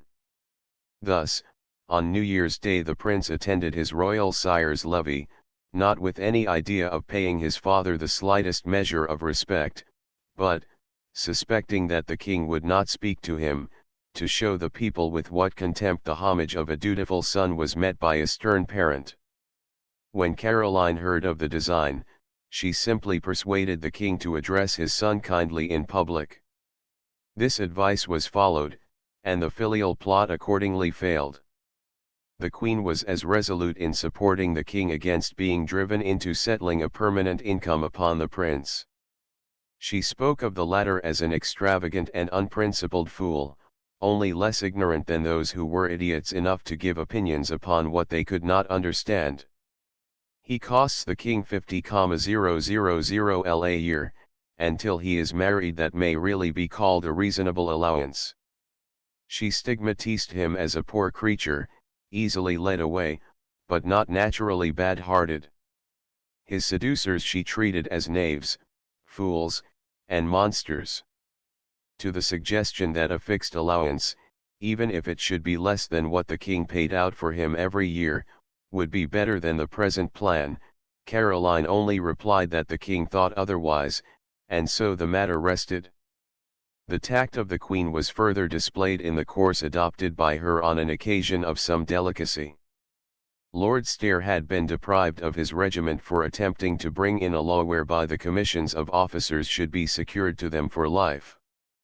The king said he would not allow him to keep by favour what he had endeavoured to keep by force. Thereupon Lord Stair addressed a private letter to the Queen, through her Lord Chamberlain, stuffed with prophetic warnings against the machinations of France and the designs of Walpole. Caroline, on becoming acquainted with the contents of the epistle, rated her Chamberlain soundly, and bade him take it instantly to Sir Robert Walpole, with a request to the latter to lay it before the king. She thus very dexterously avoided the danger of concealing such a letter from the king, or giving Sir Robert Walpole any cause of jealousy from showing it. His Majesty very sententiously observed upon the letter, that Lord Stair was a puppy for writing it, and the Lord Chamberlain a fool for bringing it. The good Chamberlain was a fool for other reasons also. He had no more rational power than a vegetable, and his solitary political sentiment was to this effect, and wrapped up in very bad English: I hate the French, and I hope as we shall beat the French. 13 The times were growing warlike, and it was on the occasion of the Prince of Orange going to the camp of Prince Eugene that the Princess Anne returned to England. She was as arrogant and as boldly spoken as ever. In the latter respect she manifested much of the spirit of her mother. During her stay at court, the news of the surrender of Philipsburg reached this country. Her Highness's remark thereon, in especial reference to her royal father, is worth quoting. It was addressed to Lord Hervey, who was leading the princess to her own apartment after the drawing room. Was there ever anything so unaccountable, said she, shrugging up her shoulders, as the temper of Papa? He has been snapping and snubbing every mortal for this week, because he began to think Philipsburg would be taken, and this very day, that he actually hears it is taken, he is in as good humor as I ever saw him in my life. To tell you the truth, she added, in French, I find that so whimsical, and, between ourselves, so utterly foolish, that I am more enraged by his good, than I was before by his bad, humor. Perhaps, answered Lord Hervey, he may be about Philipsburg as David was about the child, who, whilst it was sick, fasted, lay upon the earth, and covered himself with ashes, but the moment it was dead, got up, shaved his beard, and drank wine. It may be like David, said the Princess Royal, but I am sure it is not like Solomon. It was hardly the time for Solomon's. Lord Chancellor King was a man of the people, who, by talent, integrity, and perseverance, rose to the highest rank to which a lawyer can work his way. He lost his popularity almost as soon as he acquired the seals, and these he was ultimately compelled, from growing imbecility of mind, to resign. He was the most dilatory in rendering judgments of all our chancellors, and would never willingly have decided a question, for fear he should decide it incorrectly. This characteristic, joined to the fact of his having published a history of the Apostles' Creed, extorted from Caroline the smart saying, that he was just in the law what he had formerly been in the gospel, making creeds upon the one without any steady belief, and judgments in the other without any settled opinion. But the misfortune for the public is, said Caroline, that though they could reject his silly creeds, they are forced often to submit to his silly judgments. The court private life of the sovereigns at this time was as dull as can well be imagined. There were two persons who shared in this life, and who were very miserably paid for their trouble. These were the Count de Rancy and his sister. They were French Protestants, who, for conscience' sake, had surrendered their all in France and taken refuge in England. The Count was created Earl of Lifford in Ireland. His sister, Lady Charlotte de Rancy, was governess to the younger children of George II. Every night in the country, and thrice a week when the King and Queen were in town, this couple passed an hour or two with the King and Queen before they retired to bed. During this time the King walked about, and talked to the brother of armies, or to the sister of genealogies, while the Queen nodded and yawned, till from yawning she came to nodding, and from nodding to snoring. 14 This amiable pair, who had lived in England during 4 reigns, were in fact hard-worked, ill-paid court drudges, too ill-paid, even, to appear decently clad, an especial reproach upon Caroline, as the lady was the governess of her children. But they were not harder worked, in one respect, than Caroline herself, who passed 7 or 8 hours tete-a-tete with the King every day, generally saying what she did not think, says Lord Hervey, and forced, like a spider, to spin out of her own bowels all the conversation with which the fly was taken. The King could bear neither reading nor being read to. But, for the sake of power, though it is not to be supposed that affection had not some part in influencing Caroline to undergo such heavy trial, she endured that willingly, and indeed much more than that. At all events, she had some respect for her husband, but she despised the son, who, in spite of her opinion of the natural goodness of his heart, was mean and mendacious. The prince, moreover, was weaker of understanding and more obstinate of temper than his father. The latter hated him, and because of that hatred, his brother, the Duke of Cumberland, was promoted to public employment. His sisters betrayed him. Had Caroline not had a contempt for him, she would have influenced the king to a very different line of conduct. It was said of Frederick, that, from his German education, he was more of a German than an Englishman. But the bias alluded to was not stronger in him than it was in his mother. Caroline was so much more of a German than of an Englishwoman, that when the interests of Germany were concerned she was always ready to sacrifice the interests of England. Her daughter Anne would have had Europe deluged in blood for the mere sake of increasing her own and her husband's importance. In a general war she thought he would come to the surface. Caroline was disinclined to go to war for the empire only because she feared that, in the end, there might be war in England, with the English crown for the stake. There was at this time in London a dull and proud imperial envoy, named Count Kiesky. He was haughty and impertinent in his manner of demanding succour, as his master was in requiring it, from the Dutch. Caroline rallied him on this one day, as he was riding by the side of her carriage at a stag hunt. She used a very homely and not a very nice illustration to show the absurdity of losing an end by foolishly neglecting the proper means. "If a handkerchief lay before me," said she, "and I felt I had a dirty nose, my good Count Kiesky, do you think I should beckon the handkerchief to come to me, or stoop to take it up?"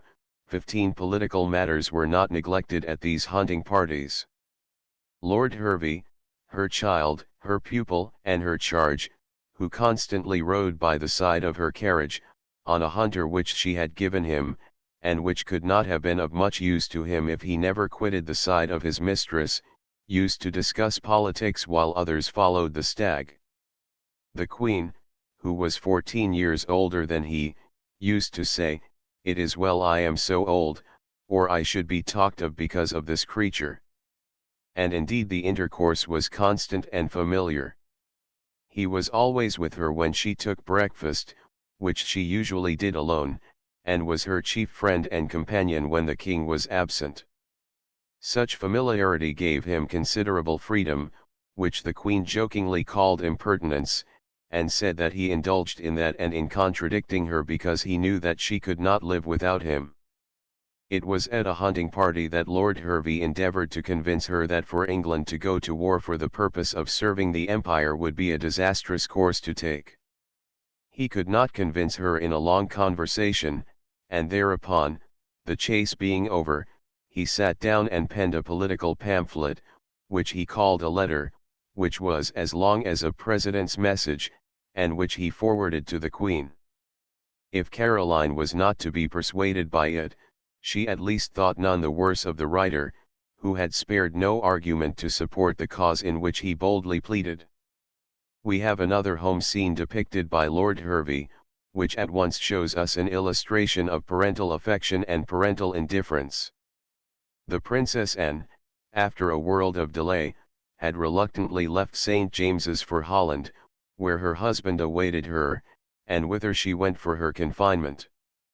The last thing she thought of was the success of the opera and the triumph of Handel. She recommended both to the charge of Lord Hervey, and then went on her way to Harwich, sobbing. When she had reached Colchester she, upon receiving some letters from her husband stating his inability to be at the Hague so soon as he expected, started suddenly for Kensington. In the meantime, in the palace at the latter place Lord Hervey found the Queen and the gentle Princess Caroline sitting together, drinking chocolate, shedding tears, and sobbing, all at the absence of the imperious Lady Anne. The trio had just succeeded in banishing melancholy remembrances by launching into cheerful conversation, when the gallery door was suddenly opened, and the Queen rose, exclaiming, "The King here already." When, however, she saw that, instead of the King, it was only the Prince of Wales, and detesting the exchange of the son for the daughter, she burst out anew into tears, and cried out, "Oh, God, this is too much." She was only relieved by the entry of the King, who, perceiving but not speaking to his son, took the Queen by the hand and led her out to walk. This cut direct, by affecting to be unconscious of the presence of the obnoxious person, was a habit with the King. Whenever the Prince was in a room with him, says Lord Hervey, it put one in mind of stories that one has heard of ghosts which appear to part of the company and were invisible to the rest, and in this manner, wherever the Prince stood, though the King passed him ever so often, or ever so near, it always seemed as if the King thought the Prince filled a void space. On the following day, the 22nd of October, the Princess Anne suddenly appeared before her parents. They thought her at Harwich, or on the seas, the wind being fair.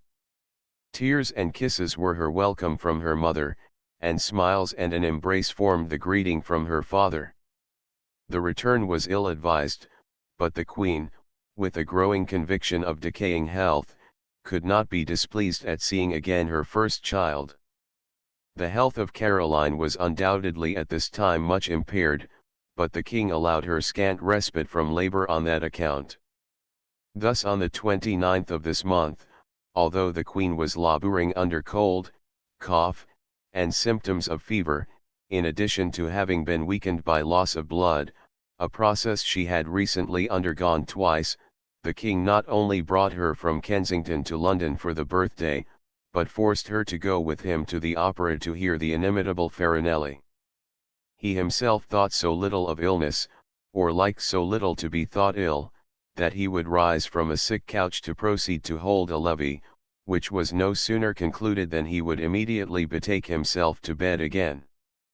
His affection for the Queen was not so great but that he compelled the same sacrifices from her, and on the occasion of this birthday, at the morning drawing room, she found herself so near swooning, that she was obliged to send her chamberlain to the King, begging him to retire, for she was unable to stand any longer. Notwithstanding which, we are told by Lord Hervey, that at night he brought her into a still greater crowd at the ball, and there kept her till 11 o'clock. Sir Robert Walpole frequently, and never more urgently than at this time, impressed upon her the necessity of being careful of her own health.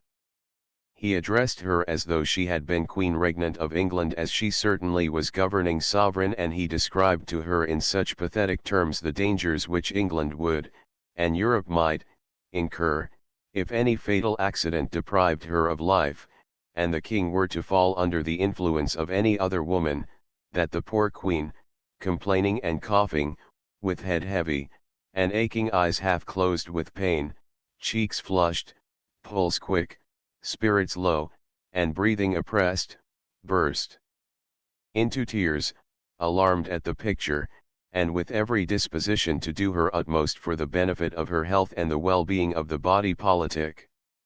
It was the opinion of Caroline, that in case of her demise the King would undoubtedly marry again, and she had often advised him to take such a step. She affected, however, to believe that a second wife would not be able to influence him to act contrary to the system which he had adopted through the influence of herself and Walpole.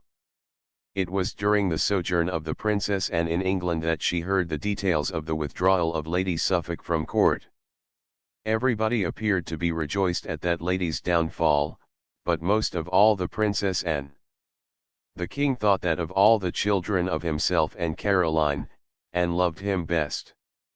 This dutiful daughter, however, despised him, and treated him as an insufferable bore, who always required novelty in conversation from others, but never told anything new of his own.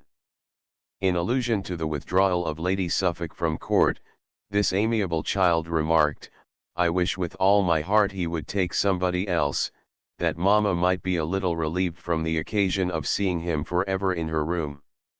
In November the princess Anne once more proceeded to Harwich, put to sea, and was so annoyed by the usual inconveniences that she compelled the captain to land her again. She declared that she should not be well enough for 10 days to go once more aboard. This caused great confusion. Her father, and indeed the Queen also, insisted on her repairing to Holland by way of Calais, as her husband had thoughtfully suggested. She was compelled to pass through London, much to the King's annoyance, but he declared that she should not stop, but proceed at once over London Bridge to Dover. He added, that she should never again come to England in the same condition of health. His threat was partly founded on the expense, her visit having cost him 20,000 L. Her reluctance to proceed to her husband's native country was founded, it has been suggested, on her own ambitious ideas. Her brothers were unmarried, and she was anxious, it is thought, that her own child should be English-born, as it would stand in the line of inheritance to the throne. However this may be, the Queen saw the false step the daughter had already taken, and insisted on the wishes of her husband, the prince, being attended to, and so the poor foiled Anne went home to become a mother, very much against her will. The Princess Amelia observed to Mrs. Clayton, the Queen's bedchamber woman, that her brother, Prince Frederick, would have been displeased if the accouchement of the princess had taken place in England.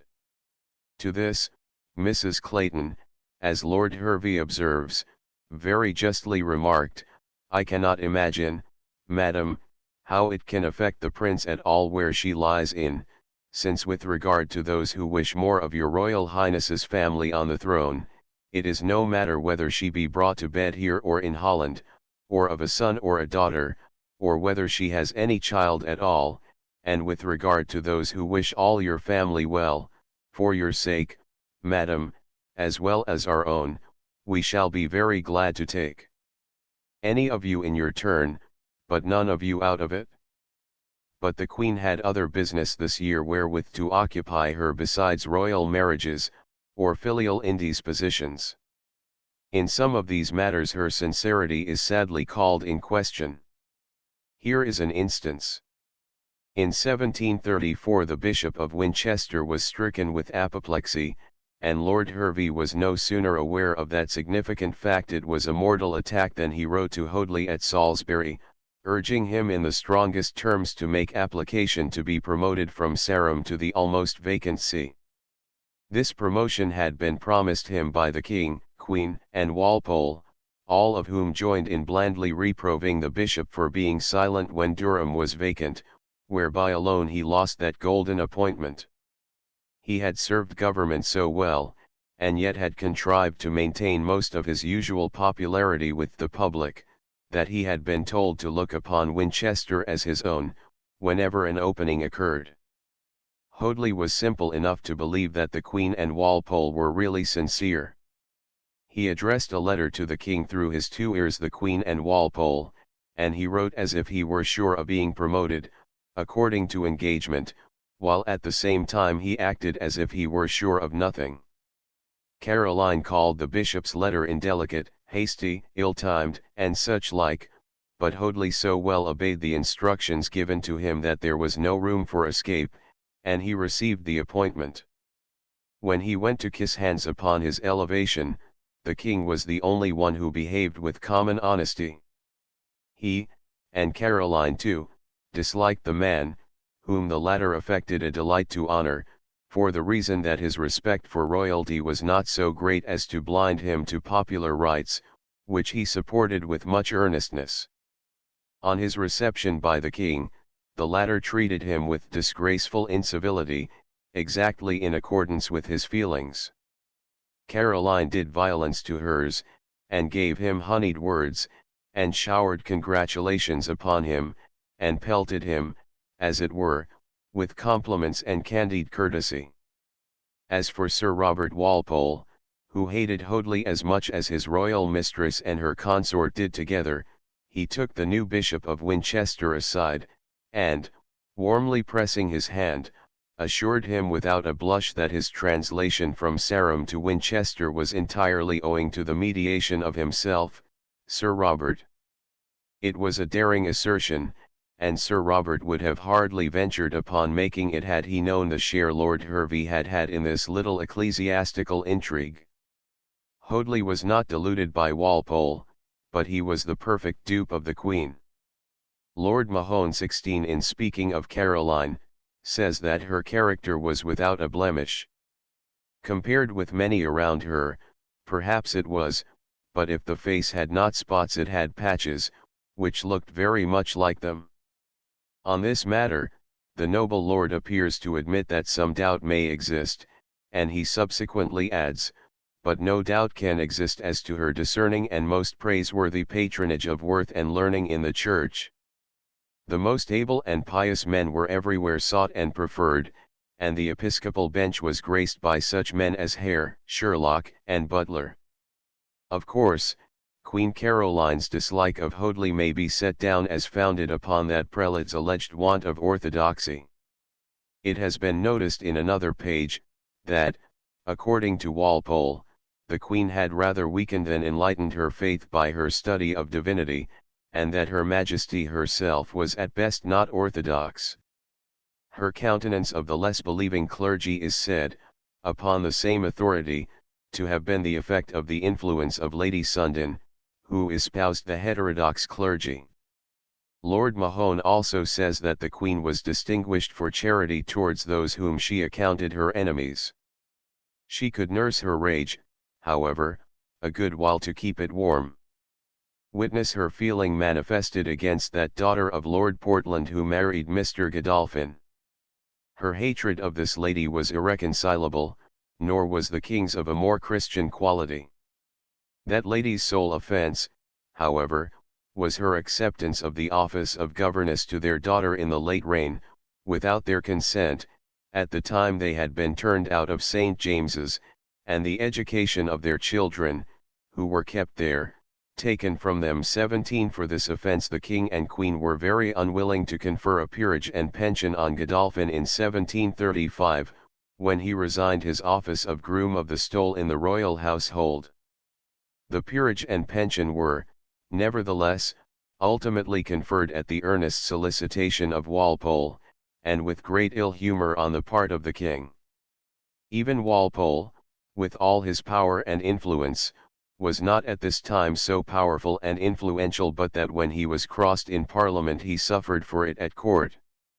Thus, when the Crown lost several supporters in the House by adverse decisions on election petitions, the King was annoyed, and the Queen gave expression to her own anger on the occasion.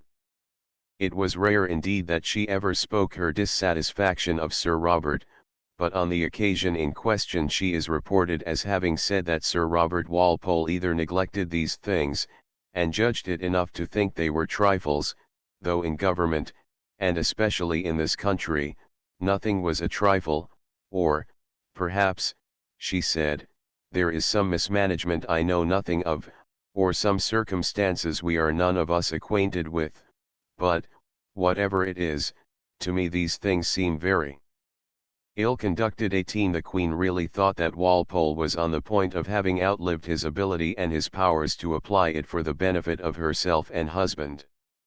She observed him melancholy, and set it down that he was mourning over his own difficulties and failures.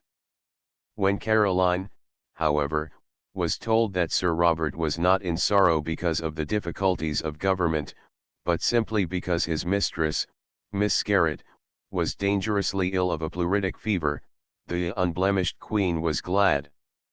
She rejoiced that politics had nothing to do with his grief, and she was extremely well pleased to find that the Prime Minister was as immoral as men of greater and less dignity. And then she took to satirizing both the Prime Minister and the lady of his homage.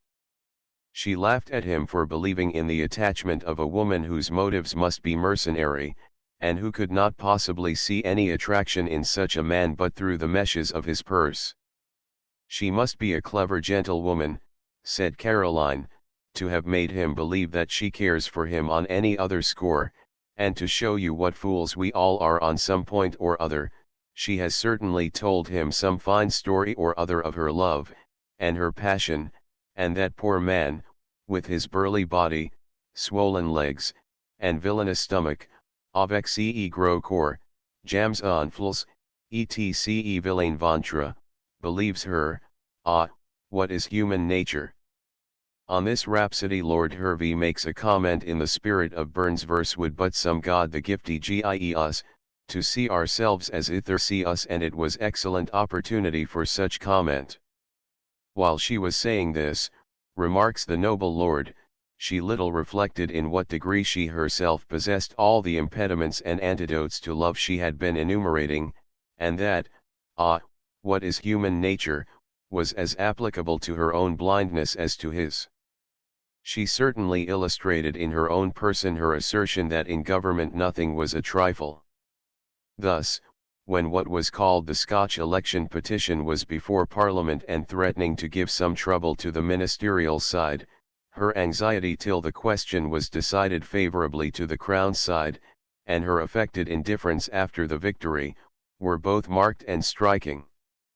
On the morning before the petition was presented, praying the House of Lords to take into consideration certain alleged illegalities in the recent election of 16 representative peers of Scotland, a petition which the House ultimately dismissed, the anxiety of Caroline was so great to know what was said, thought, or done, or expected on this occasion, that she sent for Lord Hervey while she was in bed, and because it was contrary to the queenly etiquette to admit a man to her bedside while she was in it, she kept him talking upon one side of the door, which was just upon her bed, while she conversed with him on the other for 2 hours together, and then sent him to the king's side to repeat to his majesty all he had related to her. 19 By the king's side is meant, not his majesty's side of the royal couch, but the side of the palace wherein he had his separate apartments. It was soon after this period, 1735, that the king set out for Hanover, much against the inclination of his ministers, who dreaded lest he should be drawn in to conclude some engagement, when abroad, adverse to the welfare of England. His departure, however, was witnessed by Caroline with much resignation. It gave her infinitely more power and more pleasure, for, as regent, she had no superior to consult or guide, and in her husband's absence she had not the task of amusing a man who was growing as little amusable as Louis XIV was. When Madame de Maintenon complained of her terrible toil in that way, his prospective absence of even half a year's duration did not alarm Caroline, for it released her from receiving the daily sallies of a temper that, let it be charged by what hand it would, used always to discharge its hottest fire, on some pretence or other, upon her. The Queen's enjoyment, however, was somewhat dashed by information conveyed to her by that very husband, and by which she learned that the royal reprobate, having become smitten by the attractions of a young married German lady, named Walmoden, had had the rascality to induce her to leave her husband, a course which she had readily adopted for the small consideration of 1,000 ducats. This Madame Walmoden brings us back to the times of Sophia Dorothea. Elizabeth, sister of the Countess von Platen, who brought about the catastrophe in which Königsmarck perished and Sophia Dorothea was ruined, was married, first to von Busch, and secondly to von Wehe, or Week. By this second marriage she had a daughter, who became the wife of General von Wendt. These von Wendts had a daughter also, who married Herr Walmoden. It was this last lady whom the son of Sophia Dorothea lured from her husband, and whom he ultimately raised to the dignity of Countess of Yarmouth. Not the smallest incident which marked the progress of this infamous connection was concealed by the husband from his wife. He wrote at length minute details of the person of the new mistress, for whom he bespoke the love of his own wife. Lord Hervey thinks that the pride of the Queen was much more hurt than her affections on this occasion, which is not improbable, for the reasoning public, to whom the affair soon became known, at once concluded that the rise of the new mistress would be attended with the downfall of the influence of Caroline. The latter, however, knew well how to maintain her influence, let who would be the object of the impure homage of her exceedingly worthless husband. To the letters which he addressed to her with particular unction, she replied with an unction quite as rich in quality and profuse in degree. Pure and dignified as she might seem in discoursing with divines, listening to philosophers, receiving the metrical tributes of poets, or cavilling with scholars, she had no objection to descend from Olympus and find relaxation in wallowing in epicurusty. Nor did she thus condescend merely to suit a purpose and to gain an end. Her letters, encouraging her husband in his amours with women at Hanover, were coarse enough to have called up a blush on the cheek of one of Congreve's waiting maids. They have the poor excuse tied to them of having been written for the purpose of securing her own power. The same apology does not apply to the correspondence with the dirty Duchess of Orleans. Caroline appears to have indulged in the details of that correspondence for the sake of the mere pleasure itself. And yet she has been called a woman without blemish. The king's letters to her are said to have extended to 60, and never to less than 40, pages. They were filled, says Lord Hervey, with an hourly account of everything he saw, heard, thought, or did, and crammed with minute trifling circumstances, not only unworthy of a man to write, but even of a woman to read, most of which I saw, and almost all of them I heard reported by Sir Robert Walpole, to whose perusal few were not committed, and many passages were transmitted to him by the king's own order, who used to tag several paragraphs with Monterey ceci et consultes là-dessus le gros. Among many extraordinary things and expressions these letters contained was one in which he desired the Queen to contrive, if she could, that the Prince of Medina, who was to come at the latter end of the year to England, might bring his wife with him. She was the younger daughter of the Regent Duke of Orleans. The reason which the king gave to his wife for the request which he had made with respect to this lady was, that he had understood the latter was by no means particular as to what quarter or person she received homage from, and he had the greatest inclination imaginable to pay his addresses to a daughter of the late Regent of France. Un plaisir, he said, for this German husband wrote even to his German wife in French que je suis sûr, ma chère Caroline, vous serez bien aise de me procurer, quand je vous discombien je souhait. If Wycherley had placed such an incident as this in a comedy, he would have been censured as offending equally against modesty and probability. In the summer of this year, Lord Hervey was absent for a while from attendance on his royal mistress, but we may perhaps learn from one of his letters, addressed to her while he was resting in the country from his light labours, the nature of his office and the way in which Caroline was served. The narrative is given by the writer as part of an imaginary post-obit diary, in which he describes himself as having died on the day he left her, and as having been repeatedly buried in the various dull country houses by whose proprietors he was hospitably received. He thus proceeds: but whilst my body, madam, was thus disposed of, my spirit, as when alive, was still hovering, though invisible, round your majesty, anxious for your welfare, and watching to do you any little service that lay within my power. On Monday, whilst you walked, my shade still turned on the side of the sun to guard you from its beams.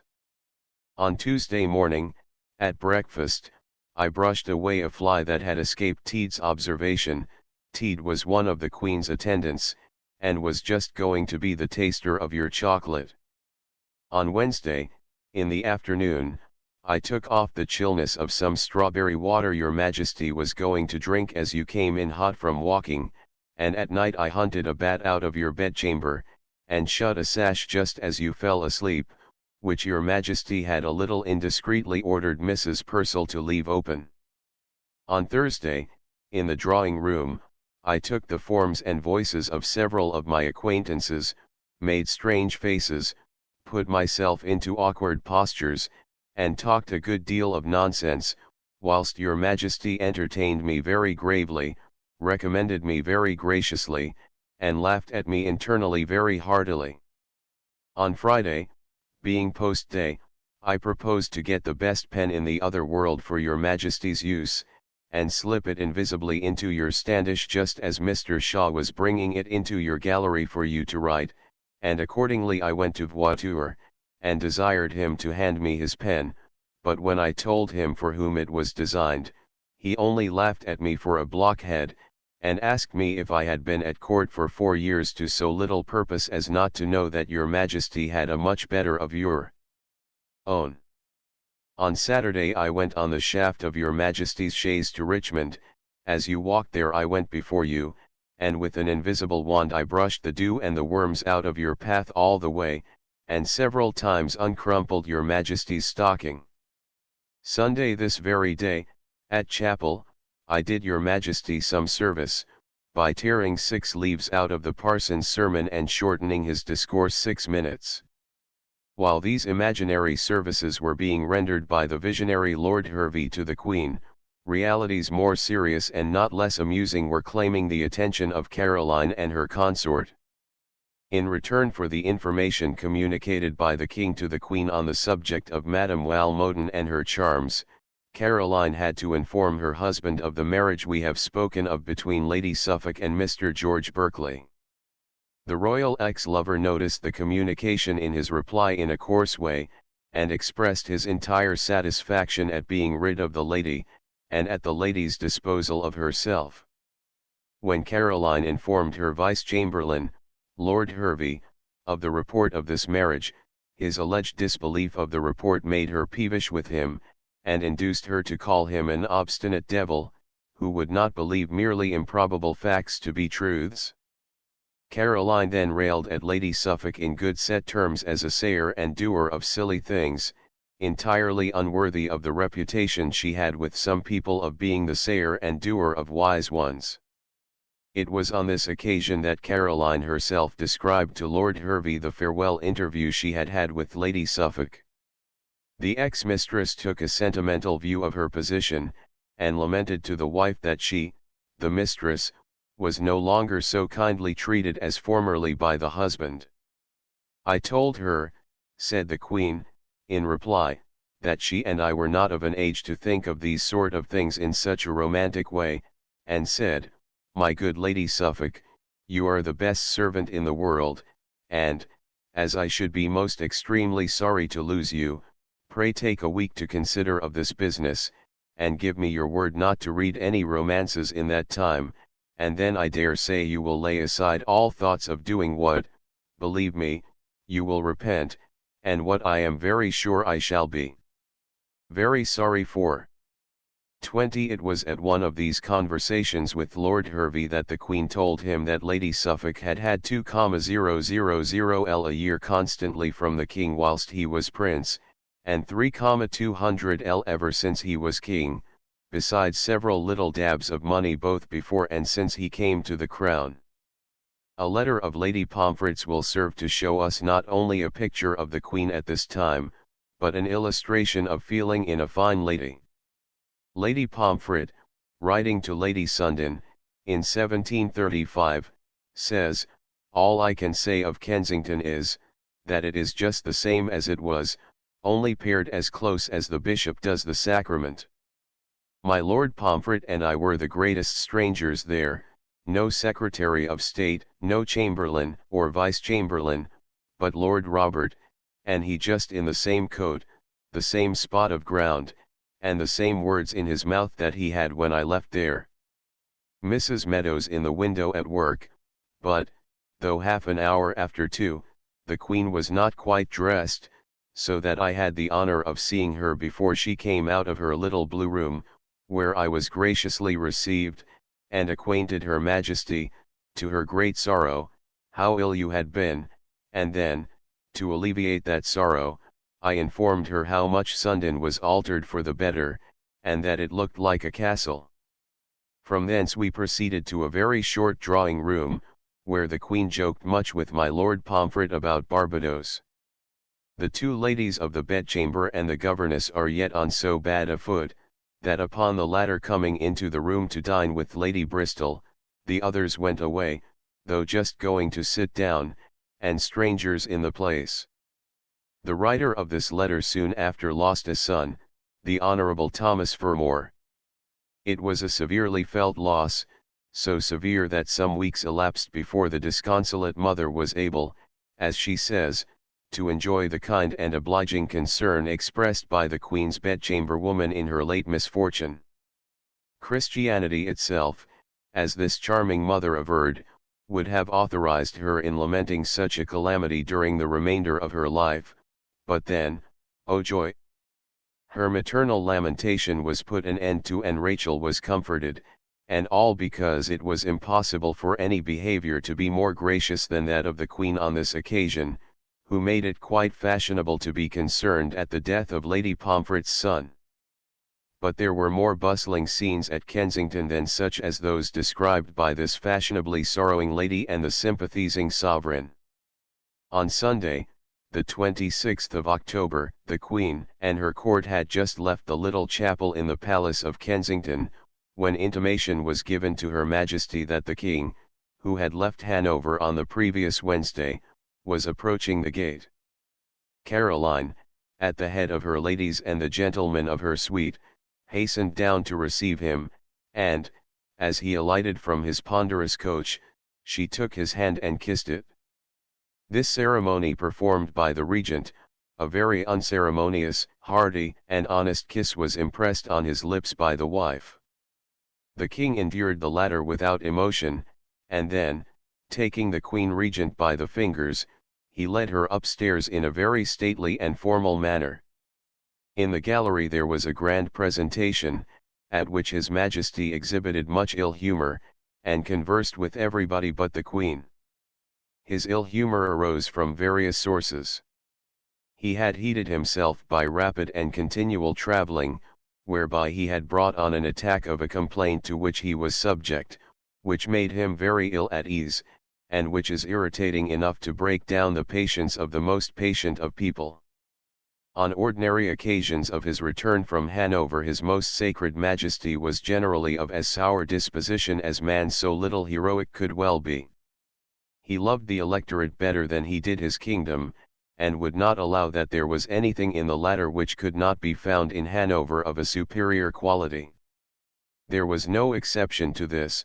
Men, women, artists, philosophers, actors, citizens, the virtues, the sciences, and the wits, the country, its natural beauties and productions, the courage of the men and the attractions of the women, all of these in England seemed to him worthless. In Hanover they assumed the guise of perfection. This time he returned to his old wife laden with a fresh sorrow, the memory of a new favorite. He had left his heart with the insinuating Walmoden, and he brought to his superb Caroline nothing but a tribute of ill humor and spite.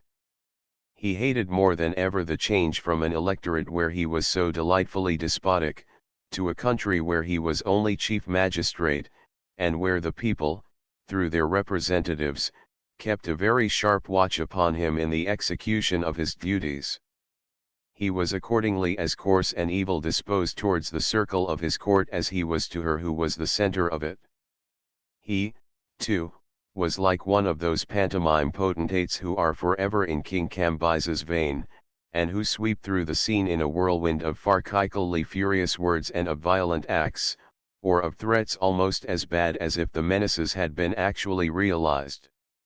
It was observed that his behavior to Caroline had never been so little tinged with outward respect as now.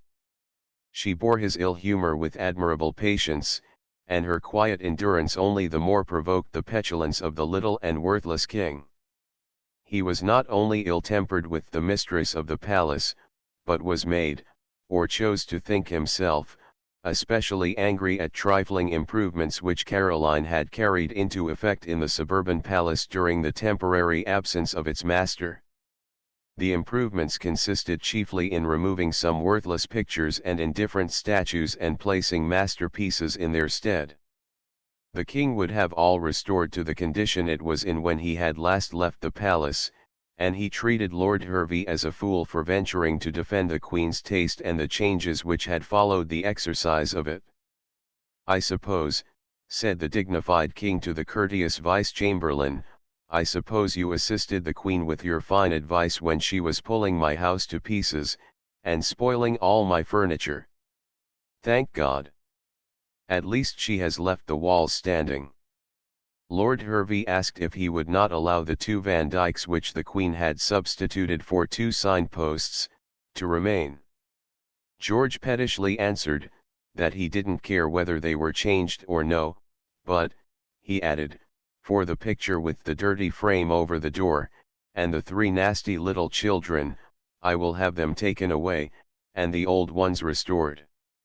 I will have it done, too, tomorrow morning, before I go to London, or else I know it will not be done at all. Lord Hervey next inquired if His Majesty would also have his gigantic fat Venus restored too. The king replied that he would, for he liked his fat Venus better than anything which had been put in its place. Upon this Lord Hervey says he fell to thinking that if His Majesty had liked his fat Venus as well as he used to do, there would have been none of these disputations. By a night's calm repose the ill humour of the sovereign was not dispersed. On the following morning we meet with the insufferable little man in the gallery, where the Queen and her daughters were taking chocolate, her son, the Duke of Cumberland, standing by. He only stayed 5 minutes, but in that short time the husband and father contrived to wound the feelings of his wife and children. He snubbed the Queen, who was drinking chocolate, for being always stuffing, the Princess Amelia for not hearing him, the Princess Caroline for being grown fat, the Duke of Cumberland for standing awkwardly, and then he carried the Queen out to walk, to be re-snubbed in the garden. 21 Sir Robert Walpole told his friend Hervey that he had done his utmost to prepare the Queen for this change in the King's feelings and actions towards her. He reminded her that her personal attractions were not what they had been, and he counselled her to depend more upon her intellectual superiority than ever. The virtuous man advised her to secure the good temper of the king by throwing certain ladies in his way of an evening.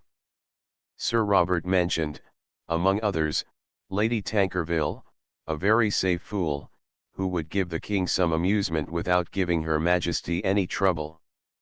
Lady Deloraine, the Delia from whose rage Pope bade his readers dread slander and poison, had already attracted the royal notice, and the king liked to play cards with her in his daughter's apartments. This lady, who had the loosest tongue of the least modest women about the court, was characterized by Walpole as likely to exercise a dangerous influence over the king. If Caroline would retain her power, he insinuated, she must select her husband's favorites, through whom she might still reign supreme. Caroline is said to have taken this advice in good part. There would be difficulty in believing that it ever was given did we not know that the Queen herself could joke, not very delicately, in full court, on her position as a woman not first in her husband's regard. Sir Robert would comment on these jokes in the same locality, and with increase of coarseness. The Queen, however, though she affected to laugh, was both hurt and displeased, hurt by the joke and displeased with the joker, of whom Swift has said, that by favor and fortune fastidiously blessed, he was loud in his laugh and was coarse in his jest. In spite of the king's increased ill temper towards the Queen, and in spite of what Sir Robert Walpole thought and said upon that delicate subject, Lord Hervey maintains that at this very time the king's heart, as affected towards the Queen, was not less warm than his temper. The facts which are detailed by the gentle official immediately after he has made this assertion go strongly to disprove the latter. The detail involves a rather long extract, but its interest, and the elaborate minuteness with which this picture of a royal interior is painted, will doubtless be considered ample excuse for reproducing the passages. Lord Hervey was eye and ear witness of what he here so well describes. About 9 o'clock every night the king used to return to the Queen's apartment from that of his daughters, where, from the time of Lady Suffolk's disgrace, he used to pass those evenings he did not go to the opera or play at quadrille, constraining them, tiring himself, and talking a little indecently to Lady Deloraine, who was always of the party. At his return to the Queen's side, the Queen used often to send for Lord Hervey to entertain them till they retired, which was generally at 11. One evening among the rest, as soon as Lord Hervey came into the room, the Queen, who was nodding, while the King walked backwards and forwards, began jocosely to attack Lord Hervey upon an answer just published to a book of his friend Bishop Hoadley's on the Sacrament, in which the Bishop was very ill-treated, but before she had uttered half what she had a mind to say, the King interrupted her, and told her she always loved talking of such nonsense, and things she knew nothing of, adding, that, if it were not for such foolish people loving to talk of these things when they were written, the fools who wrote upon them would never think of publishing their nonsense, and disturbing the government with impertinent disputes that nobody of any sense ever troubled himself about. The Queen bowed, and said, "Sir, I only did it to let Lord Hervey know that his friend's book had not met with that general approbation he had pretended." "A pretty fellow for a friend," said the King, turning to Lord Hervey. "Pray what is it that charms you in him?" "His pretty limping gait." And then he acted the bishop's lameness, and entered upon some unpleasant defects which it is not necessary to repeat. The stomachs of the listeners must have been strong, if they experienced no qualm at the too graphic and nasty detail. "Or is it," continued the King, "his great honesty that charms your lordship? His asking a thing of me for one man, and when he came to have it in his own power to bestow, refusing the Queen to give it to the very man for whom he had asked it? Or do you admire his conscience, that makes him now put out a book that, till he was Bishop of Winchester, for fear his conscience might hurt his preferment, he kept locked up in his chest? Is his conscience so much improved beyond what it was when he was Bishop of Bangor, or Hereford, or Salisbury? For this book, I fear, was written so long ago. Or is it that he would not risk losing a shilling a year more whilst there was anything better to be got than what he had? I cannot help saying, that if the Bishop of Winchester is your friend, you have a great puppy, and a very dull fellow, and a great rascal, for your friend. It is a very pretty thing for such scoundrels, when they are raised by favor above their deserts, to be talking and writing their stuff, to give trouble to the government which has showed them that favor, and very modest for a containg, hypocritical knave to be crying that the kingdom of Christ is not of this world at the same time that he, as Christ's ambassador, receives 6,000 L. or 7,000 L. a year. But he is just the same thing in the church that he is in the government, and as ready to receive the best pay for preaching the Bible, though he does not believe a word of it, as he is to take favor from the crown, though, by his republican spirit and doctrine, he would be glad to abolish its power. There is something melancholily suggestive in thus hearing the temporal head of a church accusing of rank infidelity a man whom he had raised to be an overseer and bishop of souls in that very church. If George knew that Hoadley did not believe in Scripture, he was infinitely worse than the prelate for the simple fact of his having made him a prelate, or having translated him from one diocese to another of more importance and more value. But, to resume, during the whole time the King was speaking, the Queen, by smiling and nodding in proper places, endeavored all she could, but in vain, to make her court, by seeming to approve everything he said. Lord Hervey then attempted to give a pleasant turn to the conversation by remarking on prelates who were more docile towards government than Hoadley, and who, for being dull branches of episcopacy, and ignorant pieces of orthodoxy, were none the less good and quiet subjects. From the persons of the church the vice-chamberlain got to the fabric, and then descanted to the Queen upon the newly restored bronze gates in Henry VII's chapel. This excited the King's ire anew. "My lord," said he, You are always putting some of these fine things in the Queen's head, and then I am to be plagued with 1,000 plans and workmen. He grew sarcastic, too, on the Queen's grotto in Richmond Gardens, which was known as Merlin's Cave, from a statue of the great enchanter therein, and in which there was a collection of books, over which Stephen Duck, thresher, poet, and parson, had been constituted librarian. The Craftsman paper had attacked this plaything of the Queen, and her husband was delighted at the annoyance caused to her by such an attack. The poor Queen probably thought she had succeeded in cleverly changing the topic of conversation by referring to and expressing disapproval of the expensive habit of giving veils to the servants of the house at which a person has been visiting. She remarked that she had found it no inconsiderable expense during the past summer to visit her friends even in town.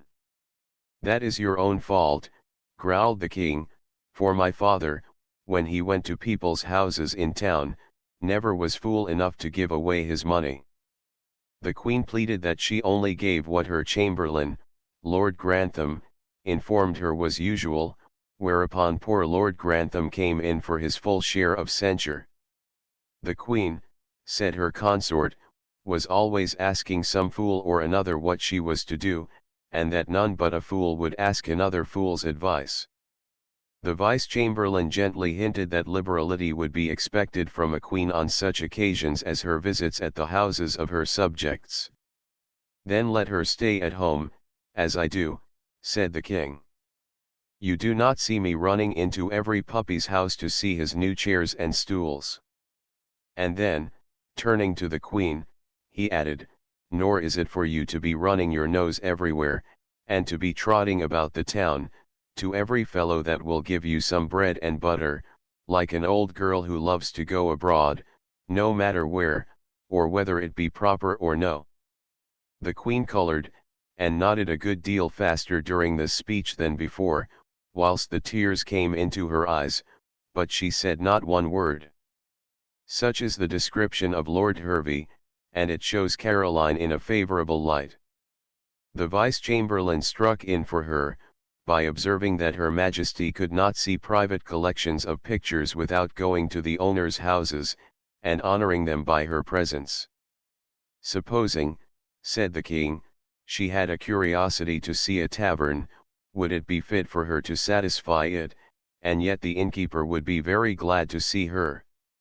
The Vice-Chamberlain did not fail to see that this was a most illogical remark, and he very well observed, in reply, that, if the innkeepers were used to be well received by Her Majesty in her palace, he should think that the Queen seeing them at their own houses would give no additional scandal.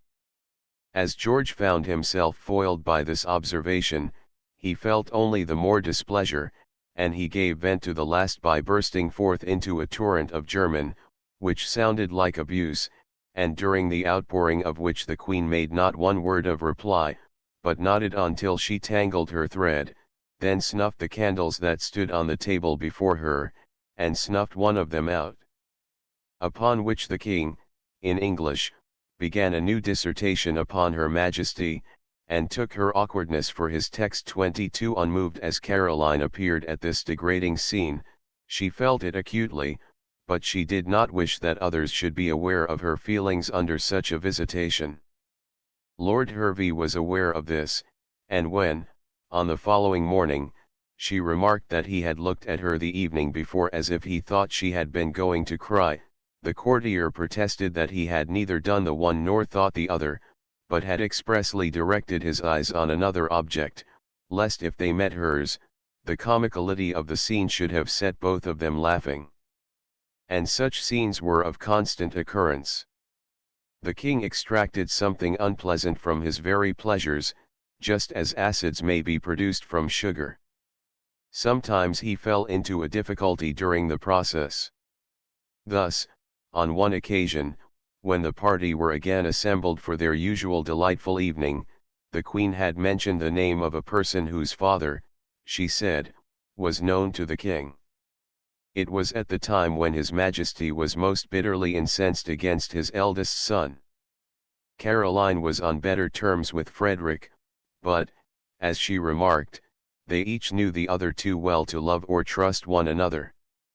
Well, the king, hearing father and son alluded to, observed, that one very often sees fathers and sons very little alike. A wise father has very often a fool for his son.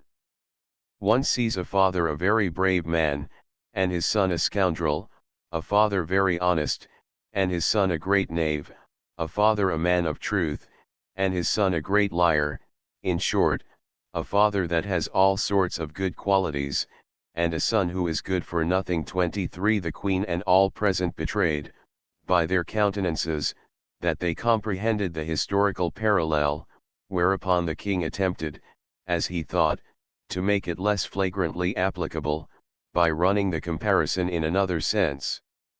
Sometimes, he said, the case was just the reverse, and that very disagreeable fathers had very agreeable men for their sons. In this case, the king, as Lord Hervey suggests, was thinking of his own father, as in the former one he had been thinking of his son. But how he drew what was sour from the sweetest of his pleasures is shown from his remarks after having been to the theatre to see Shakespeare's Henry IV. He was tolerably well pleased with all the actors, save the Prince of Wales. He had never seen, he said, so awkward a fellow and so mean a looking scoundrel in his life.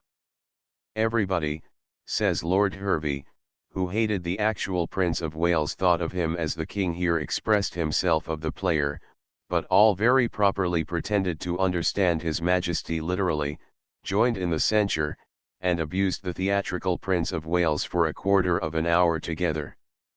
It may be here noticed that Shakespeare owed some of his reputation, at this time, to the dissensions which existed between the king and his son.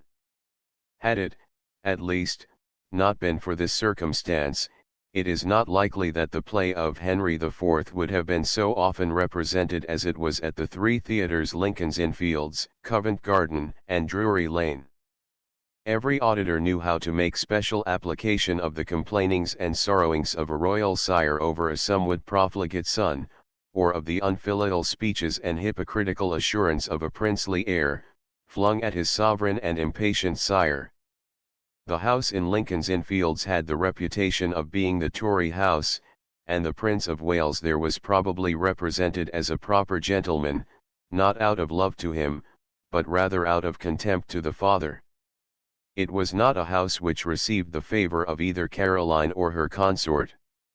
The new pieces there ran too strongly against the despotic rule of kings, the only sort of rule for which George at all cared, and the lack of which made him constantly abusive of England, her institutions, Parliament, and public men. It is difficult to say what the real opinion of Caroline was upon this matter, for at divers times we find her uttering opposite sentiments. She could be as abusive against free institutions and civil and religious rights as ever her husband was. She has been heard to declare that sovereignty was worth little where it was merely nominal, and that to be king or queen in a country where people governed through their parliament was to wear a crown and to exercise none of the prerogatives which are ordinarily attached to it. At other times she would declare that the real glory of England was the result of her free institutions. The people were industrious and enterprising because they were free, and knew that their property was secure from any attack on the part of prince or government. They consequently regarded their sovereign with more affection than a despotic monarch could be regarded by a slavish people, and she added, that she would not have cared to share a throne in England, if the people by whom it was surrounded had been slaves without a will of their own, or without a heart that throbbed at the name of liberty.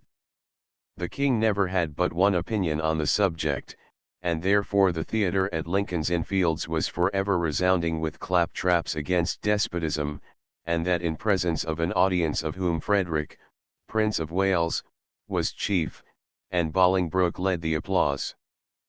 But even Drury Lane could be as democratic as Lincoln's Inn. Thus, in the very year of which we are treating, Lillo brought out his Christian hero at Drury Lane, and the audience had as little difficulty to apply the parts to living potentates as they had reluctance to applaud to the echo passages like the following against despotic rulers: despotic power, that root of bitterness, that tree of death that spreads its baleful arms almost from pole to pole, beneath whose cursed shade no good thing thrives, and every ill finds shelter, had found no time for its detested growth but for the follies and the crimes of men. But Drury did not often offend in this guise, and even George and Caroline might have gone to see Junius Brutus, and have been amused. The Queen, who well knew the corruption of the Senate, might have smiled as Mills, in Brutus, with gravity declared that the senators have heaped no wealth, though hoary grown in honors, and George might have silently assented to the reply of Cibber, June, in Messala, that on crowns they trample with superior pride, they haughtily affect the pomp of princes. The Queen's Vice-Chamberlain asserts that the King's heart still beat for Caroline as warmly as his temper did against her. This assertion is not proved, but the contrary, by the facts. These facts were of so painful a nature to the Queen that she did not like to speak of them, even to Sir Robert Walpole. One of them is a precious instance of the conjugal warmth of heart pledged for by Lord Hervey. The night before the King had last left Hanover for England he supped gaily, in company with Madame Walmoden and her friends, who were not so nice as to think that the woman who had deserted her husband for a king who betrayed his consort had at all lost caste by such conduct. Towards the close of the banquet, the frail lady, all wreathed in mingled tears and smiles, rose and gave as a toast, or sentiment, the next 29th of May. On that day the old libertine had promised to be again at the feet of his new concubine, and as this was known to the select and delicate company, they drank the toast amid shouts of loyalty and congratulations. The knowledge of this fact gave more pain to Caroline than all the royal fits of ill humour together. The pain was increased by the King's conduct at home. It had been his custom of a morning, at St. James's, to tarry in the Queen's rooms until after he had, from behind the blinds, seen the guard relieved in the courtyard below. This took place about 11 o'clock. This year he ceased to visit the Queen or to watch the soldiers, but by 9 o'clock in the morning he was seated at his desk, writing lengthy epistles to Madame Walmoden, in reply to the equally long letters from the lady, who received and dispatched a missive every post. "He wants to go to Hanover, does he?" asked Sir Robert Walpole of Lord Hervey, "and to be there by the 29th of May. Well, he shan't go for all that." Domestic griefs could not depress the Queen's wit. An illustration of this is afforded by her remark on the Triple Alliance. "It always put her in mind," she said, "of the South Sea scheme, which the parties concerned entered into, not without knowing the cheat, but hoping to make advantage of it, everybody designing, when he had made his own fortune, to be the first in scrambling out of it, and each thinking himself wise enough to be able to leave his fellow adventurers in the lurch." It has been well observed that the King's good humour was now as insulting to Her Majesty as his bad. When he was in the former rare vein, he exhibited it by entertaining the Queen with accounts of her rival, and the many pleasures which he and that lady had enjoyed together. He appears at Hanover to have been as extravagant in the entertainments which he gave as his grandfather, Ernest Augustus. Some of these court revels he caused to be painted on canvas.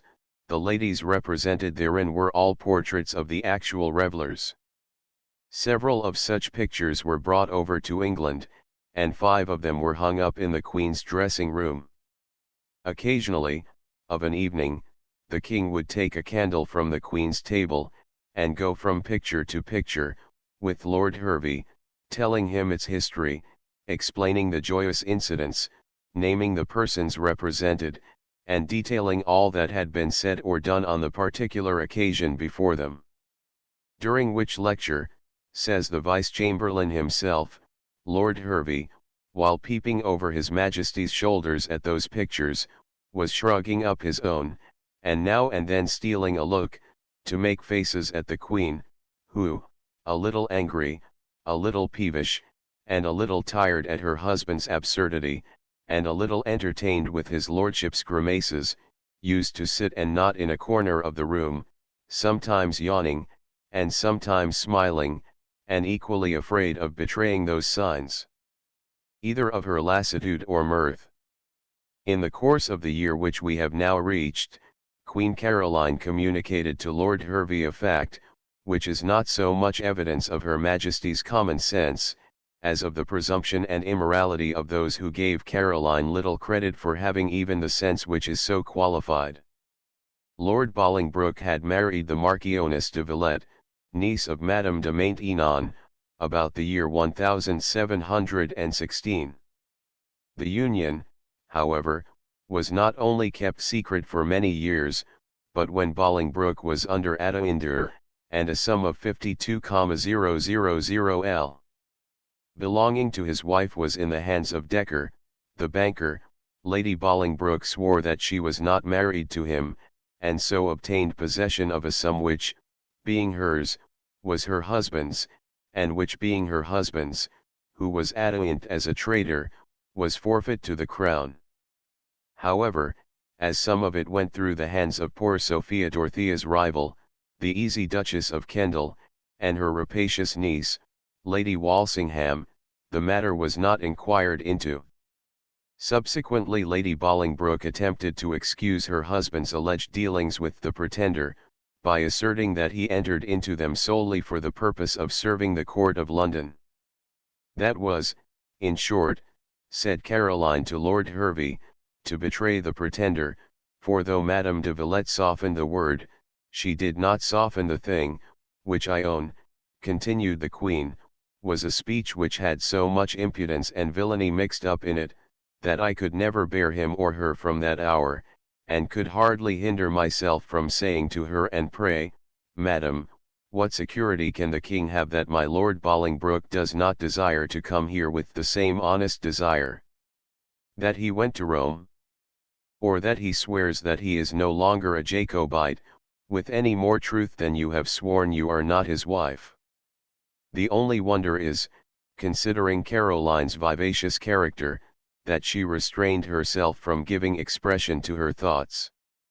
She was eminently fond of speaking daggers to those who merited such a gladiatorial visitation. Chapter V. The marriage of Frederick, Prince of Wales. The Queen's cleverness. Princess Augusta of Saxe-Gotha, the selected bride of Prince Frederick. Spirited conduct of Miss Vane, the Prince's mistress. The King anxious for a matrimonial alliance with the court of Prussia. Prussian intrigue to prevent this. The Prussian mandats for entrapping recruits. Quarrel, and challenge to duel, between King George and the Prussian monarch. The silly duel prevented arrival of the bride. The royal lovers. Disgraceful squabbles of the princes and princesses. The marriage. Brilliant assemblage in the bridal chamber. Lady Diana Spencer proposed as a match for the prince. Debut of Mr. Pitt, afterwards Lord Chatham, in the House of Commons. Riot of the footmen at Drury Lane Theatre. Ill humour exhibited by the prince towards the Queen. The Queen never exhibited her cleverness in a clearer light than when, in 1735, she got over the expected difficulty arising from a threatened parliamentary address to the throne for the marriage and settlement of the Prince of Wales. She crushed it, to use the term employed by Lord Hervey, by gaining the King's consent. No difficult matter to tell the Prince that it was his royal sire's intention to marry him forthwith. The King had no princess in view for him, but was ready to sanction any choice he might think proper to make, and the sooner the better. As if the thing were already settled, the Queen, on her side, talked publicly of the coming marriage of the heir apparent, but not a word was breathed as to the person of the bride. Caroline, moreover, to give the matter a greater air of reality, purchased clothes for the wedding of her son with the yet invisible lady, and sent perpetually to jewelers to get presents for the ideal future Princess of Wales. The lady, however, was not a merely visionary bride. It was during the absence of the King in Hanover that it was delicately contrived for him to see a marriageable Princess Augusta of Saxe-Gotha. He approved of what he saw, and wrote home to the Queen, bidding her to prepare her son for the bridal. Caroline communicated the order to Frederick, who received it with due resignation. His mother, who had great respect for outward observances, counseled him to begin his preparations for marriage by sending away his ostentatiously maintained favorite, Miss Vane. Frederick pleased his mother by dismissing Miss Vane, and then pleased himself by raising to the vacant bad eminence Lady Archibald Hamilton, a woman of 35 years of age and the mother of 10 children. The prince visited her at her husband's house, where he was as well received by the master as by the mistress. He saw her constantly at her sister's, rode out with her, walked with her daily for hours in St. James's Park, and, whenever she was at the drawing room, which was pretty frequently, his behavior was so remarkable that his nose and her ear were inseparable, whilst, without discontinuing, he would talk to her as if he had rather been relating than conversing, from the time he came into the room to the moment he left it, and then seemed to be rather interrupted than to have finished 24. The first request made by Lady Archibald to her royal lover was, that he would not be satisfied with putting away Miss Vane, but that he would send her out of the country. The prince did not hesitate a moment, he sent a royal message, wherein he was guilty of an act of which no man would be guilty to the woman whom he had loved.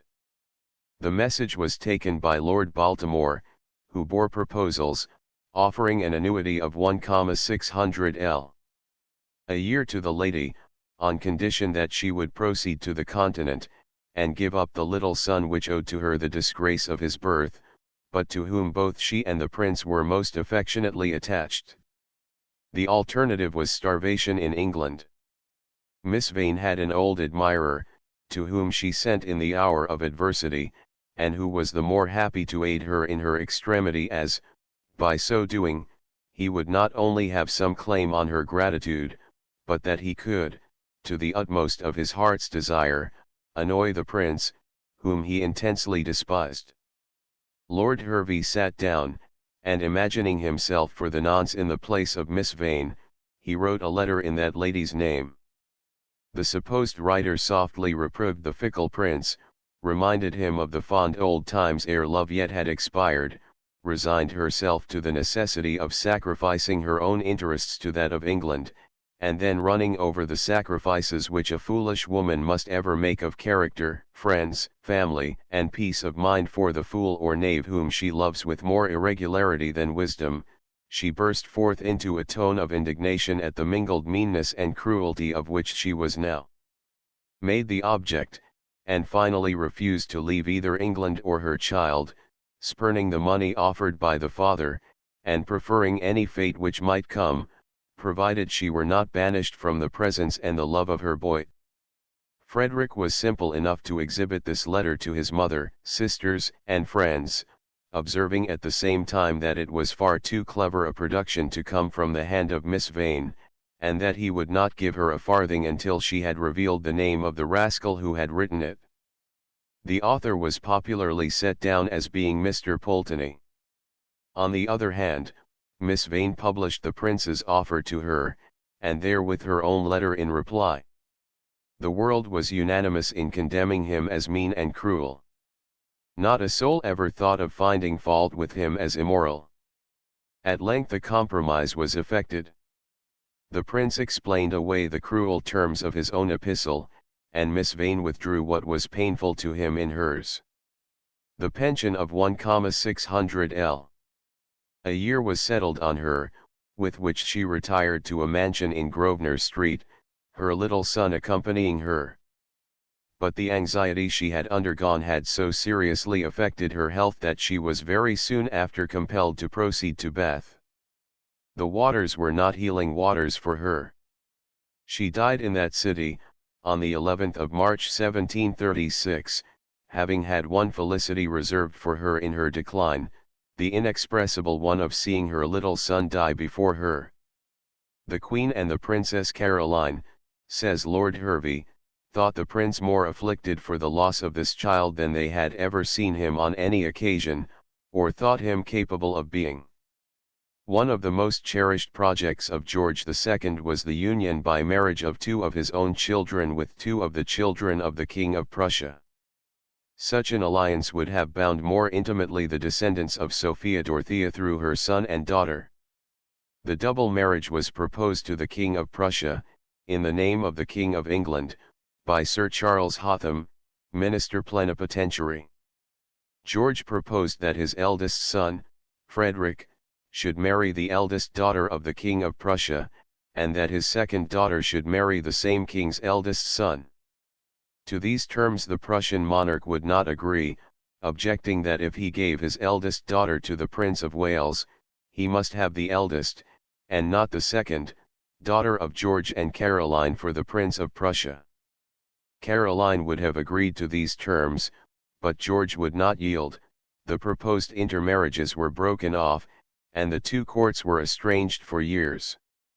The Prussian princess, Frederica Wilhelmina, has published the memoirs of her life and times, and Ranke, quoting them in his History of the House of Brandenburg, enters largely into the matrimonial question, which was involved in mazes of diplomacy. Into the latter it is not necessary to enter, but to those who would know the actual causes of the failure of these proposed royal marriages the following passage from Ranke's work will not be without interest whatever be their exaggerations and errors.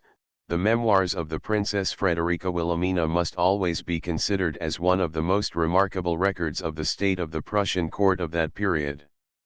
From these it is evident that neither she herself, nor the Queen, had the least idea of the grounds which made the king reluctant to give an immediate consent to the proposals. They saw in him a domestic tyrant, severe only towards his family, and weak to indifferent persons. The hearts on both sides became filled with bitterness and aversion. The Crown Prince, too, who was still of an age when young men are obnoxious to the influence of a clever elder sister, was infected with these sentiments. With a view to promote her marriage, he suffered himself to be induced to draw up in secret a formal declaration that he would give his hand to no other than an English princess. On the other hand, it is inconceivable to what measures the other party had recourse, in order to keep the king steady to his resolution. Seckendorff had entirely won over General Grumko, the king's daily and confidential companion, to his side. Both of them kept up a correspondence of a revolting nature with Reichenbach, the Prussian resident in London. This Reichenbach, who boasts somewhere of his indifference to outward honors, and who was, at all events, chiefly deficient in an inward sense of honor, not only kept up a direct correspondence with Seckendorff, in which he informed him of all that was passing in England in relation to the marriage, and assured the Austrian agent that he might reckon on him as on himself, but, what is far worse, he allowed Grumko to dictate to him what he was to write to the king, and composed his dispatches according to his directions. It is hardly conceivable that these letters should not have been destroyed. They were, however, found among Grumko's papers at his death. Reichenbach, who played a subordinate part, but who regarded himself as the third party to this conspiracy, furnished on his side facts and arguments which were to be urged orally to the king, in support of his statements. Their system was to represent to the king that the only purpose of England was to reduce Prussia to the condition of a province, and to turn a party around him that might fetter and control all his actions, representations to which Frederick William was already disposed to lend an ear. He wished to avoid having an English daughter-in-law because he feared he should be no longer master in his own house, perhaps she would think herself of more importance than he should die, inch by inch, of vexation. On comparing these intrigues, carried on either side of the king, we must admit that the former, those in his own family, were the more excusable, since their sole object was the accomplishment of those marriages, upon the mere suspicion of which the king broke out into acts of violence which terrified his family and his kingdom and astonished Europe. The designs of the other party were far more serious. Their purpose was to bind Prussia in every point to the existing system, and to keep her aloof from England. Of this the king had no idea. He received without suspicion whatever Reichenbach wrote or Grumko reported to him. The mutual friends, whose interest it was to keep Prussia and England wide apart, labored with a zeal worthy of a better cause, and not only broke the proposed marriages, but made enemies of the two kings. A dispute was built up between them touching Mecklenburg, and Prussian press gangs and recruiting parties crossed into the Hanoverian territory, and carried off or inveigled the King of England's electoral subjects into the military service of Prussia. This was the most outrageous insult that could have been devised against the English monarch, and it was the most cruel that could be inflicted upon the inhabitants of the electorate. The King of Prussia was not nice of his means for entrapping men, nor careful on whose territory he seized them, provided only they were obtained. The districts touching on the Prussian frontier were kept in a constant state of alarm, and border frays were as frequent and as fatal as they were on England and Scotland's neutral ground, which derived its name from an oblique application of etymology, and was so called because neither country's faction hesitated to commit murder or robbery upon it. I have seen in the inns near these frontiers some strange memorials of these old times. Those I allude to are in the shape of mandats, or directions, issued by the authorities, and they are kept framed and glazed, old curiosities, like the ancient waybill at the Swan at York, which announces a new fast coach travelling to London, God willing, in a week. These mandats, which were very common in Hanover when Frederick, after refusing the English alliance, took to sending his werbers, or recruiters, to lay hold of such of the people as were likely to make good tall soldiers, were to this effect: they enjoined all the dwellers near the frontiers to be provided with arms and ammunition, the militia to hold themselves ready against any surprise, the arms to be examined every Sunday by the proper authorities, watch and ward to be maintained day and night, patrols to be active, and it was ordered, that, the instant any strange soldiers were seen approaching, the alarm bells should be sounded and preparations be made for repelling force by force. The Prussian werbers, as they were called, were wont sometimes to do their spiriting in shape so questionable that the most anti-belligerent travellers and the most unwarlike and well-intentioned bodies were liable to be fired upon if their characters were not at once explained and understood.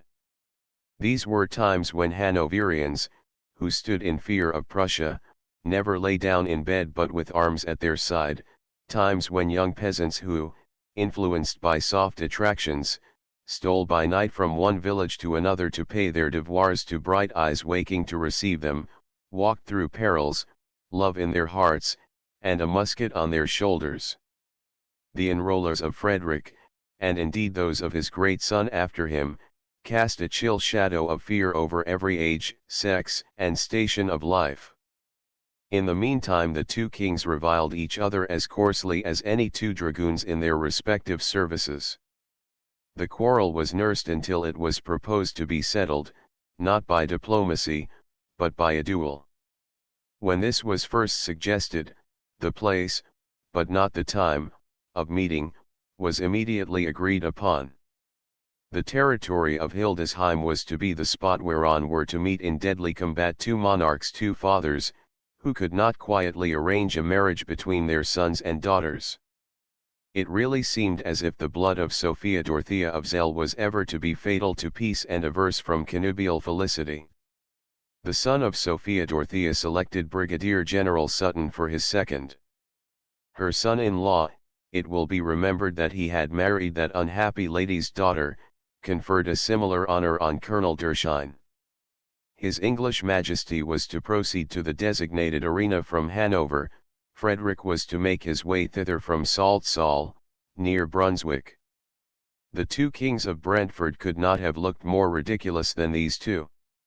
They would, undoubtedly, have crossed weapons, had it not been for the strong common sense of a Prussian diplomatist, named Bork. "It is quite right and exceedingly dignified," said Bork one day, to his master, when the latter was foaming with rage against George II, and expressing an eager desire for fixing a near day whereon to settle their quarrel. "It is most fitting and seemly, since your Majesty will not marry with England, to cut the throat, if possible, of the English monarch, but your faithful servant would still advise your majesty not to be over hasty in fixing the day, ill luck might come of it. On being urged to show how this might be, he remarked, your gracious majesty has lately been ill, is now far from well, and might, by naming an early day for avoidance of this quarrel, be unable to keep the appointment. We would name another, said the king. And in the meantime, observed Bourke, all Europe generally, and George of England in particular, would be smiling, laughing, commenting on, and ridiculing the king who failed to appear where he had promised to be present with his sword. Your majesty must not expose your sacred person and character to such a catastrophe as this, settle nothing till there is certainty that the pledge will be kept, and, in the meantime, defer naming the day of battle for a fortnight. The advice of Bourke was followed, and of course the fight never came off. The ministers of both governments exerted themselves to save their respective masters from rendering themselves supremely, and perhaps sanguinarily, ridiculous, for the blood of both would not have washed out the absurdity of the thing. Chola abetted, common sense came up to the surface, assumed the supremacy, and saved a couple of foolish kings from slaying or mangling each other. George, however, was resolved, and that for more reasons than it is necessary to specify, that a wife must be found for his heir apparent, and it was Caroline who directed him to look at the princesses in the small and despotic court of Saxe-Gotha. Walpole was the more anxious that the Prince of Wales should be fittingly matched, as a report had reached him that Frederick had accepted an offer from the Duchess of Marlborough of £100,000 and the hand of her favourite granddaughter, Lady Diana Spencer.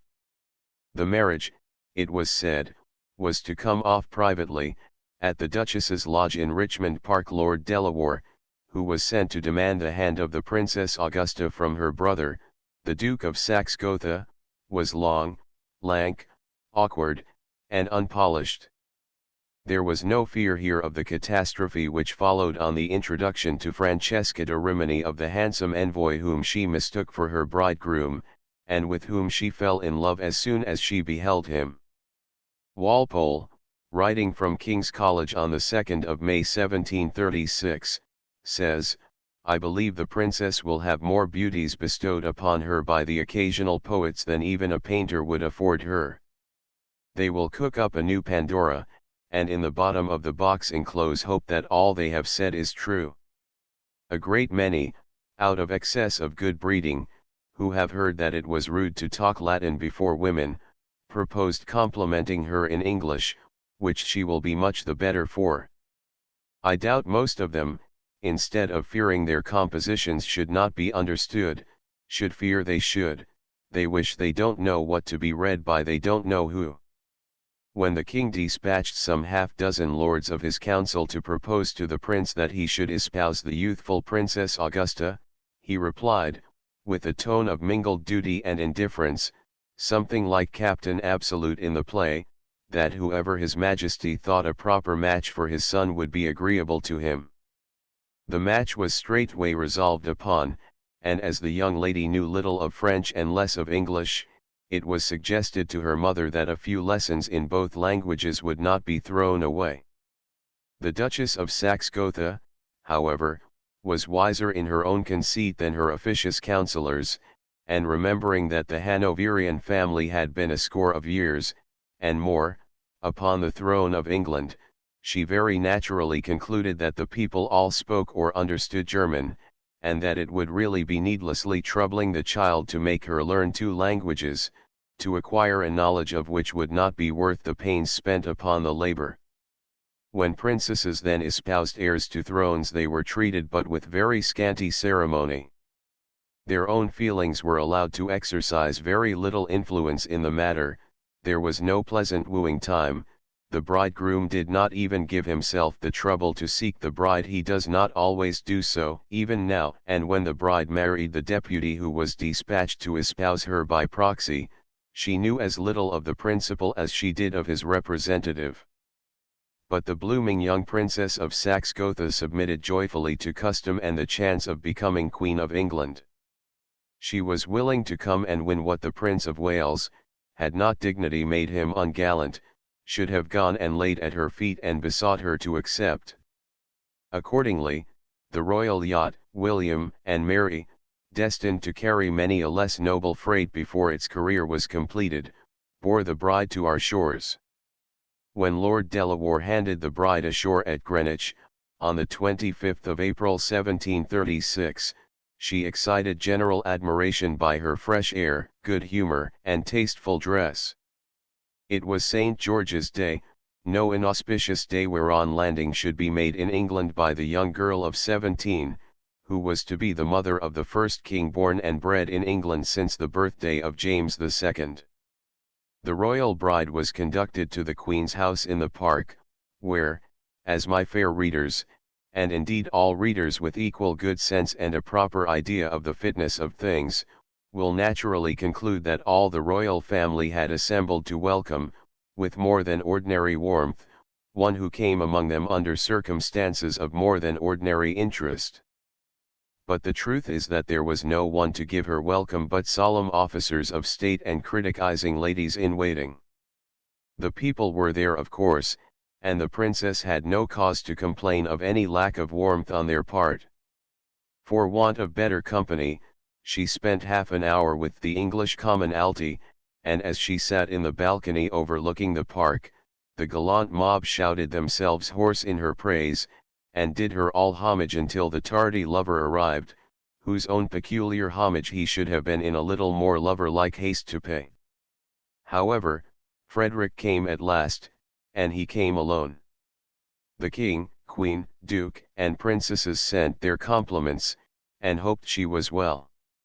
They could not have sent or said less had she been Griselda, fresh from her native cottage and about to become the bride of the prince without their consent and altogether without their will.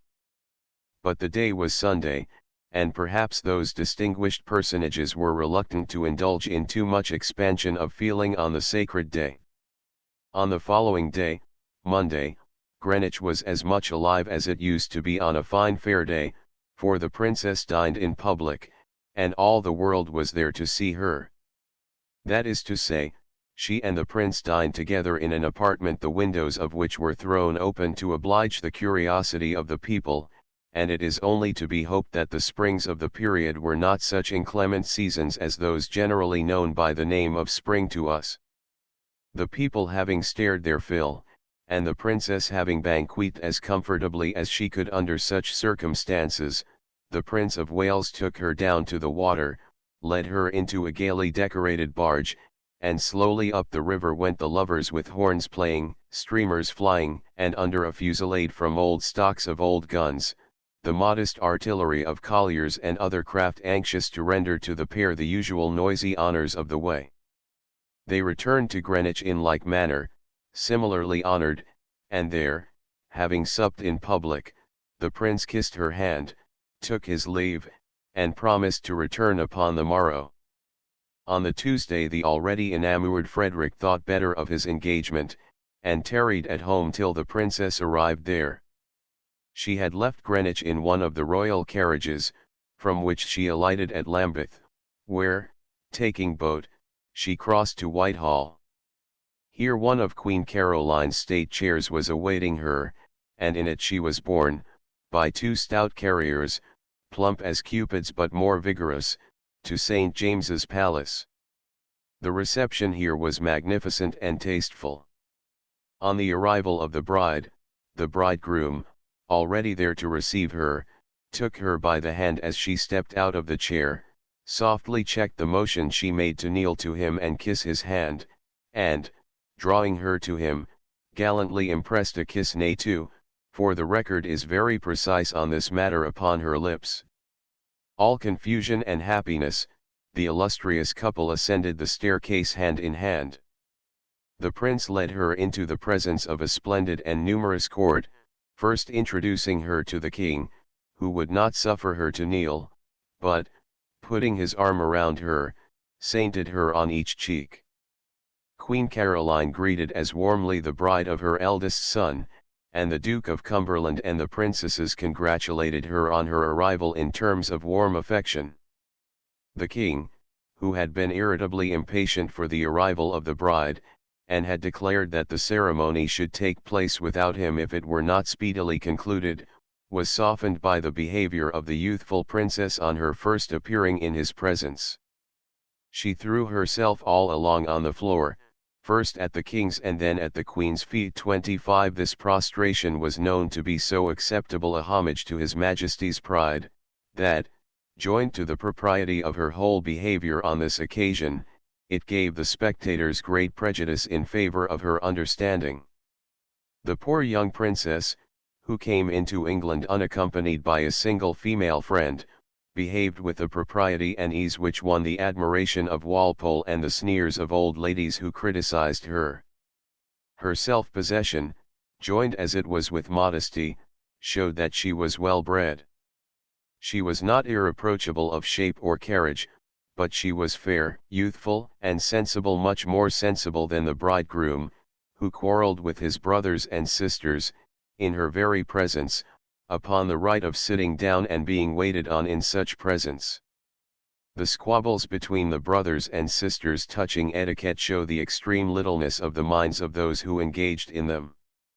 The prince would have had them, on the occasion of their dining with himself and bride the day before the wedding, be satisfied with stools instead of chairs, and consent to being served with something less than the measure of respect shown to him and the bride. To meet this, they refused to enter the dining room till the stools were taken away and chairs substituted. They then were waited upon by their own servants, who had orders to imitate the servants of the Prince of Wales in every ceremony used at table. Later in the evening, when coffee was brought round by the prince's servants, his visitors declined to take any, out of fear that their brother's domestics might have had instructions to inflict some disgrace, had they accepted of any, in the manner of giving it. On the day of the arrival of the bride at St. James's, after a dinner of some state, and after some rearrangement of costume, the ceremony of marriage was performed, under a running salute from artillery, which told to the metropolis the progress made in the nuptial solemnity. The bride was in her hair, and wore a crown with one bar, as Princess of Wales, a profusion of diamonds adding luster to a youthful bearing that could have done without it. Over her white robe she wore a mantle of crimson velvet, bordered with row upon row of ermine. Her train was supported by 4 maids, 3 of whom were daughters of dukes. They were Lady Caroline Lennox, daughter of the Duke of Richmond, Lady Caroline Fitzroy, daughter of the Duke of Grafton, Lady Caroline Cavendish, daughter of the Duke of Devonshire, and with the 3 bridesmaids who bore the name of the Queen was one who bore that of her whom the King had looked upon as really Queen of England, of Sophia, his mother. This 4th lady was Lady Sophia Fermor, daughter of the Earl of Pomfret.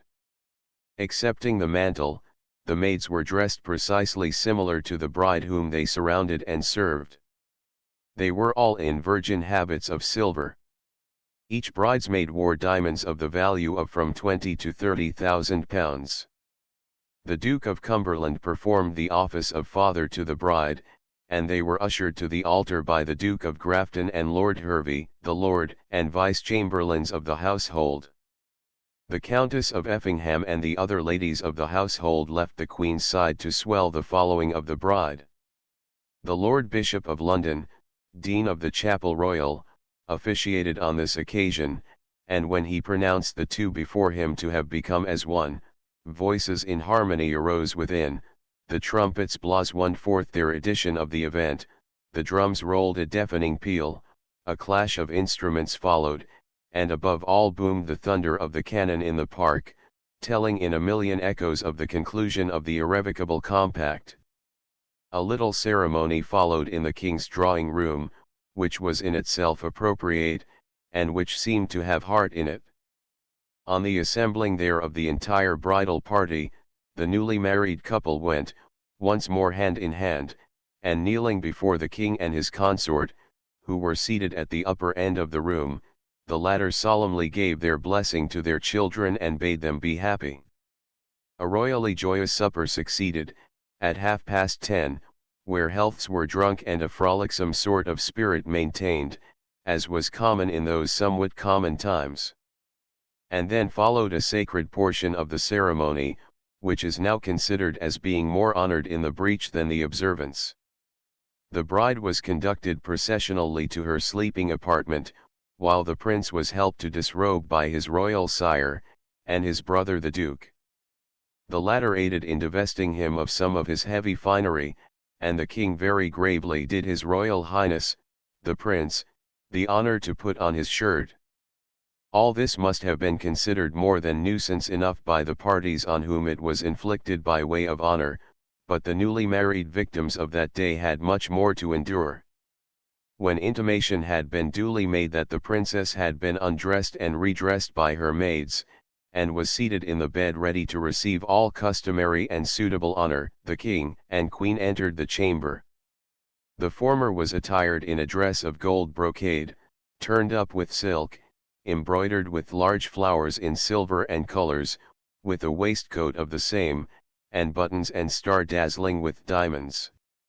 Caroline was in a plain yellow silk, robed and faced with pearls, diamonds, and other jewels, of immense value. The Dukes of Newcastle, Grafton, and St. Albans, the Earl of Albemarle, Colonel Pelham, and many other noblemen, were in gold brocades of from £300 to £500 a suit. The Duke of Marlborough was in a white velvet and gold brocade tissue. The waistcoats were universally brocades with large flowers. It was observed, continues the court historiographer, most of the rich clothes were of the manufactures of England, and in honor of our own artists. The few which were French did not come up to those in goodness, richness, or fancy, as was seen by the clothes worn by the royal family, which were all of the British manufacture.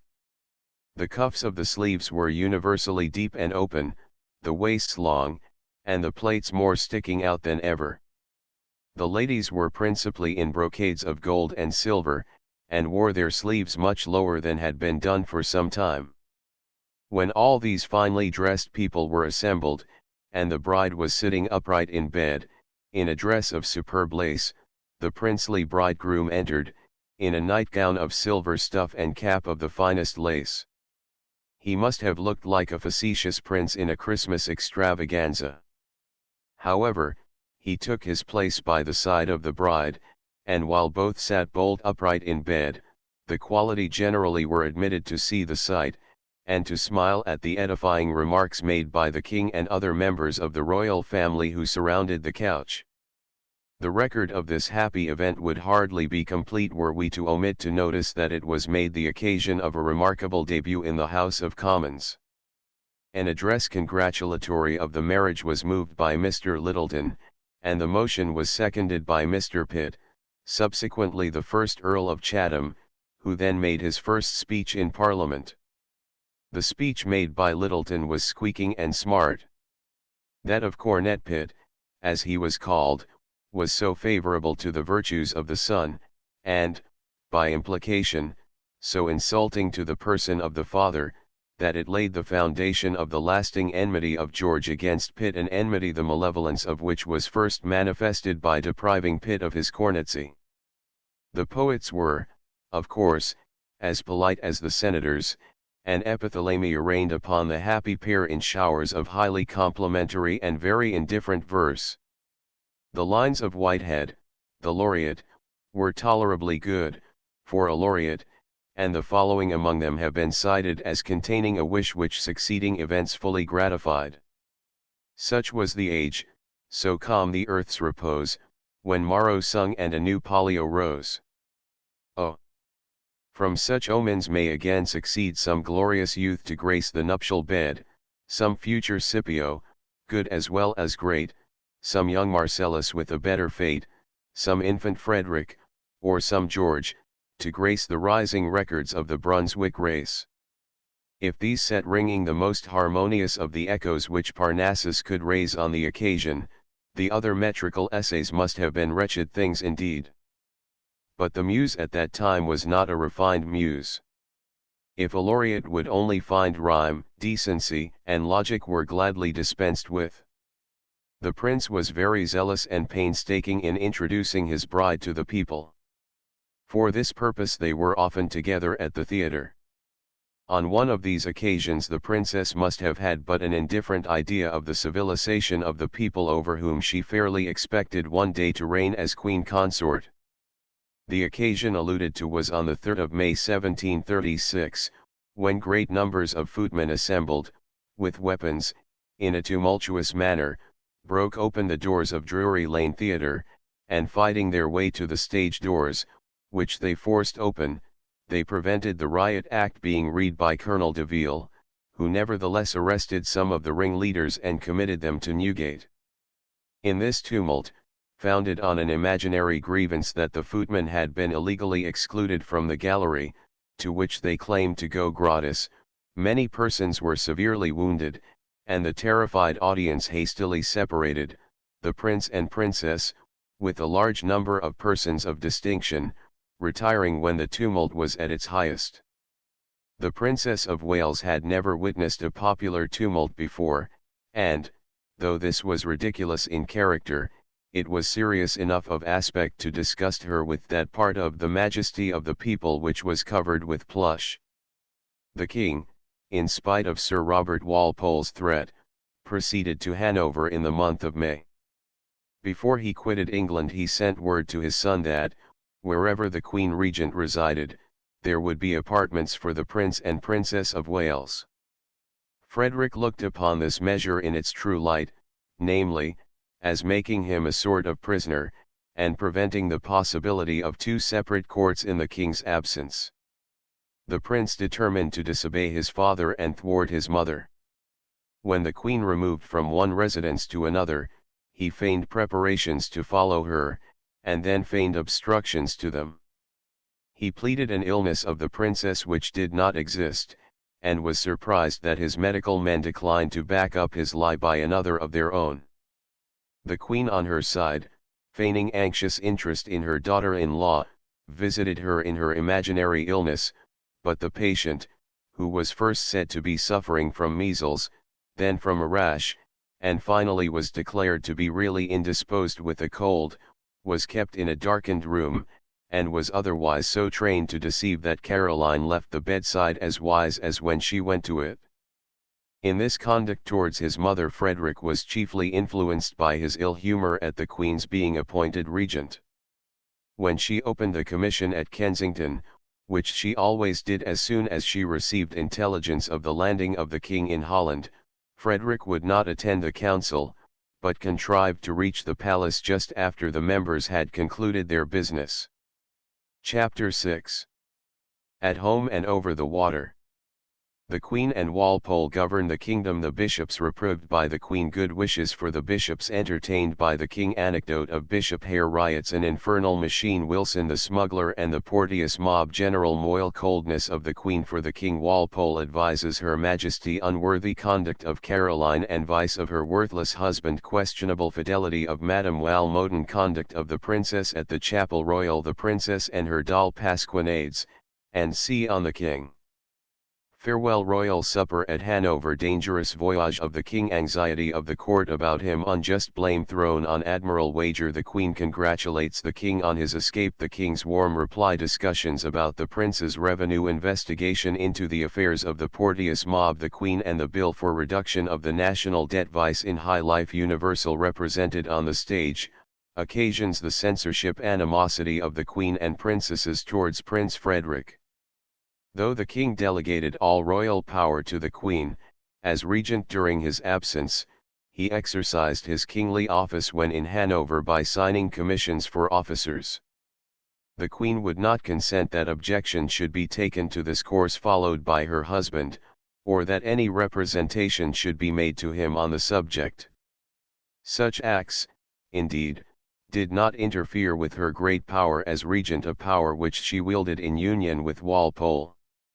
These two persons governed the kingdom according to their own counsels, but the minister, nevertheless, placed every conclusion at which he and the Queen had arrived before the Cabinet Council, by the obsequious members of which the conclusions, whatever they were sanctioned and the necessary documents signed. Thus Walpole, by the side of the Queen, acted as independently as if he had been king, but of his acts he managed to make the cabinet share with him the responsibility. The office exercised by the Queen was far from being a sinecure or exempt from great anxieties, but it was hardly more onerous than that which she exercised during the King's residence in England. Her chief troubles, she was wont to say, were derived from the bishops. If Caroline could not speak so harshly of the prelates, generally or individually, as her husband, she could reprove them, when occasion offered, with singular asperity. We may see an instance of this in the case of the episcopal opposition to the Mortmain and to the Quakers' relief bills, but especially to the latter. This particular bill had for its object to render more easy the recovery of tithes from Quakers. The latter did not ask for exemption, but for less oppression in the method of levying. The court wished that the bill should pass into law. Sherlock, now Bishop of Salisbury, wrote a pamphlet against it, and the prelates generally, led by Gibson, Bishop of London, stirred up all the dioceses in the kingdom to oppose it, with the cry of the Church in danger. Sir Robert Walpole represented to the Queen that all the bishops were blamable, but that the chief blame rested upon Sherlock, whose opposition was described as being as little to be justified in point of understanding and policy as in integrity and gratitude. Sir Robert declared that he was at once the dupe and the willing follower of the Bishop of London, and that both were guilty of endeavouring to disturb the quiet of the kingdom. The first time Dr. Sherlock appeared at court after this, the Queen chid him extremely, and asked him if he was not ashamed to be overreached in this manner by the Bishop of London. She accused him of being a second time the dupe of the latter prelate, who was charged with having misled him in a matter concerning the advancement of Dr. Rundle to an episcopal see. How, she asked him, could he be blind and weak enough to be running his nose into another's dirt again? As for the king, he spoke of the prelates on this occasion with his usual softness. They were, according to the hereditary defender of the faith, a parcel of black, containg, hypocritical rascals.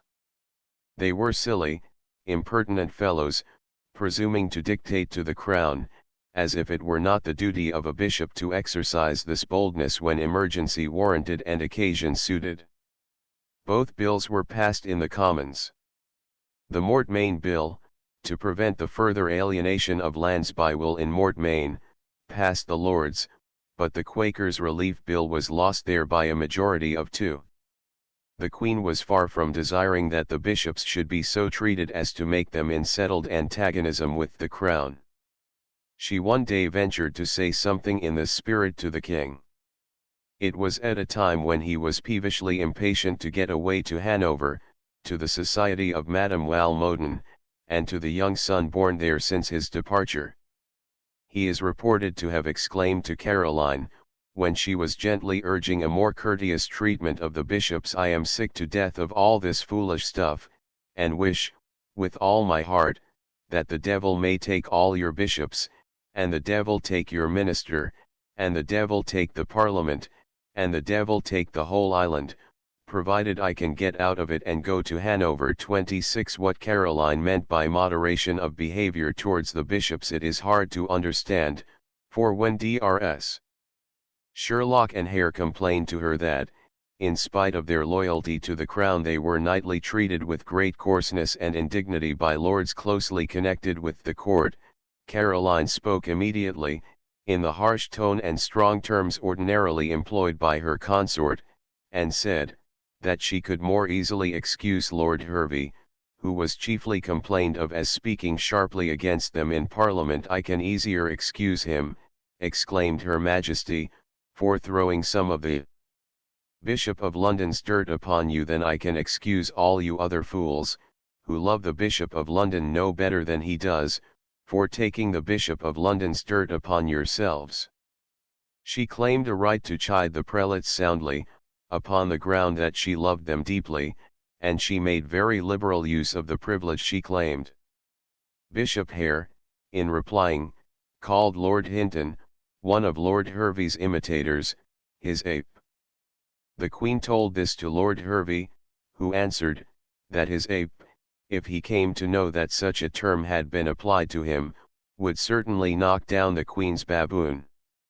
Caroline, with a childish spirit of mischief, communicated to Hare what she had done, and what her vice-chancellor had said upon it. The terrified prelate immediately broke the third commandment, exclaiming, "Good God, madam, what have you done?" As for Lord Hervey, he will satisfy himself, perhaps, with playing his wit off upon me, and calling me old baboon, but for my Lord Hinton, who has no wit, he will knock me down. The Vice-Chamberlain, who reports the scene, says this tallied so ridiculously with what Lord Hervey had said to the Queen that she burst into a fit of laughter, which lasted some minutes before she could speak, and then she told the bishop, "That is just, my good lord, what Lord Hervey did do, and what he said the ape would do." The Queen, however, promised that no harm should come to the prelate. No inconsiderable amount of harm, however, was inflicted on many of the prelates, including Hare himself. Walpole was disposed to translate him when an advantageous opportunity offered, but Hervey showed him good reason for preferring Pliant Potter, then of Oxford. Gibson, the Bishop of London, had been looking to be removed to Canterbury whenever Dr. Wake's death there should cause a vacancy. He expected, however, that, in accordance with his wish, Sherlock would succeed him in London. The Queen was disposed to sanction the arrangement, but she was frightened out of it by Walpole and Hervey. She accordingly advised Sherlock to go down to his diocese and live quietly, to let the spirit he had raised so foolishly against him here subside, and to reproach himself only if he had failed, or should fail, of what he wished should be done and she had wished to do for him. During the absence of the king, in 1736, in Hanover, the Queen Regent had but an uneasy time of it at home. First, there were corn riots in the West, which were caused by the attempts of the people to prevent the exportation of corn, and which could only be suppressed by aid of the military. Next, there were labor riots in the metropolis in consequence of the market being overstocked by Irish laborers, who offered to work at lower rates than the English, and which also the bayonet alone was able to suppress. Thirdly, the coasts were infested by smugglers, whom the prospect of the hangman could not deter from their exciting vocation, and who not only killed revenue officers in very pretty battles, but were heartily assisted by the country people, who looked upon the contrabandists as most gallant and useful gentlemen.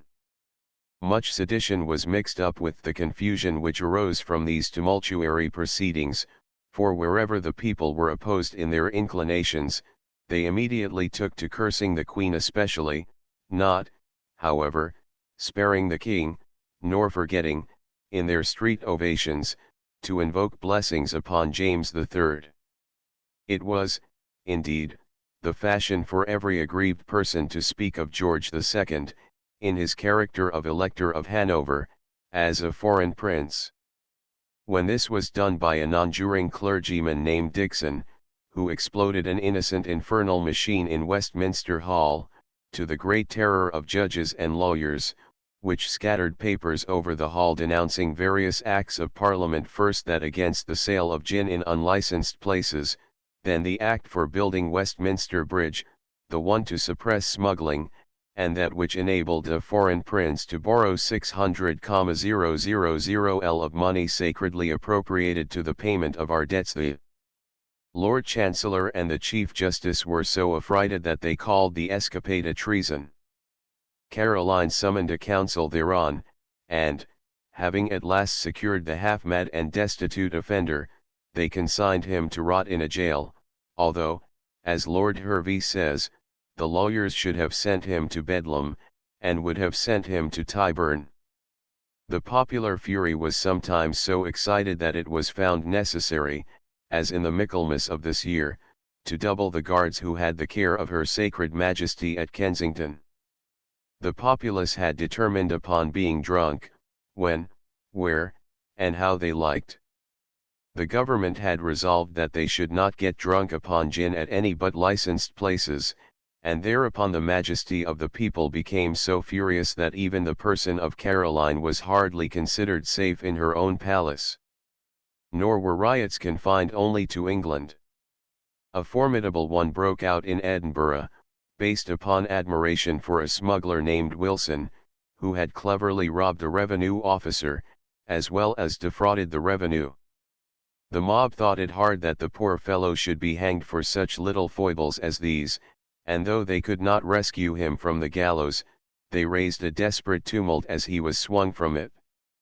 The town guard fired upon the rioters, by order of their captain, Porteous, and several individuals were slain. The captain was tried for this alleged unlawful slaying, and was condemned to die, but Caroline, who admired promptness of character, stayed the execution by sending down a reprieve. The result is well known. The mob broke open the prison, and inflicted lynch law upon the captain, hanging him in the marketplace, amid a shower of curses and jeers against Caroline and her reprieve.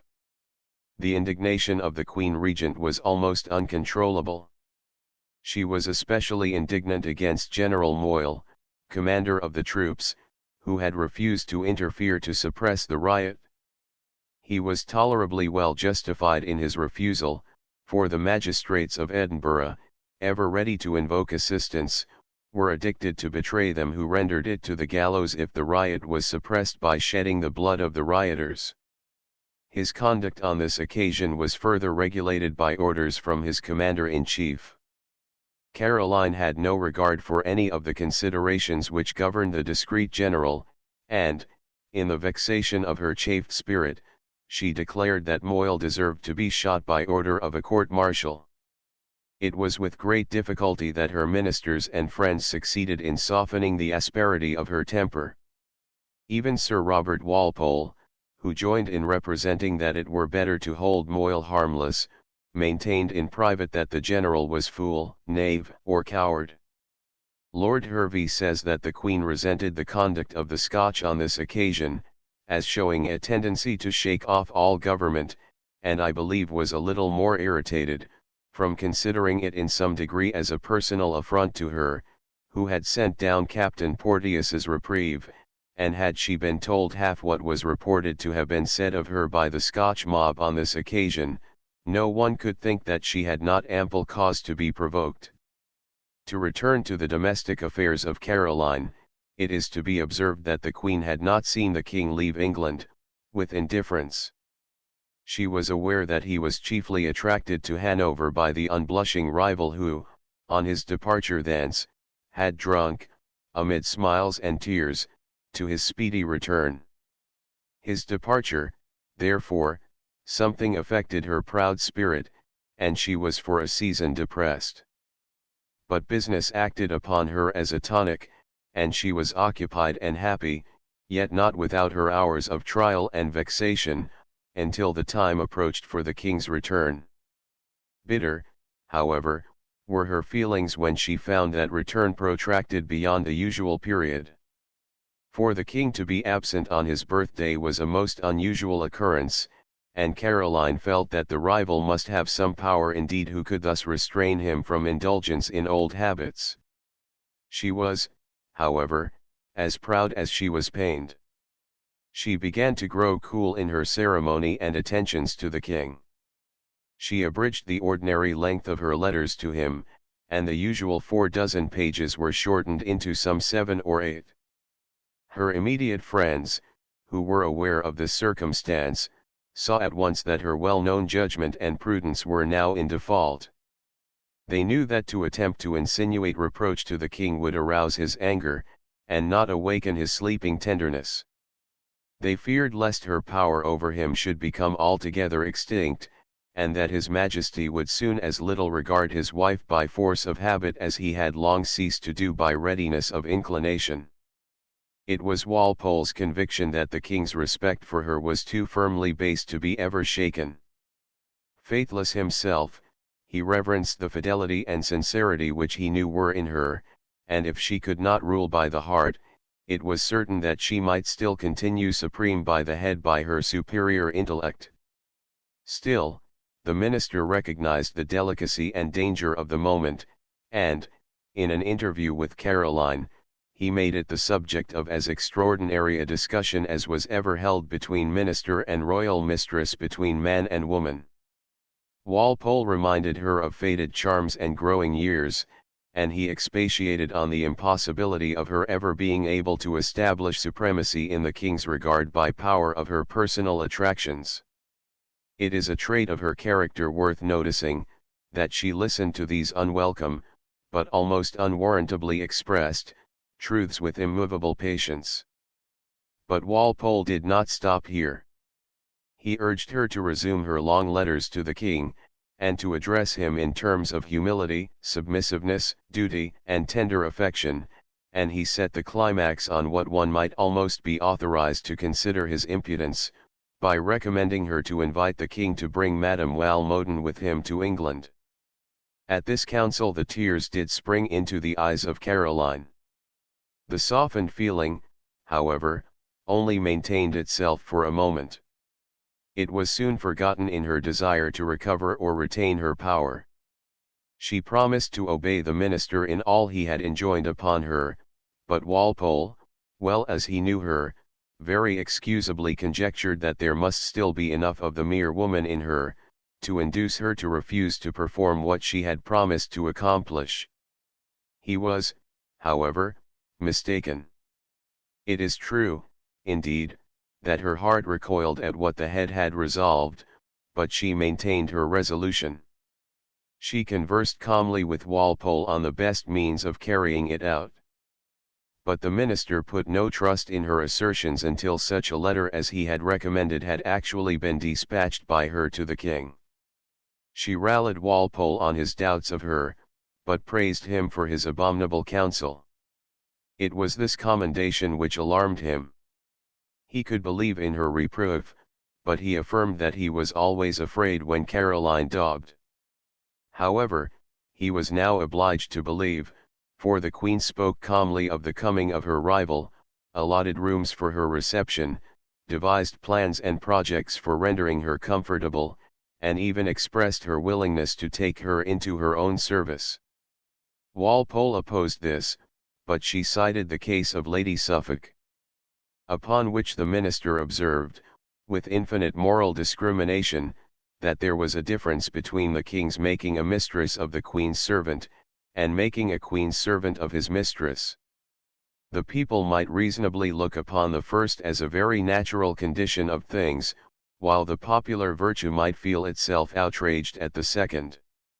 Caroline said nothing, but wrote certainly the most singular letter that ever wife wrote to a husband.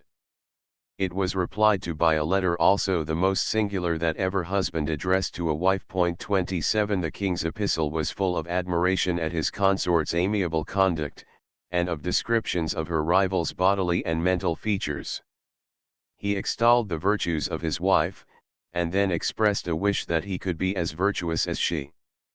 But, wrote he, in very elegant French, you know my passions, my dear Caroline, you know my weaknesses, there is nothing in my heart hidden from you, and would to God, exclaimed the mendacious, blaspheming libertine, would to God that you could correct me with the same facility with which you apprehend me. Would to God that I could imitate you as well as I admire you, and that I could learn of you all the virtues which you make me see, feel, and love. The Queen, then, had not only to look after the affairs of the kingdom in the monarch's absence, but to assist him with her advice for the better management of his love affairs in Hanover. With all Madame Walmoden's affected fidelity towards him, he had good grounds for suspecting that his interest in her was shared by less noble rivals. The senile dupe was perplexed in the extreme. One rival named as being on too familiar terms with the lady was a Captain von der Schulenburg, a relation of the Duchess of Kendal. There was a little drama enacted by all three parties, as complicated as a Spanish comedy, and full of love passages, rope ladders, and lying. The closing scene exhibits the lady indignant in asserting her innocence, and the wretched monarch too happy to put faith in her assertions. When left alone, however, he addressed a letter to his wife, asking her what she thought of the matter, and requesting her to consult Walpole, as a man who has more experience in these sort of matters, my dear Caroline, than yourself, and who in the present affair must necessarily be less prejudiced than I am. There never was an epithet of obloquy which this miserable fellow flung at his fellow men which might not have been more appropriately applied to himself. Caroline, doubtless, gave the counsel that was expected from her, and then, having settled to the best of her ability this very delicate affair, she was called upon to interfere in a matter more serious. The young Princess of Wales had scandalized the whole royal family by taking the sacrament at the German Lutheran chapel. Serious remonstrance was made to her on the subject, but the young lady shed tears, and pleaded her conscience. Religious liberty, however, was not a thing to be thought of, and she must take the sacrament according to the forms prescribed by the Church of England. She resisted the compulsion, until it was intimated to her that if she persisted in the course on which she had entered, there was a possibility that she might be sent back to Saxe-Gotha. Upon that hint she at once joined the Church of England. She had no more hesitation than a Lutheran or Catholic German princess who marries into the Tsar's family has of at once accepting all which the Greek Church enjoins, and which the lady neither cares for nor comprehends. Nor was this the only church matter connected with the princess which gave trouble to the queen. The case of conscience was followed by a case of courtesy, or rather, perhaps, of the want of it. The queen attended divine service regularly in the chapel in Kensington Palace, and set a good example of being early in her attendance, which was not followed by the Prince and Princess of Wales, when they also were in residence at the palace. It was the bad habit of the latter, doubtless at the instigation of her husband, not to enter the chapel till after the service had commenced and the queen was engaged in her devotions. The princess had then, in order to get to the seat allotted to her, to pass by the queen a large woman in a small pew.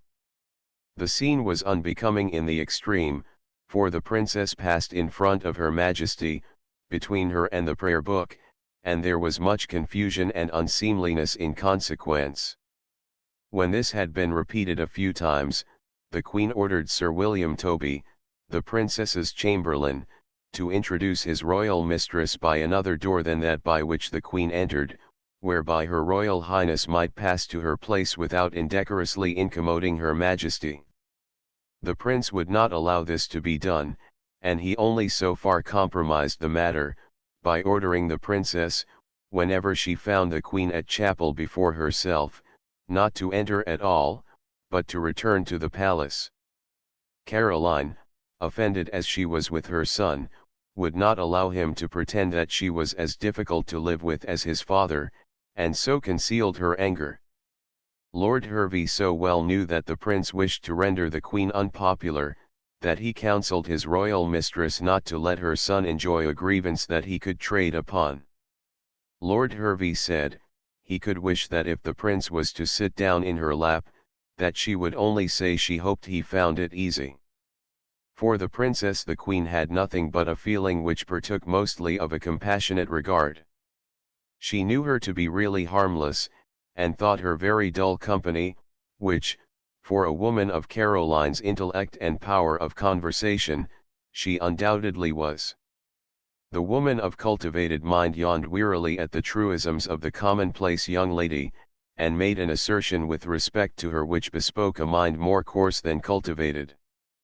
Poor creature, said Caroline, of her young daughter-in-law, were she to spit in my face, I should only pity her for being under such a fool's direction, and wipe it off. The fool, of course, was the speaker's son. The young wife, it must be confessed, was something childish in her ways. Nothing pleased her better than to play half through the day with a large, jointed doll.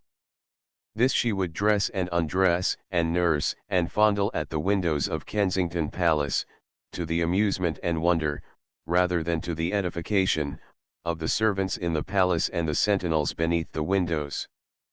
The Princess Caroline almost forgot her gentle character in chiding her sister-in-law, and desiring her not to stand at the window during these operations on her baby.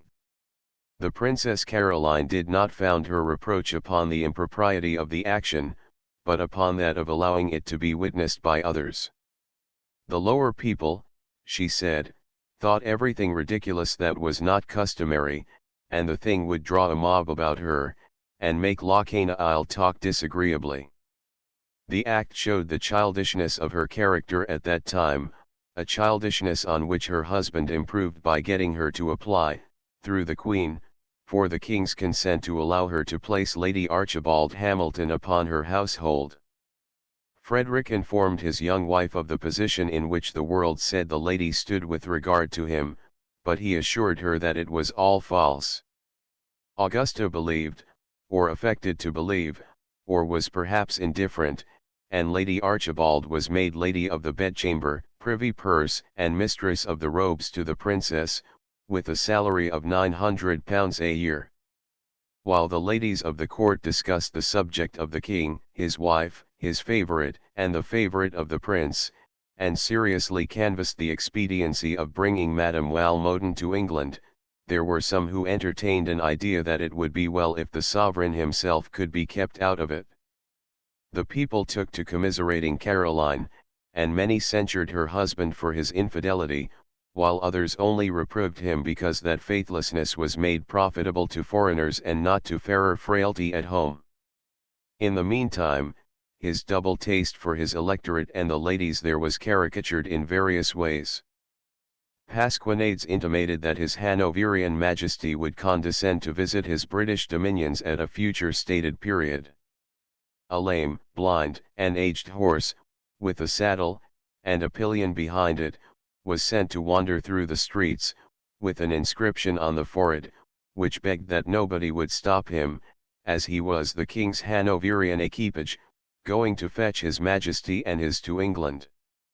The most stinging satire of all was boldly affixed to the walls of St. James's Palace, and was to this effect: "Lost or strayed, out of this house, a man who has left a wife and 6 children on the parish. Whoever will give any tidings of him to the churchwardens of St. James's Parish, so as he may be got again, shall receive 4s. 6d. reward. N.B. This reward will not be increased, nobody judging him to deserve a crown." The king himself was rather gratified than otherwise with satires which imputed to him a gallantry, as it is erroneously called, of disposition. He was only vexed when censure was gravely directed against him which had reference to the incompatibility of his pursuits with his position, his age, and his infirmities. He preferred being reproved as profligate, rather than being considered past the period when profligacy would be venial. Previous to his return to England, he expressed a wish to the Queen that she would remove from Kensington to St. James's, on the ground that it would be better for her health, and she would be easier of access to the ministers. The road between London and the suburban locality, which may now be said to be a part of it, was at the period alluded to in so wretched a condition, that Kensington Palace was more remote from the metropolis than Windsor Castle is now. Caroline understood her husband too well to obey. She continued, as regent, to live in retirement, and this affectation of disregard for the outward splendour of her office was not unfavourably looked upon by the king. The Queen's rule of conduct was not, however, that which best pleased her son. Frederick declared his intention of leaving the suburban palace for London.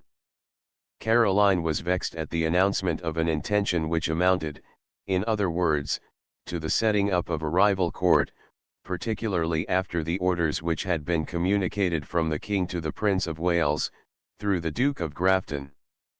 Frederick wrote a note in reply, like that of his mother's, in French, in which he intimated his willingness to remain at Kensington as long as the Queen Regent made it her residence. The note was probably written for the Prince by Lord Chesterfield. Caroline inflicted considerable annoyance on her son by refusing to consider him as the author of the note, which, by the way, Lord Hervey thought might have been written by young Pitt, but certainly not by Lord Chesterfield. The note itself is only quoted from memory by Lord Hervey, who says that Lord Chesterfield would have written better French, as well as with more turns and points.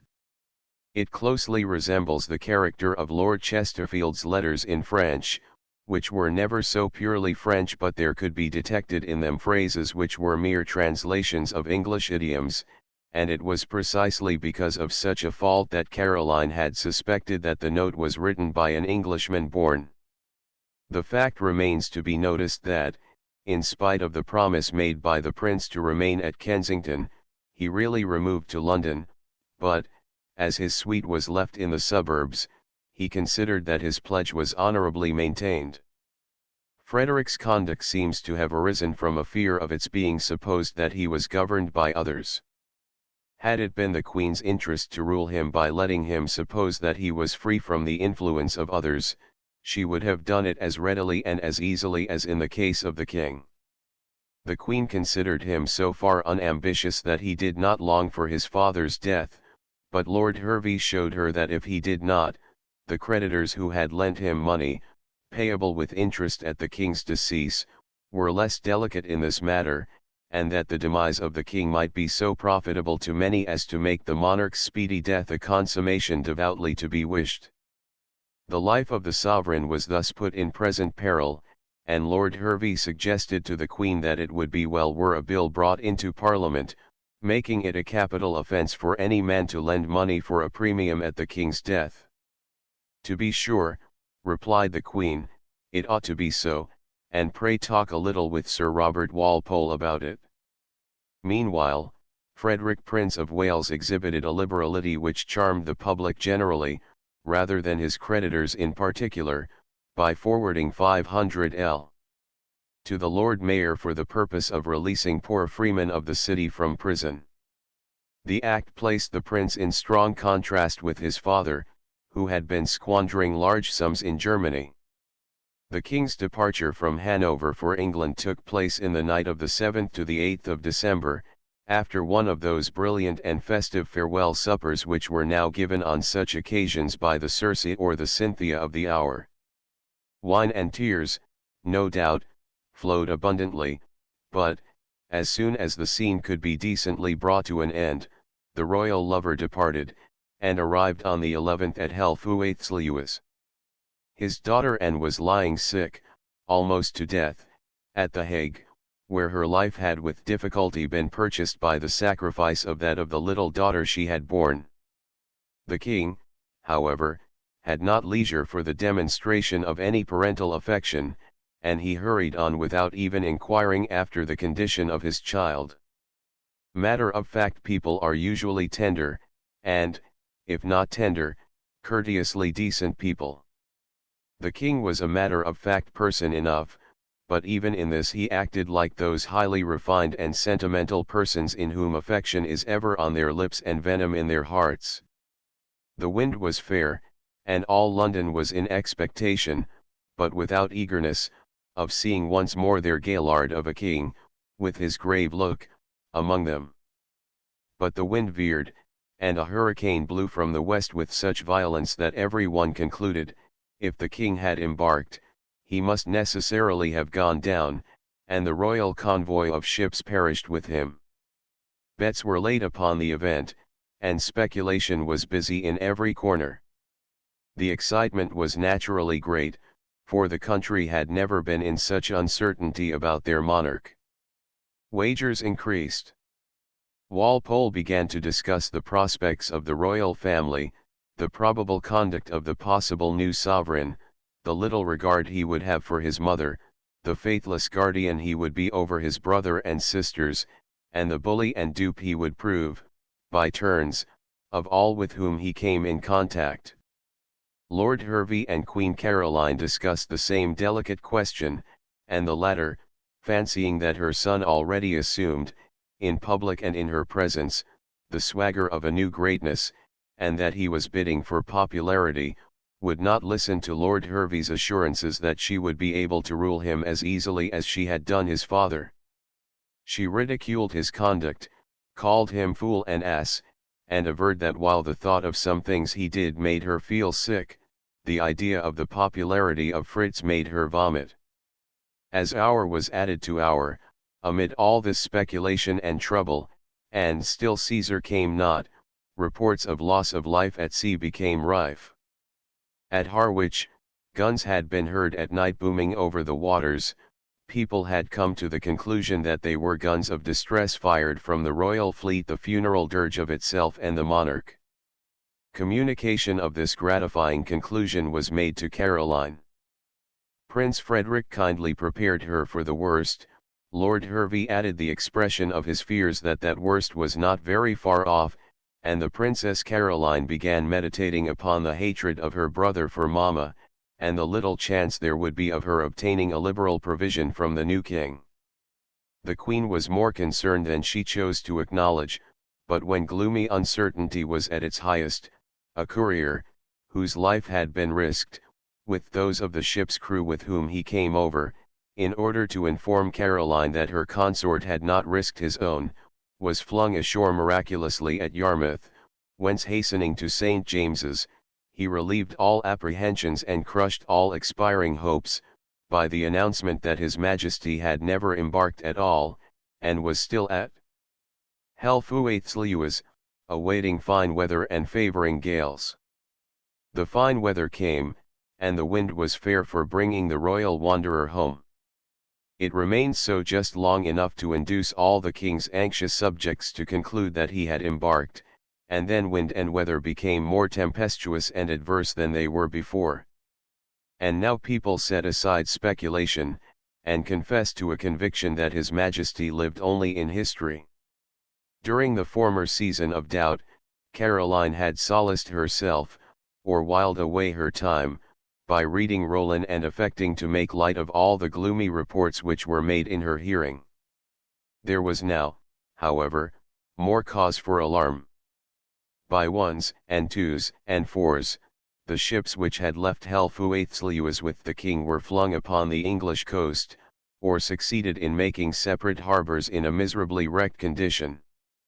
All the intelligence they brought was, that His Majesty had embarked, that they had set sail in company, that an awful hurricane had arisen, that Sir Charles Wager had made signal for every vessel to provide for its own safety, and that the last scene of the royal yacht was that she was tacking, and they only hoped that His Majesty might have succeeded in getting back to Helvoetsluys.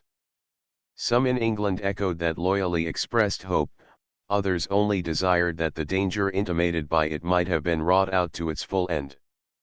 Christmas Day at St. James's was the very gloomiest of festive times, and the evening was solemnly spent in round games of cards. The Queen, indeed, did not know of the disasters which had happened to the royal fleet, but there was uncertainty enough touching the fate of her royal husband to make even the reading of Roland appear more decent than playing at basset and cribbage. Meanwhile, the ministers and court officials stood round the royal table, and discoursed on trivial subjects, while their thoughts were directed towards their storm-tossed master. On the following morning, Sir Robert Walpole informed Her Majesty of the real and graver aspect of affairs. The heart of the tender woman at once melted, and Caroline burst into tears, unrestrainedly. The household of the heir apparent, on the other hand, began to wear an aspect as though the wished-for inheritance had at last fallen upon it. The day was Sunday, and the Queen resolved upon attending chapel as usual. Lord Hervey thought her weak in determining to sit up to be stared at.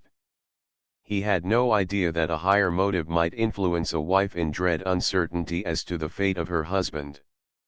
Caroline, it is true, was not influenced by any such high motive. She simply did not wish that people should conclude, from her absence, that the sovereign had perished, and she would neglect no duty belonging to her position till she was relieved from it by law. She accordingly appeared at chapel as usual, and in the very midst of the service a letter was delivered to her from the king, in which the much vexed monarch told her how he had set sail, how the fleet had been scattered, how he had been driven back to Helvoetsluis after beating about for some 20 hours, and how it was all the fault of Sir Charles Wager, who had hurried him on board, on assurance of wind and tide being favourable, and of there being no time to be lost. The joy of Caroline was honest and unfeigned. She declared that her heart had been heavier that day than ever it had been before, that she was still, indeed, anxious touching the fate of one whose life was so precious, not merely to his family, but to all Europe, and that, but for the impatience and indiscretion of Sir Charles Wager, the past great peril would never have been incurred. The admiral was entirely blameless. The king had deliberately misrepresented the circumstances. It was the royal impatience which had caused all the subsequent peril. The sovereign, weary of waiting for a wind, declared that if the admiral would not sail, he would go over in a packet boat. Sir Charles maintained he could not. "Be the weather what it may," said the king, "I am not afraid." "I am," was the laconic remark of the seaman. George remarked that he wanted to see a storm, and would sooner be 12 hours in one than be shut up for 24 hours more at Helvoetsluis. 12 hours in a storm, cried Sir Charles, 4 hours would do your business for you. The admiral would not sail till the wind was fair, and he remarked to the king that although his majesty could compel him to go, "I," said Sir Charles, "can make you come back again." The storm which arose after they did set sail was most terrific in character, and the escape of the voyagers was of the narrowest. The run back to the Dutch coast was not effected without difficulty. On landing, Sir Charles observed, "Sir, you wished to see a storm, how does your majesty like it?" "So well," said the king, "that I never wish to see another." The admiral remarked, in one of his private letters, giving a description of the event, that his majesty was at present as tame as any about him, an epithet, says Lord Hervey, that his majesty, had he known it, would, I fancy, have liked, next to the storm, the least of anything that happened to him. "How is the wind for the king?" was the popular query at the time of this voyage, and the popular answer was, "Like the nation against him." And when men who disliked him because of his vices or of their political hopes remarked that the sovereign had been saved from drowning, they generally added the comment that it was God's mercy, and 1,000 pities. The anxiety of Caroline for the king's safety had, no doubt, been very great, so great, that in it she had forgotten sympathy for her daughter in her hour of trial. Lord Hervey will not allow that the Queen had any worthier motive for her anxiety than her apprehension of her son's ascending the throne, as there were no lengths she did not think him capable of going to pursue and ruin her. She comforted herself by declaring that, had the worst happened, she still would have retained Lord Hervey in her service, and have given him an apartment in her jointure house, Old Somerset House. She added, too, that she would have gone down on her knees to beg Sir Robert Walpole to continue to serve the son as he had done the father. All this is not so self-denying as it seems. In retaining Lord Hervey, whom her son hated, she was securing one of her highest pleasures, and by keeping Sir Robert in the service of the prince, she would have governed the latter as she had done his father. Gross as the king was in his acts, he was choice and refined, when he chose, in his letters. The epistle which he wrote, in reply to the congratulations of the Queen on his safety, is elegant, touching, warm, and apparently sincere. "In spite of all the danger I have incurred in this tempest, my dear Caroline, and notwithstanding all I have suffered, having been ill to an excess which I thought the human body could not bear, I assure you that I would expose myself to it again and again to have the pleasure of hearing the testimonies of your affection with which my position inspired you. This affection which you testify for me, this friendship, this fidelity, the inexhaustible goodness which you show for me, and the indulgence which you have for all my weaknesses, are so many obligations, which I can never sufficiently recompense, can never sufficiently merit, but which I also can never forget. The original French runs more prettily than this, and adapts itself well to the phrases which praised the Queen's charms and attractions with all the ardour of youthful swain for blushing nymph. The Queen showed the letter to Walpole and Hervey, with the remark that she was reasonably pleased with, but not unreasonably proud of, it. The gentlemen came to the conclusion that the master whom they served was the most incomprehensible master to whom service was ever rendered. He was a mere old cajoler, deceiving the woman whom he affected to praise, and only praising her because she let him have an unconstrained course in vice while she enjoyed one in power. At length, after a detention of 5 weeks at Helvoetsluis, the king arrived at Lowestoft. The Queen received information of his coming at 4 o'clock in the morning, after a sleepless night, caused by illness both of mind and body.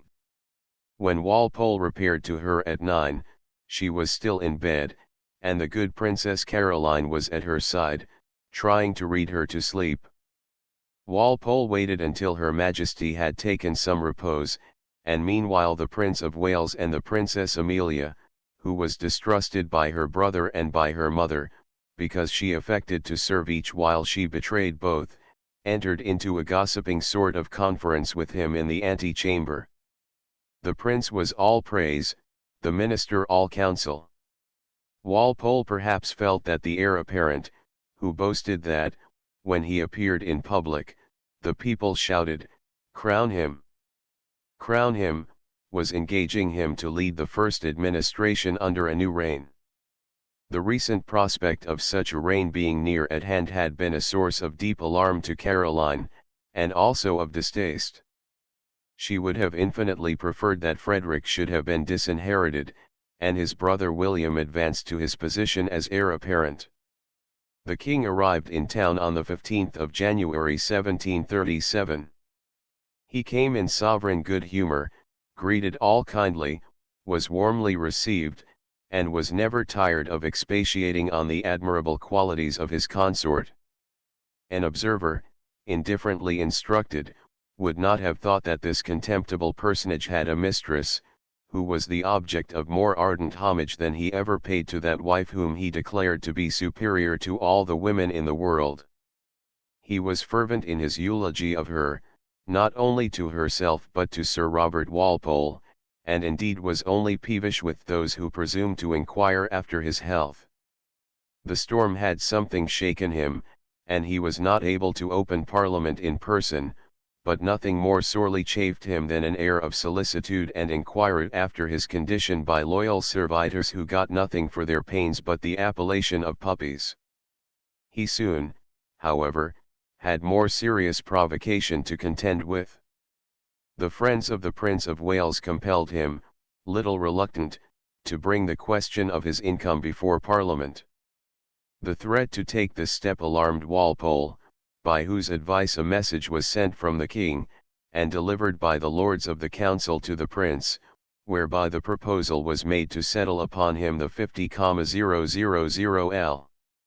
a year which he now received in monthly payments at the king's pleasure, and also to settle a jointure, the amount of which was not named, upon the princess.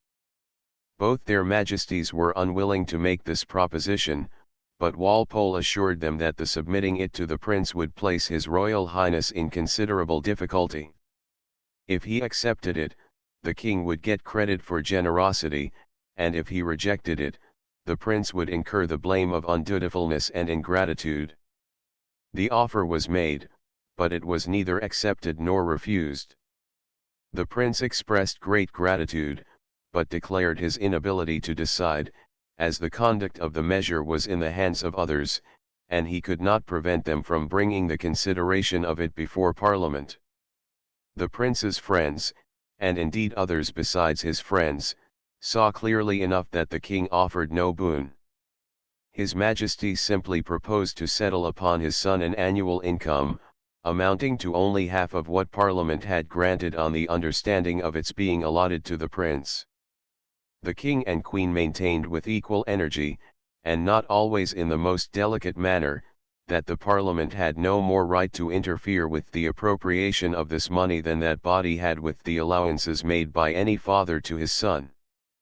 The rage of the Queen was more unrestrained than that of her husband, and she was especially indignant against Walpole for having counselled that an offer should be made which had failed in its object, and had not prevented the matter being brought before Parliament.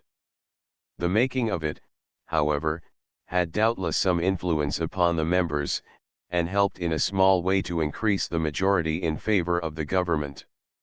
The excitement in the court circle was very great when an address to the king was moved for by Pulteney, suggesting the desirableness of the prince's income being increased. The consequent debate was one of considerable interest, and was skillfully maintained by the respective adversaries. The prince's advocates were broadly accused of lying, and Caroline, at all times and seasons, in her dressing room with Lord Hervey, and in the drawing room with a crowded circle around her, openly and coarsely stigmatized her son as a liar and his friends as nasty Whigs. Great was her joy when, by a majority of 234 to 204, the motion for the address was defeated. There was even congratulation that the victory had cost the king so little in bribes, only 900 in divisions of 500 to one member and 400 to another. And even this sum was not positive purchase money of votes for this especial occasion, but money promised to be paid at the end of the session for general service, and only advanced now because of the present particular and well appreciated assistance rendered. Let us do the prince the justice to say, that, in asking that his income might be doubled, he did not ask that the money should be drawn from the public purse. When Bub Dodington first advised him to apply to Parliament for a grant, his answer was spirited enough. "The people have done quite enough for my family already, and I would rather beg my bread from door to door than be a charge to them." What he asked for was, that out of his father's civil list of nearly £1,000,000 per annum, he might be provided with a more decent revenue than a beggarly 50,000 a year, paid at his father's pleasure. Pulteney's motion was denounced by ministers as an infraction of the king's prerogative. Well, Frederick could not get the cash he coveted from the king, and he would not take it from the public. Bub Dodington had advised him to apply to Parliament, and he rewarded Bub for the hint by easing him occasionally of a few thousands at play. He exulted in winning. "I have just nicked Dodington," said he on one occasion, "out of 5,000L, and Bub has no chance of ever getting it again." The battle, however, was not yet concluded. The prince's party resolved to make the same motion in the Lords which had been made in the Commons. The king and queen meanwhile considered that they were released from their engagement, whereby the prince's revenue was to be placed entirely in his own power. They were also anxious to eject their son from St. James's. Good counsel, nevertheless, prevailed over them to some extent, and they did not proceed to any of the extremities threatened by them. In the meantime, the scene within the palace was one to make a very stoic sigh. The son had daily intercourse with one or both of his parents. He led the queen by the hand to dinner, and she could have stabbed him on the way, for her wrath was more bitter than ever against him, for the reason that he had introduced her name, through his friends, in the parliamentary debate, in a way which she considered must compromise her reputation with the people of England. He had himself declared to the councillors who had brought him the terms of the king's offer, that he had frequently applied through the Queen for an interview with the king, at which an amicable arrangement of their differences might be made, but that she had prevented such an interview, by neglecting to make the prince's wishes known to his father. This story was repeated by the prince's friends in Parliament, and Caroline called heaven and earth to witness that her son had grossly and deliberately lied. In this temper the two often sat down to dinner at the same table. As for the king, although Frederick attended the royal levees, and stood near his royal sire, the latter never affected to behold or to consider him as present, and he invariably spoke of him as a brainless, impertinent puppy and scoundrel. 28 The motion for the address to the king, praying him to confer a jointure on the princess, and to settle 100,000 L. A year out of the civil list on the prince, was brought before the House of Peers by Lord Carteret. That nobleman so well served his royal client that, before bringing forward the motion, he made an apology to the Queen, declaring that office had been forced on him. The exercise thereof was a decided failure. The Lords rejected the motion, on a division of 103 to 40, the minority making strong protest against the division of the House, and in very remarkable language. The latter did not trouble their majesties, and this settling of the question helped to restore Walpole to the royal favour, from which he had temporarily fallen. There was another public affair which gave the Queen as much perplexity as any of her domestic troubles. This was the investigation into the matter of the Porteous riot at Edinburgh, with the object of punishing those who were most to blame. It is not necessary to detail this matter at any length, or indeed further than the Queen was personally connected with it. She was exceedingly desirous that it should be decided on its merits, and that it should not be made a national matter of. On this account, she was especially angry with the Duke of Newcastle, on whom she laid the blame of having very unnecessarily dragged up to London such respectable men as the Scotch judges, and she asked him what the devil he meant by it. While the affair was still pending, but after the judges had been permitted to go back again, the Queen remarked to Lord Hervey, she should be glad to know the truth, but believed she should never come at it whether the Scotch judges had been really to blame or not in the trial of Captain Porteous, for, between you and the Bishop of Salisbury, Sherlock, said she, who each of you convinced me by turns, I am as much in the dark as if I knew nothing at all of the matter. He comes and tells me that they are all as black as devils, you, that they are as white as snow, and whoever speaks last, I believe. I am like that judge you talk of so often in the play, Grippus 29 I think you call him, who, after one side had spoken, begged others might hold their tongue, for fear of puzzling what was clear to him. I am Queen Grippus, and since the more I hear the more I am puzzled, I am resolved I will hear no more about it, but let them be in the right or the wrong, I own to you I am glad they are gone. The city of Edinburgh was ultimately punished by the deposition of its provost, Mr. Wilson, who was declared incapable of ever serving His Majesty, and by the imposition of a fine of £2,000 sterling. The mulct was to go to the cook-maid widow of Captain Porteous, and make her, with most unconjugal joy, bless the hour in which her husband was hanged. 30 The conduct of Caroline, when Sir John Bernard proposed to reduce the interest on the national debt from 4 to 3 per cent, again presents her to us in a very unfavourable light. Not only the Queen, but the King also was most energetically opposed to the passing of the bill. People conjectured that their majesties were large fund holders, and were reluctant to lose a quarter of the income thence arising, for the good of the nation. The bill was ultimately thrown out, chiefly through the opposition of Walpole.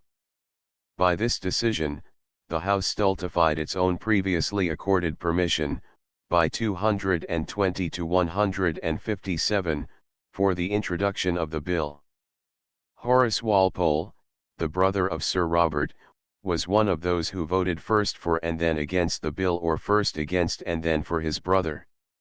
We must once more draw from Lord Hervey's graphic pages to show what followed at court upon such a course. Horace Walpole, though his brother made him vote against the 3 per cent, did it with so ill a grace, and talked against his own conduct so strongly and so frequently to the Queen, that her Majesty held him at present in little more esteem or favour than the Duke of Newcastle. She told him that because he had some practice in treaties, and was employed in foreign affairs, he began to think he understood everything better than anybody else, and that it was really quite new his setting himself up to understand the revenue, money matters, and the House of Commons better than his brother. Oh, what are you all but a rope of sand, that would crumble away in little grains, one after another, if it was not for him. And whenever Horace had been with her, speaking on these subjects, besides telling Lord Hervey, when he came to see her, how like an opinionative fool Horace had talked before them, she used to complain of his silly laugh hurting her ears, and his dirty body offending her nose, as if she had never had the two senses of hearing and smelling, in all her acquaintance with poor Horace, till he had talked for 3%. Sometimes she used to cough and pretend to retch with talking of his dirt, and would often bid Lord Hervey open the window to purify the room of the stink Horace had left behind him, and call the pages to burn sweets to get it out of the hangings. She told Lord Hervey she believed Horace had a hand in the craftsman, for that once, warmed in disputing on this 3% affair, he had more than hinted to her that he guessed her reason for being so zealous against the scheme was her having money in the stocks. When such coarseness was common at court, we need not be surprised that dramatic authors, whose office it is to hold the mirror up to nature, should have attempted to make some reflection thereon, or to take license therefrom, and give additional coarseness to the stage. Walpole's virtuous indignation was excited at this liberty, a liberty taken only because people in his station, and far above his station, by their vices and coarseness, justified the license. It was this vice, and not the vices of dramatic authors, which first fettered the drama and established a censorship. The latter was set up, not because the stage was wicked, but in order that it should not satirize the wickedness of those in high station. The Queen was exceedingly delighted to see a gag put upon both Thalia and Melpomene. The vice was hideous.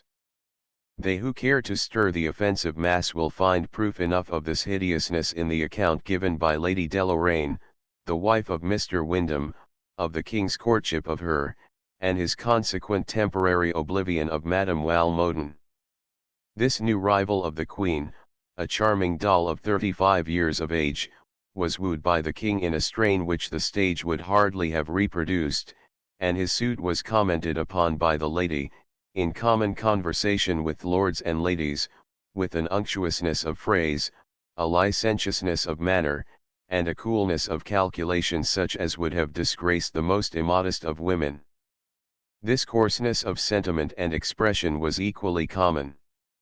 When it was said that Lord Carteret was writing a history of his times, and that noble author himself alleged that he was engaged in giving fame to the Queen, the latter, one morning, noticed the alleged fact to Lord Hervey.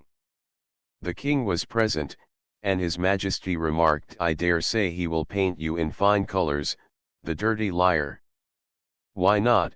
asked Caroline, "good things come out of dirt sometimes. I have ate very good asparagus raised out of dung."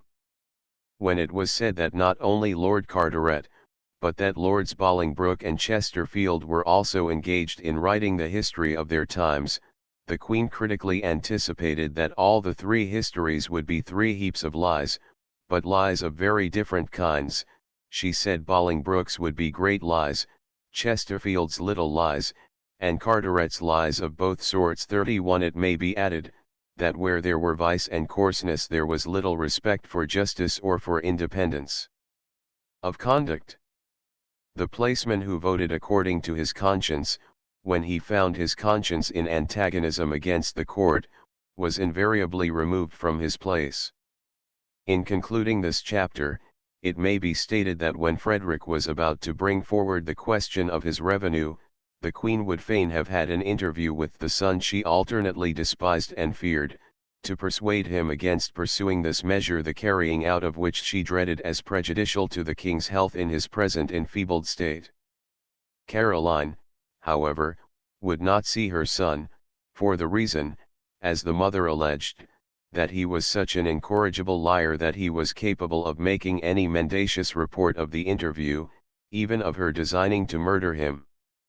She had, in an interview with him, at the time of the agitation connected with the Excise Bill, been compelled to place the Princess Caroline, concealed, within hearing, that she might be a witness in case of the prince, her brother, misrepresenting what had really taken place. When the king learned the prince's intentions, he took the matter much more coolly than the queen. Several messengers, however, passed between the principal parties, but nothing was done in the way of turning the prince from his purpose. It was an innocent purpose enough, indeed, as he represented it. The Parliament had entrusted to the king a certain annual sum for the prince's use. The king and queen did not so understand it, and he simply applied to Parliament to solicit that august body to put an interpretation on its own act. The supposed debilitated condition of the king's health gave increased hopes to the prince's party. The queen, therefore, induced him to hold levees and appear more frequently in public. His improvement in health and good humor was a matter of disappointment to those who wished him dying, and feared to see him grow popular. The animosity of the queen and her daughter, Caroline, against the Prince of Wales was ferocious. 32 The mother cursed the day on which she had borne the son who was forever destroying her peace, and would end, she said, by destroying her life. There was no opprobrious epithet which she did not cast at him, and they who surrounded the queen and princess had the honor of daily hearing them hope that God would strike the son and brother dead with apoplexy.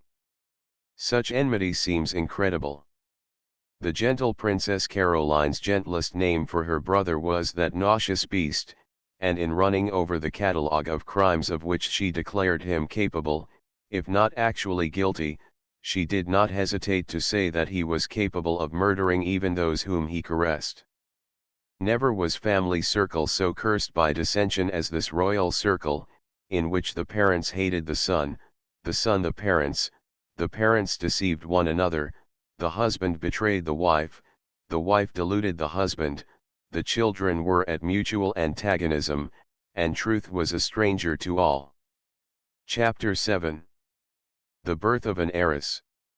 Russian invasion of the Crimea. Announcement of an heir disbelieved by the Queen Princess of Wales conveyed to St. James's by the Prince in a state of labour. Birth of a Princess. Hampton Court Palace. On this night the palace in an uproar. Indignation of Caroline. Reception of the Queen by the Prince. Minute particulars afforded her by him. Explanatory notes between the royal family. Message of the King. His severity to the Prince. The Princess Amelia. Double-sided message of Princess Caroline to the Prince. Unseemly conduct of the Prince. The Prince an agreeable rattle. The Queen's anger never subsided. The Prince ejected from the palace. The Queen and Lord Carteret. Reconciliation of the royal family. Attempted popularity of the Prince. The Queen's outspoken opinion of the Prince. An interview between the King, Queen, and Lord Hervey. Bishop Sherlock and the Queen. The King a purchaser of lottery tickets.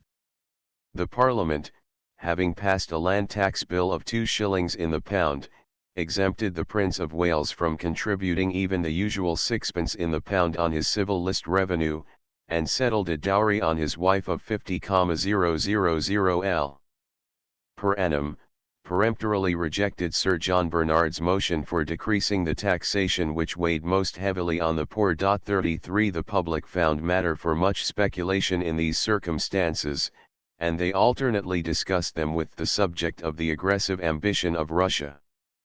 The latter power was then invading the Crimea with 2 armies under Munich and Lacy.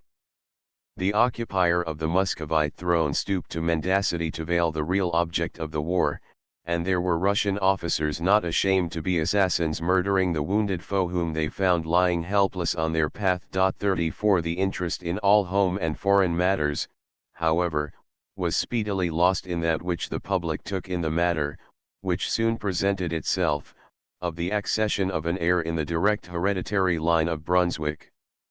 The prospect of the birth of a lineal heir to the throne ought to have been one of general joy in a family whose own possession of the crown was contested by the disinherited heir of the Stuart line. The prospect, however, brought no joy with it on the present occasion. It was not till within a month of the time for the event that the Prince of Wales officially announced to his father, on the best possible authority, the probability of the event itself. Caroline appears at once to have disbelieved the announcement. She was so desirous of the succession falling to her second son, William, that she made no scruple of expressing her disbelief of what, to most other observers, was apparent enough. She questioned the princess herself, with more closeness than even the position of a mother-in-law could justify, but for every query the well-trained Augusta had one stereotyped reply: "I don't know." Caroline, on her side, resolved to be better instructed. "I will positively be present," she exclaimed, "when the promised event takes place," adding, with her usual broadness of illustration, "it can't be got through as soon as one can blow one's nose, and I am resolved to be satisfied that the child is hers." These suspicions, of which the Queen made no secret, were of course well known to her son. He was offended by them, offended, too, at a peremptory order that the birth of the expected heir should take place in Hampton Court Palace, and he was, moreover, stirred up by his political friends to exhibit his own independence, and to oppose the royal wish, in order to show that he had a proper spirit of freedom. Accordingly, twice he brought the princess to London, and twice returned with her to Hampton Court. Each time the journey had been undertaken on symptoms of indisposition coming on, which, however, passed away. At length one evening, the prince and princess, after dining in public with the king and queen, took leave of them for the night, and withdrew to their apartments.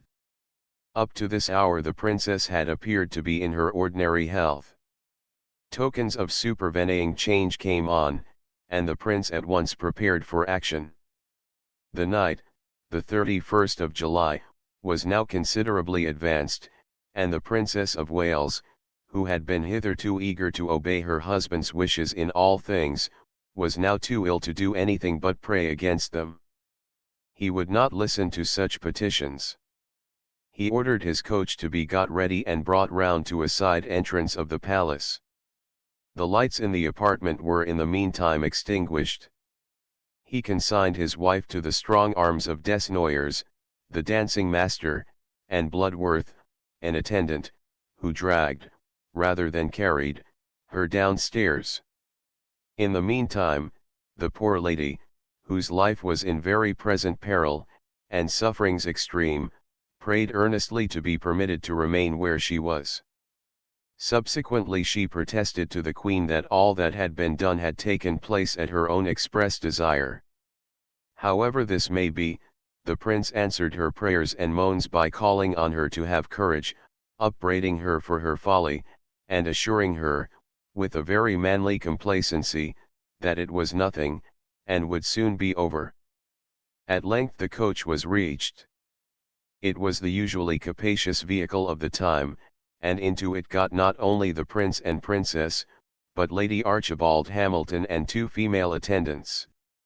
Vriad, who was not only a valet-de-chamber, but a surgeon and a cocher, mounted the box. Bloodworth, the dancing master, and 2 or 3 more, got up behind. The prince enjoined the strictest silence on such of his household as remained at Hampton Court, and therewith the coach set off, at a gallop, not for the prince's own residence at Kew, but for St. James's Palace, which was at twice the distance. At the palace nothing was prepared for them. There was not a couch ready for the exhausted lady, who had more than once on the road been, as it seemed, upon the point of expiring. Not even a bed was ready for her to lie down and repose upon. No sheets were to be found in the whole palace, or at least in that part over which the prince had any authority. For lack of them, Frederick and Lady Hamilton aired a couple of tablecloths, and these did the service required of them. In the meantime, notice had been sent to several officers of state, and to the more necessary assistants required, to be present at the imminent event. Most of the great officers were out of the way. In lieu of them arrived the Lord President, Wilmington, and the Lord Privy Seal, Godolphin. In their presence was born a daughter, whom Lord Hervey designated as a little rat and described as being no bigger than a toothpick case. Perhaps it was the confusion which reigned before and at her birth which had some influence on her intellects in after life. She was an extremely pretty child, not without some mental qualifications, but she became remarkable for making observations which inflicted pain and embarrassment on those to whom they were addressed. In after years, she also became the mother of that Caroline of Brunswick who herself made confusion worse confounded in the family into which she was received as a member, that Caroline whom we recollect as the consort of George IV. And the protectress of Baron Bergami. At Hampton Court, the King and Queen, concluding that their dear son and heir had, with his consort, relieved his illustrious parents of his undesired presence for the night, thought of nothing so little as of that son having taken it into his head to perform a trick which might have been fittingly accompanied by the Beggars' Opera chorus of Hurrah for the Road. No comedy has such a scene as that enacted at Hampton Court on this night. While the prince was carrying off the princess, despite all her agonizing entreaties, the rest of the royal family were quietly amusing themselves in another part of the palace, unconscious of what was passing. The king and the Princess Amelia were at commerce below stairs, the queen, in another apartment, was at quadrille, and the Princess Caroline and Lord Hervey were soberly playing at cribbage. They separated at 10, and were all in bed by 11, perfectly ignorant of what had been going on so near them. At a little before 2 o'clock in the morning, Mrs. Tichborne entered the royal bedchamber, when the Queen, waking in alarm, asked her if the palace was on fire. The faithful servant intimated that the prince had just sent word that Her Royal Highness was on the point of becoming a mother. A courier had just arrived, in fact, with the intelligence. The Queen leaped out of bed and called for her morning gown, wherein to hurry to the room of her daughter-in-law. When Tichborne intimated that she would need a coach as well as a gown, for that Her Royal Highness had been carried off to St. James's, the Queen's astonishment and indignation were equally great. On the news being communicated to the King, his surprise and wrath were not less than the Queen's, but he did not fail to blame his consort as well as his son. She had allowed herself to be outwitted, he said, a false child would despoil her own offspring of their rights, and this was the end of all her boasted care and management for the interests of her son William. He hoped that Anne would come from Holland and scold her. "You deserve," he exclaimed, "anything she can say to you." The Queen answered little, lest it should impede her in her haste to reach London. In half an hour she had left the palace accompanied by her 2 daughters, and attended by 2 ladies and 3 noblemen. The party reached St. James's by 4 o'clock. As they ascended the staircase, Lord Hervey invited Her Majesty to take chocolate in his apartments after she had visited the princess. The Queen replied to the invitation with a wink, and a significant intimation that she certainly would refuse to accept of any refreshment at the hands of her son. One would almost suppose that she expected to be poisoned by him. The prince, attired, according to the hour, in nightgown and cap, met his august mother as she approached his apartments, and kissed her hand and cheek, according to the mode of his country and times. He then entered garrulously into details that would have shocked the delicacy of a monthly nurse, but, as Caroline remarked, she knew a good many of them to be lies.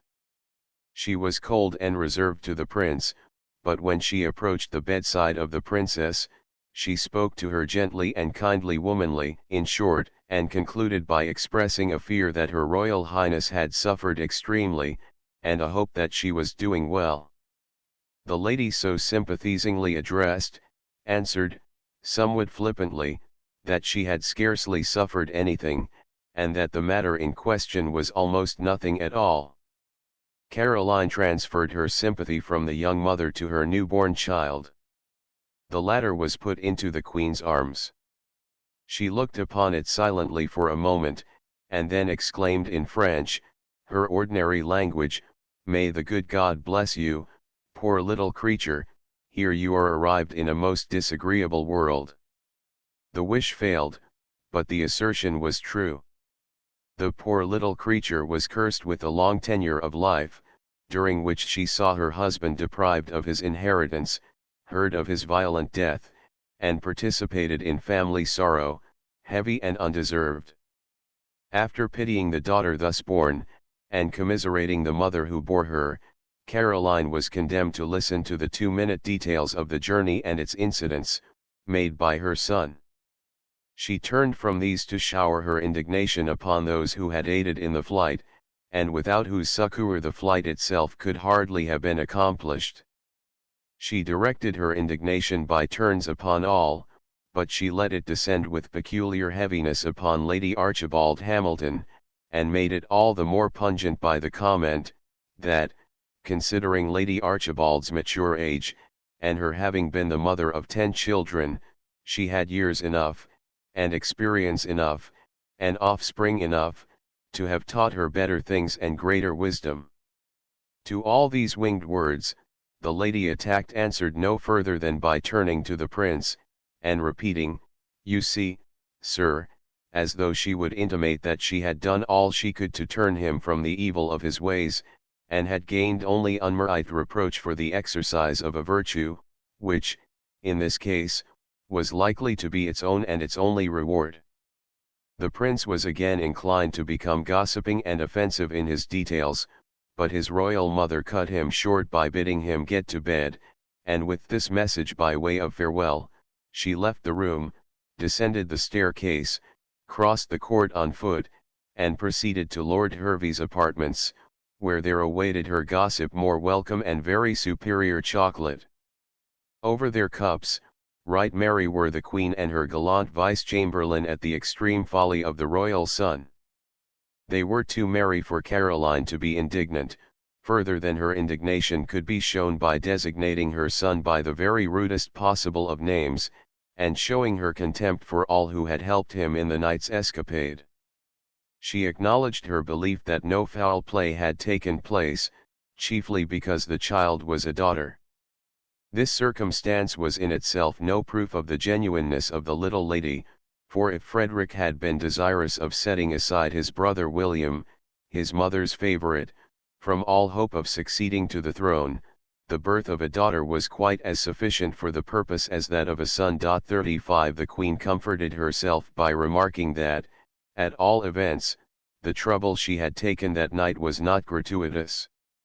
It would at least, as she delicately remarked, be a good grimace for the public, who would contrast her parental anxiety with the marital cruelty and the filial undutifulness of the Prince of Wales. While this genial pair were thus enjoying their chocolate and gossip, the 2 princesses, and 2 or 3 of the noblemen in attendance, were doing the same in an adjoining apartment.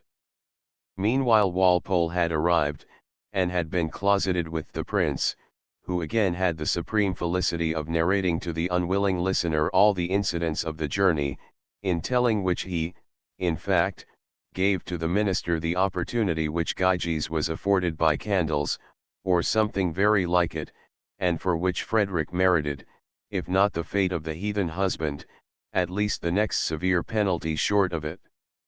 The sun was up long before the royal and illustrious party dispersed. The busy children of industry, who saw the Queen and her equipage sweep by them along the western road, must have been perplexed with attempts at guessing at the causes of Her Majesty being so early abroad, in so wayward a guise. The last thing they could then have conjectured was the adventure of the night, the scene at Hampton Court, the flight of the son with his wife, the pursuit of the royal mother with her 2 daughters, the occurrence at St. James's, or, indeed, any of the incidents of the stirring drama that had been played out. From the hour when royalty had been suddenly aroused to that at which the Queen arrived at Hampton Court Palace 8 in the morning, George II had troubled himself as little with conjecturing as his subjects. When the queen detailed to him all that had passed, he poured out the usual amount of paternal wrath, and of the usual quality. He never was nice of epithet, and least of all when he had any to bestow upon his son. It was not spared now, and what was most liberally given was most bitter of quality. Meanwhile, both prince and princess addressed to their majesties explanatory notes in French, which explained nothing, and which, as far as regards the prince's notes, were in poor French and worse spelling. Everything, of course, had been done for the best, and the sole regret of the younger couple was, that they had somehow, they could not guess how or wherefore, incurred the displeasure of the king and queen. To be restored to the good opinion of the latter was, of course, the one object of the involuntary offenders' lives. In short, they had had their way, and, having enjoyed that exquisite felicity, they were not reluctant to pretend that they were extremely penitent for what had passed. The displeasure of Caroline and her consort at the unfeeling conduct of Frederick was made known to the latter neither in a sudden nor an undignified way. It was not till the 10th of September that it may be said to have been officially conveyed to the prince. On that day the king and queen sent a message to him from Hampton Court, by the Dukes of Grafton and Richmond and the Earl of Pembroke, who faithfully acquitted themselves of their unwelcome commission at St. James's. The message was to the effect, that the whole tenor of the prince's conduct for a considerable time had been so entirely void of all real duty, that their majesties had long had reason to be highly offended with him, and, until he withdrew his regard and confidence from those by whose instigation and advice he was directed and encouraged in his unwarrantable behavior to his majesty and the queen, and until he should return to his duty, he should not reside in a palace belonging to the king. Which his majesty would not suffer to be made the resort of those who, under the appearance of an attachment to the prince, fomented the divisions which he had made in his family, and thereby weakened the common interest of the whole. Their majesties further made known their pleasure that the prince should leave St. James's, with all his family, when it could be done without prejudice or inconvenience to the princess. His majesty added, that he should, for the present, leave the care of his granddaughter until a proper time called upon him to consider of her education. In consequence of this message, the prince removed to Kew on the 14th of September. The king and queen now not only treated their son with extraordinary severity, and spoke of him in the coarsest possible language, but they treated in like manner all who were suspected of aiding and counselling him. Their wrath was especially directed against Lord Carteret, who had at first deceived them. That noble lord censured, in their hearing, a course of conduct in the prince which he had himself suggested, and, in the hearing of the heir apparent, never failed to praise. When their majesties discovered this double dealing, and that an attempt was being made to convince the people that in the matter of the birth of the Princess Royal, the Queen alone was to blame for all the disagreeable incidents attending it, their anger was extreme. The feeling for Lord Carteret was shown when Lord Hervey one day spoke of him with some commiseration, his son having run away from school, and there being no intelligence of him, except that he had formed a very improper marriage. "Why do you pity him?" said the king to Lord Hervey. "I think it is a very just punishment, that, while he is acting the villainous part he does in debauching the minds of other people's children, he should feel a little what it is to have an undutiful puppy of a son himself." Fierce, indeed, was the family feud, and undignified as fierce. The Princess Amelia is said to have taken as double-sided a line of conduct as Lord Carteret himself, for which she incurred the ill will of both parties. The prince declared not only that he never would trust her again, but that, should he ever be reconciled with the king and queen, his first care should be to inform them that she had never said so much harm of him to them as she had of them to him. The Princess Caroline was the more fierce partisan of the mother whom she loved, from the fact that she saw how her brother was endeavoring to direct the public feeling against the Queen. She was, however, as little dignified in her fierceness as the rest of her family. On one occasion, as Desnoyers, the dancing master, had concluded his lesson to the young princesses, and was about to return to the prince, who made of him a constant companion, the Princess Caroline bade him inform his patron, if the latter should ever ask him what was thought of his conduct by her, that it was her opinion that he and all who were with him, except the Princess of Wales, deserved hanging. Desnoyers delivered the message, with the assurances of respect given by one who acquits himself of a disagreeable commission to one whom he regards. "How did the prince take it?" asked Caroline, when next Desnoyers appeared at Hampton Court. "Well, madam," said the dancing master, "he first spat in the fire, and then observed, 'Ah, ah. Desnoyers, you know the way of that Caroline. That is just like her. She is always like that.' 'Well, Desnoyers,' remarked the princess, 'when next you see him again, tell him that I think his observation is as foolish as his conduct.'" The exception made by the Princess Caroline of the Princess of Wales, in the censure distributed by the former, was not undeserved. She was the mere tool of her husband, who made no confidant of her, had not yet appreciated her, but kept her in the most complete ignorance of all that was happening around her, and much of which immediately concerned her. He used to speak of the office of wife in the very coarsest terms, and did not scruple to declare that he would not be such a fool as his father was, who allowed himself to be ruled and deceived by his consort. In the meantime, he treated his mother with mingled contempt and hypocrisy. When, 9 days after the birth of the little Princess Augusta, the Queen and her 2 daughters again visited the Princess of Wales, the Prince, who met her at the door of the bedchamber, never uttered a single word during the period his mother remained in the room. He was as silent to his sisters, but he was the agreeable rattle with the members of the royal suite. The Queen remained an hour, and when she remarked that she was afraid she was troublesome, no word fell from the prince or princess to persuade her to the contrary. When the royal carriage had arrived to conduct her away, her son led her downstairs, and at the coach door, to make the mob believe that he was never wanting in any respect, he kneeled down in the dirty street, and kissed her hand. As soon as this operation was over, he put Her Majesty into the coach, and then returned to the steps of his own door, leaving his sisters to get through the dirt and the mob, by themselves, as they could. Nor did there come to the Queen any message, either from the prince or princess, to thank her afterwards for the trouble she had taken, or for the honor she had done them in this visit. This was the last time the mother and son met in this world. Horace Walpole well observes of the scene that it must have caused the Queen's indignation to shrink into mere contempt.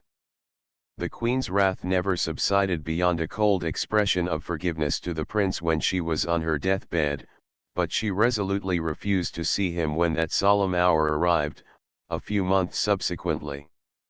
She was blamed for this, but her contempt was too deeply rooted to allow her to act otherwise to one who had done all he could to embitter the peace of his father. She sent to him, it is said, her blessing and pardon, but conceiving the extreme distress it would lay on the king, should he thus be forced to forgive so impenitent a son, or to banish him if once recalled, she heroically preferred a meritorious husband to a worthless child. 36 Had the prince been sincere in his expressions when addressing either of his parents by letter after the delivery of his wife, it is not impossible but that a reconciliation might have followed. His studied disrespect towards the Queen was, however, too strongly marked to allow of this conclusion to the quarrel. He invariably omitted to speak of her as Your Majesty, Madam, and you, were the simple and familiar terms employed by him. Indeed, he more than once told her that he considered that the Prince of Wales took precedence of the Queen Consort, at which Caroline would contemptuously laugh, and assure her dear Fritz that he need not press the point, for even if she were to die, the king could not marry him. It was for mere annoyance sake that he declared, at the end of August, after the christening of his daughter, that she should not be called the Princess Augusta, but the Lady Augusta, according to the old English fashion. At the same time he declared that she should be styled Your Royal Highness, although such style had never been used towards his own sisters before their father's accession to the crown. It will hardly be thought necessary to go through the documentary history of what passed between the sovereigns and their son before he was finally ejected from St. James's Palace. Wrong as he was in his quarrel, Fritz kept a better temper, though with as bitter a spirit as his parents.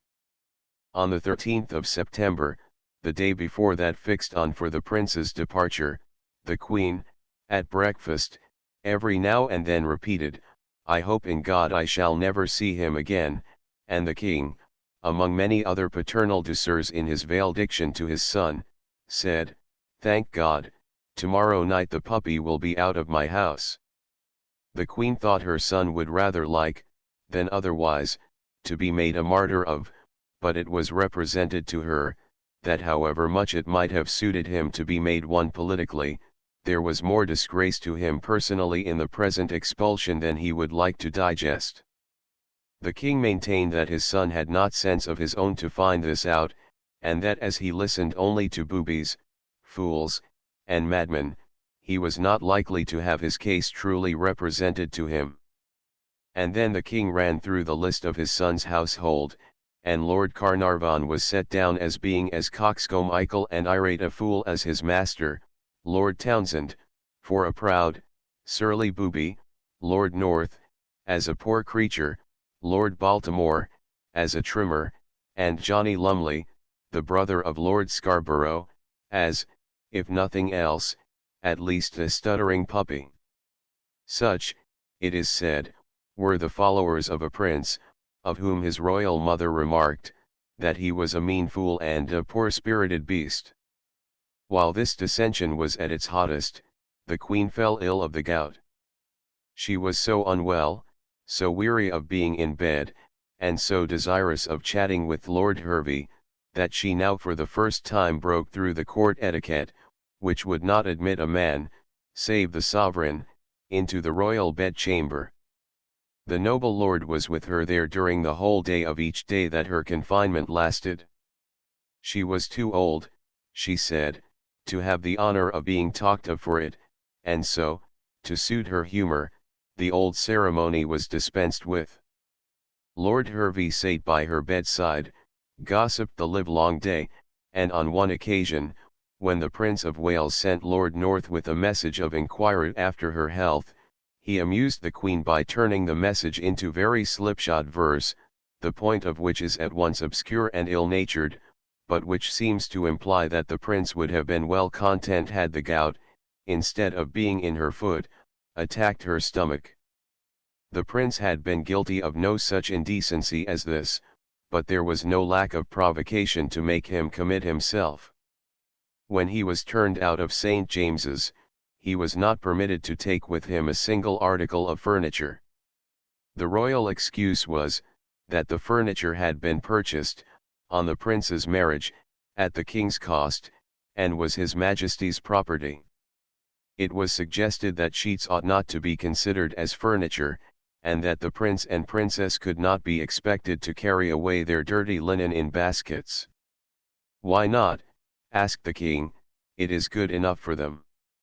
Such were the petty circumstances with which Caroline and her consort troubled themselves at the period in question. They at once hurt their own dignity and made their son look ridiculous.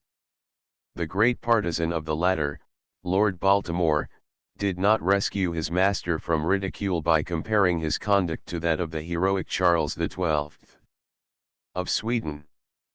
But the comparison was one to be expected from a man whom the king had declared to be, in a great degree, a booby, and, in a trifling degree, mad. As soon as the prince had established himself at Kew, he was waited on by Lord Carteret, Sir William Wyndham, and Mr. Pulteney. The king could not conceal his anger under an affected contempt of these persons or of their master. He endeavored to satisfy himself by abusing the latter, and by remarking that they would soon be tired of the puppy, who was, moreover, a scoundrel and a fool, and who would talk more fiddle-faddle to them in a day than any old woman talks in a week. The prince continued to address letters both to the king and queen, full of affected concern, expressed in rather impertinent phrases. The princess addressed others, in which she sought to justify her husband's conduct, but as in all these notes there was a studied disrespect of Caroline, the king would neither consent to grant an audience to the offenders, nor would the queen interfere to induce him to relent. The queen, indeed, did not scruple to visit with her displeasure all those courtiers who showed themselves inclined to bring about a reconciliation, and yet she manifested some leaning towards Lord Carteret, the chief agent of her son. This disposition alarmed Walpole, who took upon himself to remind her that her minister could serve her purpose better than her sons, and that it was of the utmost importance that she should conquer in this strife. "Is your son to be bought?" said Walpole. "If you will buy him, I will get him cheaper than Carteret." Caroline answered only with a flood of grace, good words, favor, and professions of having full confidence in her own minister, that is, Walpole himself, who had served her so long and so faithfully. A trait of Caroline's character may here be mentioned, as indicative of how she could help to build up her own reputation for shrewdness by using the materials of others. Sir Robert Walpole, in conversation with Lord Hervey, gave him some account of an interview he had had with the Queen. The last named gentleman believed all the great minister had told him, because the Queen herself had, in speaking of the subject to Lord Hervey, used the precise terms now employed by Walpole. The subject was the lukewarmness of some of the noblemen about court to serve the king. The expression used was, "People who keep hounds must not hang every one that runs a little slower than the rest, provided, in the main, they will go with the pack. One must not expect them all to run just alike and to be equally good." Hervey told Walpole of the use made by the Queen of this phrase, and Sir Robert naturally enough remarked, he was always glad when he heard she repeated as her own any notion he had endeavoured to infuse, because it was a sign what he had laboured had taken place. Meanwhile the prince was of himself doing little that could tend to anything else than widen the breach already existing between him and his family. He spoke aloud of what he would do when he came to be king. His intentions, as reported by Caroline, were that she, when she was Queen Dowager, should be fleeced, flayed, and minced. The Princess Amelia was to be kept in strict confinement, the Princess Caroline left to starve. Of the little princesses, Mary and Louisa, then about 14 and 13 years of age, he made no mention, and of his brother, the Duke of Cumberland, he always spoke with great affectation of kindness.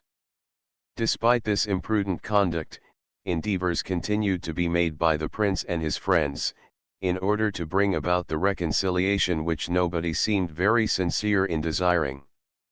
The Duke of Newcastle had implored the Princess Amelia, for God's sake, to do her utmost to persuade the Queen to make things up with the Prince before this affair was pushed to an extremity which might make the wound incurable. The Queen is said to have been exceedingly displeased with the Duke of Newcastle for thus interfering in the matter. The Princess of Wales, however, continued to write hurried and apparently earnest notes to the Queen, thanking her for her kindness in standing godmother to her daughter, treating her with Your Majesty, and especially defending her own husband, while affecting to deplore that his conduct, misrepresented, had incurred the displeasure of their Majesties. "I am deeply afflicted," so runs a note of the 17th of September, "at the manner in which the Prince's conduct has been represented to your Majesties, especially with regard to the 2 journeys which we made from Hampton Court to London the week previous to my confinement. I dare assure your Majesties, that the medical man and midwife were then of opinion that I should not be confined before the month of September, and that the indisposition of which I complained was nothing more than the colic. And besides, madam, is it credible, that if I had gone twice to London with the design and in the expectation of being confined there, I should have returned to Hampton Court? I flatter myself that time and the good offices of your Majesty will bring about a happy change in a situation of affairs, the more deplorable for me inasmuch as I am the innocent cause of it, and c. This letter, delivered as the King and Queen were going to chapel, was sent by the latter to Walpole, who repaired to the royal closet in the chapel, where Caroline asked him what he thought of this last performance. The answer was very much to the purpose. Sir Robert said, he detected you lie, from one end of it to the other. Caroline agreed that the lie was flung at her by the writer. There was as much discussion touching the reply which should be sent to this grievously offending note as if it had been a protocol of the very first importance. One was for having it smart, another formal, another so shaped that it should kindly treat the princess as blameless, and put an end to further correspondence, with some general wishes as to the future conduct of Fritz. This was done, and the letter was dispatched. What effect it had upon the conduct of the person alluded to may be discerned in the fact that when, on Thursday, the 22nd of September, the Prince and Princess received at Carlton House the Lord Mayor and Corporation of London, with an address of congratulation on the birth of the Princess Augusta, the Lords of the Prince's present council distributed to everybody in the room copies of the King's message to the Prince, ordering him to quit St. James's, and containing reflections against all persons who might even visit the Prince. The Lords, particularly the Duke of Marlborough and Lords Chesterfield and Carteret, deplored the oppression under which the Prince of Wales struggled. His Highness also spoke to the citizens in terms calculated certainly intended to win their favor. He did not acquire all the popular favor he expected. Thus, when, during the repairs of Carlton House, he occupied the residence of the Duke of Norfolk, in St. James's Square, a residence which the Duke and Duchess refused to let to him, until they had obtained the sanction of the King and Queen, he reduced the number of his inferior servants, which made him many enemies among the lower sort of people. He also diminished his stud, and farmed all his tables, even that of the princess and himself. In other words, his tables were supplied by a cook at so much per head. His position was one, however, which was sure to procure for him a degree of popularity, irrespective of his real merits. The latter, however, were not great nor numerous, and even his own officers considered their interests far before those of him they served or deserted. At the theatre, however, he was the popular hero of the hour, and when once, on being present at the representation of Cato, 37 the words "when vice prevails and impious men bear sway, the post of honor is a private station" were received with loud huzzas, the prince joined in the applause, to show how he appreciated, and perhaps applied, the lines. Although the king's alleged oppression towards his son was publicly canvassed by the latter, the prince and his followers invariably named the queen as the true author of it. The latter, in commenting on this filial course, constantly sacrificed her dignity. "My dear lord," said Caroline, once, to Lord Hervey, "I will give it you under my hand, if you have any fear of my relapsing, that my dear firstborn is the greatest ass, and the greatest liar, and the greatest canaille, and the greatest beast, in the whole world, and that I most heartily wish he was out of it." The king continued to treat him in much the same strain, adding, courteously, that he had often asked the queen if the beast were his son. "The queen was a great while," said he, "before her maternal affection would give him up for a fool, and yet I told her so before he had been acting as if he had no common sense." While so hard upon the conduct of their son, an entry from Lord Hervey's diary will show us what was their own, the king's with regard to decency, the queen's with respect to truth. Whilst the Queen was talking one morning touching George I's will and other family matters, with Lord Hervey, the King opened her door at the further end of the gallery, upon which the Queen chid Lord Hervey for coming so late, saying, that she had several things to say to him, and that he was always so long in coming, after he was sent for, that she never had any time to talk with him. To which Lord Hervey replied, that it was not his fault, for that he always came the moment he was called, that he wished, with all his heart, the King had more love, or Lady Deloraine more wit, that he might have more time with her Majesty, but that he thought it very hard that he should be snubbed and reproved because the King was old and Lady Deloraine a fool. This made the Queen laugh, and the King asking, when he came up to her, what it was at, she said it was at a conversation Lord Hervey was reporting between the Prince and Mr. Littleton, on his being made secretary. The King desired him to repeat it. Lord Hervey got out of the difficulty as he best could. When the Queen and my lord next met, she said, I think I was one with you for your impertinence. To which Lord Hervey replied, the next time you serve me so, madam, perhaps I may be even with you, and desire your Majesty to repeat as well as report. 38. It may be noticed here, that both Frederick and the Queen's party published copies of the French correspondence which had passed between the two branches of the family at feud, and that in the translations appended to the letters, each party was equally unscrupulous in giving such turns to the phrases as should serve only one side, and injure the adverse faction. Bishop Sherlock, who set the good fashion of residing much within his own diocese, once ventured to give an opinion upon the prince's conduct, which at least served to show that the prelate was not a very finished courtier. Bishops who reside within their dioceses, and trouble themselves little with what takes place beyond it, seldom are. The bishop said that the prince had lacked able counsellors, had weakly played his game into the king's hands, and made a blunder which he would never retrieve. This remark provoked Caroline to say, I hope, my lord, this is not the way you intend to speak your disapprobation of my son's measures anywhere else, for you're saying that, by his conduct lately, he has played his game into the king's hands. One would imagine you thought the game had been before in his own, and though he has made his game still worse than it was, I am far from thinking it ever was a good one, or that he had ever much chance to win. Caroline, and indeed her consort also, conjectured that the public voice and opinion were expressed in favor of the occupants of the throne from the fact, that the birthday drawing-room of the 30th of October was the most splendid and crowded which had ever been known since the king's accession.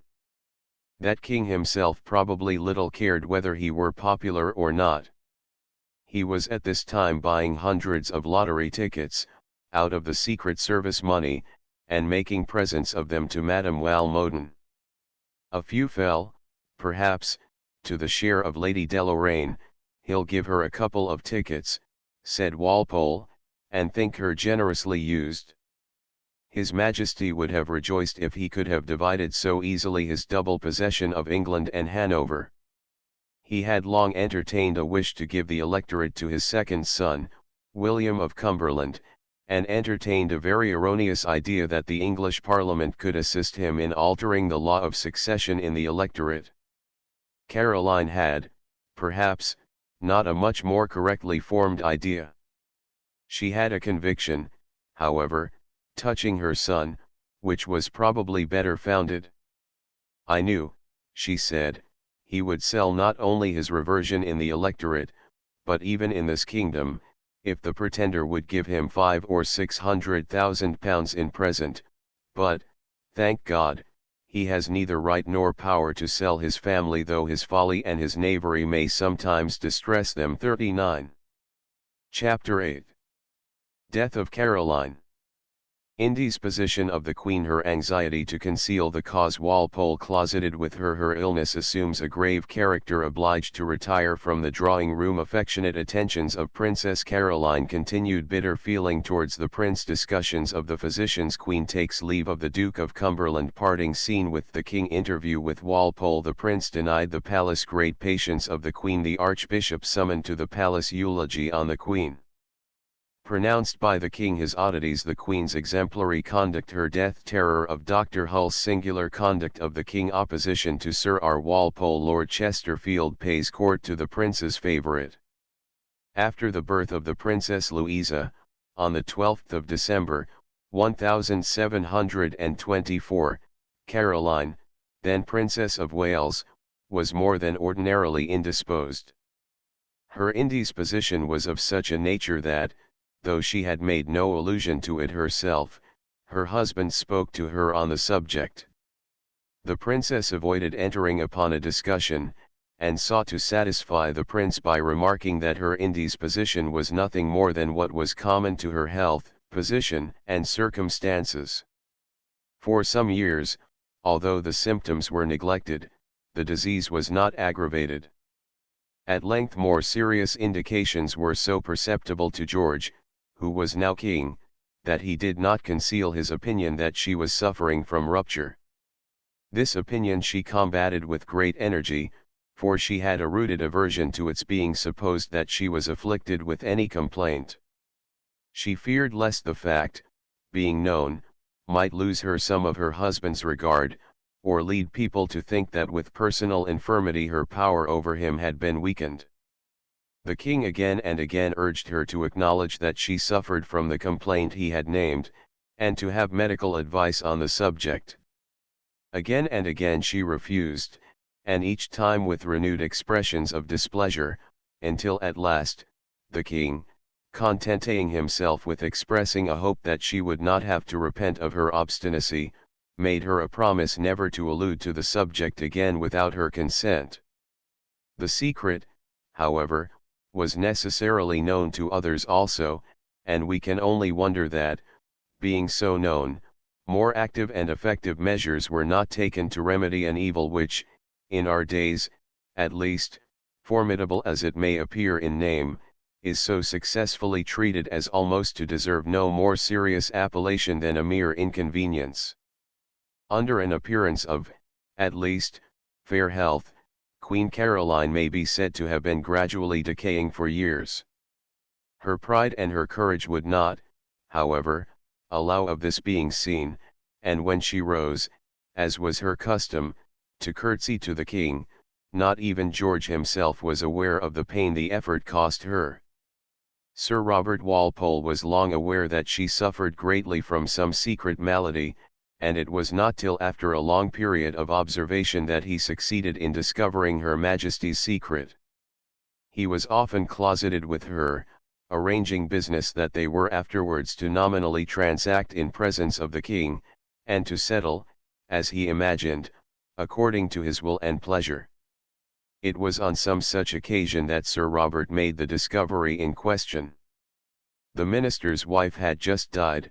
She was about the same age as Caroline, and the Queen put to the minister such close, physical questions and adverted so frequently to the subject of rupture, of which Sir Robert's wife did not die, that the minister at once came to the conclusion that Her Majesty was herself suffering from that complaint. 40 This was the case, but the fact was only known to the King himself, her German nurse, Mrs. Mailbourne, and one other person. A curious scene often occurred in her dressing room and the adjoining apartment. During the process of the morning toilette, prayers were read in the outer room by Her Majesty's chaplain, the latter kneeling the while beneath the painting of a nude Venus which, as Dr. Maddox, a royal chaplain on service, once observed, was a very proper altar-piece.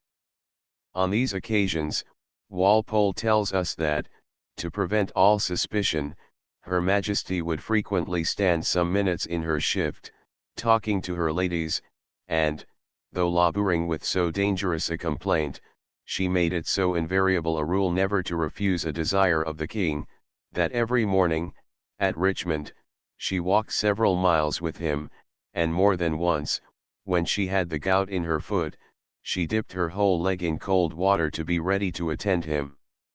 The pain, her bulk, and the exercise, threw her into such fits of perspiration as rooted the gout, but those exertions hastened the crisis of her distemper.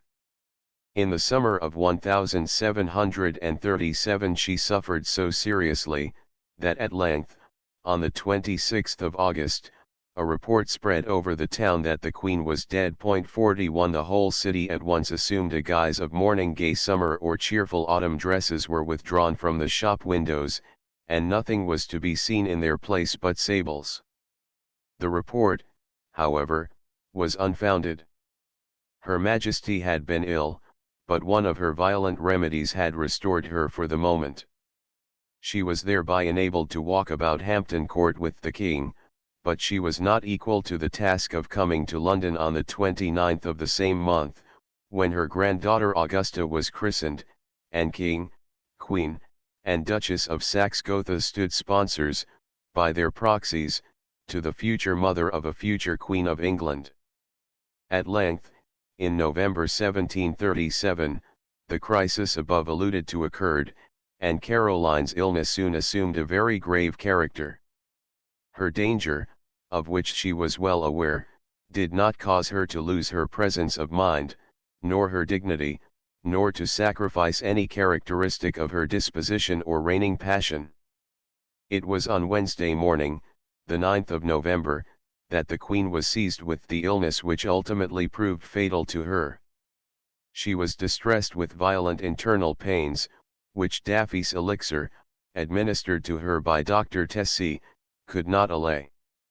The violence of the attack compelled her to return to bed early in the morning, but her courage was great and the King's pity small, and consequently she rose, after resting for some hours, in order to preside at the usual Wednesday's drawing room. The King had great dislike to see her absent from this ceremony.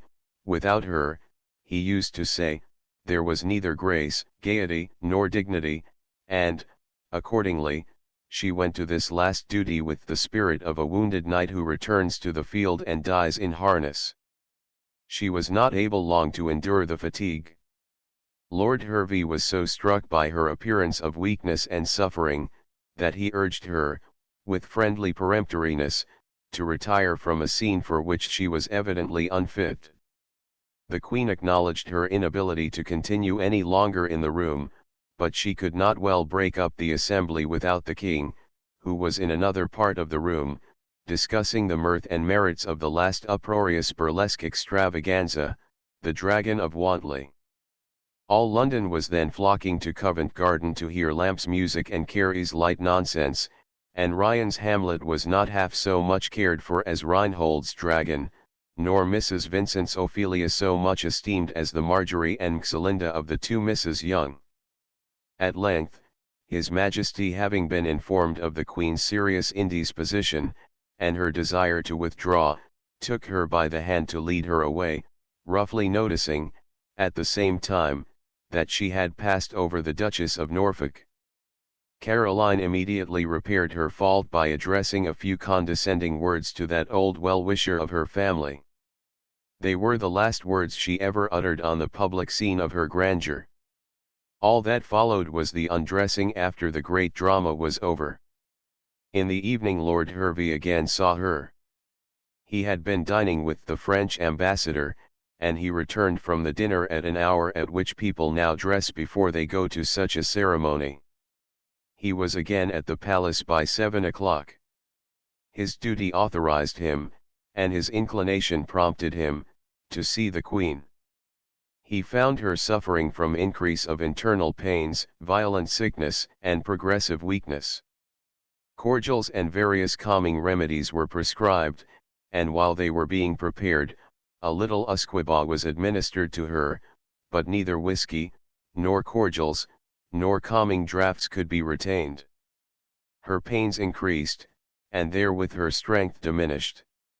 She was throughout this day and night affectionately attended by the Princess Caroline, who was herself in extremely weak health, but who would not leave her mother's bedside till 2 o'clock in the morning. The king then relieved her, after his fashion, which brought relief to no one. He did not sit up to watch the sufferer, but, in his morning gown, lay outside the bed, by the queen's side.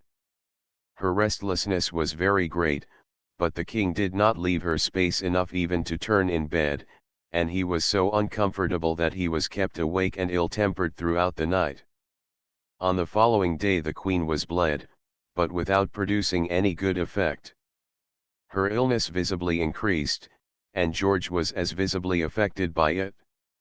Not so much so, however, as not to be concerned about matters of dress. With the sight of the Queen suffering before his eyes, he remembered that he had to meet the foreign ministers that day, and he was exceedingly particular in directing the pages to see that new ruffles were sewn to his old shirt sleeves, whereby he might wear a decent air in the eyes of the representatives of foreign majesty. The Princess Caroline continued to exhibit unabated sympathy for the mother who had perhaps loved her better than any other of her daughters. The princess was in tears and suffering throughout the day, and almost needed as much care as the royal patient herself, especially after losing much blood by the sudden breaking of one of the small vessels in the nose. It was on this day that, to aid Broxholm, who had hitherto prescribed for the Queen, Sir Hans Sloane and Dr. Hulse were called in. They prescribed for an obstinate internal obstruction which could not be overcome, and applied blisters to the legs, a remedy for which both King and Queen had a sovereign and silly disgust. On the 11th, the quiet of the palace was disturbed by a message from the Prince of Wales, making inquiry after the condition of his mother. His declared filial affection roused the king to a pitch of almost ungovernable fury. The royal father flung at the son every missile in his well-stored vocabulary of abuse. There really seemed something devilish in this spirit at such a time. In truth, however, the king had good ground for knowing that the assurances of the prince were based upon the most patent hypocrisy. The spirit of the dying queen was nothing less fierce and bitter against the prince and his adherents, that cartouche gang, as she was wont to designate them. There was no touch of mercy in her, as regarded her feelings or expressions towards him, and her epithets were not less degrading to the utterer and to the object against whom they were directed, than the king's. She begged her husband to keep her son from her presence. She had no faith, she said, in his assertions of concern, respect, or sympathy.